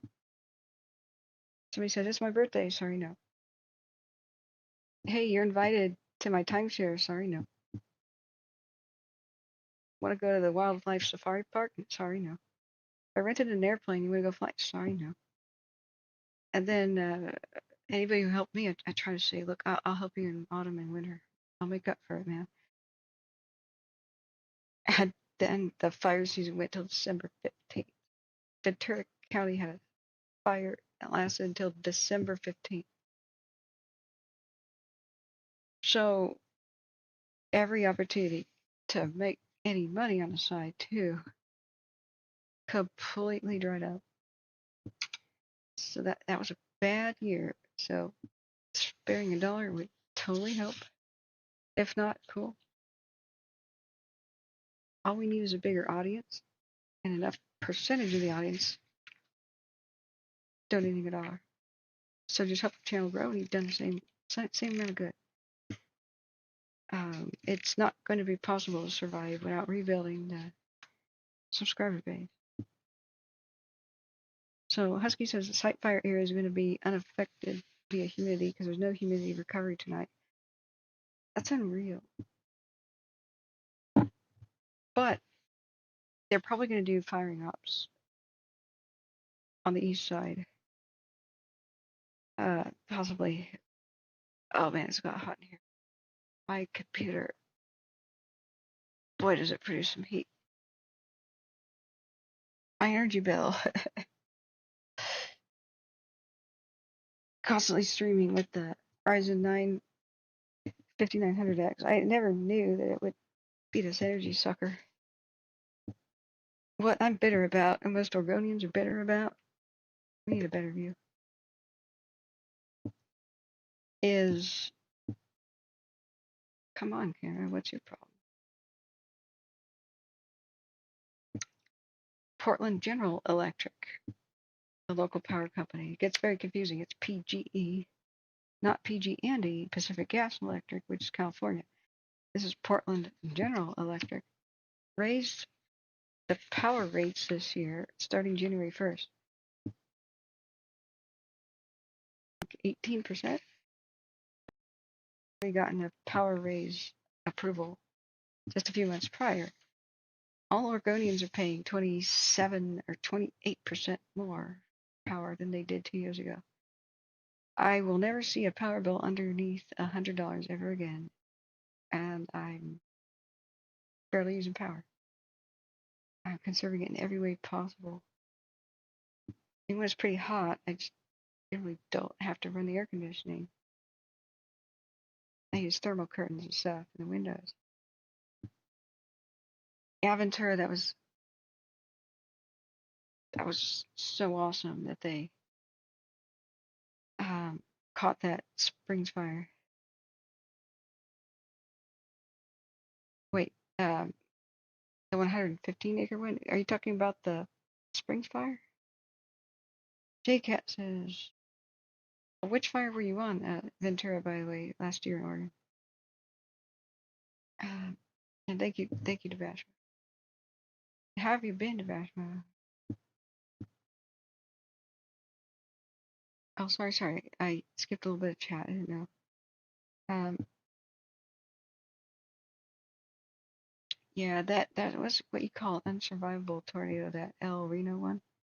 That whole neighborhood never stood a chance. I don't think in tornado country you should be able to build a neighborhood that doesn't have a shelter underground. I don't think they even had an underground sewer. They were all septic.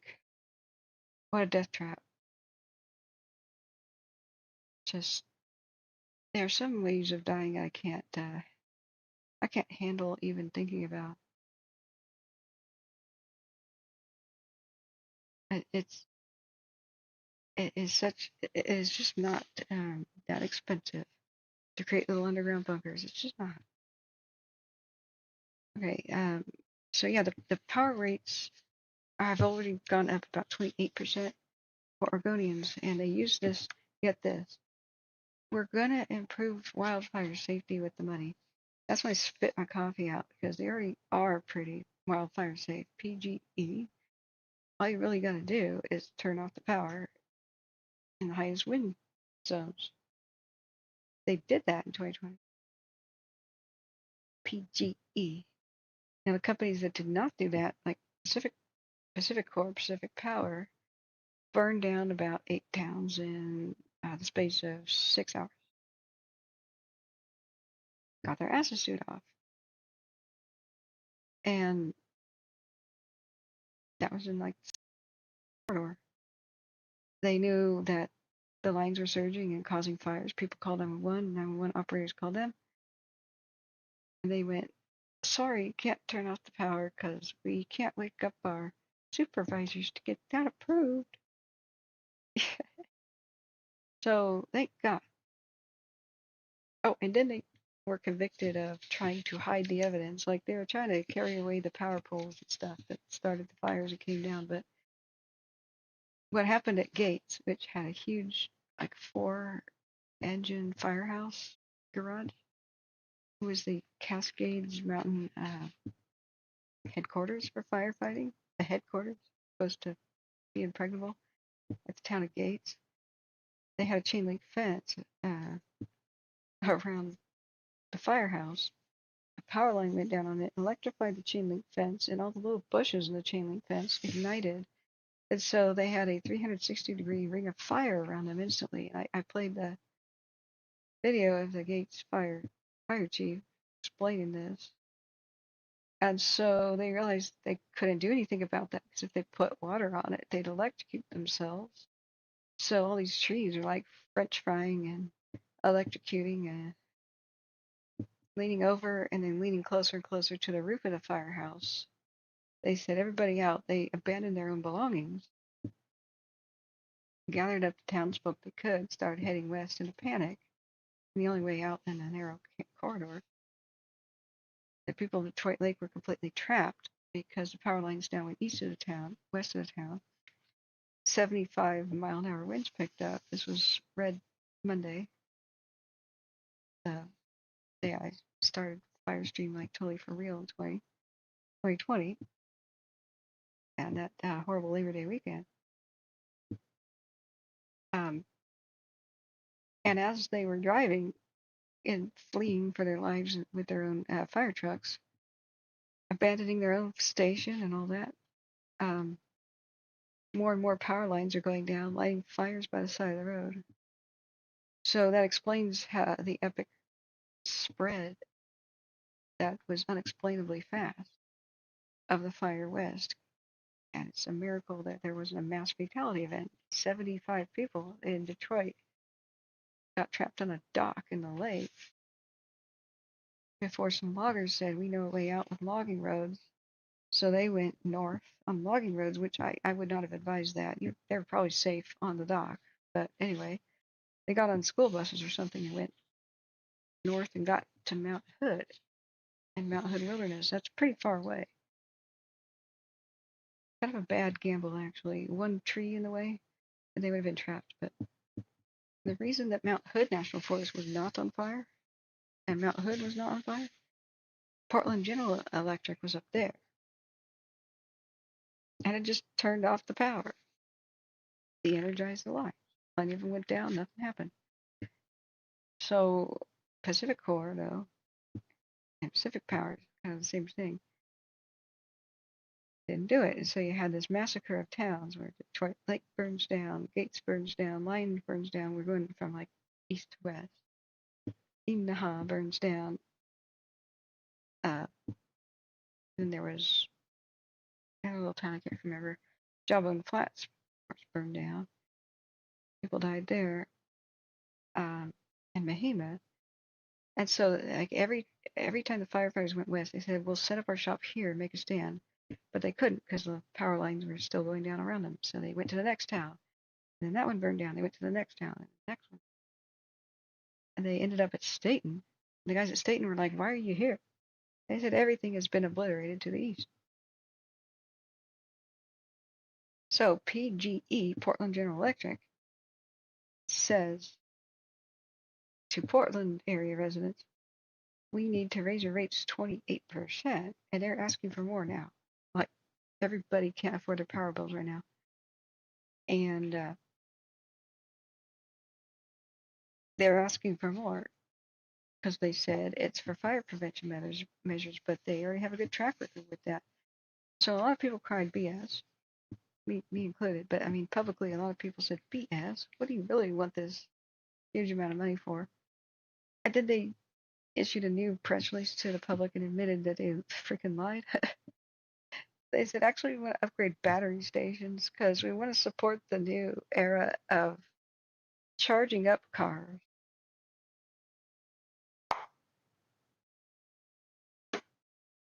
Oh, Really? Okay. Wait, you already have battery stations. You just want to upgrade them. Okay. So they're anticipating the new era of battery-powered cars. Not that there are any affordable ones out there for the masses, just the rich people. They're anticipating a demand that might not materialize, and they're not even charging the people that would do the demand. It's much smarter to just wait. If special batteries are needed for the cars, why don't you just charge a higher rate to charge the cars at the car chargers? But everybody is suffering for that. So thank you so much, Brian. Brian Spice, you're wonderful. Fill that top 5. And I'm sorry, my phone may have gone on silent mode again automatically due to the time. But if anybody has donated via PayPal, I don't mean to be ignoring you. I was trying to do a tally earlier. And then what we were going to do before the hell broke loose with other things, I was trying to figure out how much we have raised for the goal. I remember now, that was our goal before dinner and that crazy fire. So what I had done is I had opened up another tab and got confused by YouTube's studio in the background. Get hearts. Get hearts. You got your hearts.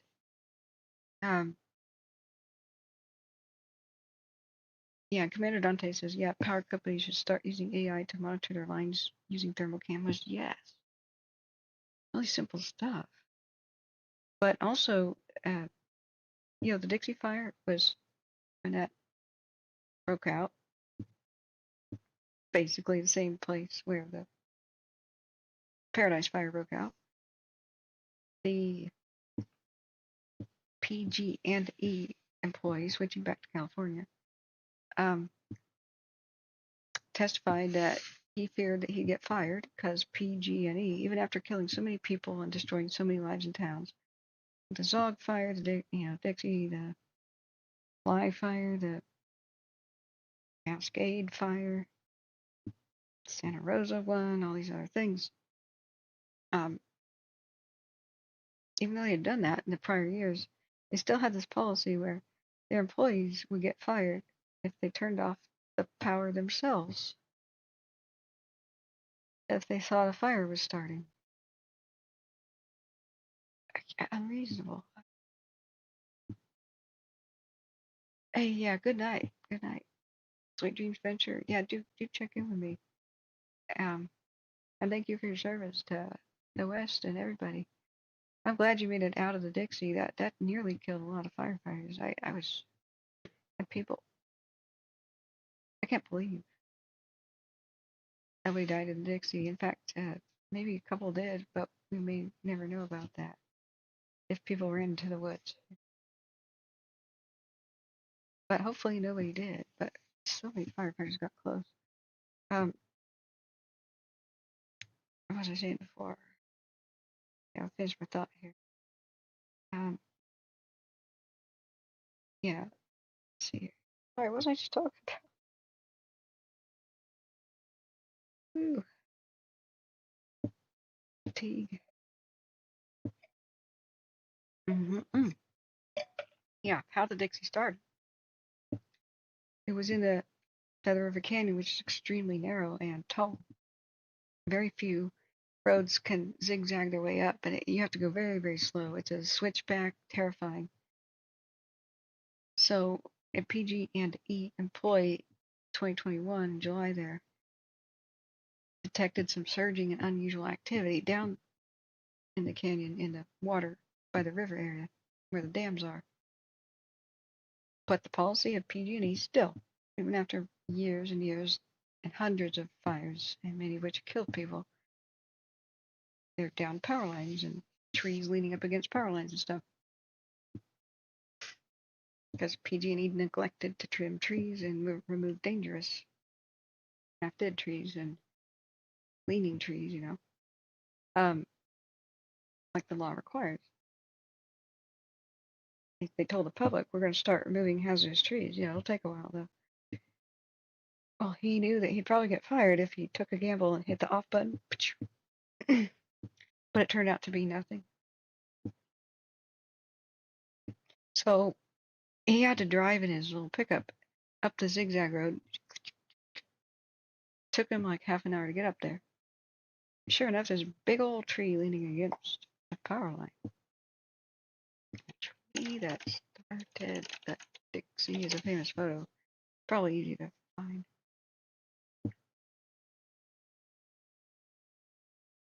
Where did it go? Maybe it's not. Somebody forwarded me a picture. Alright, this might get a little too dramatic to just randomly scroll through. Sorry, you won't. It's not at the top. So anyway, there's a pine tree just leaning on lines, and that's that should not happen, because what power companies are required to do is have this space free of vegetation on each side of the lines. And in Oregon, it's really wide. You have this cool grassy meadows underneath the power lines, and it's a real great help for the deer. Because deer eat grass. They don't eat sticks and pine cones. They don't really have any food in the forest. They have to find meadows. They have to find open grassland areas. And so the elk, it's revitalized the elk and deer population, especially on the Coast Range. And so the weird thing is, you look at the corridor, safety corridor. That's what it's called, safety corridor. Of what PG&E considers wide enough, it's really not. And there's always bushes at the base too. So there's not supposed to be bushes down there, because if their lines touch and spark, the sparks will fall into bushes. And you can see how crazy bushes that are full of oil can be, like manzanita. I mean, look at what we're seeing. It's bushes. A lot of them are fueling the craziness with this particular fire we're looking at. So anyway, this tree leaned over. It was just pulling the lines, just frying. So he goes, sweet Lord, there's a fire. Whips out a cell phone. No service. No service. This is why I keep trying to say who cares what it costs? We need to put cell phone service everywhere in the mountains, just in the desert. We'll save a lot of money really quickly by not having to do gigantic search and rescue missions and finding corpses, or never finding people at all. And people can call in a wildfire instantly. A lot of times people accidentally cause one, or maybe they just walk through a campground and come across somebody else's fire that was unattended or not put out properly. And they try to call, or no service. The Dixie Fire will cost billions to recover from, and the environment won't recover for a couple. There's not just a cost at one point, there's a cost every year, and lost tourism and lost jobs, the waste of the environment. Worst thing about it is, when I went there in 2022 to document it, first time in my life that I've ever been up there, we had this ritual where we didn't roll down the windows as we drove through the canyon. You know, we had recirculation of the air conditioning on or something, and as soon as we got up to Indian Valley, we would roll down the windows and smell the fresh mountain air, and it was so different than the valley. You kind of forgot how rotten the valley air is. And we were, I rolled down the windows, and it smelled like dust and dirt, and it smelled awful, and it burnt plastic. The amount of oxygen not being created and the amount of CO2 not being converted into oxygen. Fire was so hot there, the seeds turned to dust. Nothing was going back, and nothing will go back until they start replanting, start over from scratch. Yeah, Ventures Dream says we were up and above the canyon and Butte Meadows to the right side of Highway 32. Yeah. Yeah. I worked all over that damn fire. That was a long fire. Did 3 tours on it. Yeah, that was more than firefighters should, right? And they started drafting people out of the Army, right? They started drafting people from other states. 35% of the nation's firefighters were on it. I can't tell people how large it was.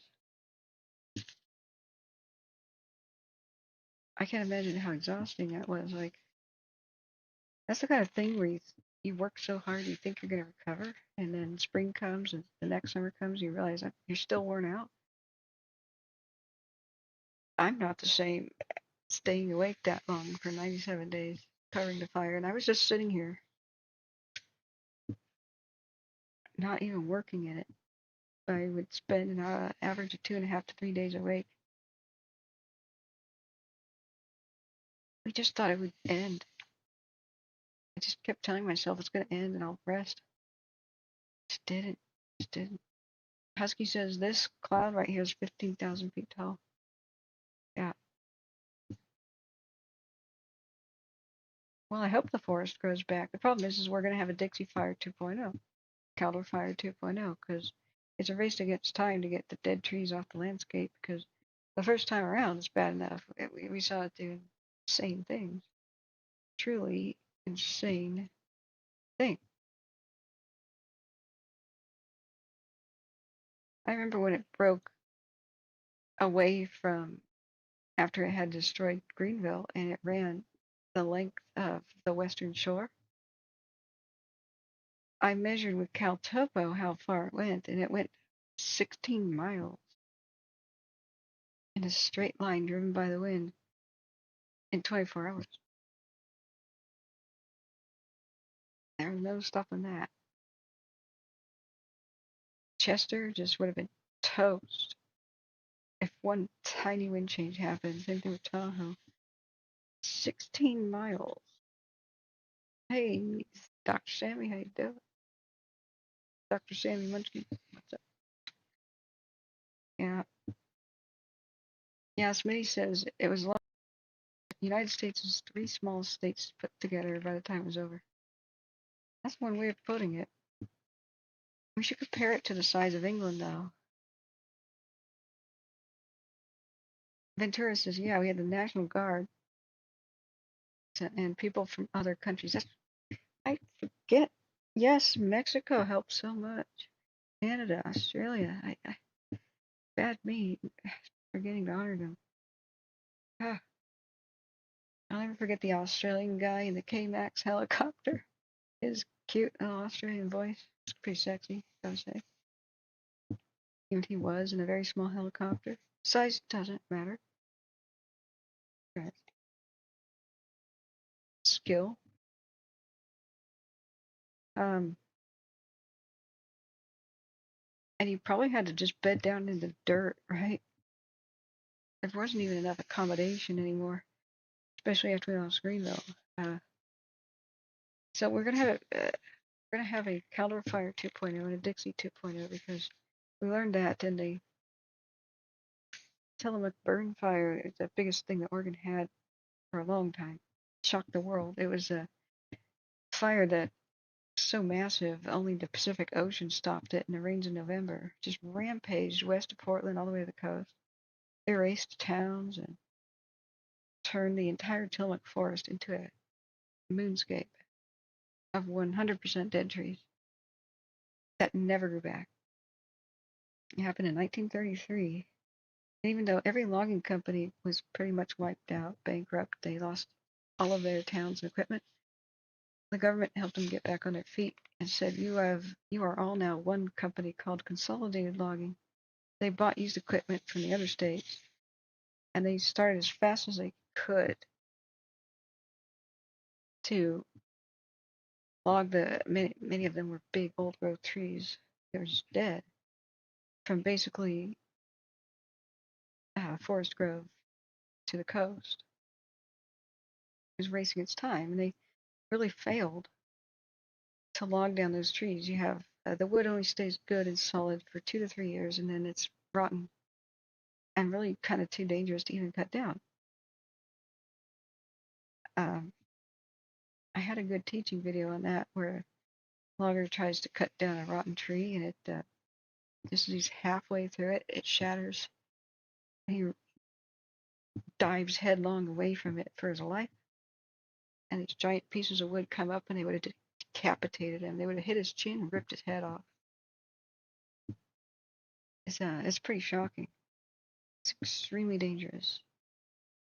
But they tried as fast as they could, because every 3 years, enough of the bushes grew back to make it's like a kindling pile against a big dead tree. So when lightning and stuff hit the dead trees during lightning storms, and well, things happen, and sometimes accidents or cigarettes or whatever, the Tillamook burn repeated, and it was worse in intensity than before, and it had shocked the world with its intensity. The whole Bambi fire, it was basically the first color film ever of a wildfire, 1933. That's about the same time Wizard of Oz came out, the mid to late 30s. So color film was super expensive, but somebody got it, and everywhere you went, holy crap. So the reason it's worse before is the first one is the mildest, because only the sticks and limbs are going to burn off the big trees. There's thousands of gallons of water in living old growth trees, or hundreds, depending on tree size. Well, it takes 2 to 3 years to completely dry out, be dead, and now the whole trunk can burn. Every single dead tree that's on the landscape is a ticking time bomb. Lightning striking living trees doesn't do much. It has to strike something dead. Then that tree, if it doesn't shatter apart immediately into flaming pieces, for a bit till it does. And whoosh. You had all these bushes that had grown back at the base. If you ever take a cigarette lighter, you just can't light a log on fire. It doesn't work. But you can light the little sticks on fire. So the intensity of old growth burning that's already dead all across the landscape is complete unimaginable nightmare. So the second version of the Tillamook burn happened in 36. The original was 33. It was 1936. And then they once again tried to salvage as fast as they could. And meanwhile, only bushes came back, and they were like, isn't the forest supposed to grow back? Like, what's going on? It never did. So it was kind of not rocket science. Anybody that toured the area could see that no pine cones survived. They were just white ash. So the weird thing that happened is you could see the dead, black trees here. But this second fire began in 36. You see the white ash on the ground. That's where the standing dead trees had burned. It's a weird, eerie thing. But you can see the black dead trees. How do I enlarge this photo? I don't know if I can.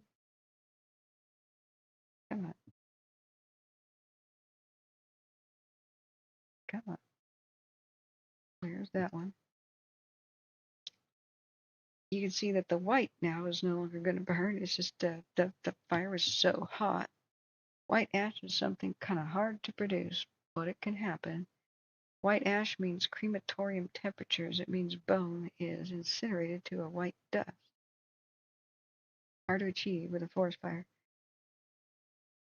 There is nothing that survives that. No seeds, no nothing, no bacteria. And it instantly washes away with topsoil and rain. And the weird acidity thing is that when it reaches the streams and creeks, it'll kill all the fish. So all of a sudden the salmon population gone. Salmon couldn't enter, let alone have their eggs survive. And then the water temperature rose like crazy because there's no longer any shade. So water temperature, the cooler it is, the more oxygen. Salmon need that. So if there's hotter water temperatures, they just belly up and die. They're starved of oxygen. So that's when they suddenly had to do hatchery fish and stuff. And they thought, well, maybe it's because we did the dams. Well, yeah, but where did they spawn? Huge amount of them swam up to the Tillamook Forest. And things like the Salmonberry River and then the Halum is just a gigantic chunk. Some of the Coast Range's last old growth. Unimaginable loss in the amount of wood there. Salvaged everything they could, but most of it went to waste. And so they called it the 3-year jinx. There's the first fire, bad enough. Second one that nobody could believe was even worse. They still tried with all their might, hired loggers from around the world and the country. But since it was a railroad thing back then, logging trucks were just starting to come around in the 30s. They had to rebuild all these trestles and bridges, and oftentimes they couldn't afford it. So they didn't have ways to reach it. And logging trucks really couldn't handle the size of the old growth that they had. They had trees with 12-foot diameters. Prehistoric trees, 650-year-old trees. They did what they could. But that was the big lesson, that you salvage log as fast as you freaking can. And even though you can't salvage some of the wood, get it on the ground. As a standing tree, that burns, shatters into pieces, and will put fiery pieces all over the landscape. You just can't control it. If they're at the top of mountains, the pieces go with the wind and start long-range spotting. So I really hoped right after the Caldor and Dixie, they'd log that down as fast as they freaking could. And well, don't waste the wood, just rebuild everybody's homes. That would be nice. People lost their homes. Now there's millions of dead trees. Don't waste the wood, rebuild people's homes. We could have fixed that. That would have been beautiful. You can't replant underneath dead trees. It's stupid. Because when the dead trees catch fire, the little ones trying to grow are just going to die too. So imagine my shock and dismay when they tried to stop as much salvage logging plans as possible. And EnviroNuts said, that's going to ruin everything. I mean, most environmentalists get this is what you need to do. It's to speed up the recovery, to help nature that we just kind of screwed up. But there's this anti-logging hate thing, where just loggers are always bad. They don't realize that like 35% of firefighters are loggers, and you can't do firefighting without cutting down trees. So, okay, should hate the policies like allowing things like clear cutting, but just don't hate a logger. So these millions of dead trees, I flew over to Caldor 2022 in a private plane with Sea Probe, and I could not see distance to distance to distance. Nothing, saw nothing but dead trees. They're tiny. All of it was the national forest. They just didn't do jack. Like, yeah, we're not going to salvage log. Great. Some of the parcels of land were privately owned by former mining companies and whatnot. It just, stuff where they didn't absorb completely into the national forest when they were made. And then some timber companies own little bits here and there. They were salvage logging as fast as they could. They know what disaster is coming for El Dorado County. And you're in a race against time to save the wood. It's by now, most of it's gone. It's mostly rotten. It's mostly a waste. So now you can't make any money off it. And it's just dangerous for everybody involved. So it'll probably cease completely. So the clock is ticking till that next disaster is going to happen because it is inevitable now. 100% inevitable. I just can't believe it. So all I can do is tell people what to expect. Worse. You can expect worse. So you can do what you can for your own property, make it as safe as possible, but just know what happens when this catches. We already know. Yeah. Some of these photos are just completely unbelievable. The Tillamook burn photo. But in 2020, the last old growth of the Cascades, that called the Opal Creek Wilderness, like a wonder of the world, went poof like this. It was just a tiny lightning fire. Unfortunately, nutcases had purchased some of the land, and they were doing some good things, like turning the old mining town into a living museum instead of letting history die, you know. But there's a terrible policy where they said, we're going to let the forest grow back over all the roads that used to exist here for the prior logging in the turn of the century and the mines. The local fire department said, what? No, we need fire access roads. I walked down the old road that used to go to the mining town, now a big trail, with my mom in that 2020's March. I just got a bad feeling in the pit of my stomach when I saw a lot of dead trees in the landscape. And I walked around with the camera. I just got a terrible feeling this place is just going to burn down. The first lightning strike. This had a fire a long time ago, and they just left the dead trees up, and now there's no real fire access roads. And I thought, oh my God, I got to return real fast and video record it. And I just sit there talking to my camera as I walk around. I did not make it to the mining town because my mom's knee problem acted up.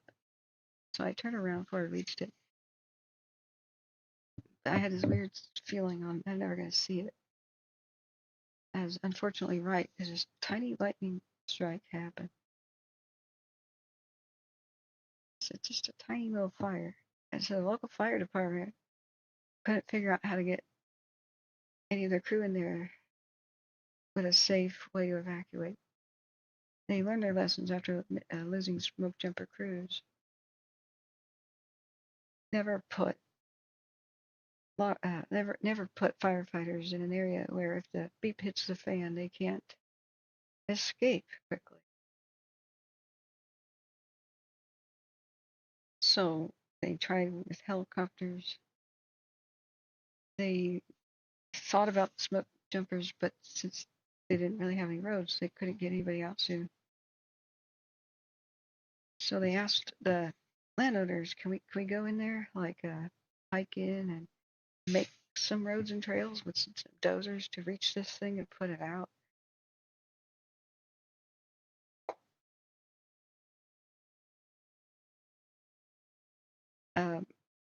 Let's have a calm conversation. If you call me you people one more time, you know what I'm saying?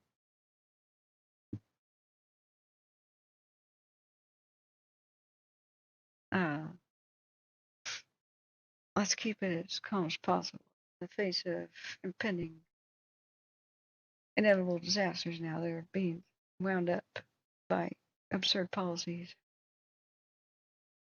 Sorry, I missed some chat. You must know what's coming with my story. The people who saved the Opal Creek Wilderness from logging, they bought the land themselves. They had 10-year campaigns to ban logging in the old growth. It's pretty logical. Like not 100% ban, but the whole region did not need to be destroyed. It's some of the last old growth, and it's a wonder of the world. But they went too extreme, and then they said, Old growth doesn't need protection from fire. It's immune to it. And roads are bad. Roads are bad. There's this weird hatred of roads. Don't ask me why. People have been programmed to think that roads mean somebody's definitely going to be developed. That's just not true. Forest Service roads and fire access roads all over the place, and there's nothing that happens. It's laws that protect places from development, not whether or not there's a road. So the fire department said, please let us make a little road, at least a trail, to this lightning strike fire and put it out. They said, no thanks. Fire is great for the forest. The problem is you guys put out all fires, and fire is good.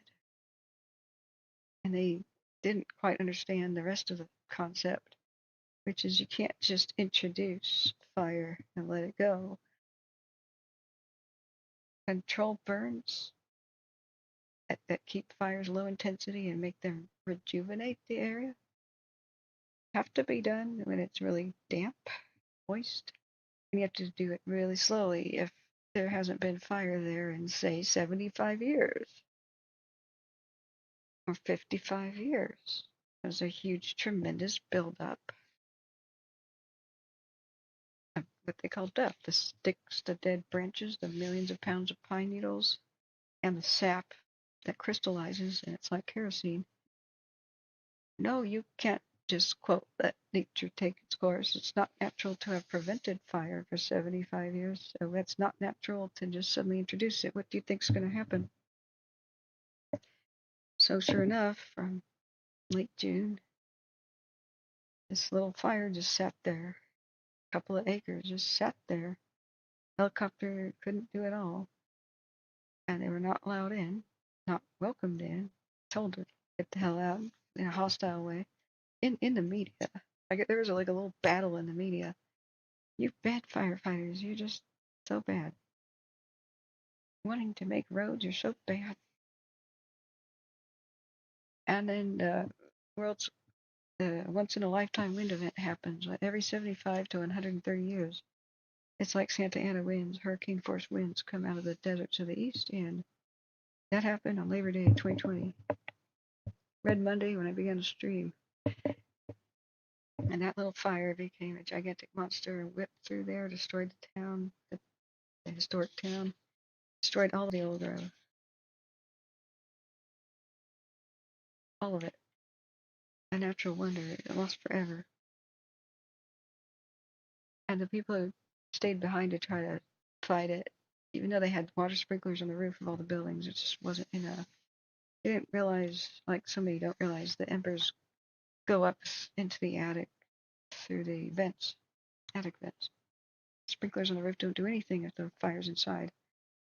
So it was just part of the big beachy creek, the same one where the power lines are going down a canyon away and erasing towns. And that stupid power company just spread. That beach creek became a monster. I took my headphones off, covering it live, and said, I have to evacuate my mother. Be right back. I had to get her out of there.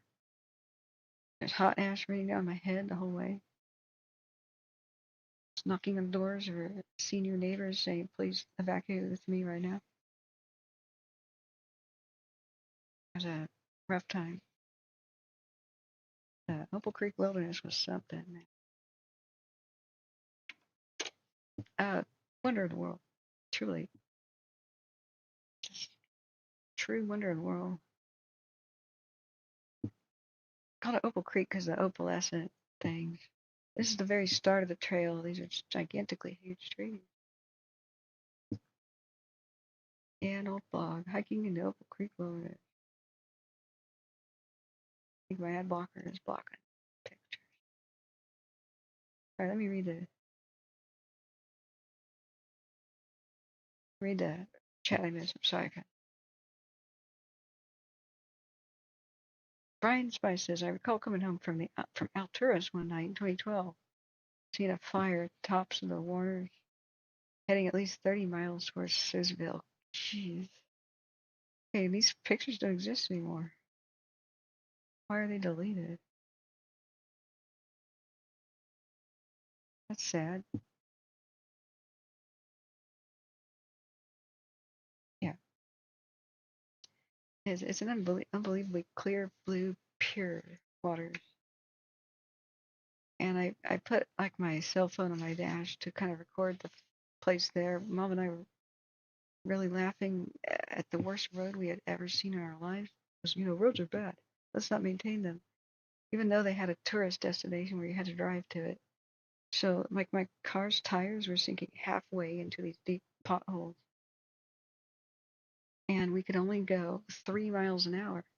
Like I was braking because idling was too fast. We were going ka-tunk, ka-tunk, ka-tunk, ka-tunk, ka-tunk. Swear they had cluster bombed the road. So I was thinking in the back of my mind, man, if a fire truck has to go through here, it can only go 2 miles an hour. This is not good. And sure enough, that's another one of those factors. Because by the time they're calling the fire department for help, it's way too late.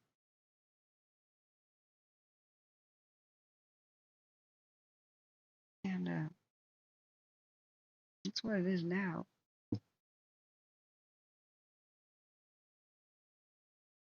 A mega fire, because there's so much buildup over the years, and then boom, it burns all at once. It's one of the few things that can destroy an old growth forest. And we learned that in 1933, so what the hell? Why didn't they freaking know that already? I was going to gently suggest, would you please cut down dead trees and consider revitalizing. I mean, some of the vegetation is growing over your roads, but they're really valuable for fire access. I know the mines don't exist anymore and stuff, but I was going to make my case. I was going to present this. But in 2020, I couldn't leave the house much. It was a lockdown, They weren't really open to the public like they were as like a bed and breakfast. And then when I saw that they were trash talking firefighters like publicly in the media, shame on you for wanting to put out that tiny fire. I kind of knew I was dealing with zealots, or at least a zealot. That was not going to be reasonable. So I just became very depressed. But one of my walk there in March is one of the last videos, probably, that anybody's ever taken before this insane devastation. And the fact somebody died trying to protect it is just quite sad. But man, the way it used to be, I got my own photos where I park and take these pictures to save Vista. And it's all lush green and huge over. But yeah, fires by Alturas were always legendary and messed up. Yeah. Covered the salt fire. Hey, Big Al. What do we have on the salt fire? Yeah, Rob Langsdorff says the reason there are no trees in the Middle East is that the Turks placed a tax on the trees. So to avoid paying taxes, people cut them down. Oh, that sounds like a corruption. I actually happened to listen to a podcast about the history of the Middle East. It was like a soothing, go to sleep to boring history kind of thing. And the Ottoman Empire, like you would think that Istanbul is in control of things. Not really. They lost control, and the local corruption was so bad that they weren't locals. They were just the governors, like in charge of the local area. So they just exploited and squeezed, and literally tax farmed the locals. So that doesn't surprise me one bit. It's like the ridiculous window tax of England. So you see all these elegant buildings with like no light. It wasn't like the Romans taxed glass manufacturing because it was a luxury good. I mean, like clear glass was especially a luxury. And most people, the poor, drink out of pottery. The middle class had metal drinking cups and or even silver, right? And then the mega rich had glass cups. Most glass was made in Egypt. And it was a trade secret a long time until the Romans figured out how to make clear glass. It was never like you couldn't see things out of it. It was like a lens, but it was clear, like the clear block window.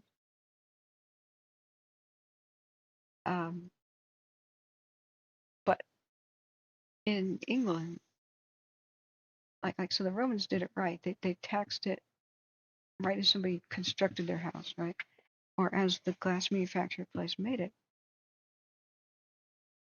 But in England, they got this weird, stupid idea to tax glass that already existed in the windows of buildings. So, like, if you had a window, you had a special tax on your property.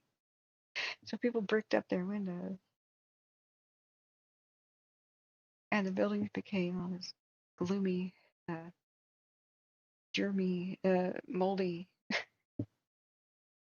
tuberculosis dens. The nice thing about real sunlight in windows, geez, look at that. Real sunlight, they've got to be doing some firing ops for some of that. Maybe, wow, smoke do they? Yeah, I see straight lines going. Which way are we looking? They said they were going to do the east side.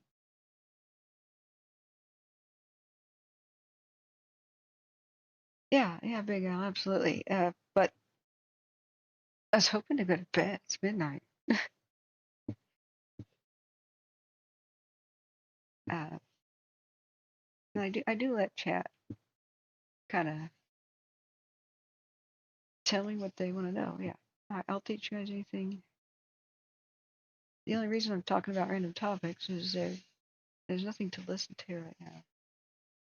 And I can't stand one more of those, like when it's nighttime with the radio goes, grrr. I like my headphones. I don't want to rip them off my head and throw them. Yeah, they used to have a lot more though. The cedar trees of Lebanon were gigantically huge forests. I was explaining earlier, the Atlas Mountains and the North Africa used to be basically a jungle. Not deep rainforest jungle, but kind of like the Pacific Northwest of America, wet, soggy. And then it rained on the Atlas Mountains that the runoff, there were fast flowing creeks and rivers. And all that silt from all the soil being made by the forest went downstream, fertilized the land in Carthage. It's not a desert like it is now in Tunisia. It was a breadbasket of the Mediterranean. It produced the most amount of food in the Mediterranean, only second to Egypt. The Romans didn't just want Carthage destroyed as a rival. They wanted the food. They're expanding. Italy could never feed itself. So if they got the North Africa first, that was first in their sights, then they could expand their empire. Then later they could think about invading Egypt. But they were locals, So, yeah, if people want to know anything, go ahead. Just, I don't know how to study the salt fire right now. I don't have the links. I don't think we have any cans. Mountain Seeker says South Fork and salt fires both look very bad. Well, let's look at CalTopo. That's one thing we could always use, no matter where we are.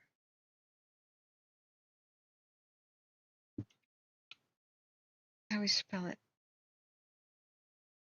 I hope you guys are getting good info. If I ever speculate, I let people know it's speculation or I theorize, but everything I've just said, you could absolutely verify. I was going to show you some picture time for COPPEROPOLIS. I forgot about that. And perhaps research laptops a little bit. But it's too late to think about money at the moment. I'll get the numbers wrong in my head. I'll do a wrong tally. I'll either shortchange myself and get depressed, or I'll overestimate what we made and then get depressed when I find out I was wrong. What is what? Ruidoso, what?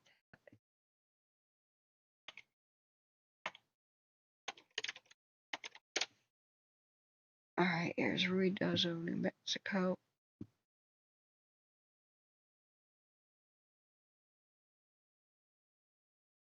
Don't have a historic layer. Sometimes I like to start with those and then see how the modern times were different. Oh, Terry, thank you. Thank you. Yeah, we don't have eyes on the Aero unless the cameras are looking at it again. But that was the frustrating thing, is after the Aero fire went by, just one looked at it, the upper bear, and it never pivoted to where the fire was. We could see it off screen, so we still can't see that thing. But we do see a lovely foggy, misty kind of a thing. That's great weather. It's perfect. I think the Aero fire will wrap up in days. Just estimating. Now, I haven't been in between Copperopolis and Angels Camp, but I was on the west side there in 2022. I spoke to a firefighter today who said the best way to wrap up the Aero fire was to do some dozer lines and then light the grass at night. They did it last night and it had good results. They're probably doing it now. We just can't see it. It's a gift from God, the nighttime coolness and humidity. It's so odd that the humidity is so high there at Copperopolis. It's so low at the site. What a difference a little drive can make. Oh, actually, we do have a historic map. Sometime between 1945. Wait, no, that's a scan topo. We don't have a historical map. We don't know how old the scan topo map is. That's so cool. They have a racetrack. A drive-in theater. Must be a bit old. But narrow canyon where winds funnel faster. And just let me know what you want me to check on, guys. We can't see the Aero. Everything I've heard in the last 24 hours about it is great. Except for, well, we know structures are lost. And we won't know which ones exactly until they come out with maps that may be as early as tomorrow. If they get that up, maybe in the evening. And I'll be there if anybody wants to come in and say, can you check on my property without me having to click on the dang thing. People ask me to do that in Paradise. I'm happy to do it. Because if you click on the thing, you can't just read the report about how much damage to the structure happened. There will be a traumatic picture of damage or foundation. So I wish they'd change those maps so people would just see the assessment and then click here to open picture if you want. My brother never went back to Paradise except for years later and asked me to go. Says, is there anything to get out of the rubble? I said, no. But your roses are alive down at the end of your driveway by the retaining wall. They were protected by the wind, protected from the wind and the embers. And there's nothing around them. It was just a brick wall. And then the curb in the street. So his rose bush was awesome looking.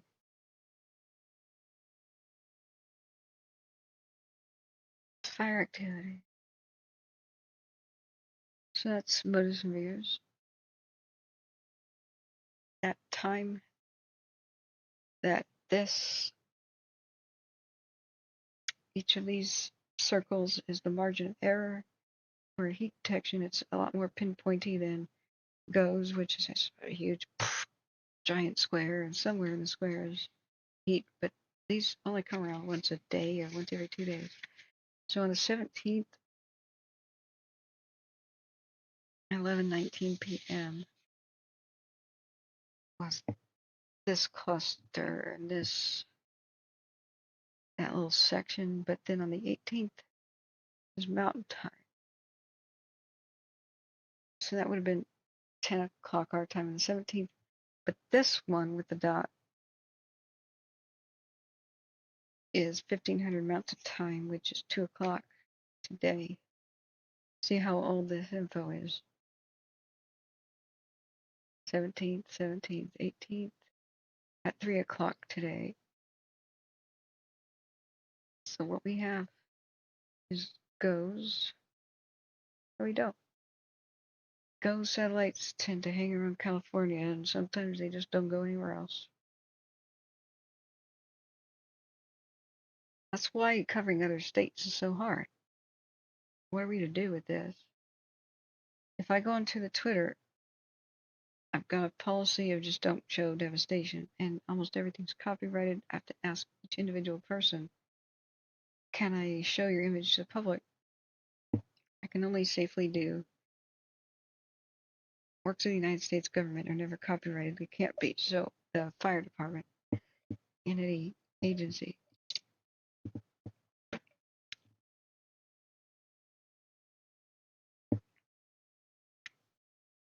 Yeah, that's true, Rob. I don't think it was 100% deforested.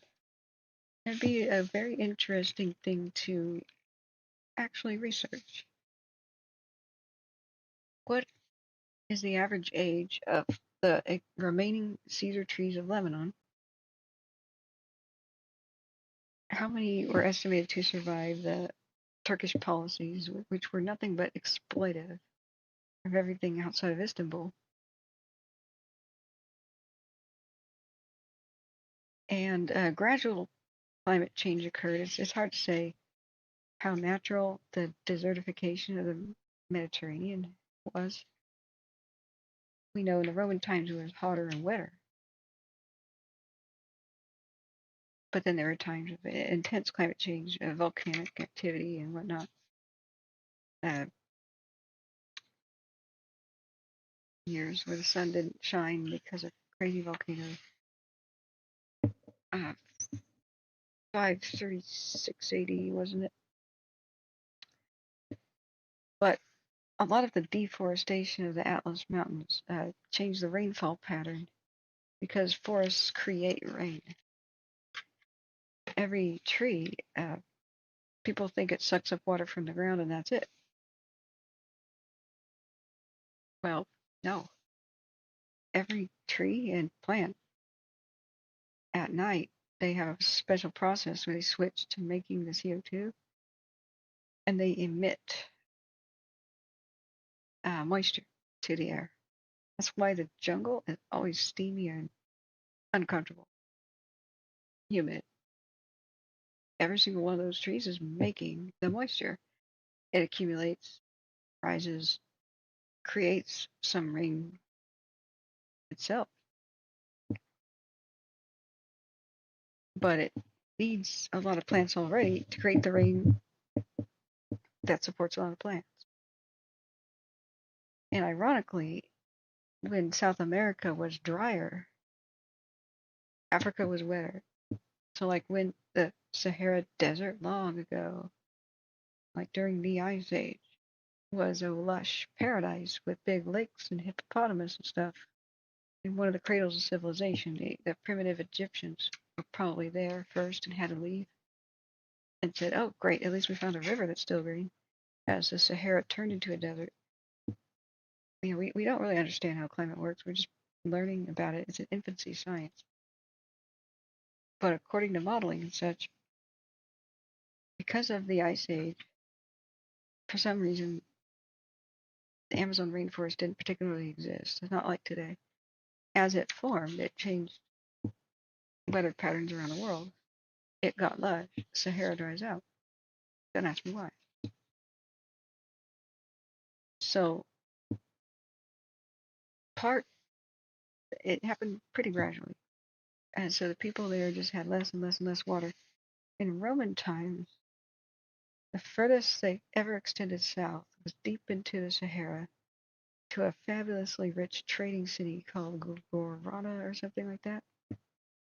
It was more like a legend in the desert, and they weren't sure it was real, but they found their way there and said, this is ours now, with flag, you know. But that town had been in decline.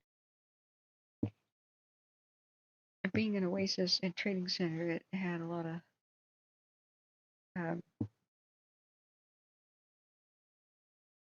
bling and wealth. And the reason it was an oasis and trading center is the clever people there realized that the canyon had once been a river canyon. It almost never rained anymore because the Sahara Desert is still becoming drier. It's still in the process of drying out post-Ice Age.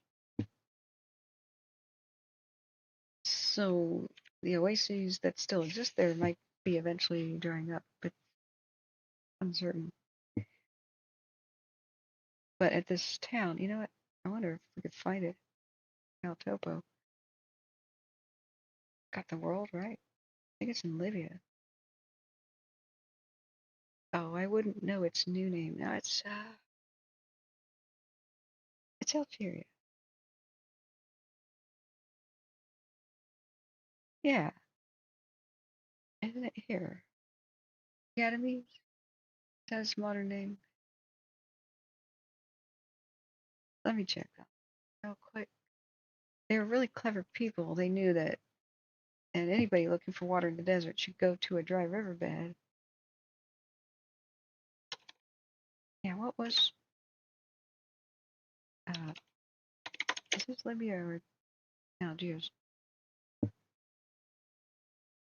I may be getting that wrong. Nope, no, this is a true real city. It starts with a G though. Yeah, let me find it. It's like GU something.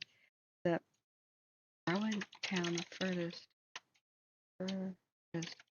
south ever in this era.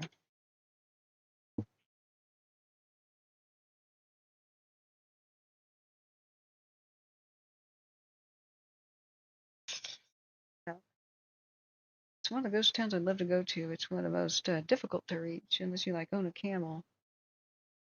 A lot of them. Yeah, Saharan and Trans-Saharan contacts and trade. It's not this one.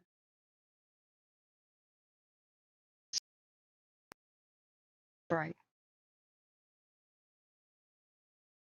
How do we make this dark somehow? Alright, we're gonna look at the ocean for a sec. Garama. Is it Garama? Garama. This is Libya. Yes, it's Libya. The ruins of Garama.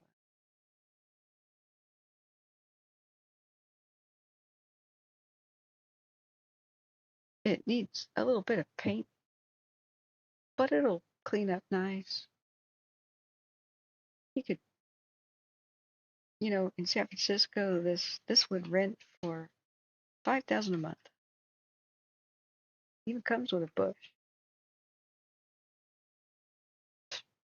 Low maintenance landscape. Yeah, so it's like in the middle of Sahara here. So, wow, they don't really show how the people live there. It eventually, gradually, after the Roman times, had to be abandoned because they did this amazing thing where they dug down to the water table in a hillside or cliffside. And so with this great engineering skills that the locals had,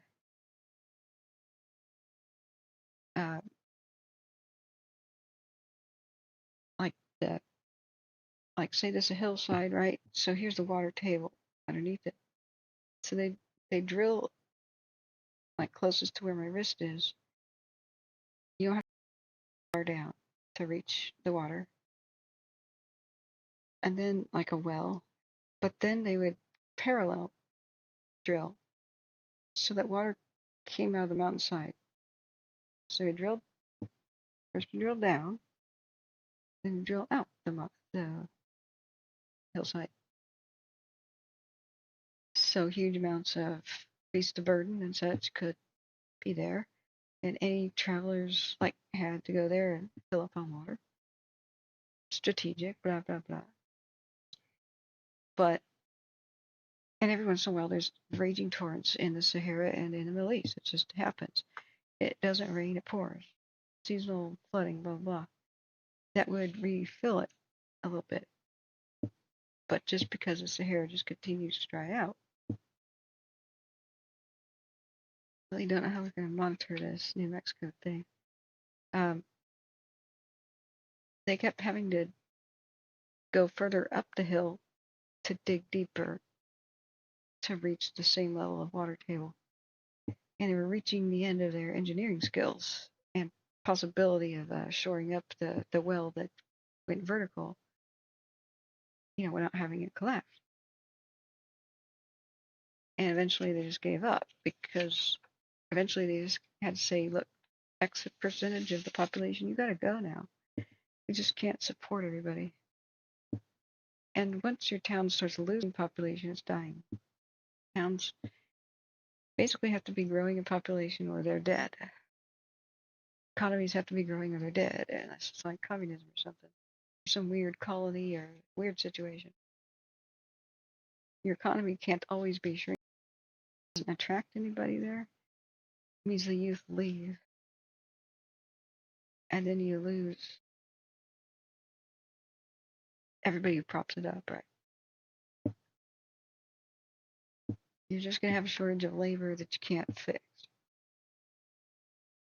So eventually it just got suddenly completely abandoned. It's one of those amazing preserved sites. It's like a time capsule to the Iron Age or whenever it was abandoned in medieval times. But as a ghost town database creator, where I want to make the world's only comprehensive database of the ghost towns of the world, abandoned towns. I don't believe in paranormal stuff.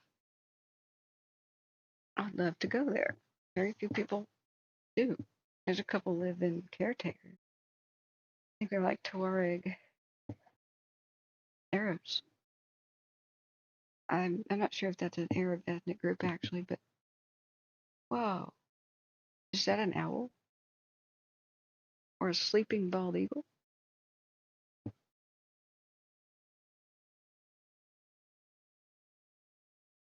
Is that an eagle?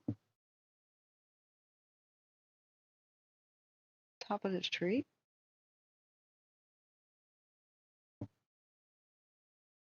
Or is it like part of the tree? This is the last frame. Maybe we'll have to compare like a daylight image to this tree. What a big old ugly dead tree. That would be that would be good luck. Yeah. Look at the new cam. Okay. I'm too fatigued to think about new things if you haven't noticed. Oh, the herd too? Sure. But check out the eagle. We'll come back to that.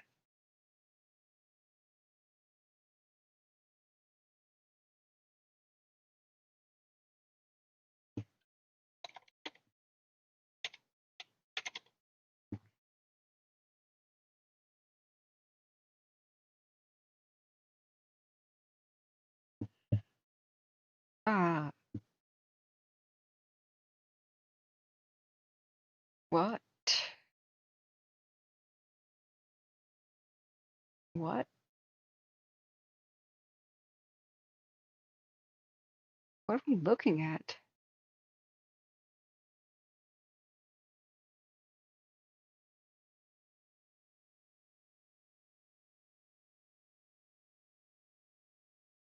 What is that?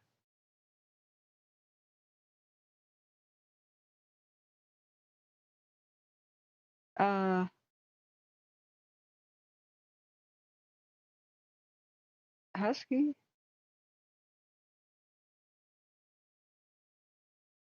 Everyone look at this new temporary cam for the site. But why does it say it's looking northeast? Is that a bug? Because yeah, that should be looking at the mountains if it's looking that direction.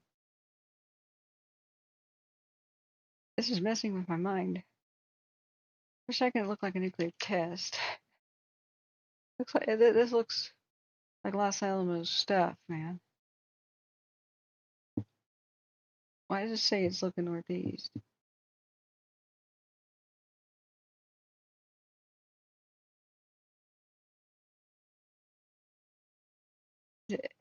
That can't be its actual location.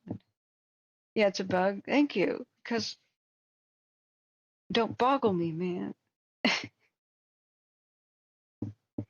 Like, the foothills don't look anything like that. Are we in Arizona? Hey, Christopher.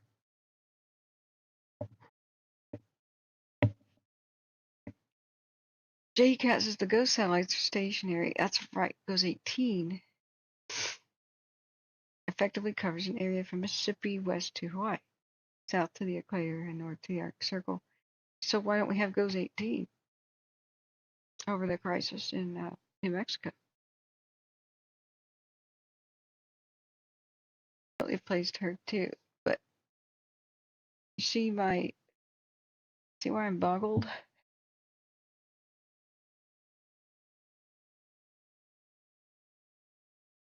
Can you tell them to calibrate stupid thing? Just one big bright blob. It really needs to have its aperture toned down a little bit.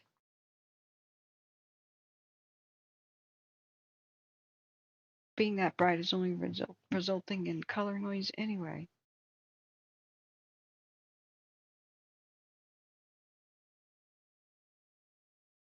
Neat. So,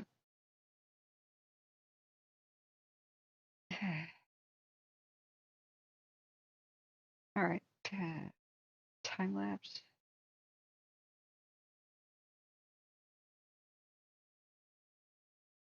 I didn't focus either.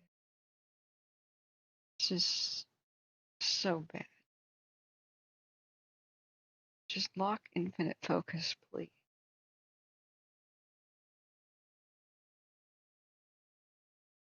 You are limited to the overlay maps. What overlay?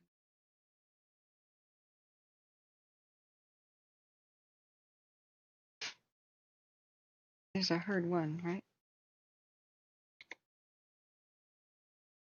I want to check on my Eagle.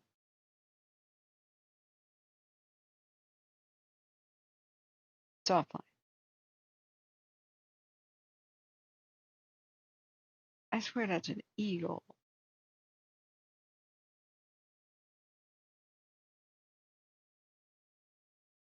Well, we will know if it flies away, but it's probably sleeping.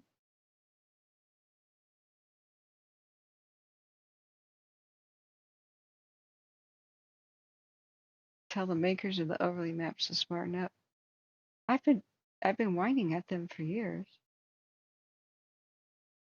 to lock the cameras in infinite focus, because what good are they if they're not in focus? And that, people are monitoring them. Just sometimes they're elegantly calibrated so that we could see very clearly what's going on at night, but much of the time it's a big bright blob.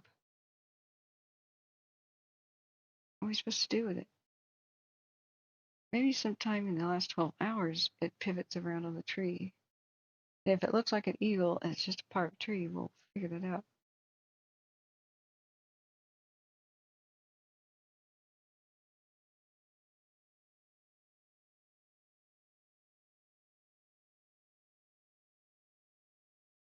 Thanks for the tip, Husky.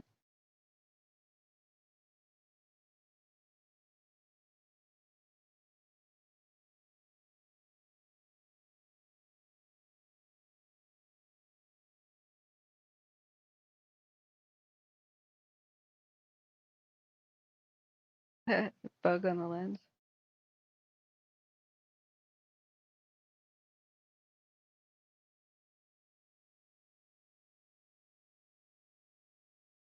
There goes our air quality.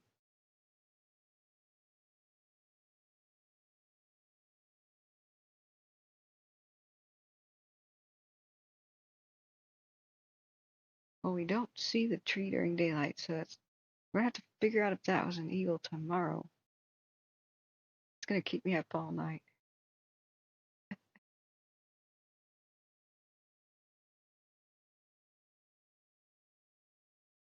Doesn't it look like an eagle?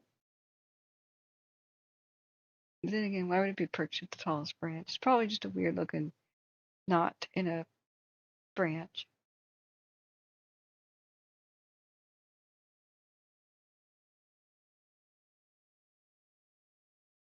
The elegantly gnarly tree. That thing is art. We had a dead oak tree on our property that kind of half fossilized in a way, a lot like a driftwood at the beach stump kind of thing. So elegant. I spent different years photographing it.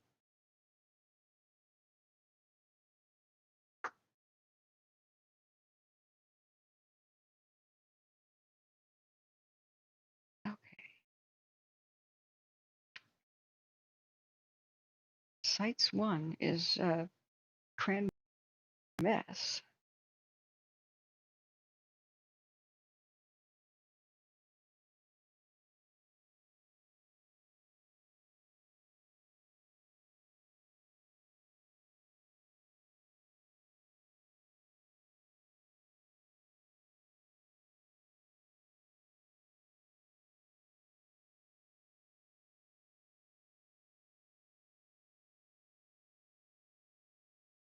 That it's pretty, but is it art?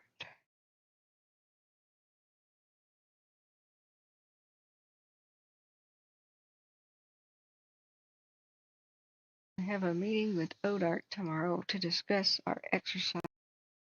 Should have written a report, and I didn't even know it was going to happen.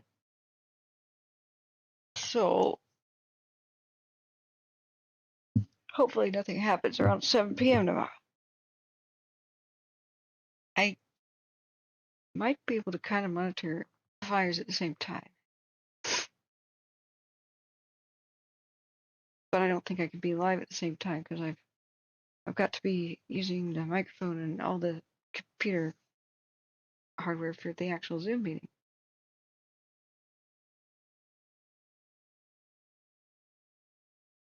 So the sats, until we get the laptop, right? The satellite sees everything, but the public overlay maps are far from calibrated like CalTopo. Skyview overlay maps are used by all news and weather outlets and some military. It is not public. Yeah. God forbid they release something for the public good that could be life-saving and, like help the public pinpoint where the danger is.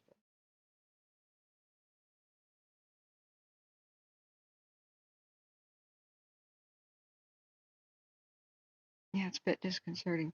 But you know where they have the beam of like, this is where we're looking?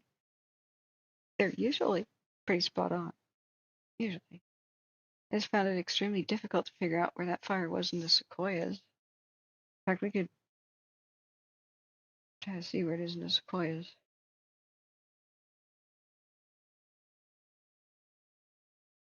What is the latest on a fire in New Mexico?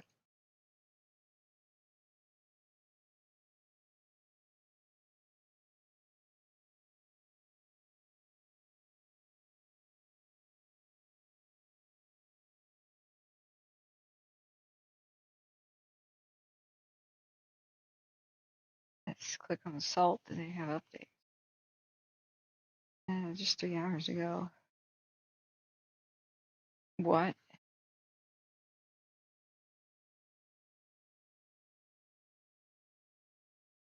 There's 1,400 structures lost.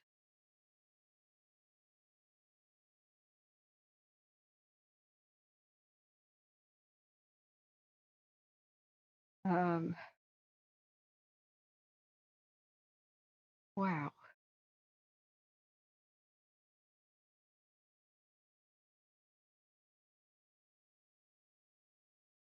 Oh,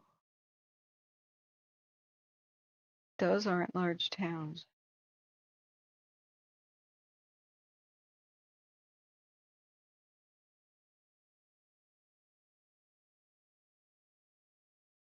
Update. The South Fork fires estimated 15,276 acres with no containment. Fire activity included crowning. Oh, that's a nightmare. Fire in the tops of the trees. And long range spotting, which increased the fire footprint from this morning's acreage. Today, response crews are able to directly engage areas of the fire's footprints where conditions allowed. Approximately 1,400 structures in the area have been lost. The South Fork fire was discovered at 9 a.m. on Monday. It's burning on the Mescalero tribal land, U.S. Forest Service land, and within the areas surrounding Ruidoso. Fire growth has been rapid with extreme fire behavior. Long-range spotting and intense heat with plume domination. The cause under investigation. Tonight, a low of 56. Southwest winds 5 to 15 miles an hour. Humidity 12 to 16%. Tomorrow, scattered showers and thunderstorms, mainly after 3. Increasing clouds with a high near 85. A southeast wind 5 to 10 miles per hour, increasing to 10 to 15 in the afternoon. Chance of precipitation 30%. Individuals sensitive to wildfire smoke should take precautions and use the New Mexico Department of Health 531 visibility method to determine if it is safe to be outside. Learn more about the method here. It's a neat little thing. I was looking at it today. Basically, if you can see 5 miles away, go outside and do whatever you want. So find something that's five miles away with maps and let that be your thing. Now, if you can't see it and you can only see something that's 3 miles away, really minimize being outdoors and don't do strenuous exercise is how this works. If you can only see something that's 1 mile away, stay indoors, close up all the windows, don't go outside. It's not safe to even breathe the air outside. That's what I was saying, Husky, is it looked like a nuclear test. I didn't get a Bikini Atoll vibe. I got a Los Alamos vibe, actually. Bikini was a lot more tropical. It had the palm tree. I got more of a Trinity vibe.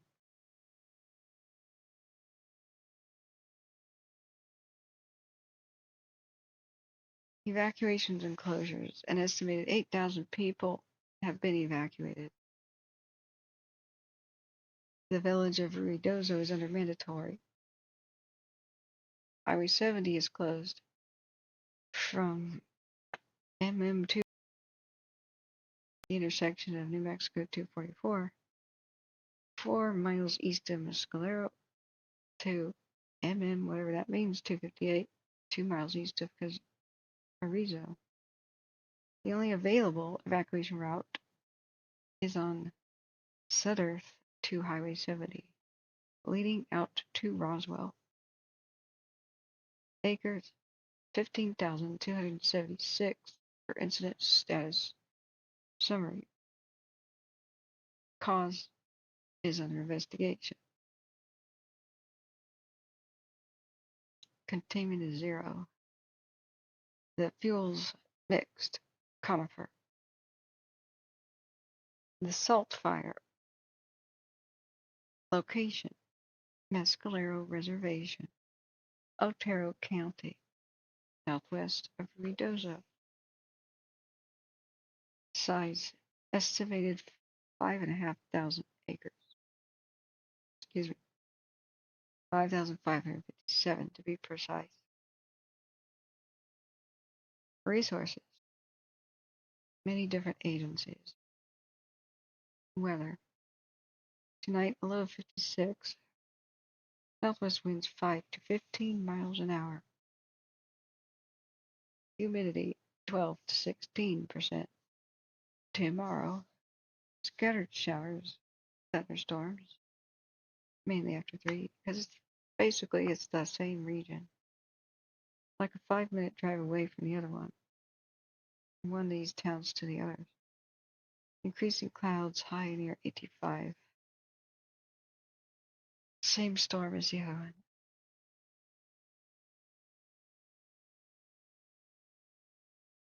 Wow.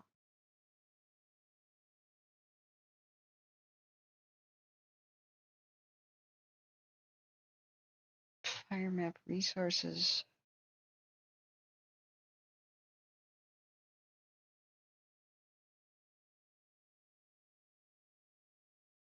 These maps are usually posted in InSweb and New Mexico Fire Info.com.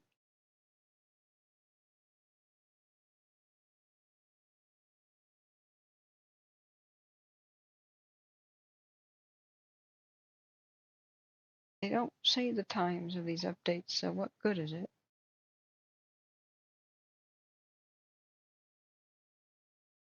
Should call it vague New Mexico fire information. JCAT. Now, good news for New Mexico. The hurricane is expected to form and move west into Mexico and bring heavy rains to West Texas and New Mexico. But could bring bad news for California as it will bring north winds into the low. JCAT, remember the Lahaina burned down with a hurricane next door. Before any rains come will be the wind. It could definitely make it a lot worse before it made it any better.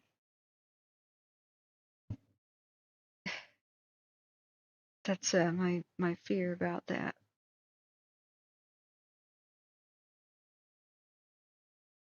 Why is my light so bright? There's something it's supposed to dim.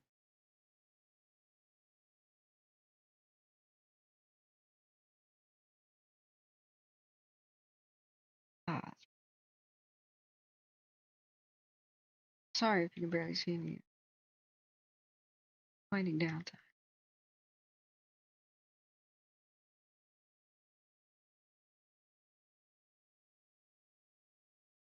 Headache prevention mode. Okay. Boy.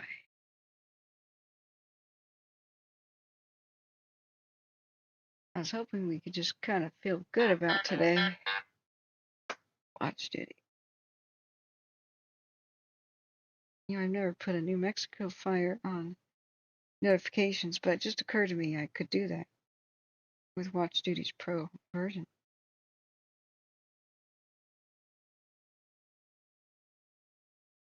Okay. Let's do it. There's the Salt Fire now has notifications. Now South Fork does. Last South Fork fire update was 4 hours ago. How could they have lost that many structures? Unless they lost Ruidoso itself. Looks like it swept in Ponderosa Heights.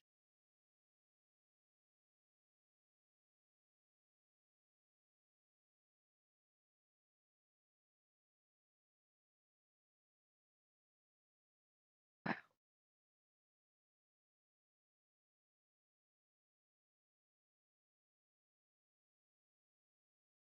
What do you mean join? Of course, I remember. Oh my God, all day. Watch duty logged me out for some reason, and that's why we couldn't see stuff like the helicopter. Hang on, let me log in.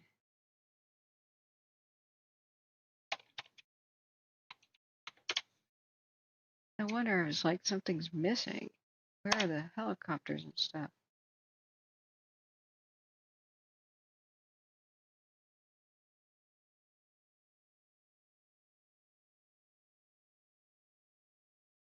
Well, thank goodness I've got light radar 24 as well.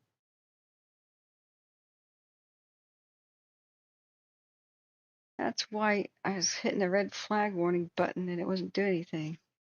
Why didn't it just tell me to log in?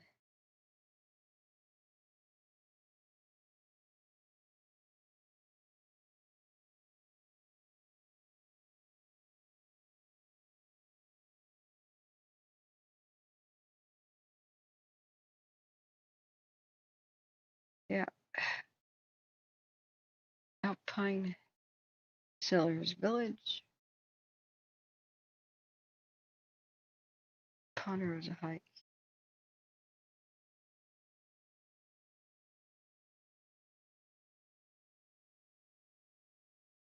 Just went with the same wind direction. I wonder when we're going to get an update here. I've got aircraft turned on there. It just doesn't seem to be any. Really odd about the two starting this way. They're not really directly in front of the town.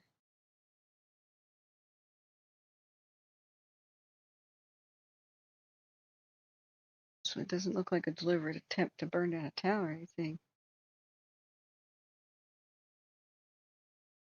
But when did these start?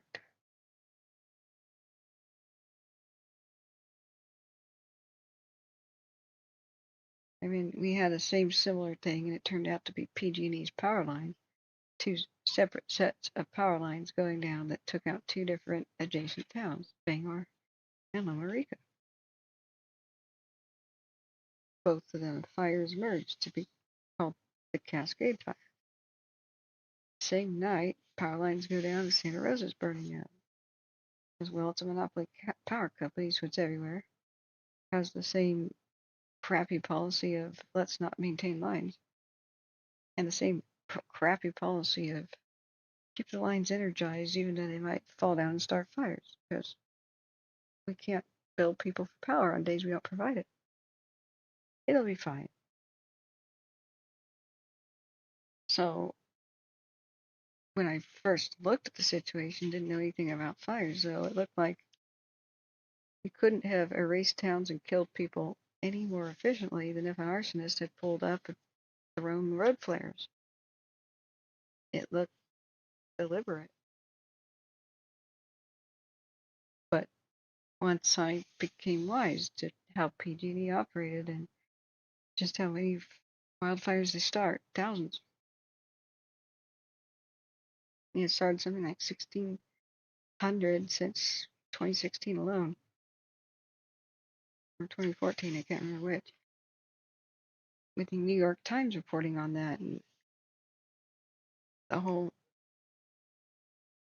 finding out about the company made sense, you know. That right in front of towns are the power lines, so they burn down when the wind is blowing towards the town. Power lines, they go down in front of the town. Plenty others were starting, but they didn't burn down town, so you didn't hear about it. California had this awesome database of wildfires in the 2000s. I was researching the 2007 Moonlight Fire in the late 2000s, just messing around the internet, and it showed all of these fires. You just clicked by year, clicked by county. You got a history of the fires, all the maps, all of the statistics, like how many firefighters, huge photo albums, and I was learning about the losses of historic towns and ghost towns. And sometimes when firefighters saved them, like firefighters near Greenville saved the Lucky S mining town,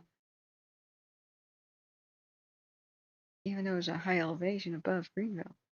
And they also saved Seneca, low elevation though, gold mining town from the gold rush days. And Dixie burned down Seneca that later. But here I am with this gold mine of information, just delighted that California had so much information for the historical record, and you could tell so much about what happened in any given county, any different time. Look back the years. It was like InstaWeb. It was like Cal Fire's website, but way better. Just raw statistical data, nice format. You could tell what was going on. So all of a sudden, there's this announcement: we're going to destroy the database and delete it all. And people like me were like, sorry, what? Why? Why on earth would you do that? We lost the funding.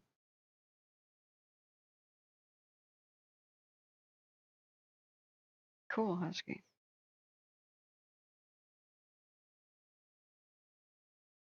So I was bewildered at the time, that late 2000s, and couldn't understand why California would do that, like shoot itself in the foot.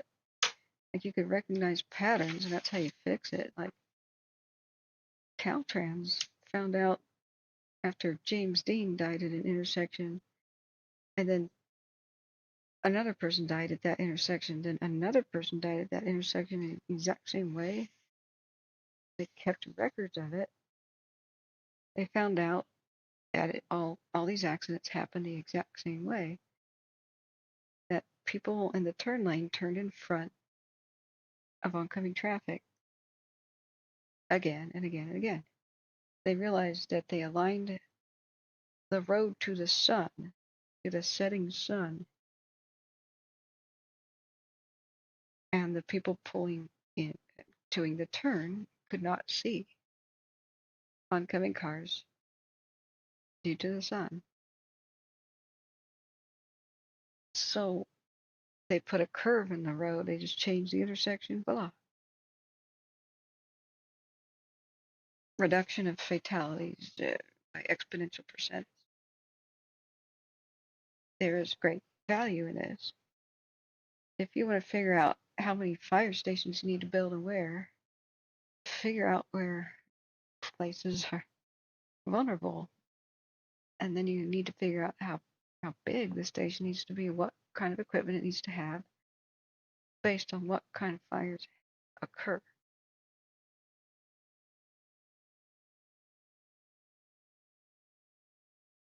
And then staff accordingly, budget accordingly. And it's just, why would you delete information? Websites are pretty cheap to maintain, especially for a big, rich state. Did you know that the Bay Area alone makes so much money? And if it was its own country, it'd be the 6th richest nation on earth.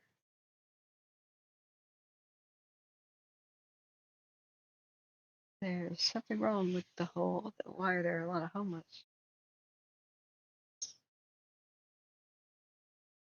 It's not a problem they don't want. They do want it. Another source of revenue. Grants and things and funding that they don't really spend on the homeless. But that's why it's a lot of homeless advocates say the homeless problem is absolutely a choice. In the past, it didn't really exist. Well, I mean, in the 30s it did, but after a lot of safety net programs, it really did not.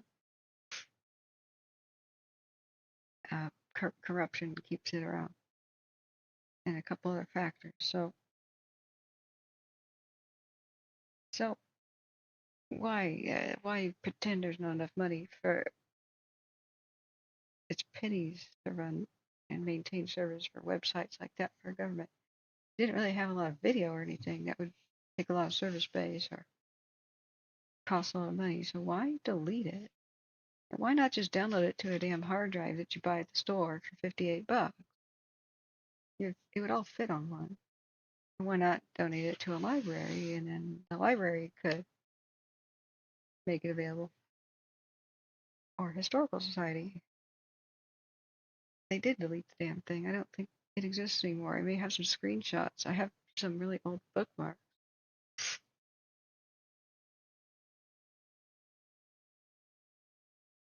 I got some really old bookmarks that probably lead back to it. The Moonlight Fire was in the area of Greenville, and part of why the Dixie got so bad is they didn't salvage long. So here I am. They were doing a little salvage logging when I was there in 2008, camping, Canyon Dam. I met people at Seneca and was surveying ghost towns. But it was kind of steep, rugged terrain, and they tried to get some out by helicopter. It was pretty neat. I photographed helicopter logging. It's pretty rare.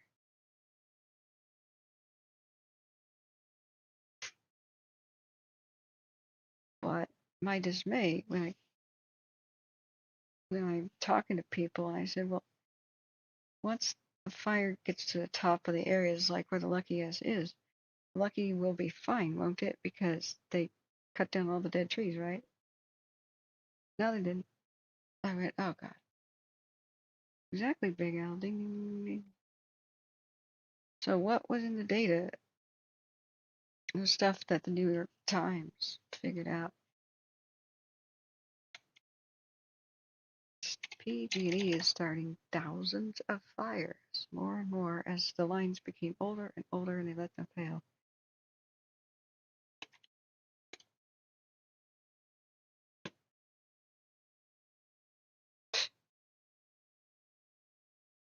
PG&E only paid $45 million for the billion-dollar disaster to Camp Fire. Now that's and killing 85 people by the worst method possible.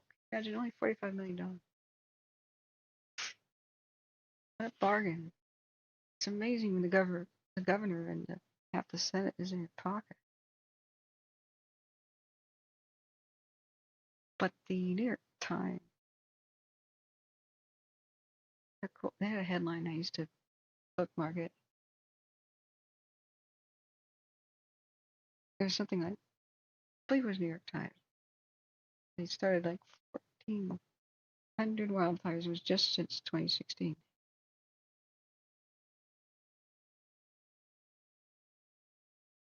And other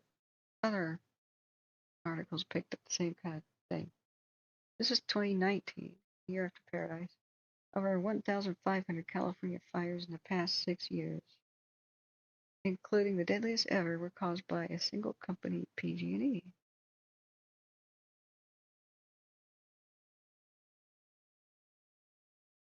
In the science section, not like in the one at the front page. And then, oh, this is brain dead. They called Gavin Newsom a critic of PG&E. Oh yeah, his tongue lashed him, and then the cameras go off. He goes, "Now keep giving me money. I got your back. You're not going to go bankrupt. We won't let that happen. Just we'll limit your liability. Just go ahead, raise your rates on the victims, and it'll be fine. I got your back. Oh, your nuclear power plant that's really vulnerable to tsunamis. They recommended to shut down the moment that Fukushima happened, and it was scheduled to be shut down.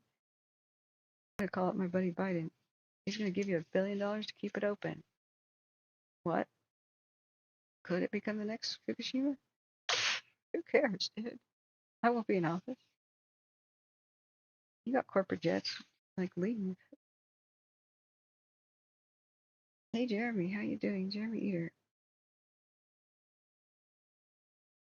Jerry says there's a huge logging effort after the Dixie, not on the Forest Service land, was there? A huge reforestation program?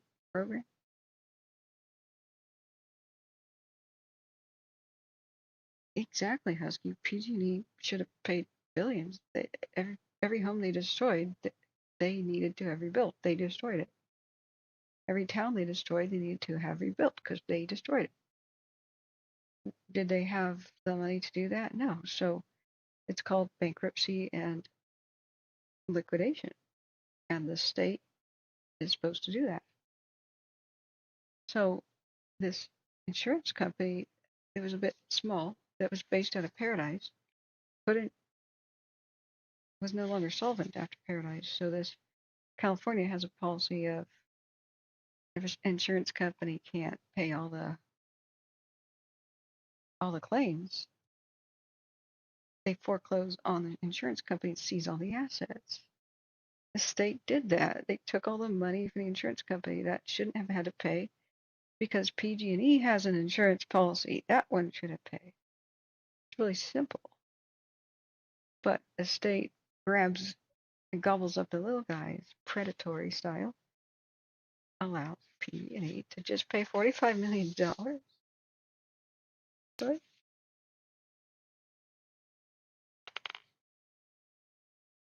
Yes, but what I'm asking Jeremy is it on the Forest Service land? Because a horrible thing that tends to happen is they say, let's just replant, like right under the dead trees. That sets it all up for failure. I was there in 2022 during the summer, and there was nothing going on. No salvage logging and no replanting on the Forest Service land. Just the little pockets of privately owned land in the El Dorado National Forest. That's why I'm asking about Plymouth National Forest. There's pockets of privately owned stuff, and like Native American Valley, for example, it's basically a reservation. But 54% of the Plymouth National Forest burned up.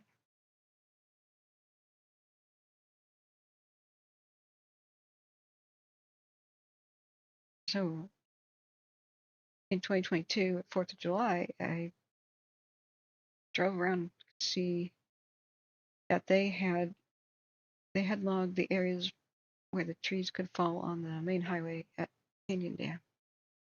Just a little bit, just at the corner. And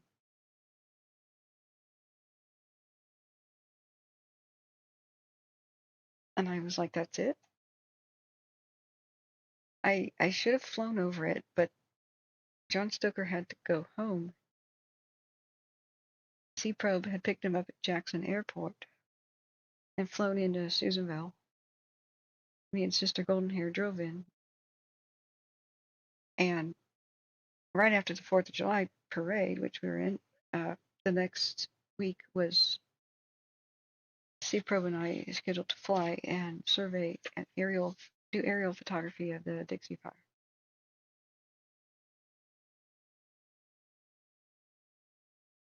And I wasn't able to. The electrifier broke out. Probably. Did we ever find out why? Seemed like 4th of July would be idiots fireworks, right?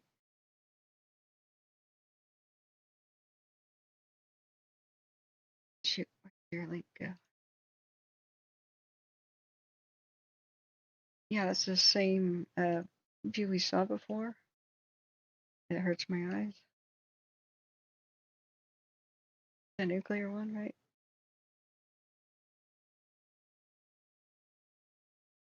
Yeah, that doesn't change a lot. See, I get them more Los Alamos field and the Bikini Island field. Yeah. Los Alamos, the first one was Trinity, and a major one around the Bikini Islands was Castle Bravo.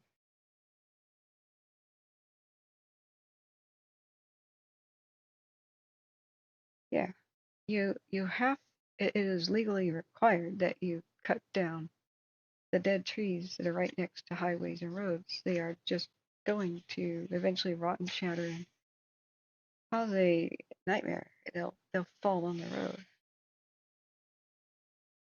And plus, if you want to fool the public that something good is happening, you do it where the public can see it on the main roads. But that's sometimes more of a Caltrans kind of a deal. But the fact is just absolutely gigantic. Unbelievable size. And this was weird. Why do fires keep happening in this section? That was weird. The enormity of the size is just difficult for people to understand if they haven't been in the region.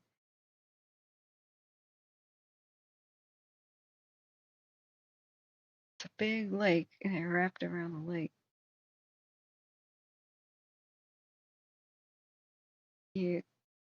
It's that.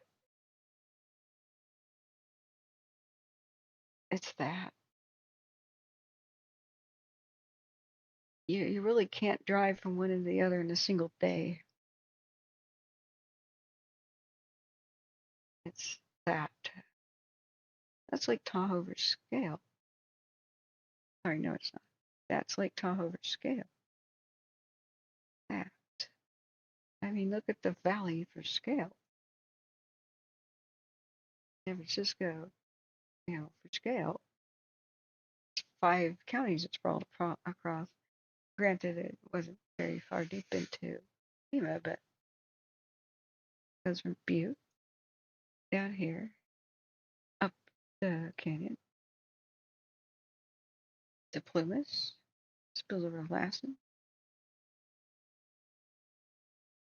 Plumas here, it's pretty big. Goes over to Hema right there, and then near Alturas, isn't that Modoc? Like tickling at it? I can't remember.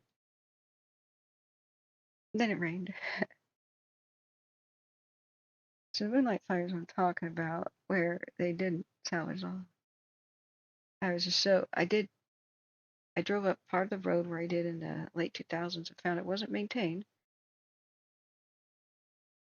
So firefighters had only one way to go up there to save the historical structures up at the mines and to tackle the spot fires. That's really terrible.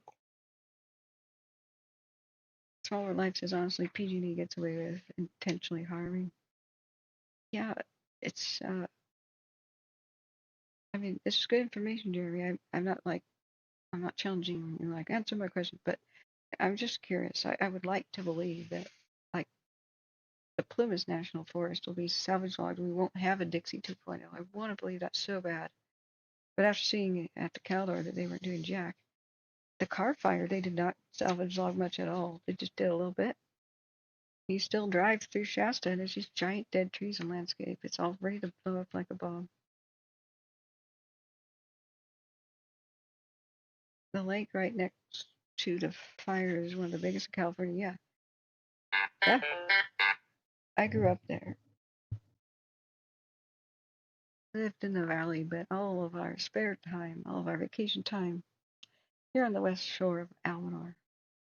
It's got a strange name because the damn architect or PG&E guy or head honcho, whoever's in charge of this project in the turn of the century, had some daughters, Alma, Nora.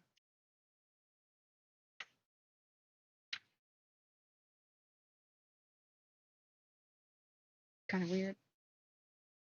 Canyon Dam is here. It's an earth dam, and the earthquakes they keep having is quite upsetting. They're not normal. Blanco Lirio and others say, well, it's probably because there's so much snowpack and the lake's full of water. That does not cause earthquakes. I'm sorry. There have been insane years of like insane El Nino blizzards where the snowpack was 19 feet high. Driving all these roads right here was like driving through tunnels. It was absolutely terrifying photos of my parents when they went to the cabin and it snowed 12 feet in the night and they tried to open the doors and get out. They could not. They almost died of carbon monoxide poisoning in a cabin. Dad got into the attic, and he opened the attic door for ventilation. You know, it's cold as hell. And he pushed the little vent thing, you know, the round little vent thing in the attic. I pushed it out, and then he had to dig out because it was above the roof line. And then he dug down to the front door to open it. And man, I gotta go through the old photos. Just unbelievable stuff.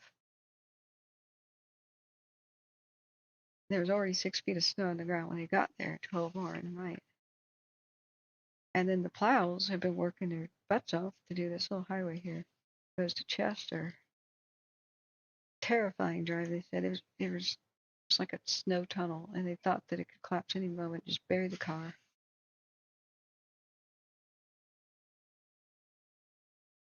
Yeah, last year in Truckee was like that with 19 on the ground. Exactly. That happens regularly. It used to happen more frequently in the past. It generally happens in El Nino years. El Nino years are the extreme snowpack years and flood years.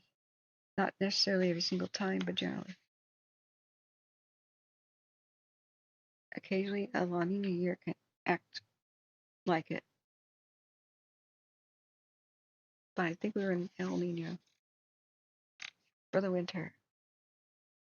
We were very lucky it didn't just come into a Pineapple Express storm that rained on it, just caused epic flooding like the 1861 flood that also hit Oregon and Washington. Just wiped towns off the map. That's where Marysville was completely flooded and people were in boats.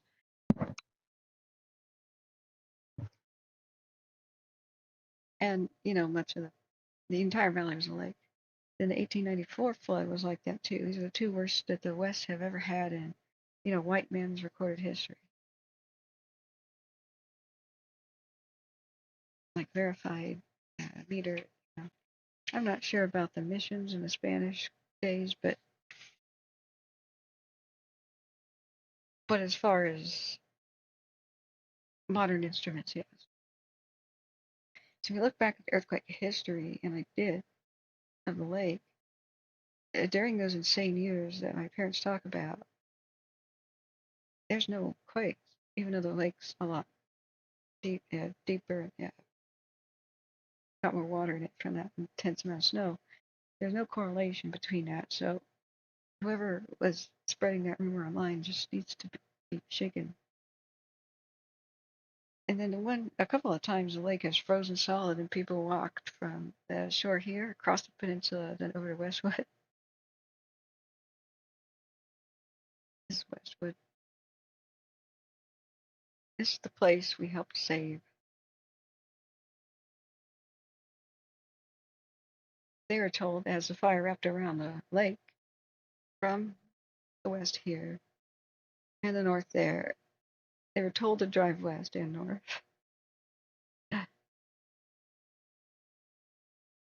And then we saw the 300-foot tall walls of flame. Mostly they were 200, but occasionally they reached 300.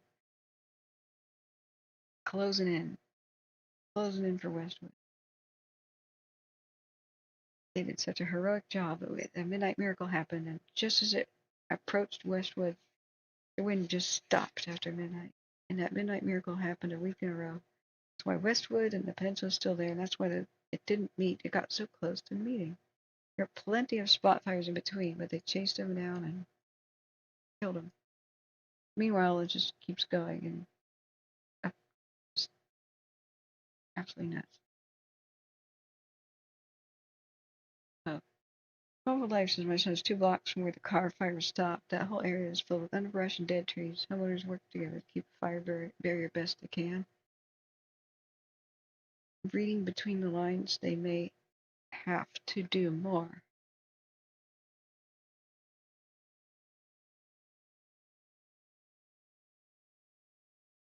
They may have to do more.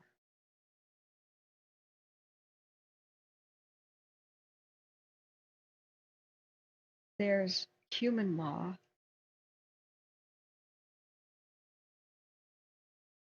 And then there's what's right. And oftentimes there are 2 different things there.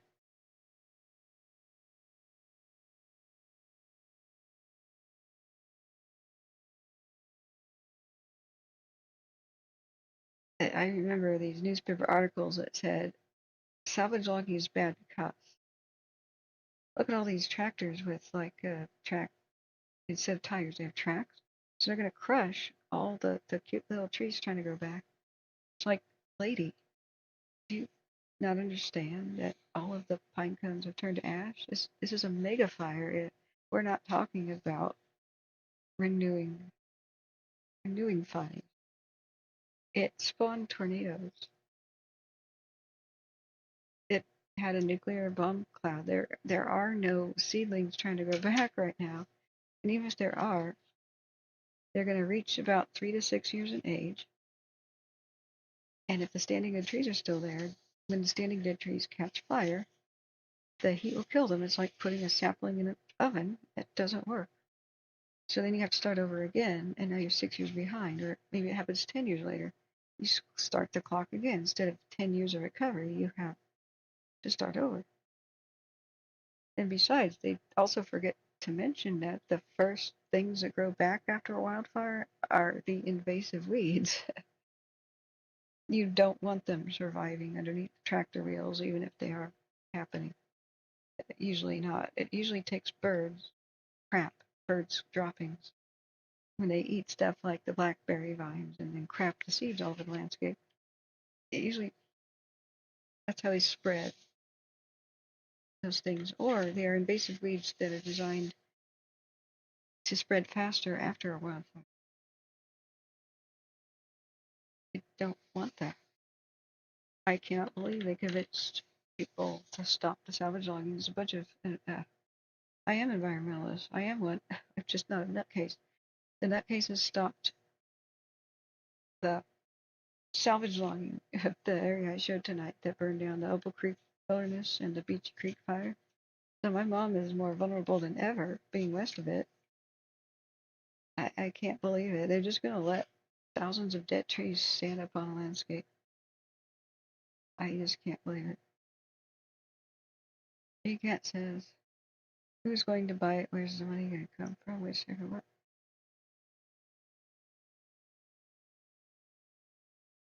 By what? Oh yeah, Jeremy says it will be nothing like it looked in our lifetime, but it won't be absolutely bare. No, it won't. There will be tons of invasive weeds and stuff to take over. Yeah. So when the Tillamook burn happened,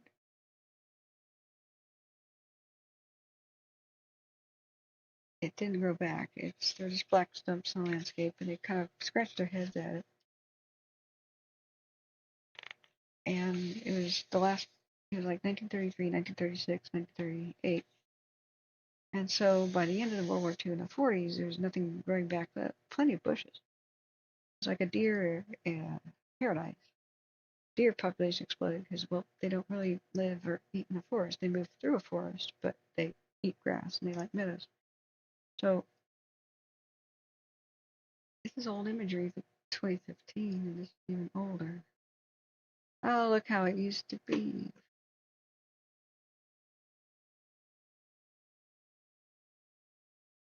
Oh, now it's a wasteland.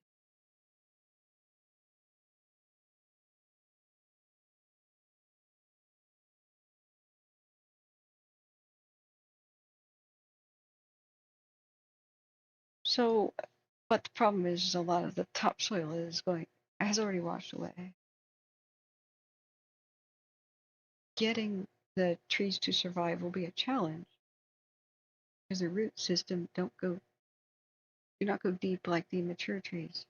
What tends to survive a drought are the mature trees.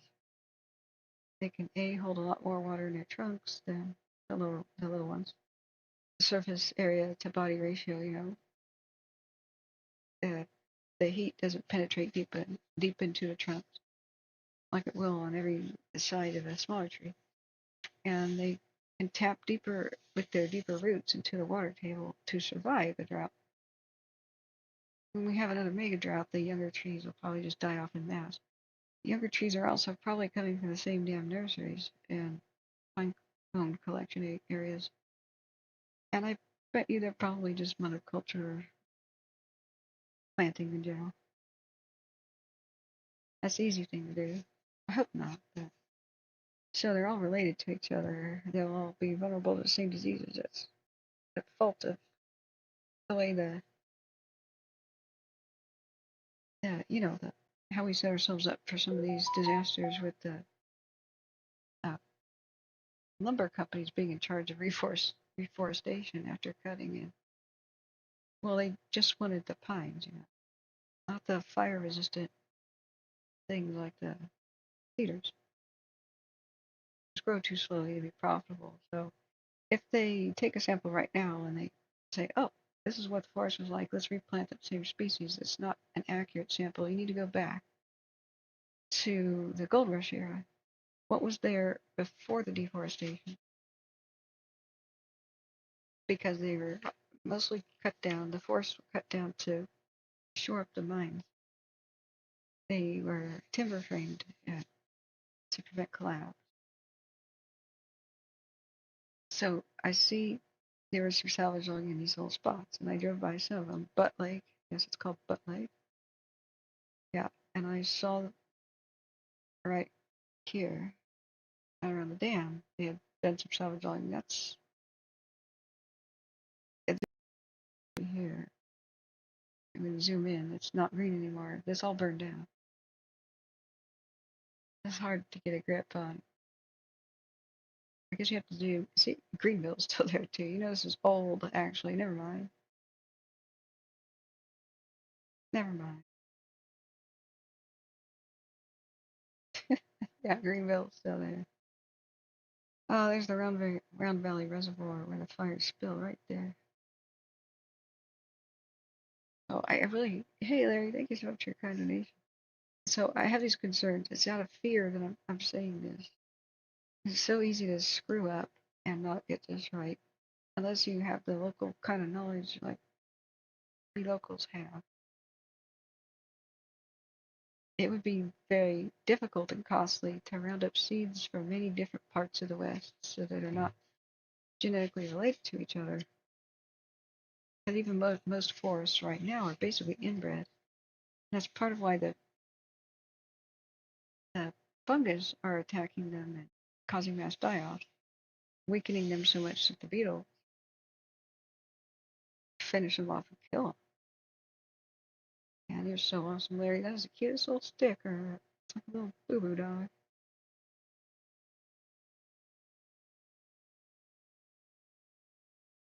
It's just it's weird when I hear hardcore capitalists defend a monopoly.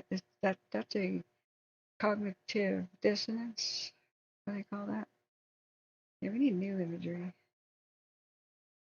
We need new imagery. Maybe we should buy that. Work it out for the Caltopo Premium. Say.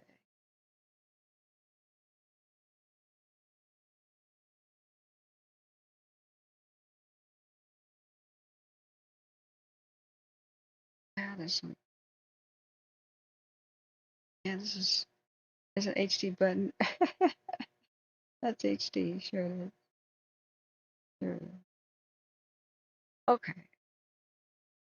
Yeah. Definitely need to pay for some stuff.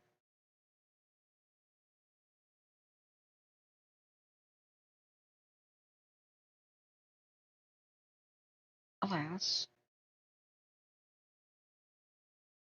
We need to time lapse the satellite images of any sort of salvage logging and reforestation. That would be actually really good for like a part of the documentary I'm making.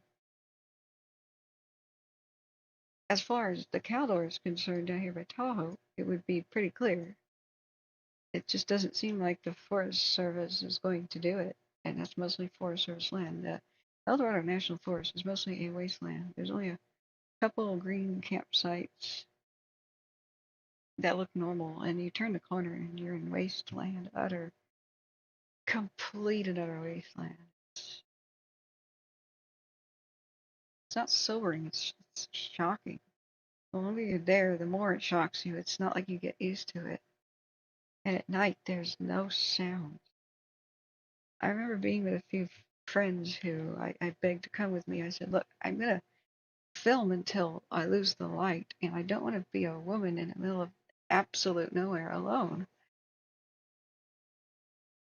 Will you please come with me, even though it's annoying, but I'll just drive everywhere. You just sit in the passenger seat and take a siesta, please. And he said, well, what are you afraid of, bears? And I pulled over at night, under the moonlight. I said, no. I got out, just looked around. It was a beautiful full moon. And I wanted to take some pictures of the dead trees, but a beautiful white moon. And time lapse it a little bit. So I want to set up the tripod to get started. It would probably take a half an hour or something. And it was an old kind of party spot turnaround thing, like a big, or sort of a non-official camping spot type thing. And we were underneath these tall, dead, black trees. Some of them pretty large, like just on the cusp of being old growth, sadly. And let's see, where's our sights fire?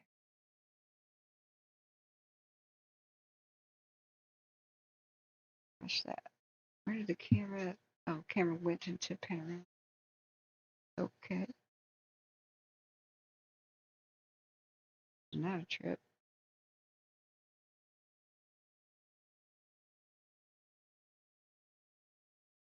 Maybe I've got some of these pictures handy, but I wanted to do a time lapse.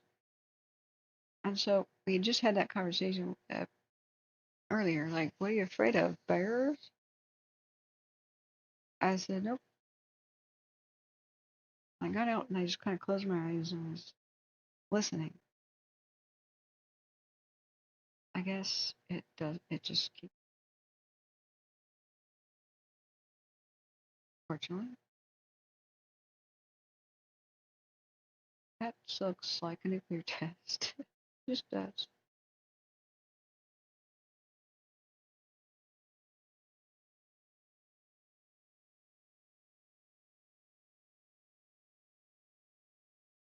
Well,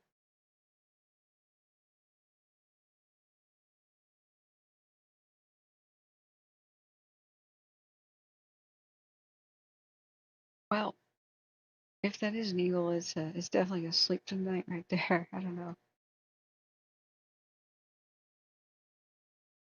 I just wish this was in focus. So eerie. Let's see here. July trip through the calendar. Let's see what's on the next. Okay. I never truly sorted them. I've never had the time. I got so ill. My kidneys just about failed me. Let's see, flights. Let's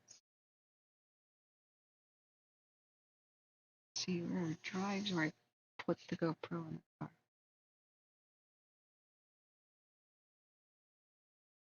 Highway 88.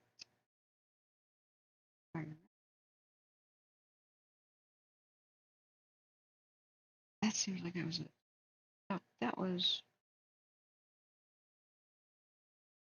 Well, anyway, as I dig around for pictures,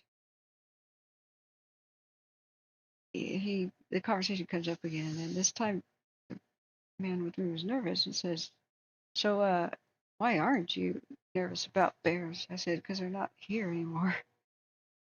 He goes, "I thought there's a lot of black bears by Tahoe." I said, "Well, maybe by Tahoe now, because that's the only place to get food."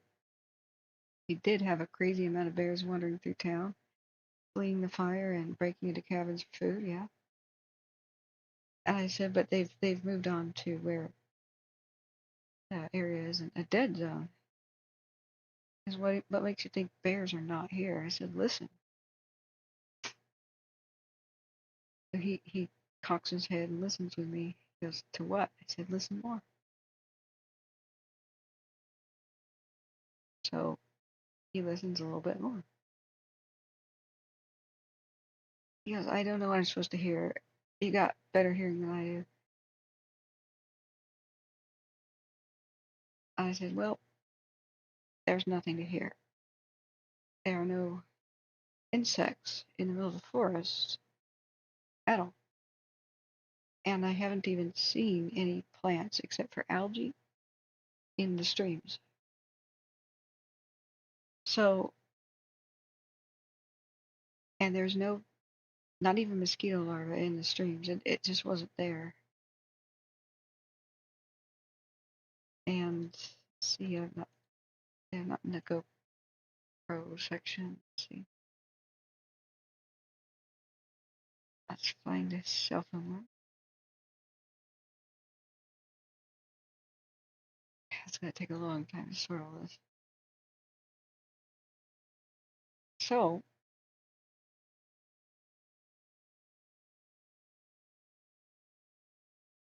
I said if there's no insects, and of course there's no frogs. That's why you don't hear frogs either. And there's no fish either, just a given. And there's no fish or frogs because there's no plants, like at all. I swear to God, just algae. I could not find a living plant in the heart of the Caldor Fire, southeast of Grizzly Flats, for miles. I stuck my head out the car window, but I turned off the engine. I just could not hear a thing. No frogs, no insects, and I never put on any repellent.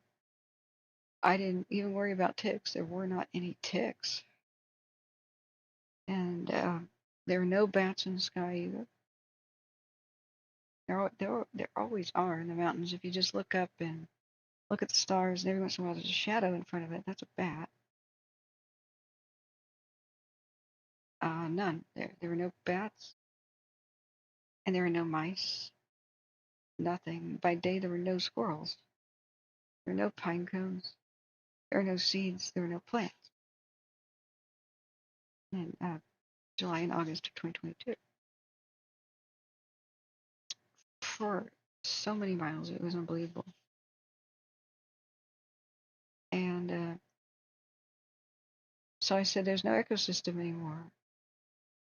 There's no plants, so there's no deer. There's not even little foxes because there's no rodents. So there's no coyotes howling either. You would hear them, you know. There's no owls. Sure, a lot of owls survive, but they're not coming back here because there's nothing to eat.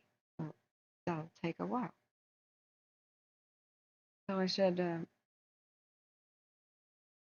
that's why I'm not worried about any bear. They mostly have an herbivorous diet. They mostly eat plants. They'll sit there and chew on grass. A lot of people don't get it. Then they'll tear apart logs for grubs and things, insects. But the way their digestive system is they'd be screwed if it was designed solely for carnivorous diet. I mean, polar bears are specialists because they have to be. It's not like there's a lot of plants to eat there, but that's very unusual. And grizzlies even eat like 75% plants. And so when they eat meat, they could starve on a full belly because they have to put on the weight for the hibernation, or at least the deep sleep. So if they fill their belly with just meat, they're not getting enough nutrition to build that fat layer. So when they sit there and eat salmon all day, they rip the skin off the salmon and they eat the fat of the salmon on the underside of the skin. They leave the meat there. That's why the foxes and birds and eagles and stuff go crazy. They're eating the waste product there. That's for the other animals. Big Al says, I emailed you a couple of pics of salvage logging last summer. They're from south of Tahoe. Yeah, I wouldn't think that is El Dorado National Forest land. It's cool. Like, is it Christmas Valley?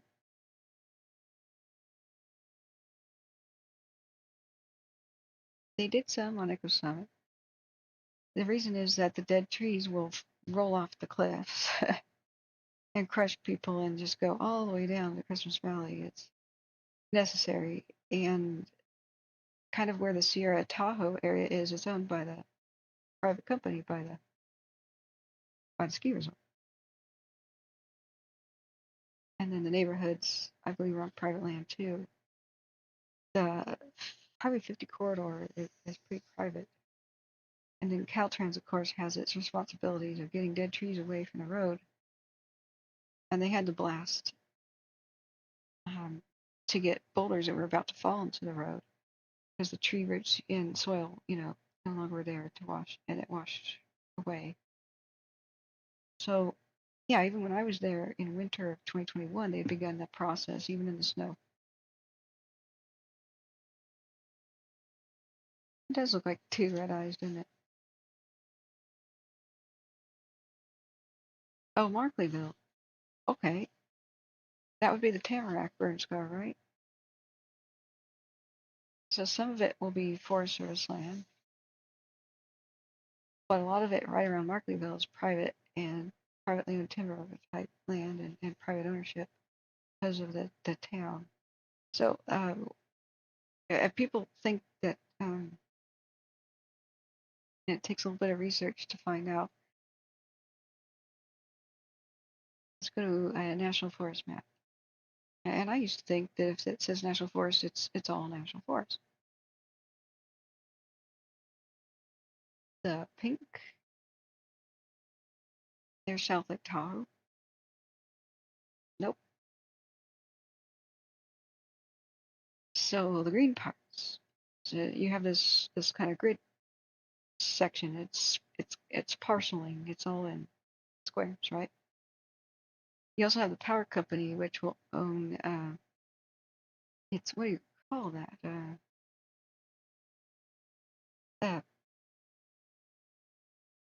Easement. So, some of that's just like rocks and stuff. But when you go deep into the forest, especially in the, these things were kind of put together in the 20s and 30s and Teddy Roosevelt era. Started it, especially like around Grizzly Flats and whatnot.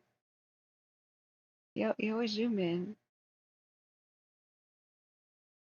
and you will see these chunks that are not green and they're not part of the national forest. So I like these parts because there's a stupid blanket drone flying ban. Excuse me. Oh, there's the Iron Mountain Ski Resort. This might be the wrong thing to show you. Yeah. Let's see these little squares. This one shows it. Private land in this parcel. It was the ski resort. These are the old ski slopes right here that eventually became snowmobile trails, and then they tore down all the historic buildings here for the old Iron Mountain Ski Resort. Pretty pissed off. It looked great, and they could have made it something, but anyway. So I can fly my drone like there as much as I want, as long as it doesn't leave this parcel, but it can get a nice view. Without a permit and a special FAA license, style drone license. Same thing over here. You see these lines, and it's got a different tint. It's kind of hard to make out, but the green one isn't showing it at all for some weird ass reason. So I take along paper maps, plus I downloaded several different varieties of digital ones to make sure that I'm legal and can prove that if I get challenged.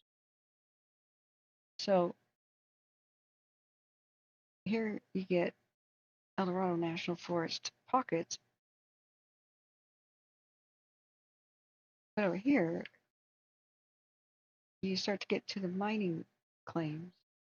So you get these checkerboard situations where a lot of it's still private land, and then they're able to acquire some of it.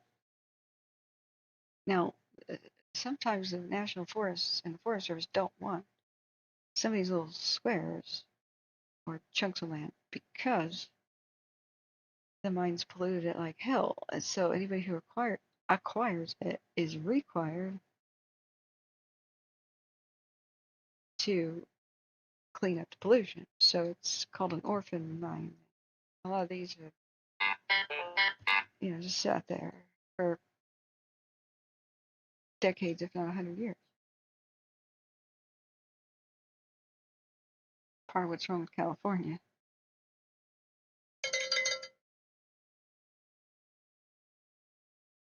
So, there's a fire in Sioux City. It's a tiny half-acre grass fire near the town, burning by the side of the road. Got a theme today of roadside fires.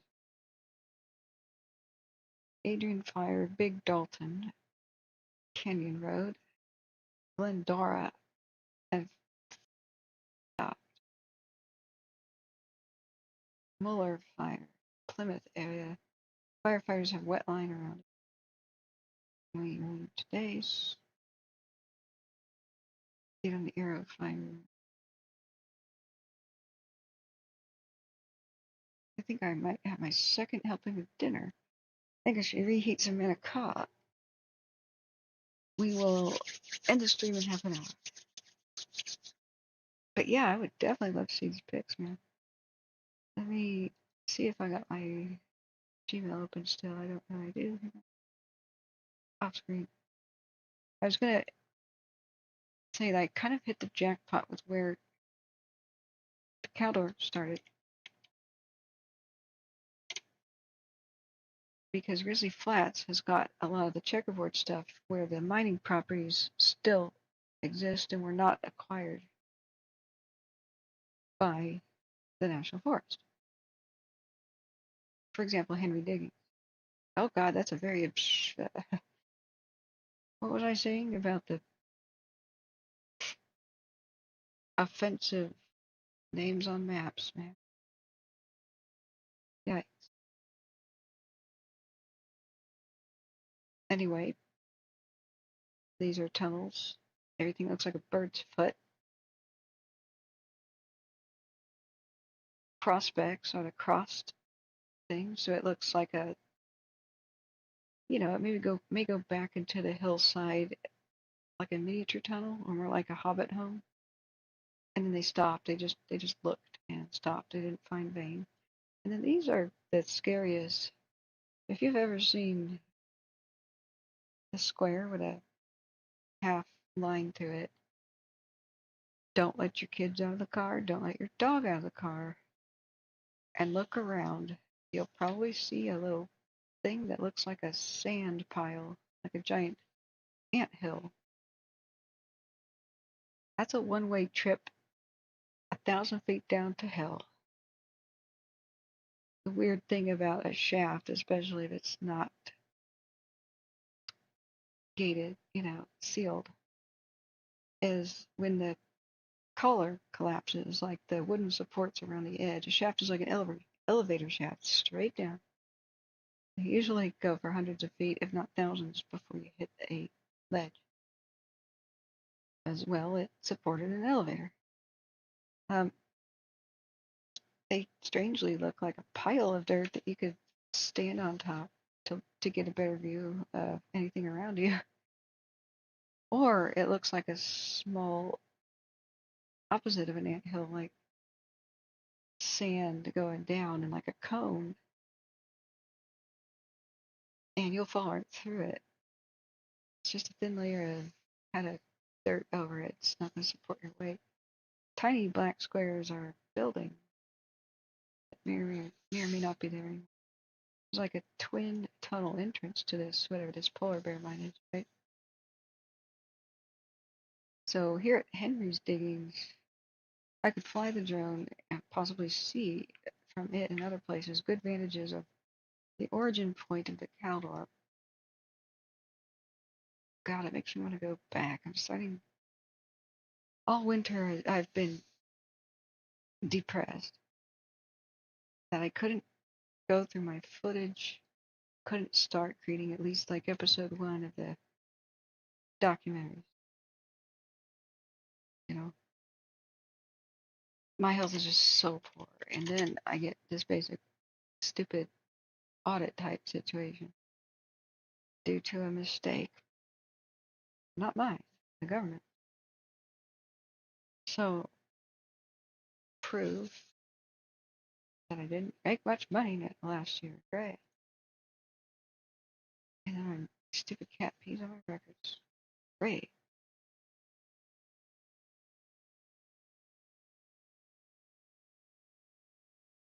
Well, those are cool pics. Okay, here's Big Al's pic. Salvage logging by the Tamarack. Well, those would be the piles, but you know what the scandal is? See this big pile of logs? I know it's a raindrop, but not like it's not like on fire or anything. But when I interviewed some victims who lived on the border, but on private land, might have been a former mine company land. Some people have private, cabins in the middle of the forest.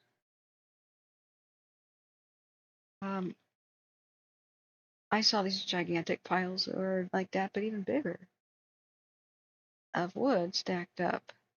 Yet I was so perplexed. Like here we are in the middle of the Caldor burn scar. There's standing dead trees around the piles. No sign of any recent logging. So I said, "Is that salvage logging?" I was just scratching my head. I asked the locals, like, "And why have they left it there? It's summer. These are just ready, light a match, and this will be a huge fire to respond to." Like, logging companies are required to put water sprinklers on the wood piles or put the logs in water in a pond, because that's a giant fire hazard. And a little grass fire that's kind of harmless will hit that and boom. And so the locals told me the Forest Service had cut down some trees like a decade ago and left the dead piles of trees all over the El Dorado National Forest by the road on the hillsides as giant fire hazards, and it helped fuel the Caldor itself. And then when the flames were coming, they had to split the crews in between structure protection or pull them away from structure protection because they knew if an ember hit this, it would go out of control like crazy. Hey, floaty boat 41, hello. Hey, 41, I was just about to say that's. Why did you get demonetized? What? What happened?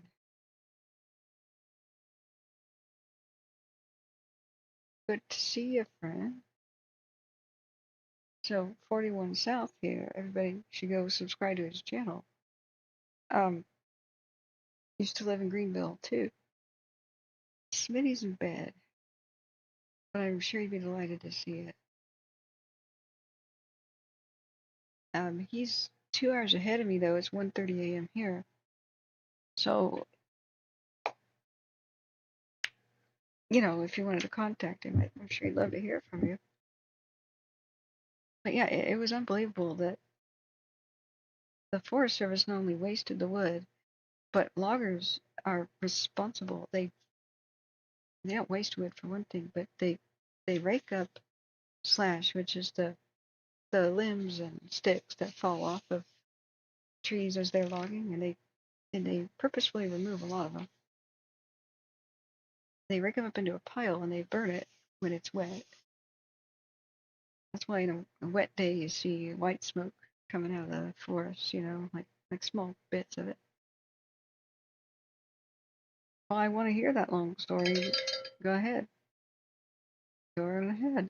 I need to know what happened. Like, this concerns me too. Like, you were so careful with all your copyright stuff. You'll send a Telegram message at some point. Did you know if you don't use Telegram for a whole year, they just delete your account? I have messages from last year that you never replied to. I gave up on you. You don't like me anymore. I know how it is. I know how it is. In fact, I think they already did delete your account. I'm looking at my telegrams here. Deleted account, join Telegram. Deleted account, join Telegram. I think you'll find you have to restart it. No, there you are. I told you good morning on Christmas. That's the last time I tried to interact with you. Because you didn't reply to anything I said in May last year. Yeah, I'm going to send you a test message. I'm just messing with you, by the way. Shoot, I gotta plug in the phone. I'm coming up on the 12th hour of this stream today. So we will have to restart or shut down. I think we're just going to shut down. So the video is not deleted by midnight. So that's about 20 minutes from now.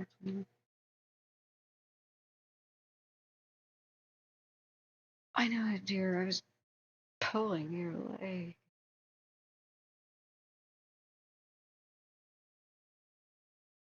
But you can see how my feelings are hurt when you've got time to manage a stream, but not time to text me.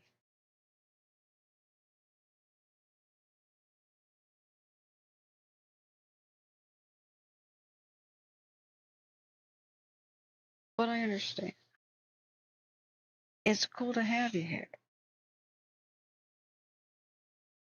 That'd be cool if we could talk, like on the StreamYard or something.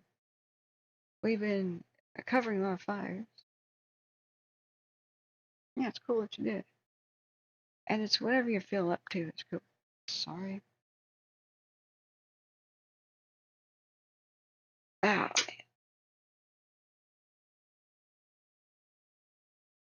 I didn't mean to be rude, I'm just tired.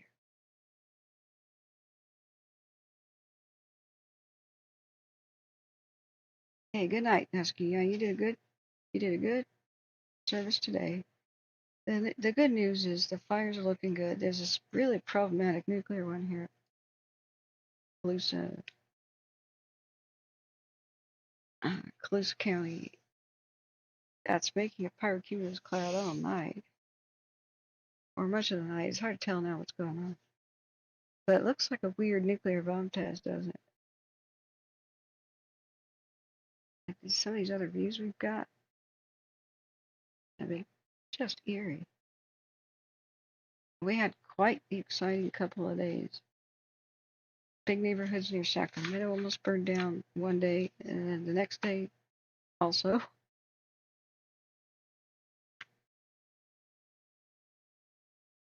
Like nearly in the same spot. And then as somebody, my newest mod, Electric Beaver, said, hi, I'm near COPPEROPOLIS. I said, I love that place. I'm so happy it didn't burn down, C-Probe, myself, and John Stoker. And John Stoker's in Hawaii right now, right? Went there in COPPEROPOLIS. And then as we were watching the fire by Sacramento, a new one starts right next to COPPEROPOLIS. So what are the odds that the first day he becomes mod, he has to evacuate? But they saved the town. There's been some losses.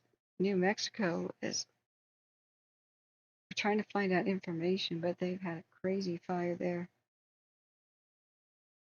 But I really can't cover that. It's kind of out of my wheelhouse, so to speak. So we're in our cool down chill mode. I've been up since 5. It's now 1:35 in the morning. But it's this one's 15,000 acre plus. It's going to be beyond 20,000, I'm sure. They slammed all the aircraft they could at it. And then here's the one by COPPEROPOLIS. And then they had one southeast of Sacramento. Well, the two right here. There's this little prescriber. Well, I guess they decided this is a dangerous region and they should burn the rest of the grass off. Wise. Wise. Yeah, the red flag hell is over. Thank God. Oh, it's pretty messed up.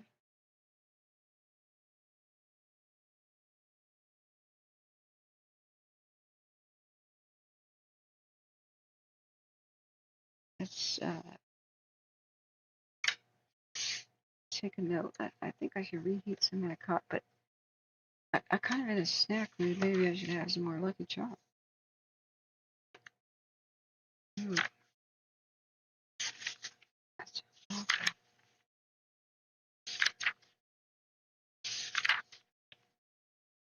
Yeah, it really does.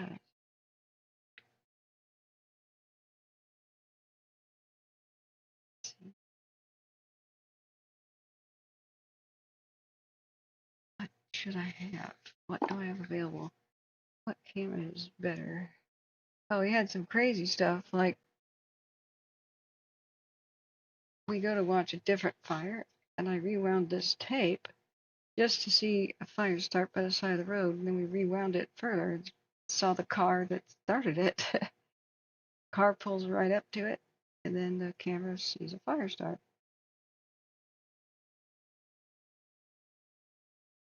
Nuts. Then later, there's a different fire in the distance. We've had some crazy stuff happen.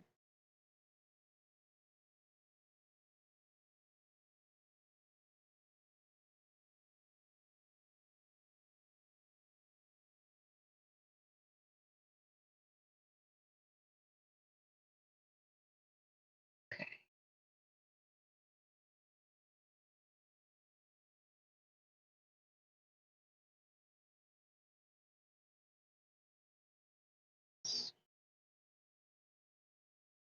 Taking a note to go back and save a video about that one.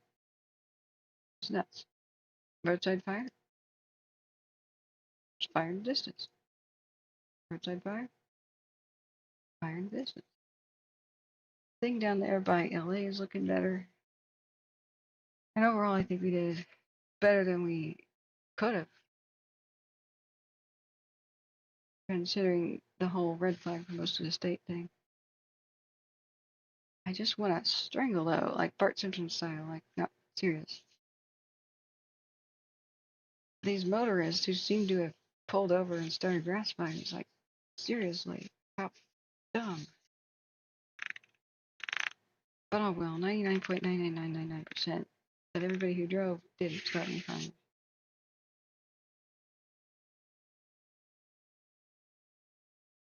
So it occurs to me, I really don't have a lot of my photos ready. I would have to get a hard drive elsewhere to kind of show the Caldor stuff I was talking about. But that's your loophole if you ever want to film, is you just find these little squares in the middle of nowhere that are not the national forest, and you know that probably a mine was once there. And if you know how to look at this stuff, you can see the old trails to the old mine. Nobody goes to the elaborate cost of building these roads and mule trails if there isn't something very worthwhile. They sometimes pull off of geographic topo maps locations of mines, especially if it's dangerous. They don't want people, exploring them and getting hurt in a pretty inaccessible location. And they just kind of don't want people trashing stuff anymore. It's been a mistake to put historical cemeteries on topo maps, but they did. for decades. Well, what's been the result? But this kind of shows the LiDAR. Some of these roads still exist. And some you can only tell were once there with shade of relief and LiDAR things. It's funny, I was on a ridge, found the entrance to a mine that has been blasted shut, and tons of shattered quartz. Yeah, I looked back at the historic maps and couldn't find any reference to any mine being there. I'd probably have to dig deep in archives. Some of these are Dogtown. Straight up out of the gold rush. Some of these are late 1800s. This is 1915 to 1945 era. It looks a little bit closer to 1915.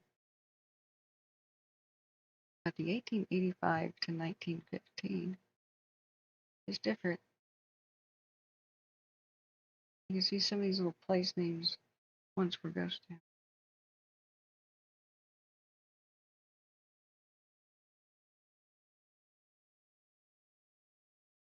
Like the actual Caldor ghost town. Bustling with life and economic activity before death. And then just becoming a national forest that kind of got, well, neglected. And then destroyed.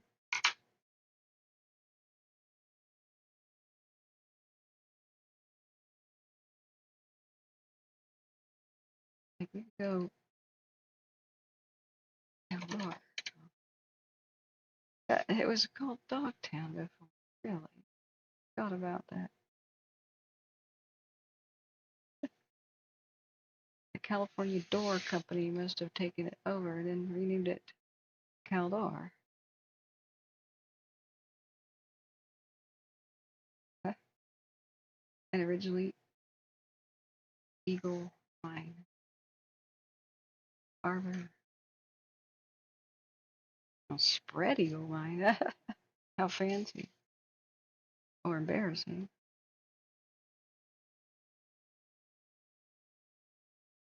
I tried to get to some of these places, but they had little gates and things. And I was there to focus on the wildfires, but I will return and then try to find the history before too much brush growth kind of covers stuff back up.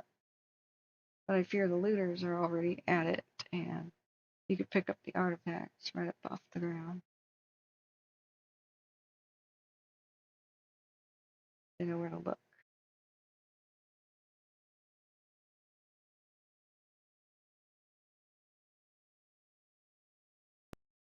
They're dumb. It's interesting, these fire tanks here, they're actually for the steam trains. Steam trains have to have water, so they had these big water tanks with the little valve thing that like poured the water in, like in the old movies. And me and Sarah Luna tried to find this one. We stopped right here. We're like, at least we thought we'd find pieces of it on the ground.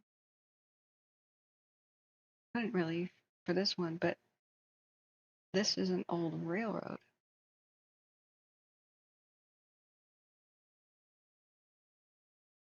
Not really roads.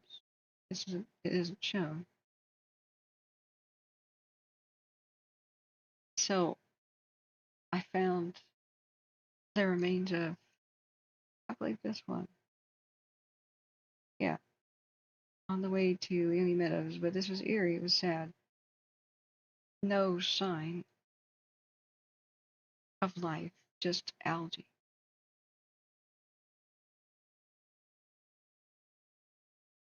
But I did look into the dirt, kept looking, and I found a metal band, like the kind of thing that holds together a barrel, and it was huge, crumpled up and rusted, of course, twisted. But because there was no vegetation, I could find it. Then I dipped my hand looking for gold, actually. There was a big cracked boulder with a slot in it. I was telling C-Pro, who was with me at the time, or maybe John Stoker, I can't recall. It said it's called El Dorado Forest for a reason, the gold. So wherever gold flakes can collect and nuggets can get stuck. Yeah, that's why they had ripple boards and stuff. You just stick your hand in and look at your palm and see if you have any gold flake in it. You get lucky and maybe have a tiny nugget. Every single winter, more nuggets and more flake are washed down into the creeks and get stuck in cracks, tiny boulders. So I stuck my hand in the crack and I felt something hard and cold. And I pulled out a huge bolt. It was like a nail. And it had partly held that water tank together. That's the only thing that explains it. Got stuck in that boulder crack. But wow, photographed it in my hand.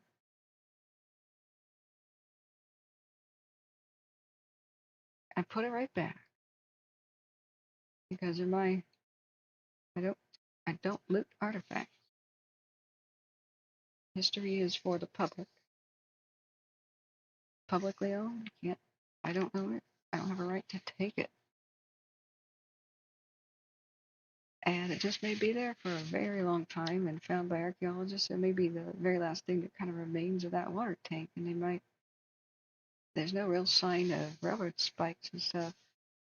Maybe with a metal detector there might be, but they pulled these tracks up.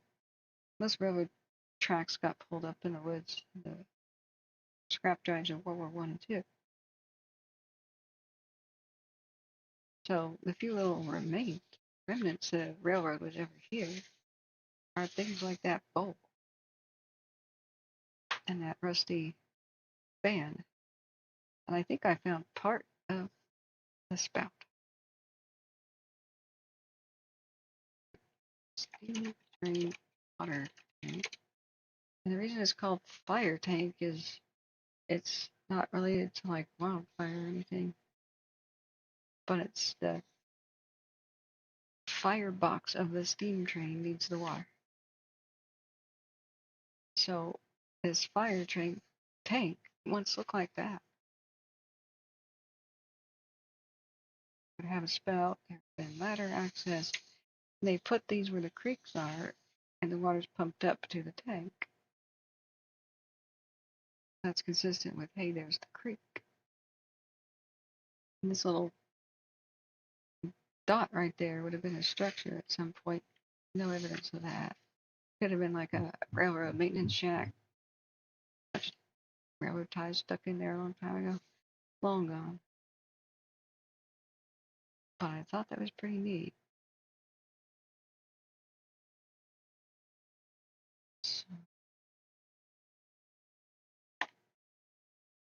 let's see if I got a picture to share or something. I don't think I labeled it.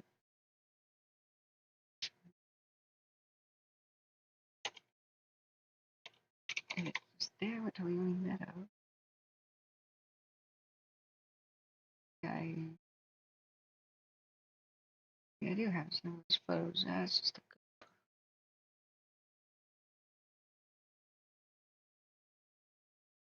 a app. Just the GoPro.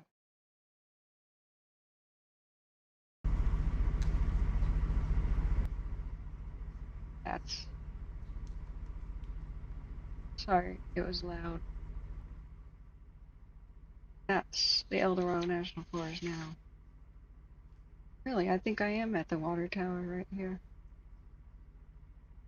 Wait, how could that be? That's so coincidental. No, there's some weeds.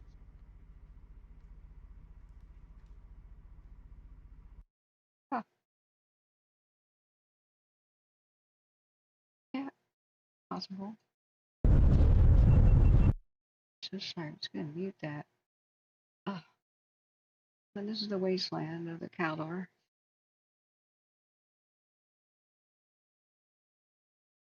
Every once in a while you'll see a little bit of grass.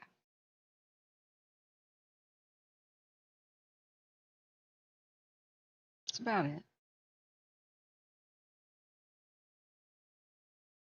This is like the one good road through the entire forest.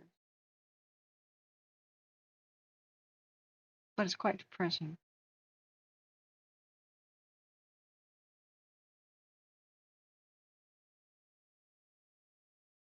Not bad. Let's go Pro Hero 10, I believe. What do you think about the quality?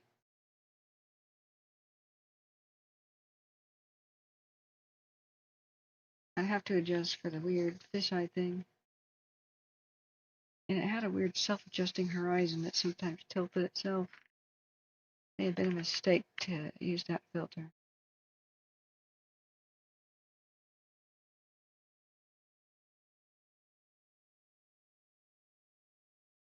But it does make it very smooth, even on bumpy road.